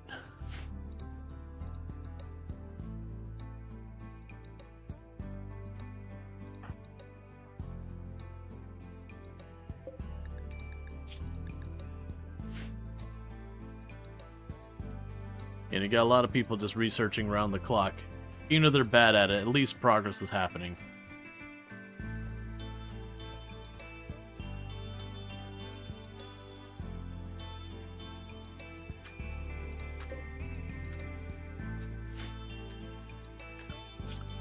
Okay.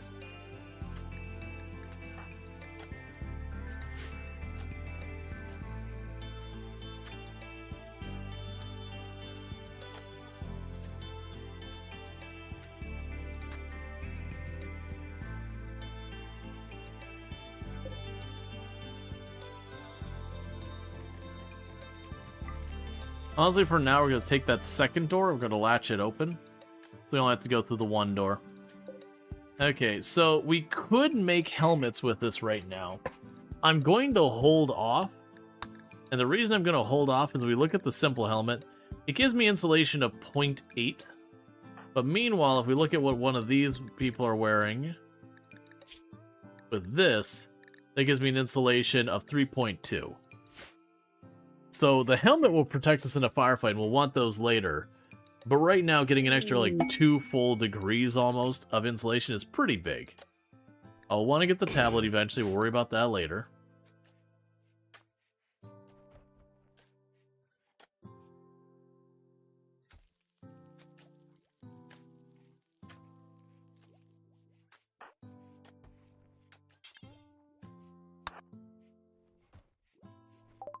Okay.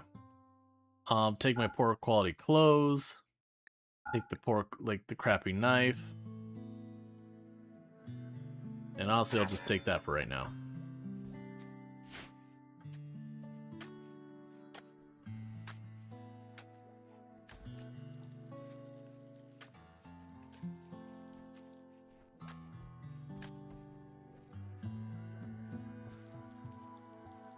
One thing I actually could do, so put a torch down here.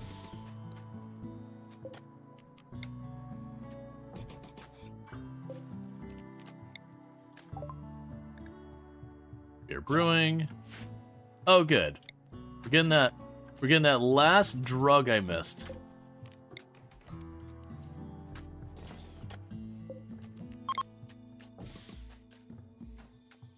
Because I believe we can make this count as a lab for the bonus. If we get complex furniture, this is also where you can keep shelves.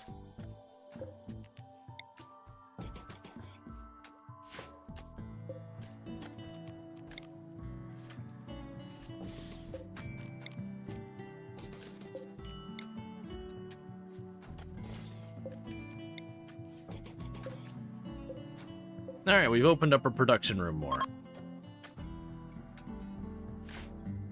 Now I got this room.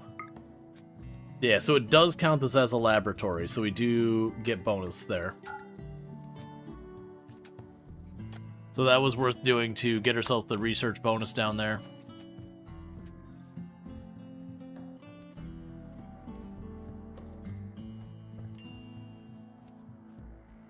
It's getting a little warm. Let's try turning off that one fire there. And this fire here.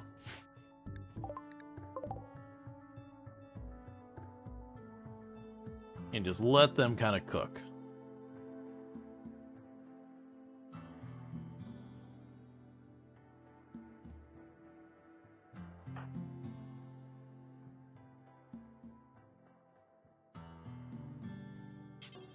There you go.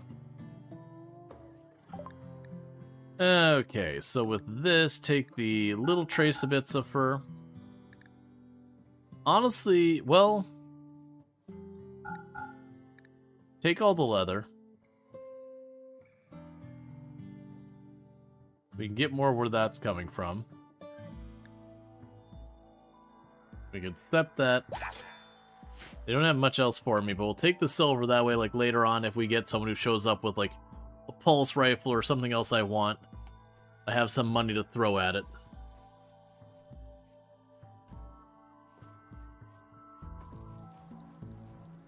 It does look like we are starting to get more of the rice and potatoes and stuff planted, which is good. I do need to get that crop starting to go, or we need to be hunting.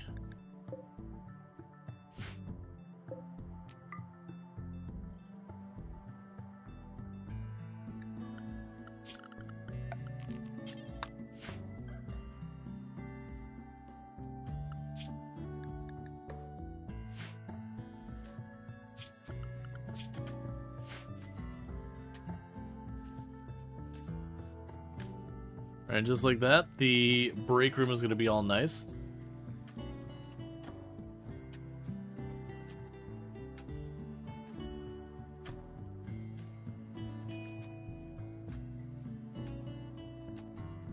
You're getting this all planned, getting all our plants replanted.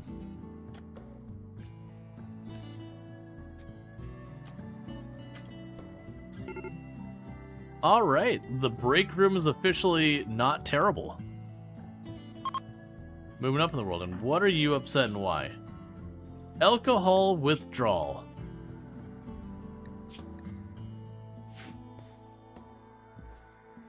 Because you brought your booze with you,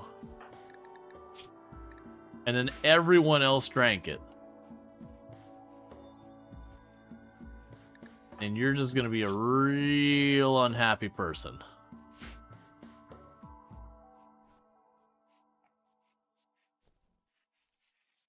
Which is honestly fairly reasonable.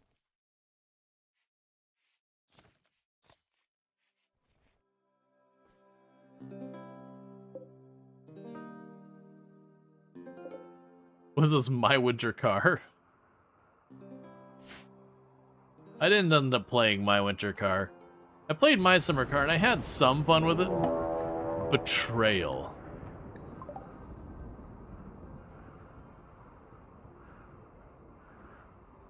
All right, let's rally our people.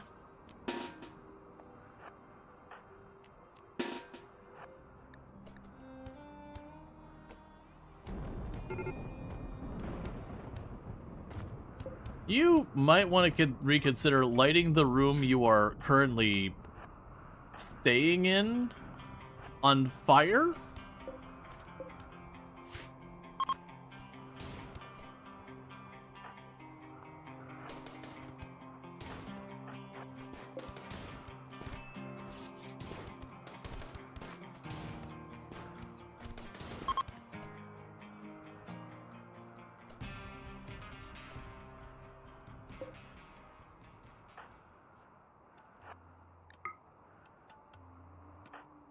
You two go down to support.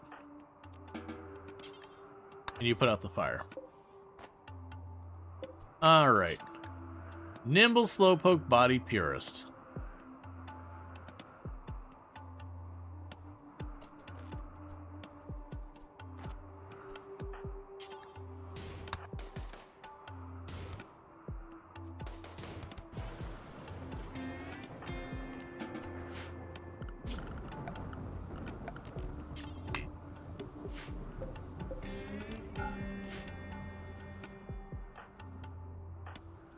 Okay, so you got a bruise.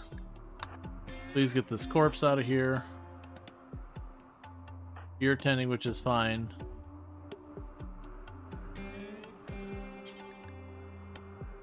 And get that body out of here. Okay, so you are definitely dead. Also, your clothes are terrible. Well, that's fine. You just get to sit in your little corner and bleed out. It is what it is. I got more important things to do. Couldn't keep him up.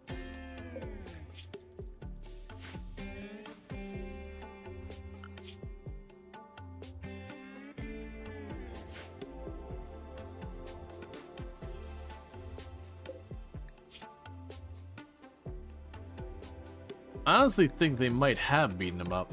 Oh, no, there's no log, so I guess not.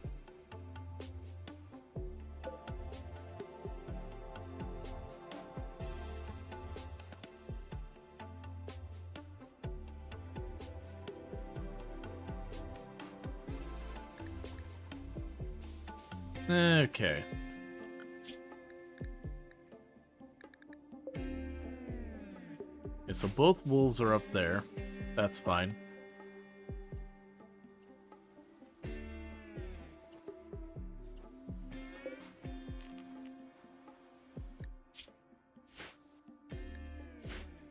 Okay. So I'd want to get more nice wood. Oh, you got... Got a raid. 2 people with clubs. Just baseliners. Let's get out in the open. Just do it a straight up fight. Just don't let them, like, start lighting stuff on fire.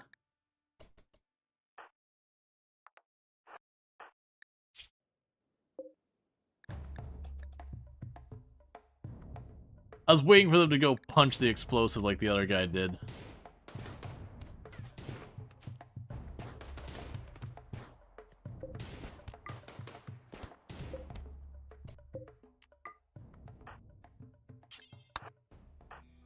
Why don't we go ahead and take those maces?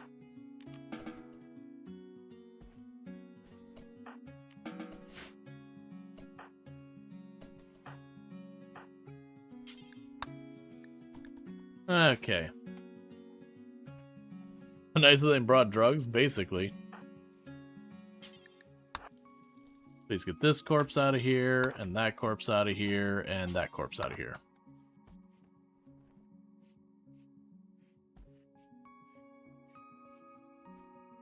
Alright, so we're getting warm enough. Go ahead and kill the fire on that one. I guess we'll kill the fire on this one too. So we're going to let the fires go out. We're starting to get into the 50s. I don't really need to keep the fires going constantly. Probably also one of those things that now we can hold this door open and not have to fuss with it as much.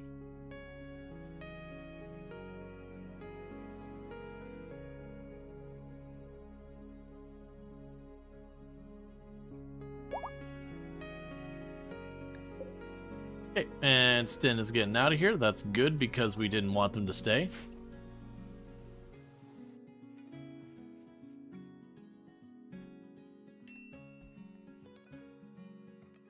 Alright, so we got about 500 raw food, about 33 meals. These meals are going to start not holding up as well.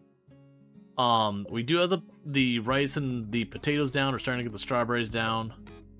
We've got cotton up there. We're not going to do the corn. It's just going to take too long to grow for as short as a grow season we have.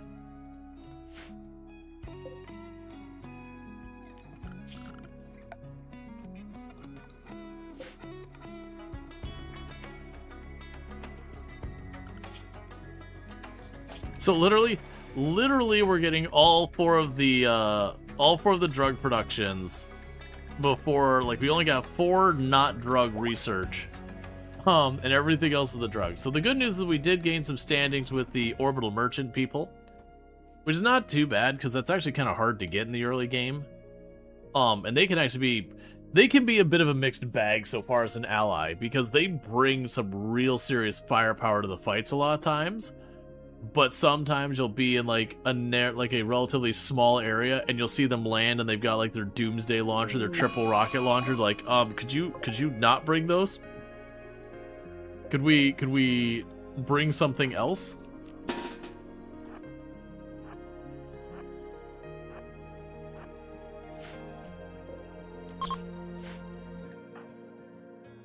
Let's bring everyone up here. We'll get rid of both the Timberwolves and the Shamblers.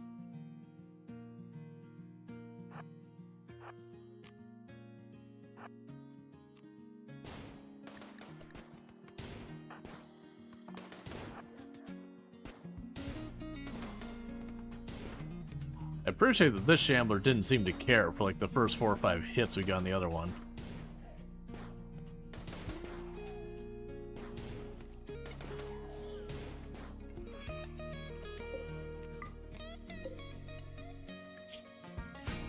You're just marked as unconscious.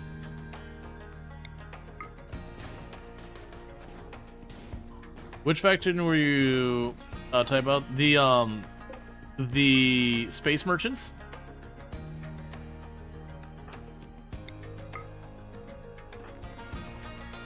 That they can bring like incinerators and all sorts of you know, grenades and all sorts of stuff. They don't bring just ordnance and all that. They bring a whole range of things. But it's definitely one of those ones you see them show up. Like I remember having them show up on a raid when I was doing it one time. And I saw them land, saw they had the doomsday, saw like the cone start closing, and just ran all my people the other way. It's like, we're quitting the fields. Get out of here. We're just gonna let them do their thing, and we will look into what needs doing once they're gone.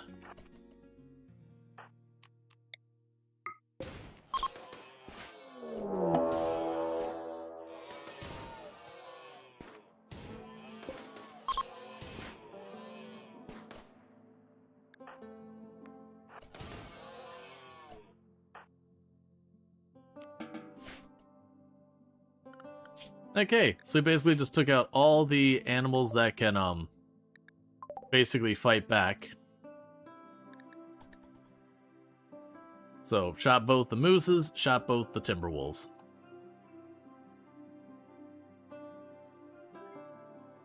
Yeah, no, they're good allies. They're just a little tricky because early on, like, you can't just caravan over and drop something on them. They're in space.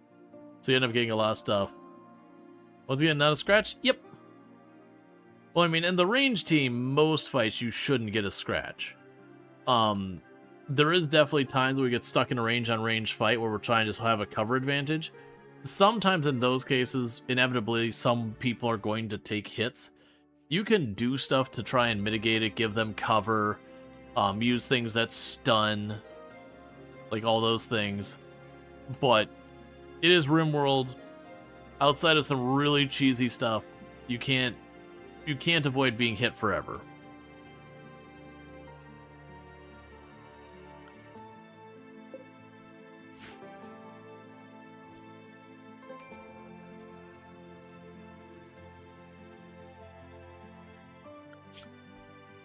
Yeah, so we keep you in the back. You're scheduled to hunt if I turn it on. We shouldn't have too much to clean and haul.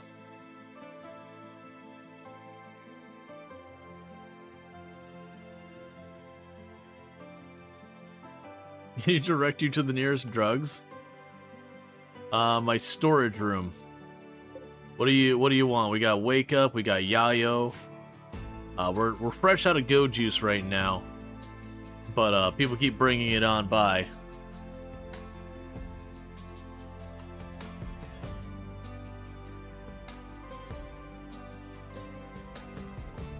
You know, everyone had a TomTom in their car? TomTom was like old school GPS, right? Like I'm blanking on that one. Because I remember like back when we had like a bunch of the different cars had their own GPS. It was the OGPS? Yeah. I didn't have TomTom, but it was like literally like a PDA that had a GPS in it. So like you put in there and you had to like fold out the GPS antenna. I remember having that, which felt old school enough.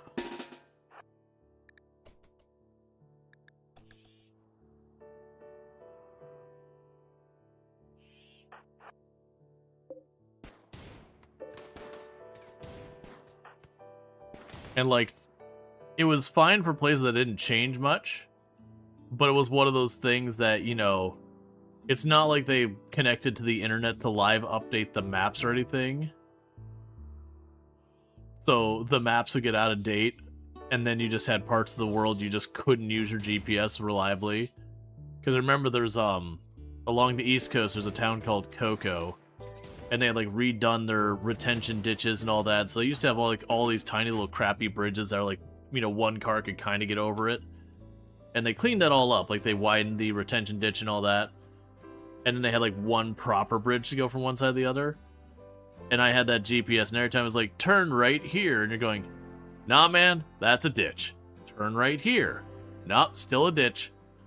So I learned I just couldn't use it in that entire town because it was constantly trying to make me go across this ditch to get to the other side.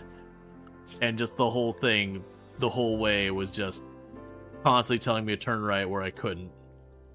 You had a Garmin GPS. It was better than printing out the route planner, but it sucks compared to solutions now. Oh yeah, no, absolutely. Because before that, we used MapQuest or similar. Reminds me when you first moved to Denmark, and all you had was the Nokia maps. This is pre-iPhone and Android phone. Yep, MapQuest. MapQuest, like, I remember MapQuest showed up, and that was, like, revolutionary at the time. Because before that, you got out your folded paper map, you're like, alright, where am I? Okay, I'm down here, and I'm trying to get up here. Okay, well, I don't actually know what the best route is, but I can see I can hop over to the highway, go over, and then cut over at this exit. And then you're sitting there, like, trying to drive, being like, okay, so the first exit, you know, first I need to get on, you know, whatever road. I need to go a couple miles down the road. I don't have the exact amount. And then there'll be what looked like exit 11. And I gotta do that. And you know, you do like 4 or 5 different spots. You'd be like, okay, and you pull off the side road. I'm like, all right, where am I going from here? Or you do the thing where you get like your clipboard or whatever, and you write down like, go on this, turn right there, do that. And if you had to deviate from those directions in any way, you had to pull off the side of the road, get out your map. Google Maps has tried to make you go through steel barrier to get into the off-ramp of the narrow highway. You still don't know why I was confused. You printed Yahoo Maps directions, tried to send you the wrong way in a one-way street off a cliff because of construction. Reminds you of living in the countryside, big hauler trucks kept trying to go on a local small roads and ending up on gravel roads. I'm gonna have to cut, because of the farmer got sick of all the trucks not taking the main roads. Yeah. Well, I remember the, oh man, there was some place we were going, I can't remember what it was, but I had, like, me and my brothers are going, and, you know, my brother had, like, printed out a map, which is, again, perfectly normal. You got MapQuest, you printed out your map. And we ended up in this farm that's, like, you know, turning us towards, like, just this gate onto this person's, like the actual field of a farm in the middle of nowhere. It's like, okay, what's going on here? You know, luckily we weren't that far off of where we needed to be, but, like, as well as things that, you know, you had 2 things with the same name, and back then, like, you didn't get, like, here's the picture of the place you're looking for. It just went, okay, here's the directions to get there. But it's definitely, we got into some of those country roads, and I'm like, I don't think we're in the right place. But I also can't go by that, because I definitely remember when I would drive from the East Coast over to Universal Studios, it would take you on this back road that you're going by, like, you'd go by a bunch of farms, and you go by a bunch of these, like, little like, McMansion kind of things, and then suddenly you're at Universal Studios, because you're taking, like, this back entrance into it, versus, you know, going through, like, proper Orlando City. So it is one of those things that sometimes you'll end on this, like, rural county road that you never realize, like, buried in the woods, and then suddenly you'll pop out and it'll be like the university in front of you because you just come from a weird angle. Let's see, sometimes older GPS had some rather inexplicable ones, though. Back in probably 2010, a friend of yours came up to Washington from California at one point on the 101. It was like, turn left here. It was like, that's a cliff. There was never anything to turn on there. Yeah, well, I mean, if you remember when, I forget what the iPhone's map was, it was pretty infamous for, like, major highways and telling people, like, turn off, like, the side of the road just because of, you know, however they ingested the maps, couldn't tell that, like, this was an overpass, this was an underroad, these do not connect, and stuff like that. So they had a lot of problems with their data at the beginning. Eventually they got it sorted. But it was definitely one of those ones that actually led to a number of car accidents, and there was talks about whether or not the GPS companies should be held accountable when that kind of thing happens, where it's like, you know, turn into the abyss. It's like, okay, well, you gave this person a dangerous instruction. Should you be held liable for this? Like, you know, shared liability at least. Ultimately, they didn't. It's like you're driving your car, you're in control, that kind of thing, which is not unusual for that to end that way. But it definitely feels like there should be a certain amount of being like, no, there's a certain responsibility that is assumed by them. Yeah, no, it was a whole thing. And a Google engineer. You thought you were RPing as a GPS brand for a second with this comment? Remind you of living in the country. Oh yeah, I already read that one. Remember reading the news about the one iPhone map update had screwed up the coordinate mapping? This is some 8 years back, and basically 1/3 of the US was showing as being in the Pacific Ocean or some such. Yeah, and it's just one of those things that's like wild that you're like, do you not test this? Like, did you not soft launch your update onto a phone and like run around with your phone and check it first? I feel like you should really check that first. Alright, so you've got a small child that's got some red foxes chasing them. And we're definitely bringing them on board because they got a mohawk and they're a body modder and they can cook. Body modder is a completely reasonable trait. They'll be a little sad early game, but, you know, it's RimWorld. Whether you like it or not, your limbs are going to pop off at some point. It's just what happens in RimWorld. The oversights in software Q&A are legendary. Oh, yeah. Well, it's one of those things that QA tends to be one of the places that so many companies cut corners, under budget, all that. It's like, you understand this is important. Like, very genuinely when you have a bug that survives to production, it's bad. Like, you know, catching a bug during development can be like a nothing burger to a little inconvenience, that kind of thing. But the moment it gets to production, even if fixing the bug is not a big deal, the risk of potential legal liability or, you know, someone having an entirely justified lawsuit against you because you caused them pretty significant harm and all that. You really want to vet your stuff. Like, once a bug has reached production, that is just bad news at that point. Alright, so let's go ahead and see if we can immediately convert Maddie. There's also a guy who put a bunch of phones in a wagon and walk across a bridge just to get Google to mark the bridge as heavy traffic and route people around it. Oh yeah, no, I've definitely seen like all sorts of interesting things like that. People screwing with the data. It's always the danger of using crowdsourced data in that, like, you know, it's crowdsourced in the sense of using user devices. People will find ways to poison the data and cause problems. Hey, would you look at that? Tepet Mage reached Social 1. Even Boeing had a little hiccup with an automatic adjust. Oh yeah, no, you gotta be careful. But it's time and time again in software development, it's QA people who constantly get the short end of the stick. It's one of the reasons why a lot of companies, the QA people, hey, Masterful, from 0 social, knocking out a masterful conversion. Well, I guess technically they gained 1 social during it. But it's like, you know, when there's layoffs, QA often catches it. There's a reason why a lot of companies that are like bigger companies, the QA people end up being the ones who unionize. Because they get shafted. And we really do need them to be there.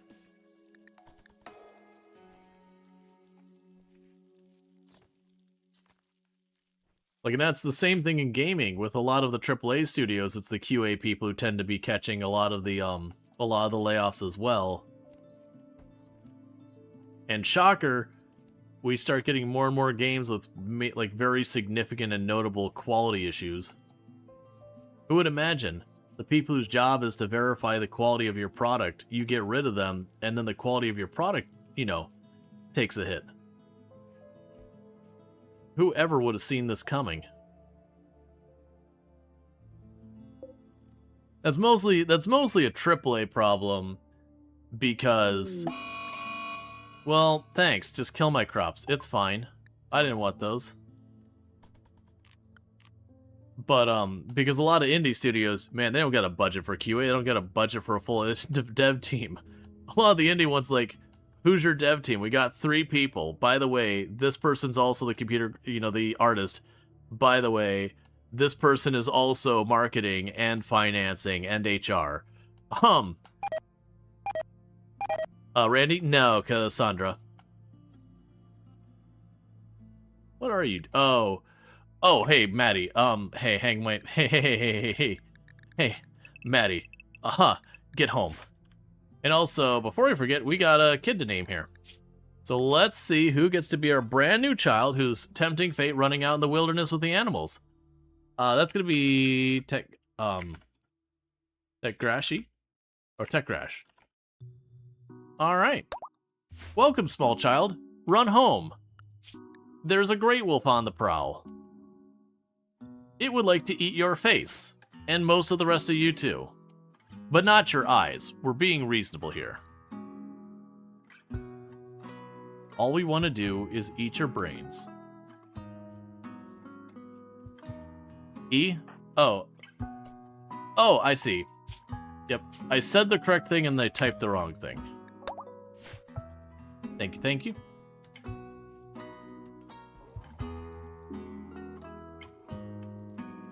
Jonathan Colton reference, anyone?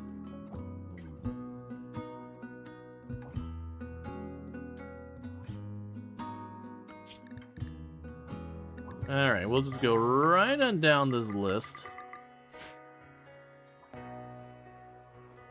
We saw another one where people kept showing up in this farm in Kansas because the company called MaxMind was tracked IP addresses with 600 million IP addresses at that location.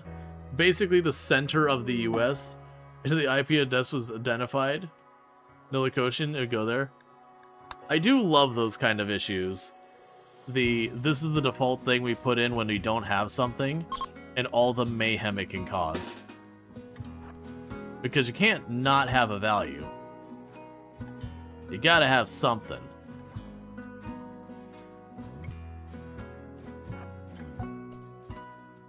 Alright.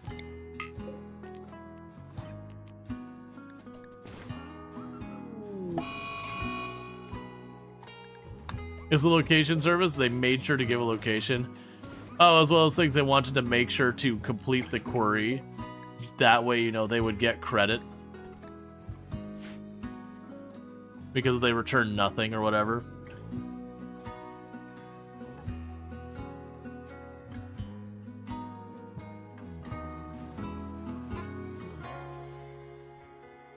That was, I remember getting in that discussion. You'll have people's like, null is the worst thing in the world. Programming shouldn't allow for null. And it's like, but what if I don't know the value? It's like, well, you still need to have a placeholder. It's like, no. Null means I don't know. Null means an absence of value. We don't know what it is. That is an acceptable thing. You cannot handle it, and there's definitely better ways to do it. I'm not saying null is always the right answer.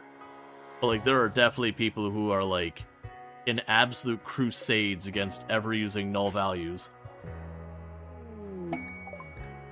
Now, it said, if you're talking like a type or something, or like not a type, like dictionary or whatever, you can have a unknown value.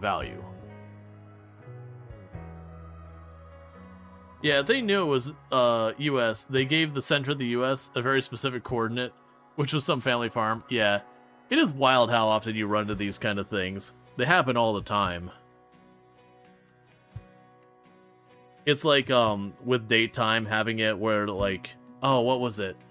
They were trying to do a study. It was around like age distribution, but the data source they had, it was going through people that passed away, but if they didn't know when the person was born, they just defaulted. I can't remember what the date, it was like 1923 or whatever they defaulted the date to. And so they did this whole study and they went through and they're like, man, we're seeing this like really wild data that we weren't expecting. And they came by to figure out later, it's because the data source they had just put everyone in it there. Oh, well, that's a problem. Right, because we had the cold snap. Because we got to the other side, it's like, okay, we can turn these fires off. So we got a problem because we got people who are freezing to death. So I'm going to need you to stop what you're doing right now and go there. And I'm going to need you to go run and hug a fire.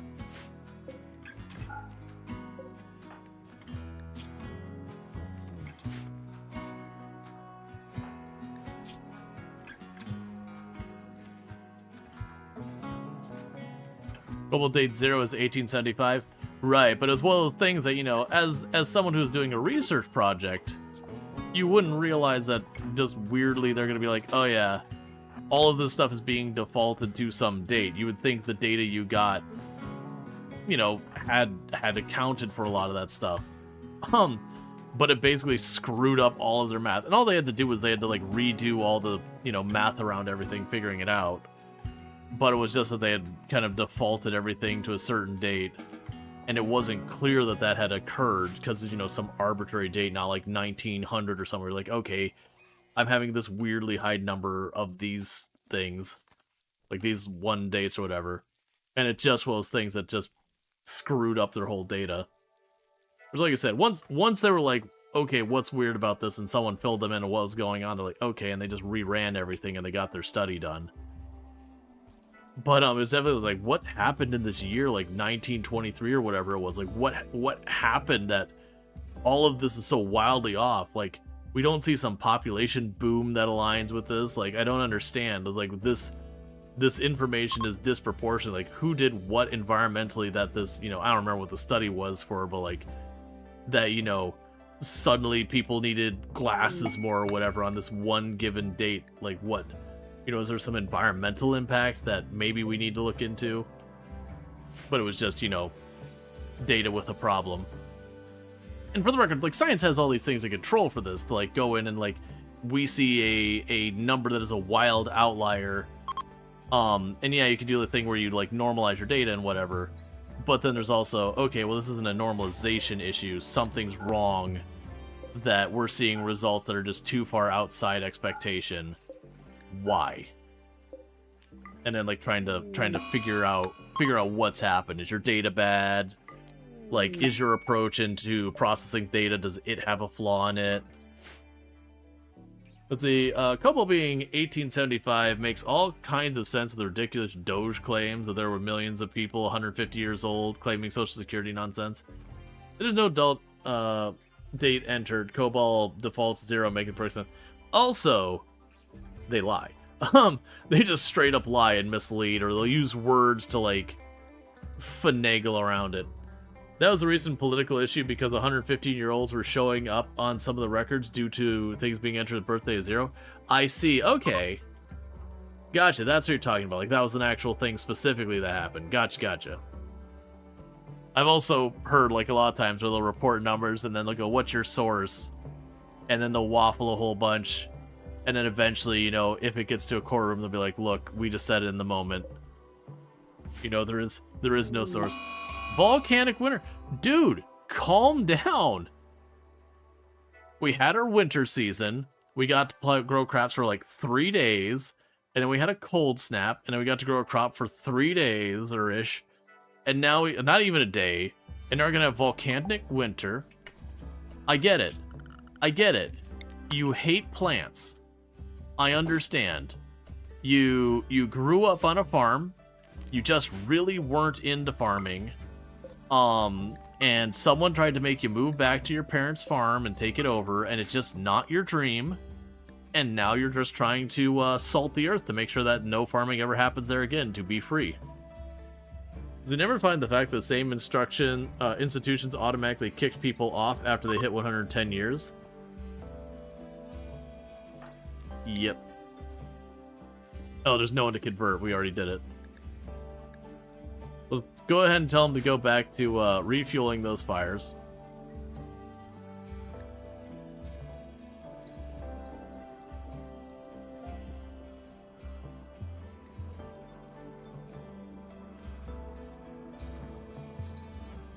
And moving past the particular offshoot of the topic, yeah, that's probably good. But yeah, I know it's a whole thing. Like, it's also a thing that happens even when you don't get numbers wrong. Just having incomplete information about your numbers and all that kind of stuff can really mess things up. I brought it up a couple of times that, here in the US, we had a time that they were working on, like, doing a major overhaul of education. And the justification for it was they looked at, like, the national grade point average, and they went, we're seeing a significant dip in the national average grade point. Like, what's happening that all of our students are getting dumber and doing, like, getting worse grades and all these kinds of things? And it was interesting because someone finally took the time and broke it down and said, okay, well, if we look at all the kids who are from, like, you know, wealthier schools and all that, their grade point average is up. Okay.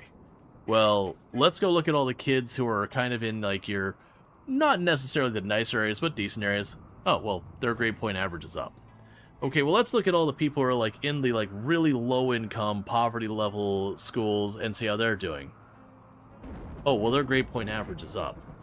How is it that every single one of these groups, their grade point average is up, but as a country, the grade point average is down?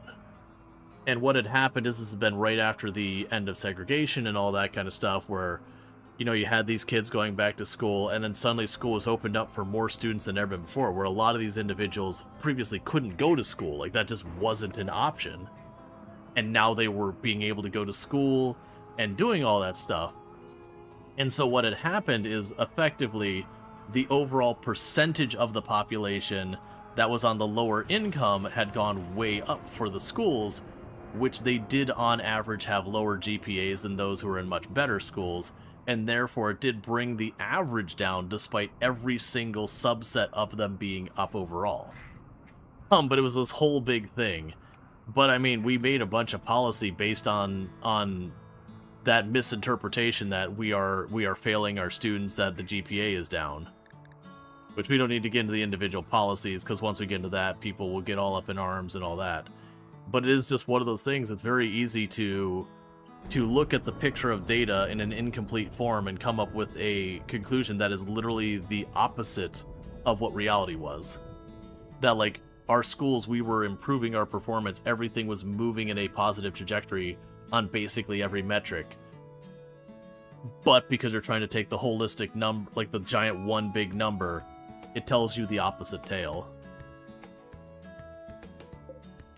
Like using GPA, or not GPA, why is my brain being dumb?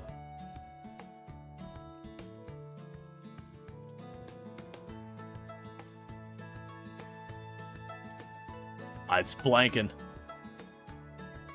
SAT scores. No, my brain was going to GDP, measuring the economy based on GDP for, like, big numbers that in no way measure what you actually think they measure half the time. Like, it measures the technical thing, but then using it as a metric to show, like, the health of the economy is, you know, deeply flawed at the absolute best. Let's see, COBOL is scary, though. At least, until recently, late 2000, all the interbank communication stuff were mainframes running COBOL, a number of techs knew COBOL was only dropping. Yeah, that's still a problem. There has been a lot of progress towards moving things off of the, moving things off of COBOL. But as a thing, BMI is another one that, BMI is another terrible metric. That, like, it's to the point that BMI can be an incredibly misleading thing that makes people think far worse of their own health than it really is, or, you know, on the other end, because your BMI is low, but you're actually in a really, really unhealthy state because, like, you know, your body does need fat. Yeah, body mass index. Yeah, it's still used because it's, like, loosely implies things. But yeah, using it for an individual is never a good thing. Like, it's just not reasonable. Because you'll have people who are incredibly healthy who will, on BMI, look like they're in really dire shape. They use BMI for kids here in Australia. Yep, they use it for a lot of people in the US as well. We're getting better about it. More doctors are becoming aware that it's not what you should be using it and all that stuff. Most Olympic athletes are obese per BMI. Yep. And that's just kind of the thing. It's just not good for a health metric. And one of the things that the BMI issue has enabled is it's enabled a lot of doctors to be lazy about their jobs. And this isn't being a negative on doctors. It's just they see patients as not taking care of themselves because they look at the BMI and they go, oh, that's really bad. You know, you need to sleep more, you need to eat healthier, you need to, like, exercise. And you're like, yeah, but I'm coming in here for my broken arm. Well, all these things like sleeping more and all that are good and probably true. But, like, my immediate issue is my arm's going the wrong way. And I don't think eating healthier is going to alleviate that problem. Like, when you were in boot camp, you knew a guy who was obese per BMI stats, but he was physically able to do everything they required. He was just a thick dude. Didn't stop them from sending him home, only for that reason. Yeah, no, that's the thing. It's like, there's a lot of metrics that try and do, like, the holistic everything. And you always have to be careful. Because we've gone to the measure of proxy measurements, that there's times you're trying to figure out something that you cannot measure itself. Like, you know, with education, have I taught someone to write code? Well, how do I measure that? Well, I mean, I can have them write some code, and maybe that's good, but maybe the code I test them on is not the code that they did learn. Maybe I'm taking a subset of the code that I'm checking that now I found that they have learned that one thing, but they don't know how to do any of the stuff around it. I could get a false positive and all that kind of thing. It can also sometimes be the way I am testing in itself is inaccessible, so I'm actually kind of testing if someone has a disability, not if they can write code, which happens a lot in a lot of, like, tests and proctor tests and all that. A lot of assessments, the accessibility side of the test itself tends to do that. Have you considered getting bionic arm instead? Sign me up. Let's see, you once had a physical therapist who you're seeing for a shoulder injury harp nonstop about how you need to exercise more because your BMI is like, my BMI has nothing to do with my work injury to my shoulder. Why are we even opening on this? Yeah, no, it's a thing. And again, this isn't to, like, beat up on doctors or anything. Pretty much every industry has these problems. That there'll be metrics that people use, and going into nuance. And thank you for the follow. Welcome to the stream. Like, going into, like, the nuance on things of being like, okay, you know, in the example I gave with the education of going, okay, let's break it down to each and every subset, what's happening and all this sort of stuff. Are we seeing different regional situations? Are we going into all this? You know, that's what you have to do to actually, like, do the thing. But then when you're turning around and, like, again, for, like, politicians doing policy, going in and be like, okay, voters, let's sit down here and do this entire thing where we go through the whole, every little bit of nuance to try and, like, suss us out and all that. You know, the people don't have that knowledge, aptitude, information to meaningfully interact with that. Like, not as a negative about them, but unless you're, like, getting into education theory and statisticians and all this kind of stuff and knowing how to process that data, that's just, it's too much. It's outside your area of expertise. Like, that's where you need subject matter experts in there. And so instead they go, I have this one number that you can see, number go up, number go down. But it doesn't tell the whole story. And it's very, very important there. KPI is the enterprise nightmare fuel. Your internal IT org has switched to being evaluated by your KPIs, and the quality of service went such ridiculously bad levels that it's become a source of dark humor. Oh yeah, no, a lot of companies love their KPIs. Like we run into that on the software dev side too, and a lot of times the problem is a lot of what you're measuring that, you know, people be like, lines of code. Absolutely, if we can measure like how many lines of code, clearly Dave over there wrote more lines of code in the last 6 months, so clearly Dave is the better engineer than Susan over there, who wrote less lines of code. And the reality is, lines of code, nobody cares about the number. Like, that's not a good thing. Often lines of code, more is bad. Like, if Susan can make it so we got 2,000 less lines of code over the last 6 months, like literally a net loss in lines, that's probably good, because that's probably optimization. That's probably going through and cleaning up data, cleaning all these different things, getting rid of redundant connections, abstracting code where it needs to be abstracted, and overall, all this. Could you all get up and put out this fire, please? And it's just one of those things. It's easy to get caught up in metrics. And then on top of that, usually when you have a metrics that's deciding what is and isn't, you know, success, you run into the problem where people start working for the metric, and whatever's not in that metric gets lost. So that's where, like, a lot of times you'll start seeing, like, massive losses in quality because the metric was to get, you know, X number of units done. I'm really tired of everything catching fire and being frozen and then catching fire again and then being frozen. Could they calm down? Like, I keep managing to save parts of the field, but I don't think I've gotten half a season without them destroying everything multiple times over.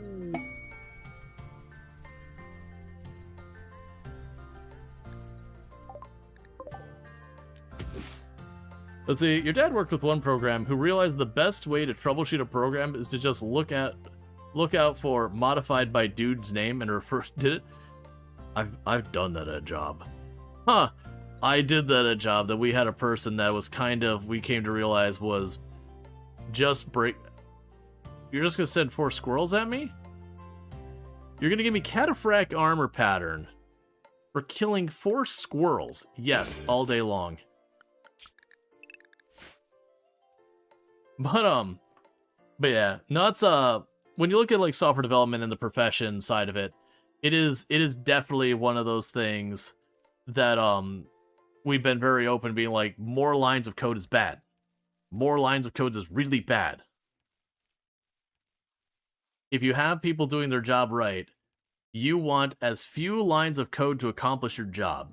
You know, not counting, like, check code and all that sort of stuff. The more efficient you can be is good. Now, granted, there's going to be times where you have to add lines of code for performance and considerations and all that. But, like, the more code you're adding, just lines of code, the more you're just adding noise, unless it is important. Which, again, there are definitely cases. And for those who don't know, who don't have context, I'm a software developer professionally from over 15 years experience. You know, it's kind of well known in the stack that I worked in, taught it, everything, to a point that if you wanted to learn the technology, you would go to the page of the technology, and my courses were the ones that were recommended until they internalized it all. I'm not going to give more details on it because, you know, don't dox yourself. But, and yeah, like, there's the number of times I've sat down with managers like, well, how do we measure? It's like, is that really the important question here? Is the important question doing good work or measuring that you've done good work? I understand it's frustrating when you don't have metrics to measure which employee worked better than the other employee and yada yada. But also, is that really that important? Wait, did I misread that? Oh, okay, that's fine. I did misread it. But I didn't misread that. It's like, where's my squirrels? I'm supposed to have squirrels terrorizing me.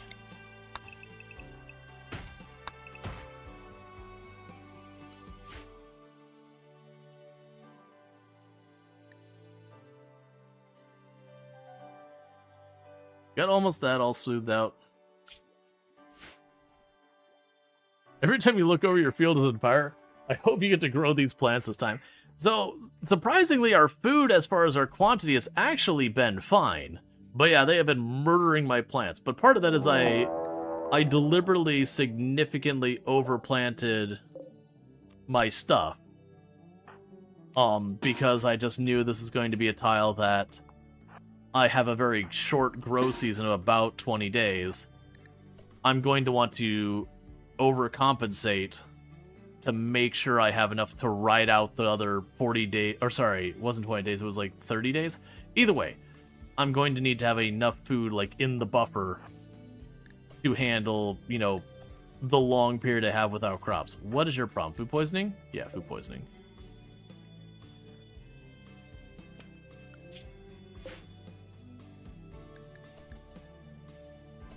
What am I doing? Hold that door open.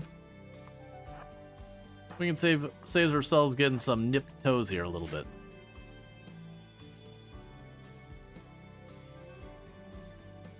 Never mind, because you are going to stop, and if you throw up, you're going to get mauled.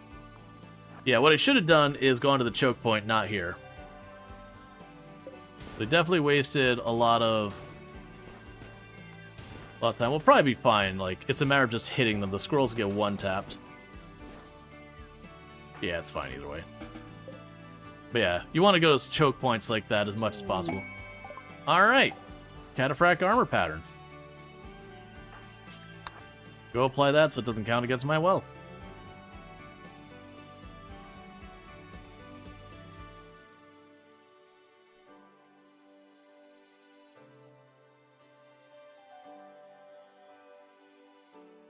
And you've got those. Alright, cool. So, that's research for that. So all the way on the right, so we got one of two patterns there. I don't think we're going to be dealing with that for a while.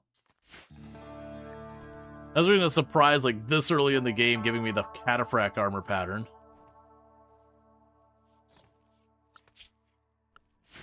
So there is no wildlife on the entire map. We have killed and consumed it all.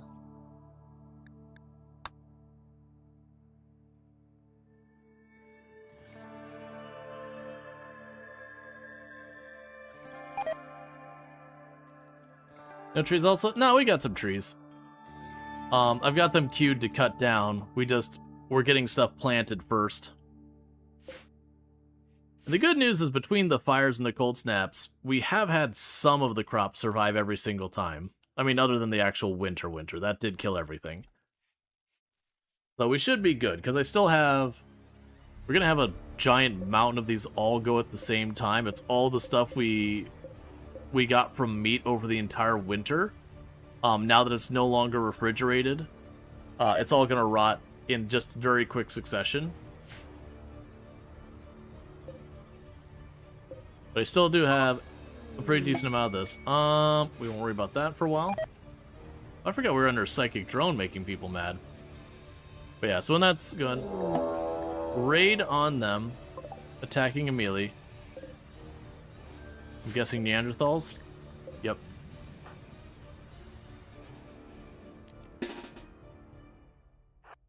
So I'm going to try to do...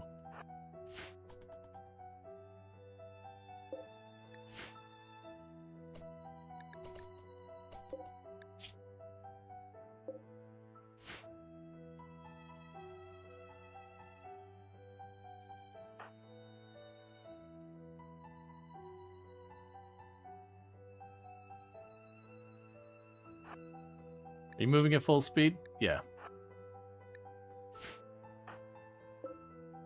Let's see if we can time this.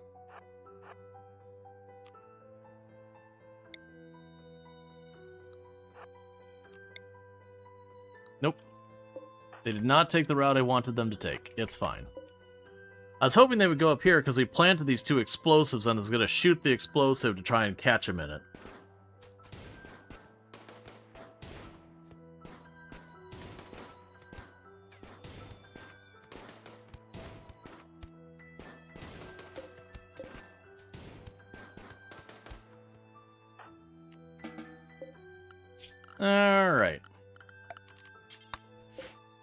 So that said, though, chat, it is getting to be about that time, and I delayed the ad as much as I can, so I got 5 minutes of the ad. So we're gonna go ahead and wrap up for tonight, so I don't have to put you through another ad break without, you know, I don't want to like make you sit through an ad break and then jump off like right after it's done. But if you've enjoyed tonight's content, you're not already following the channel, don't forget to drop a follow. That way you can find your way back here in the future. If you're watching over on the YouTube side, don't forget to like and subscribe. But the stream will be ending for you because I don't have a host ready over there. But thank you so much for tuning in. So with that said, what we're gonna go ahead and do is put up the ending stream screen and see who we can find. We love ads.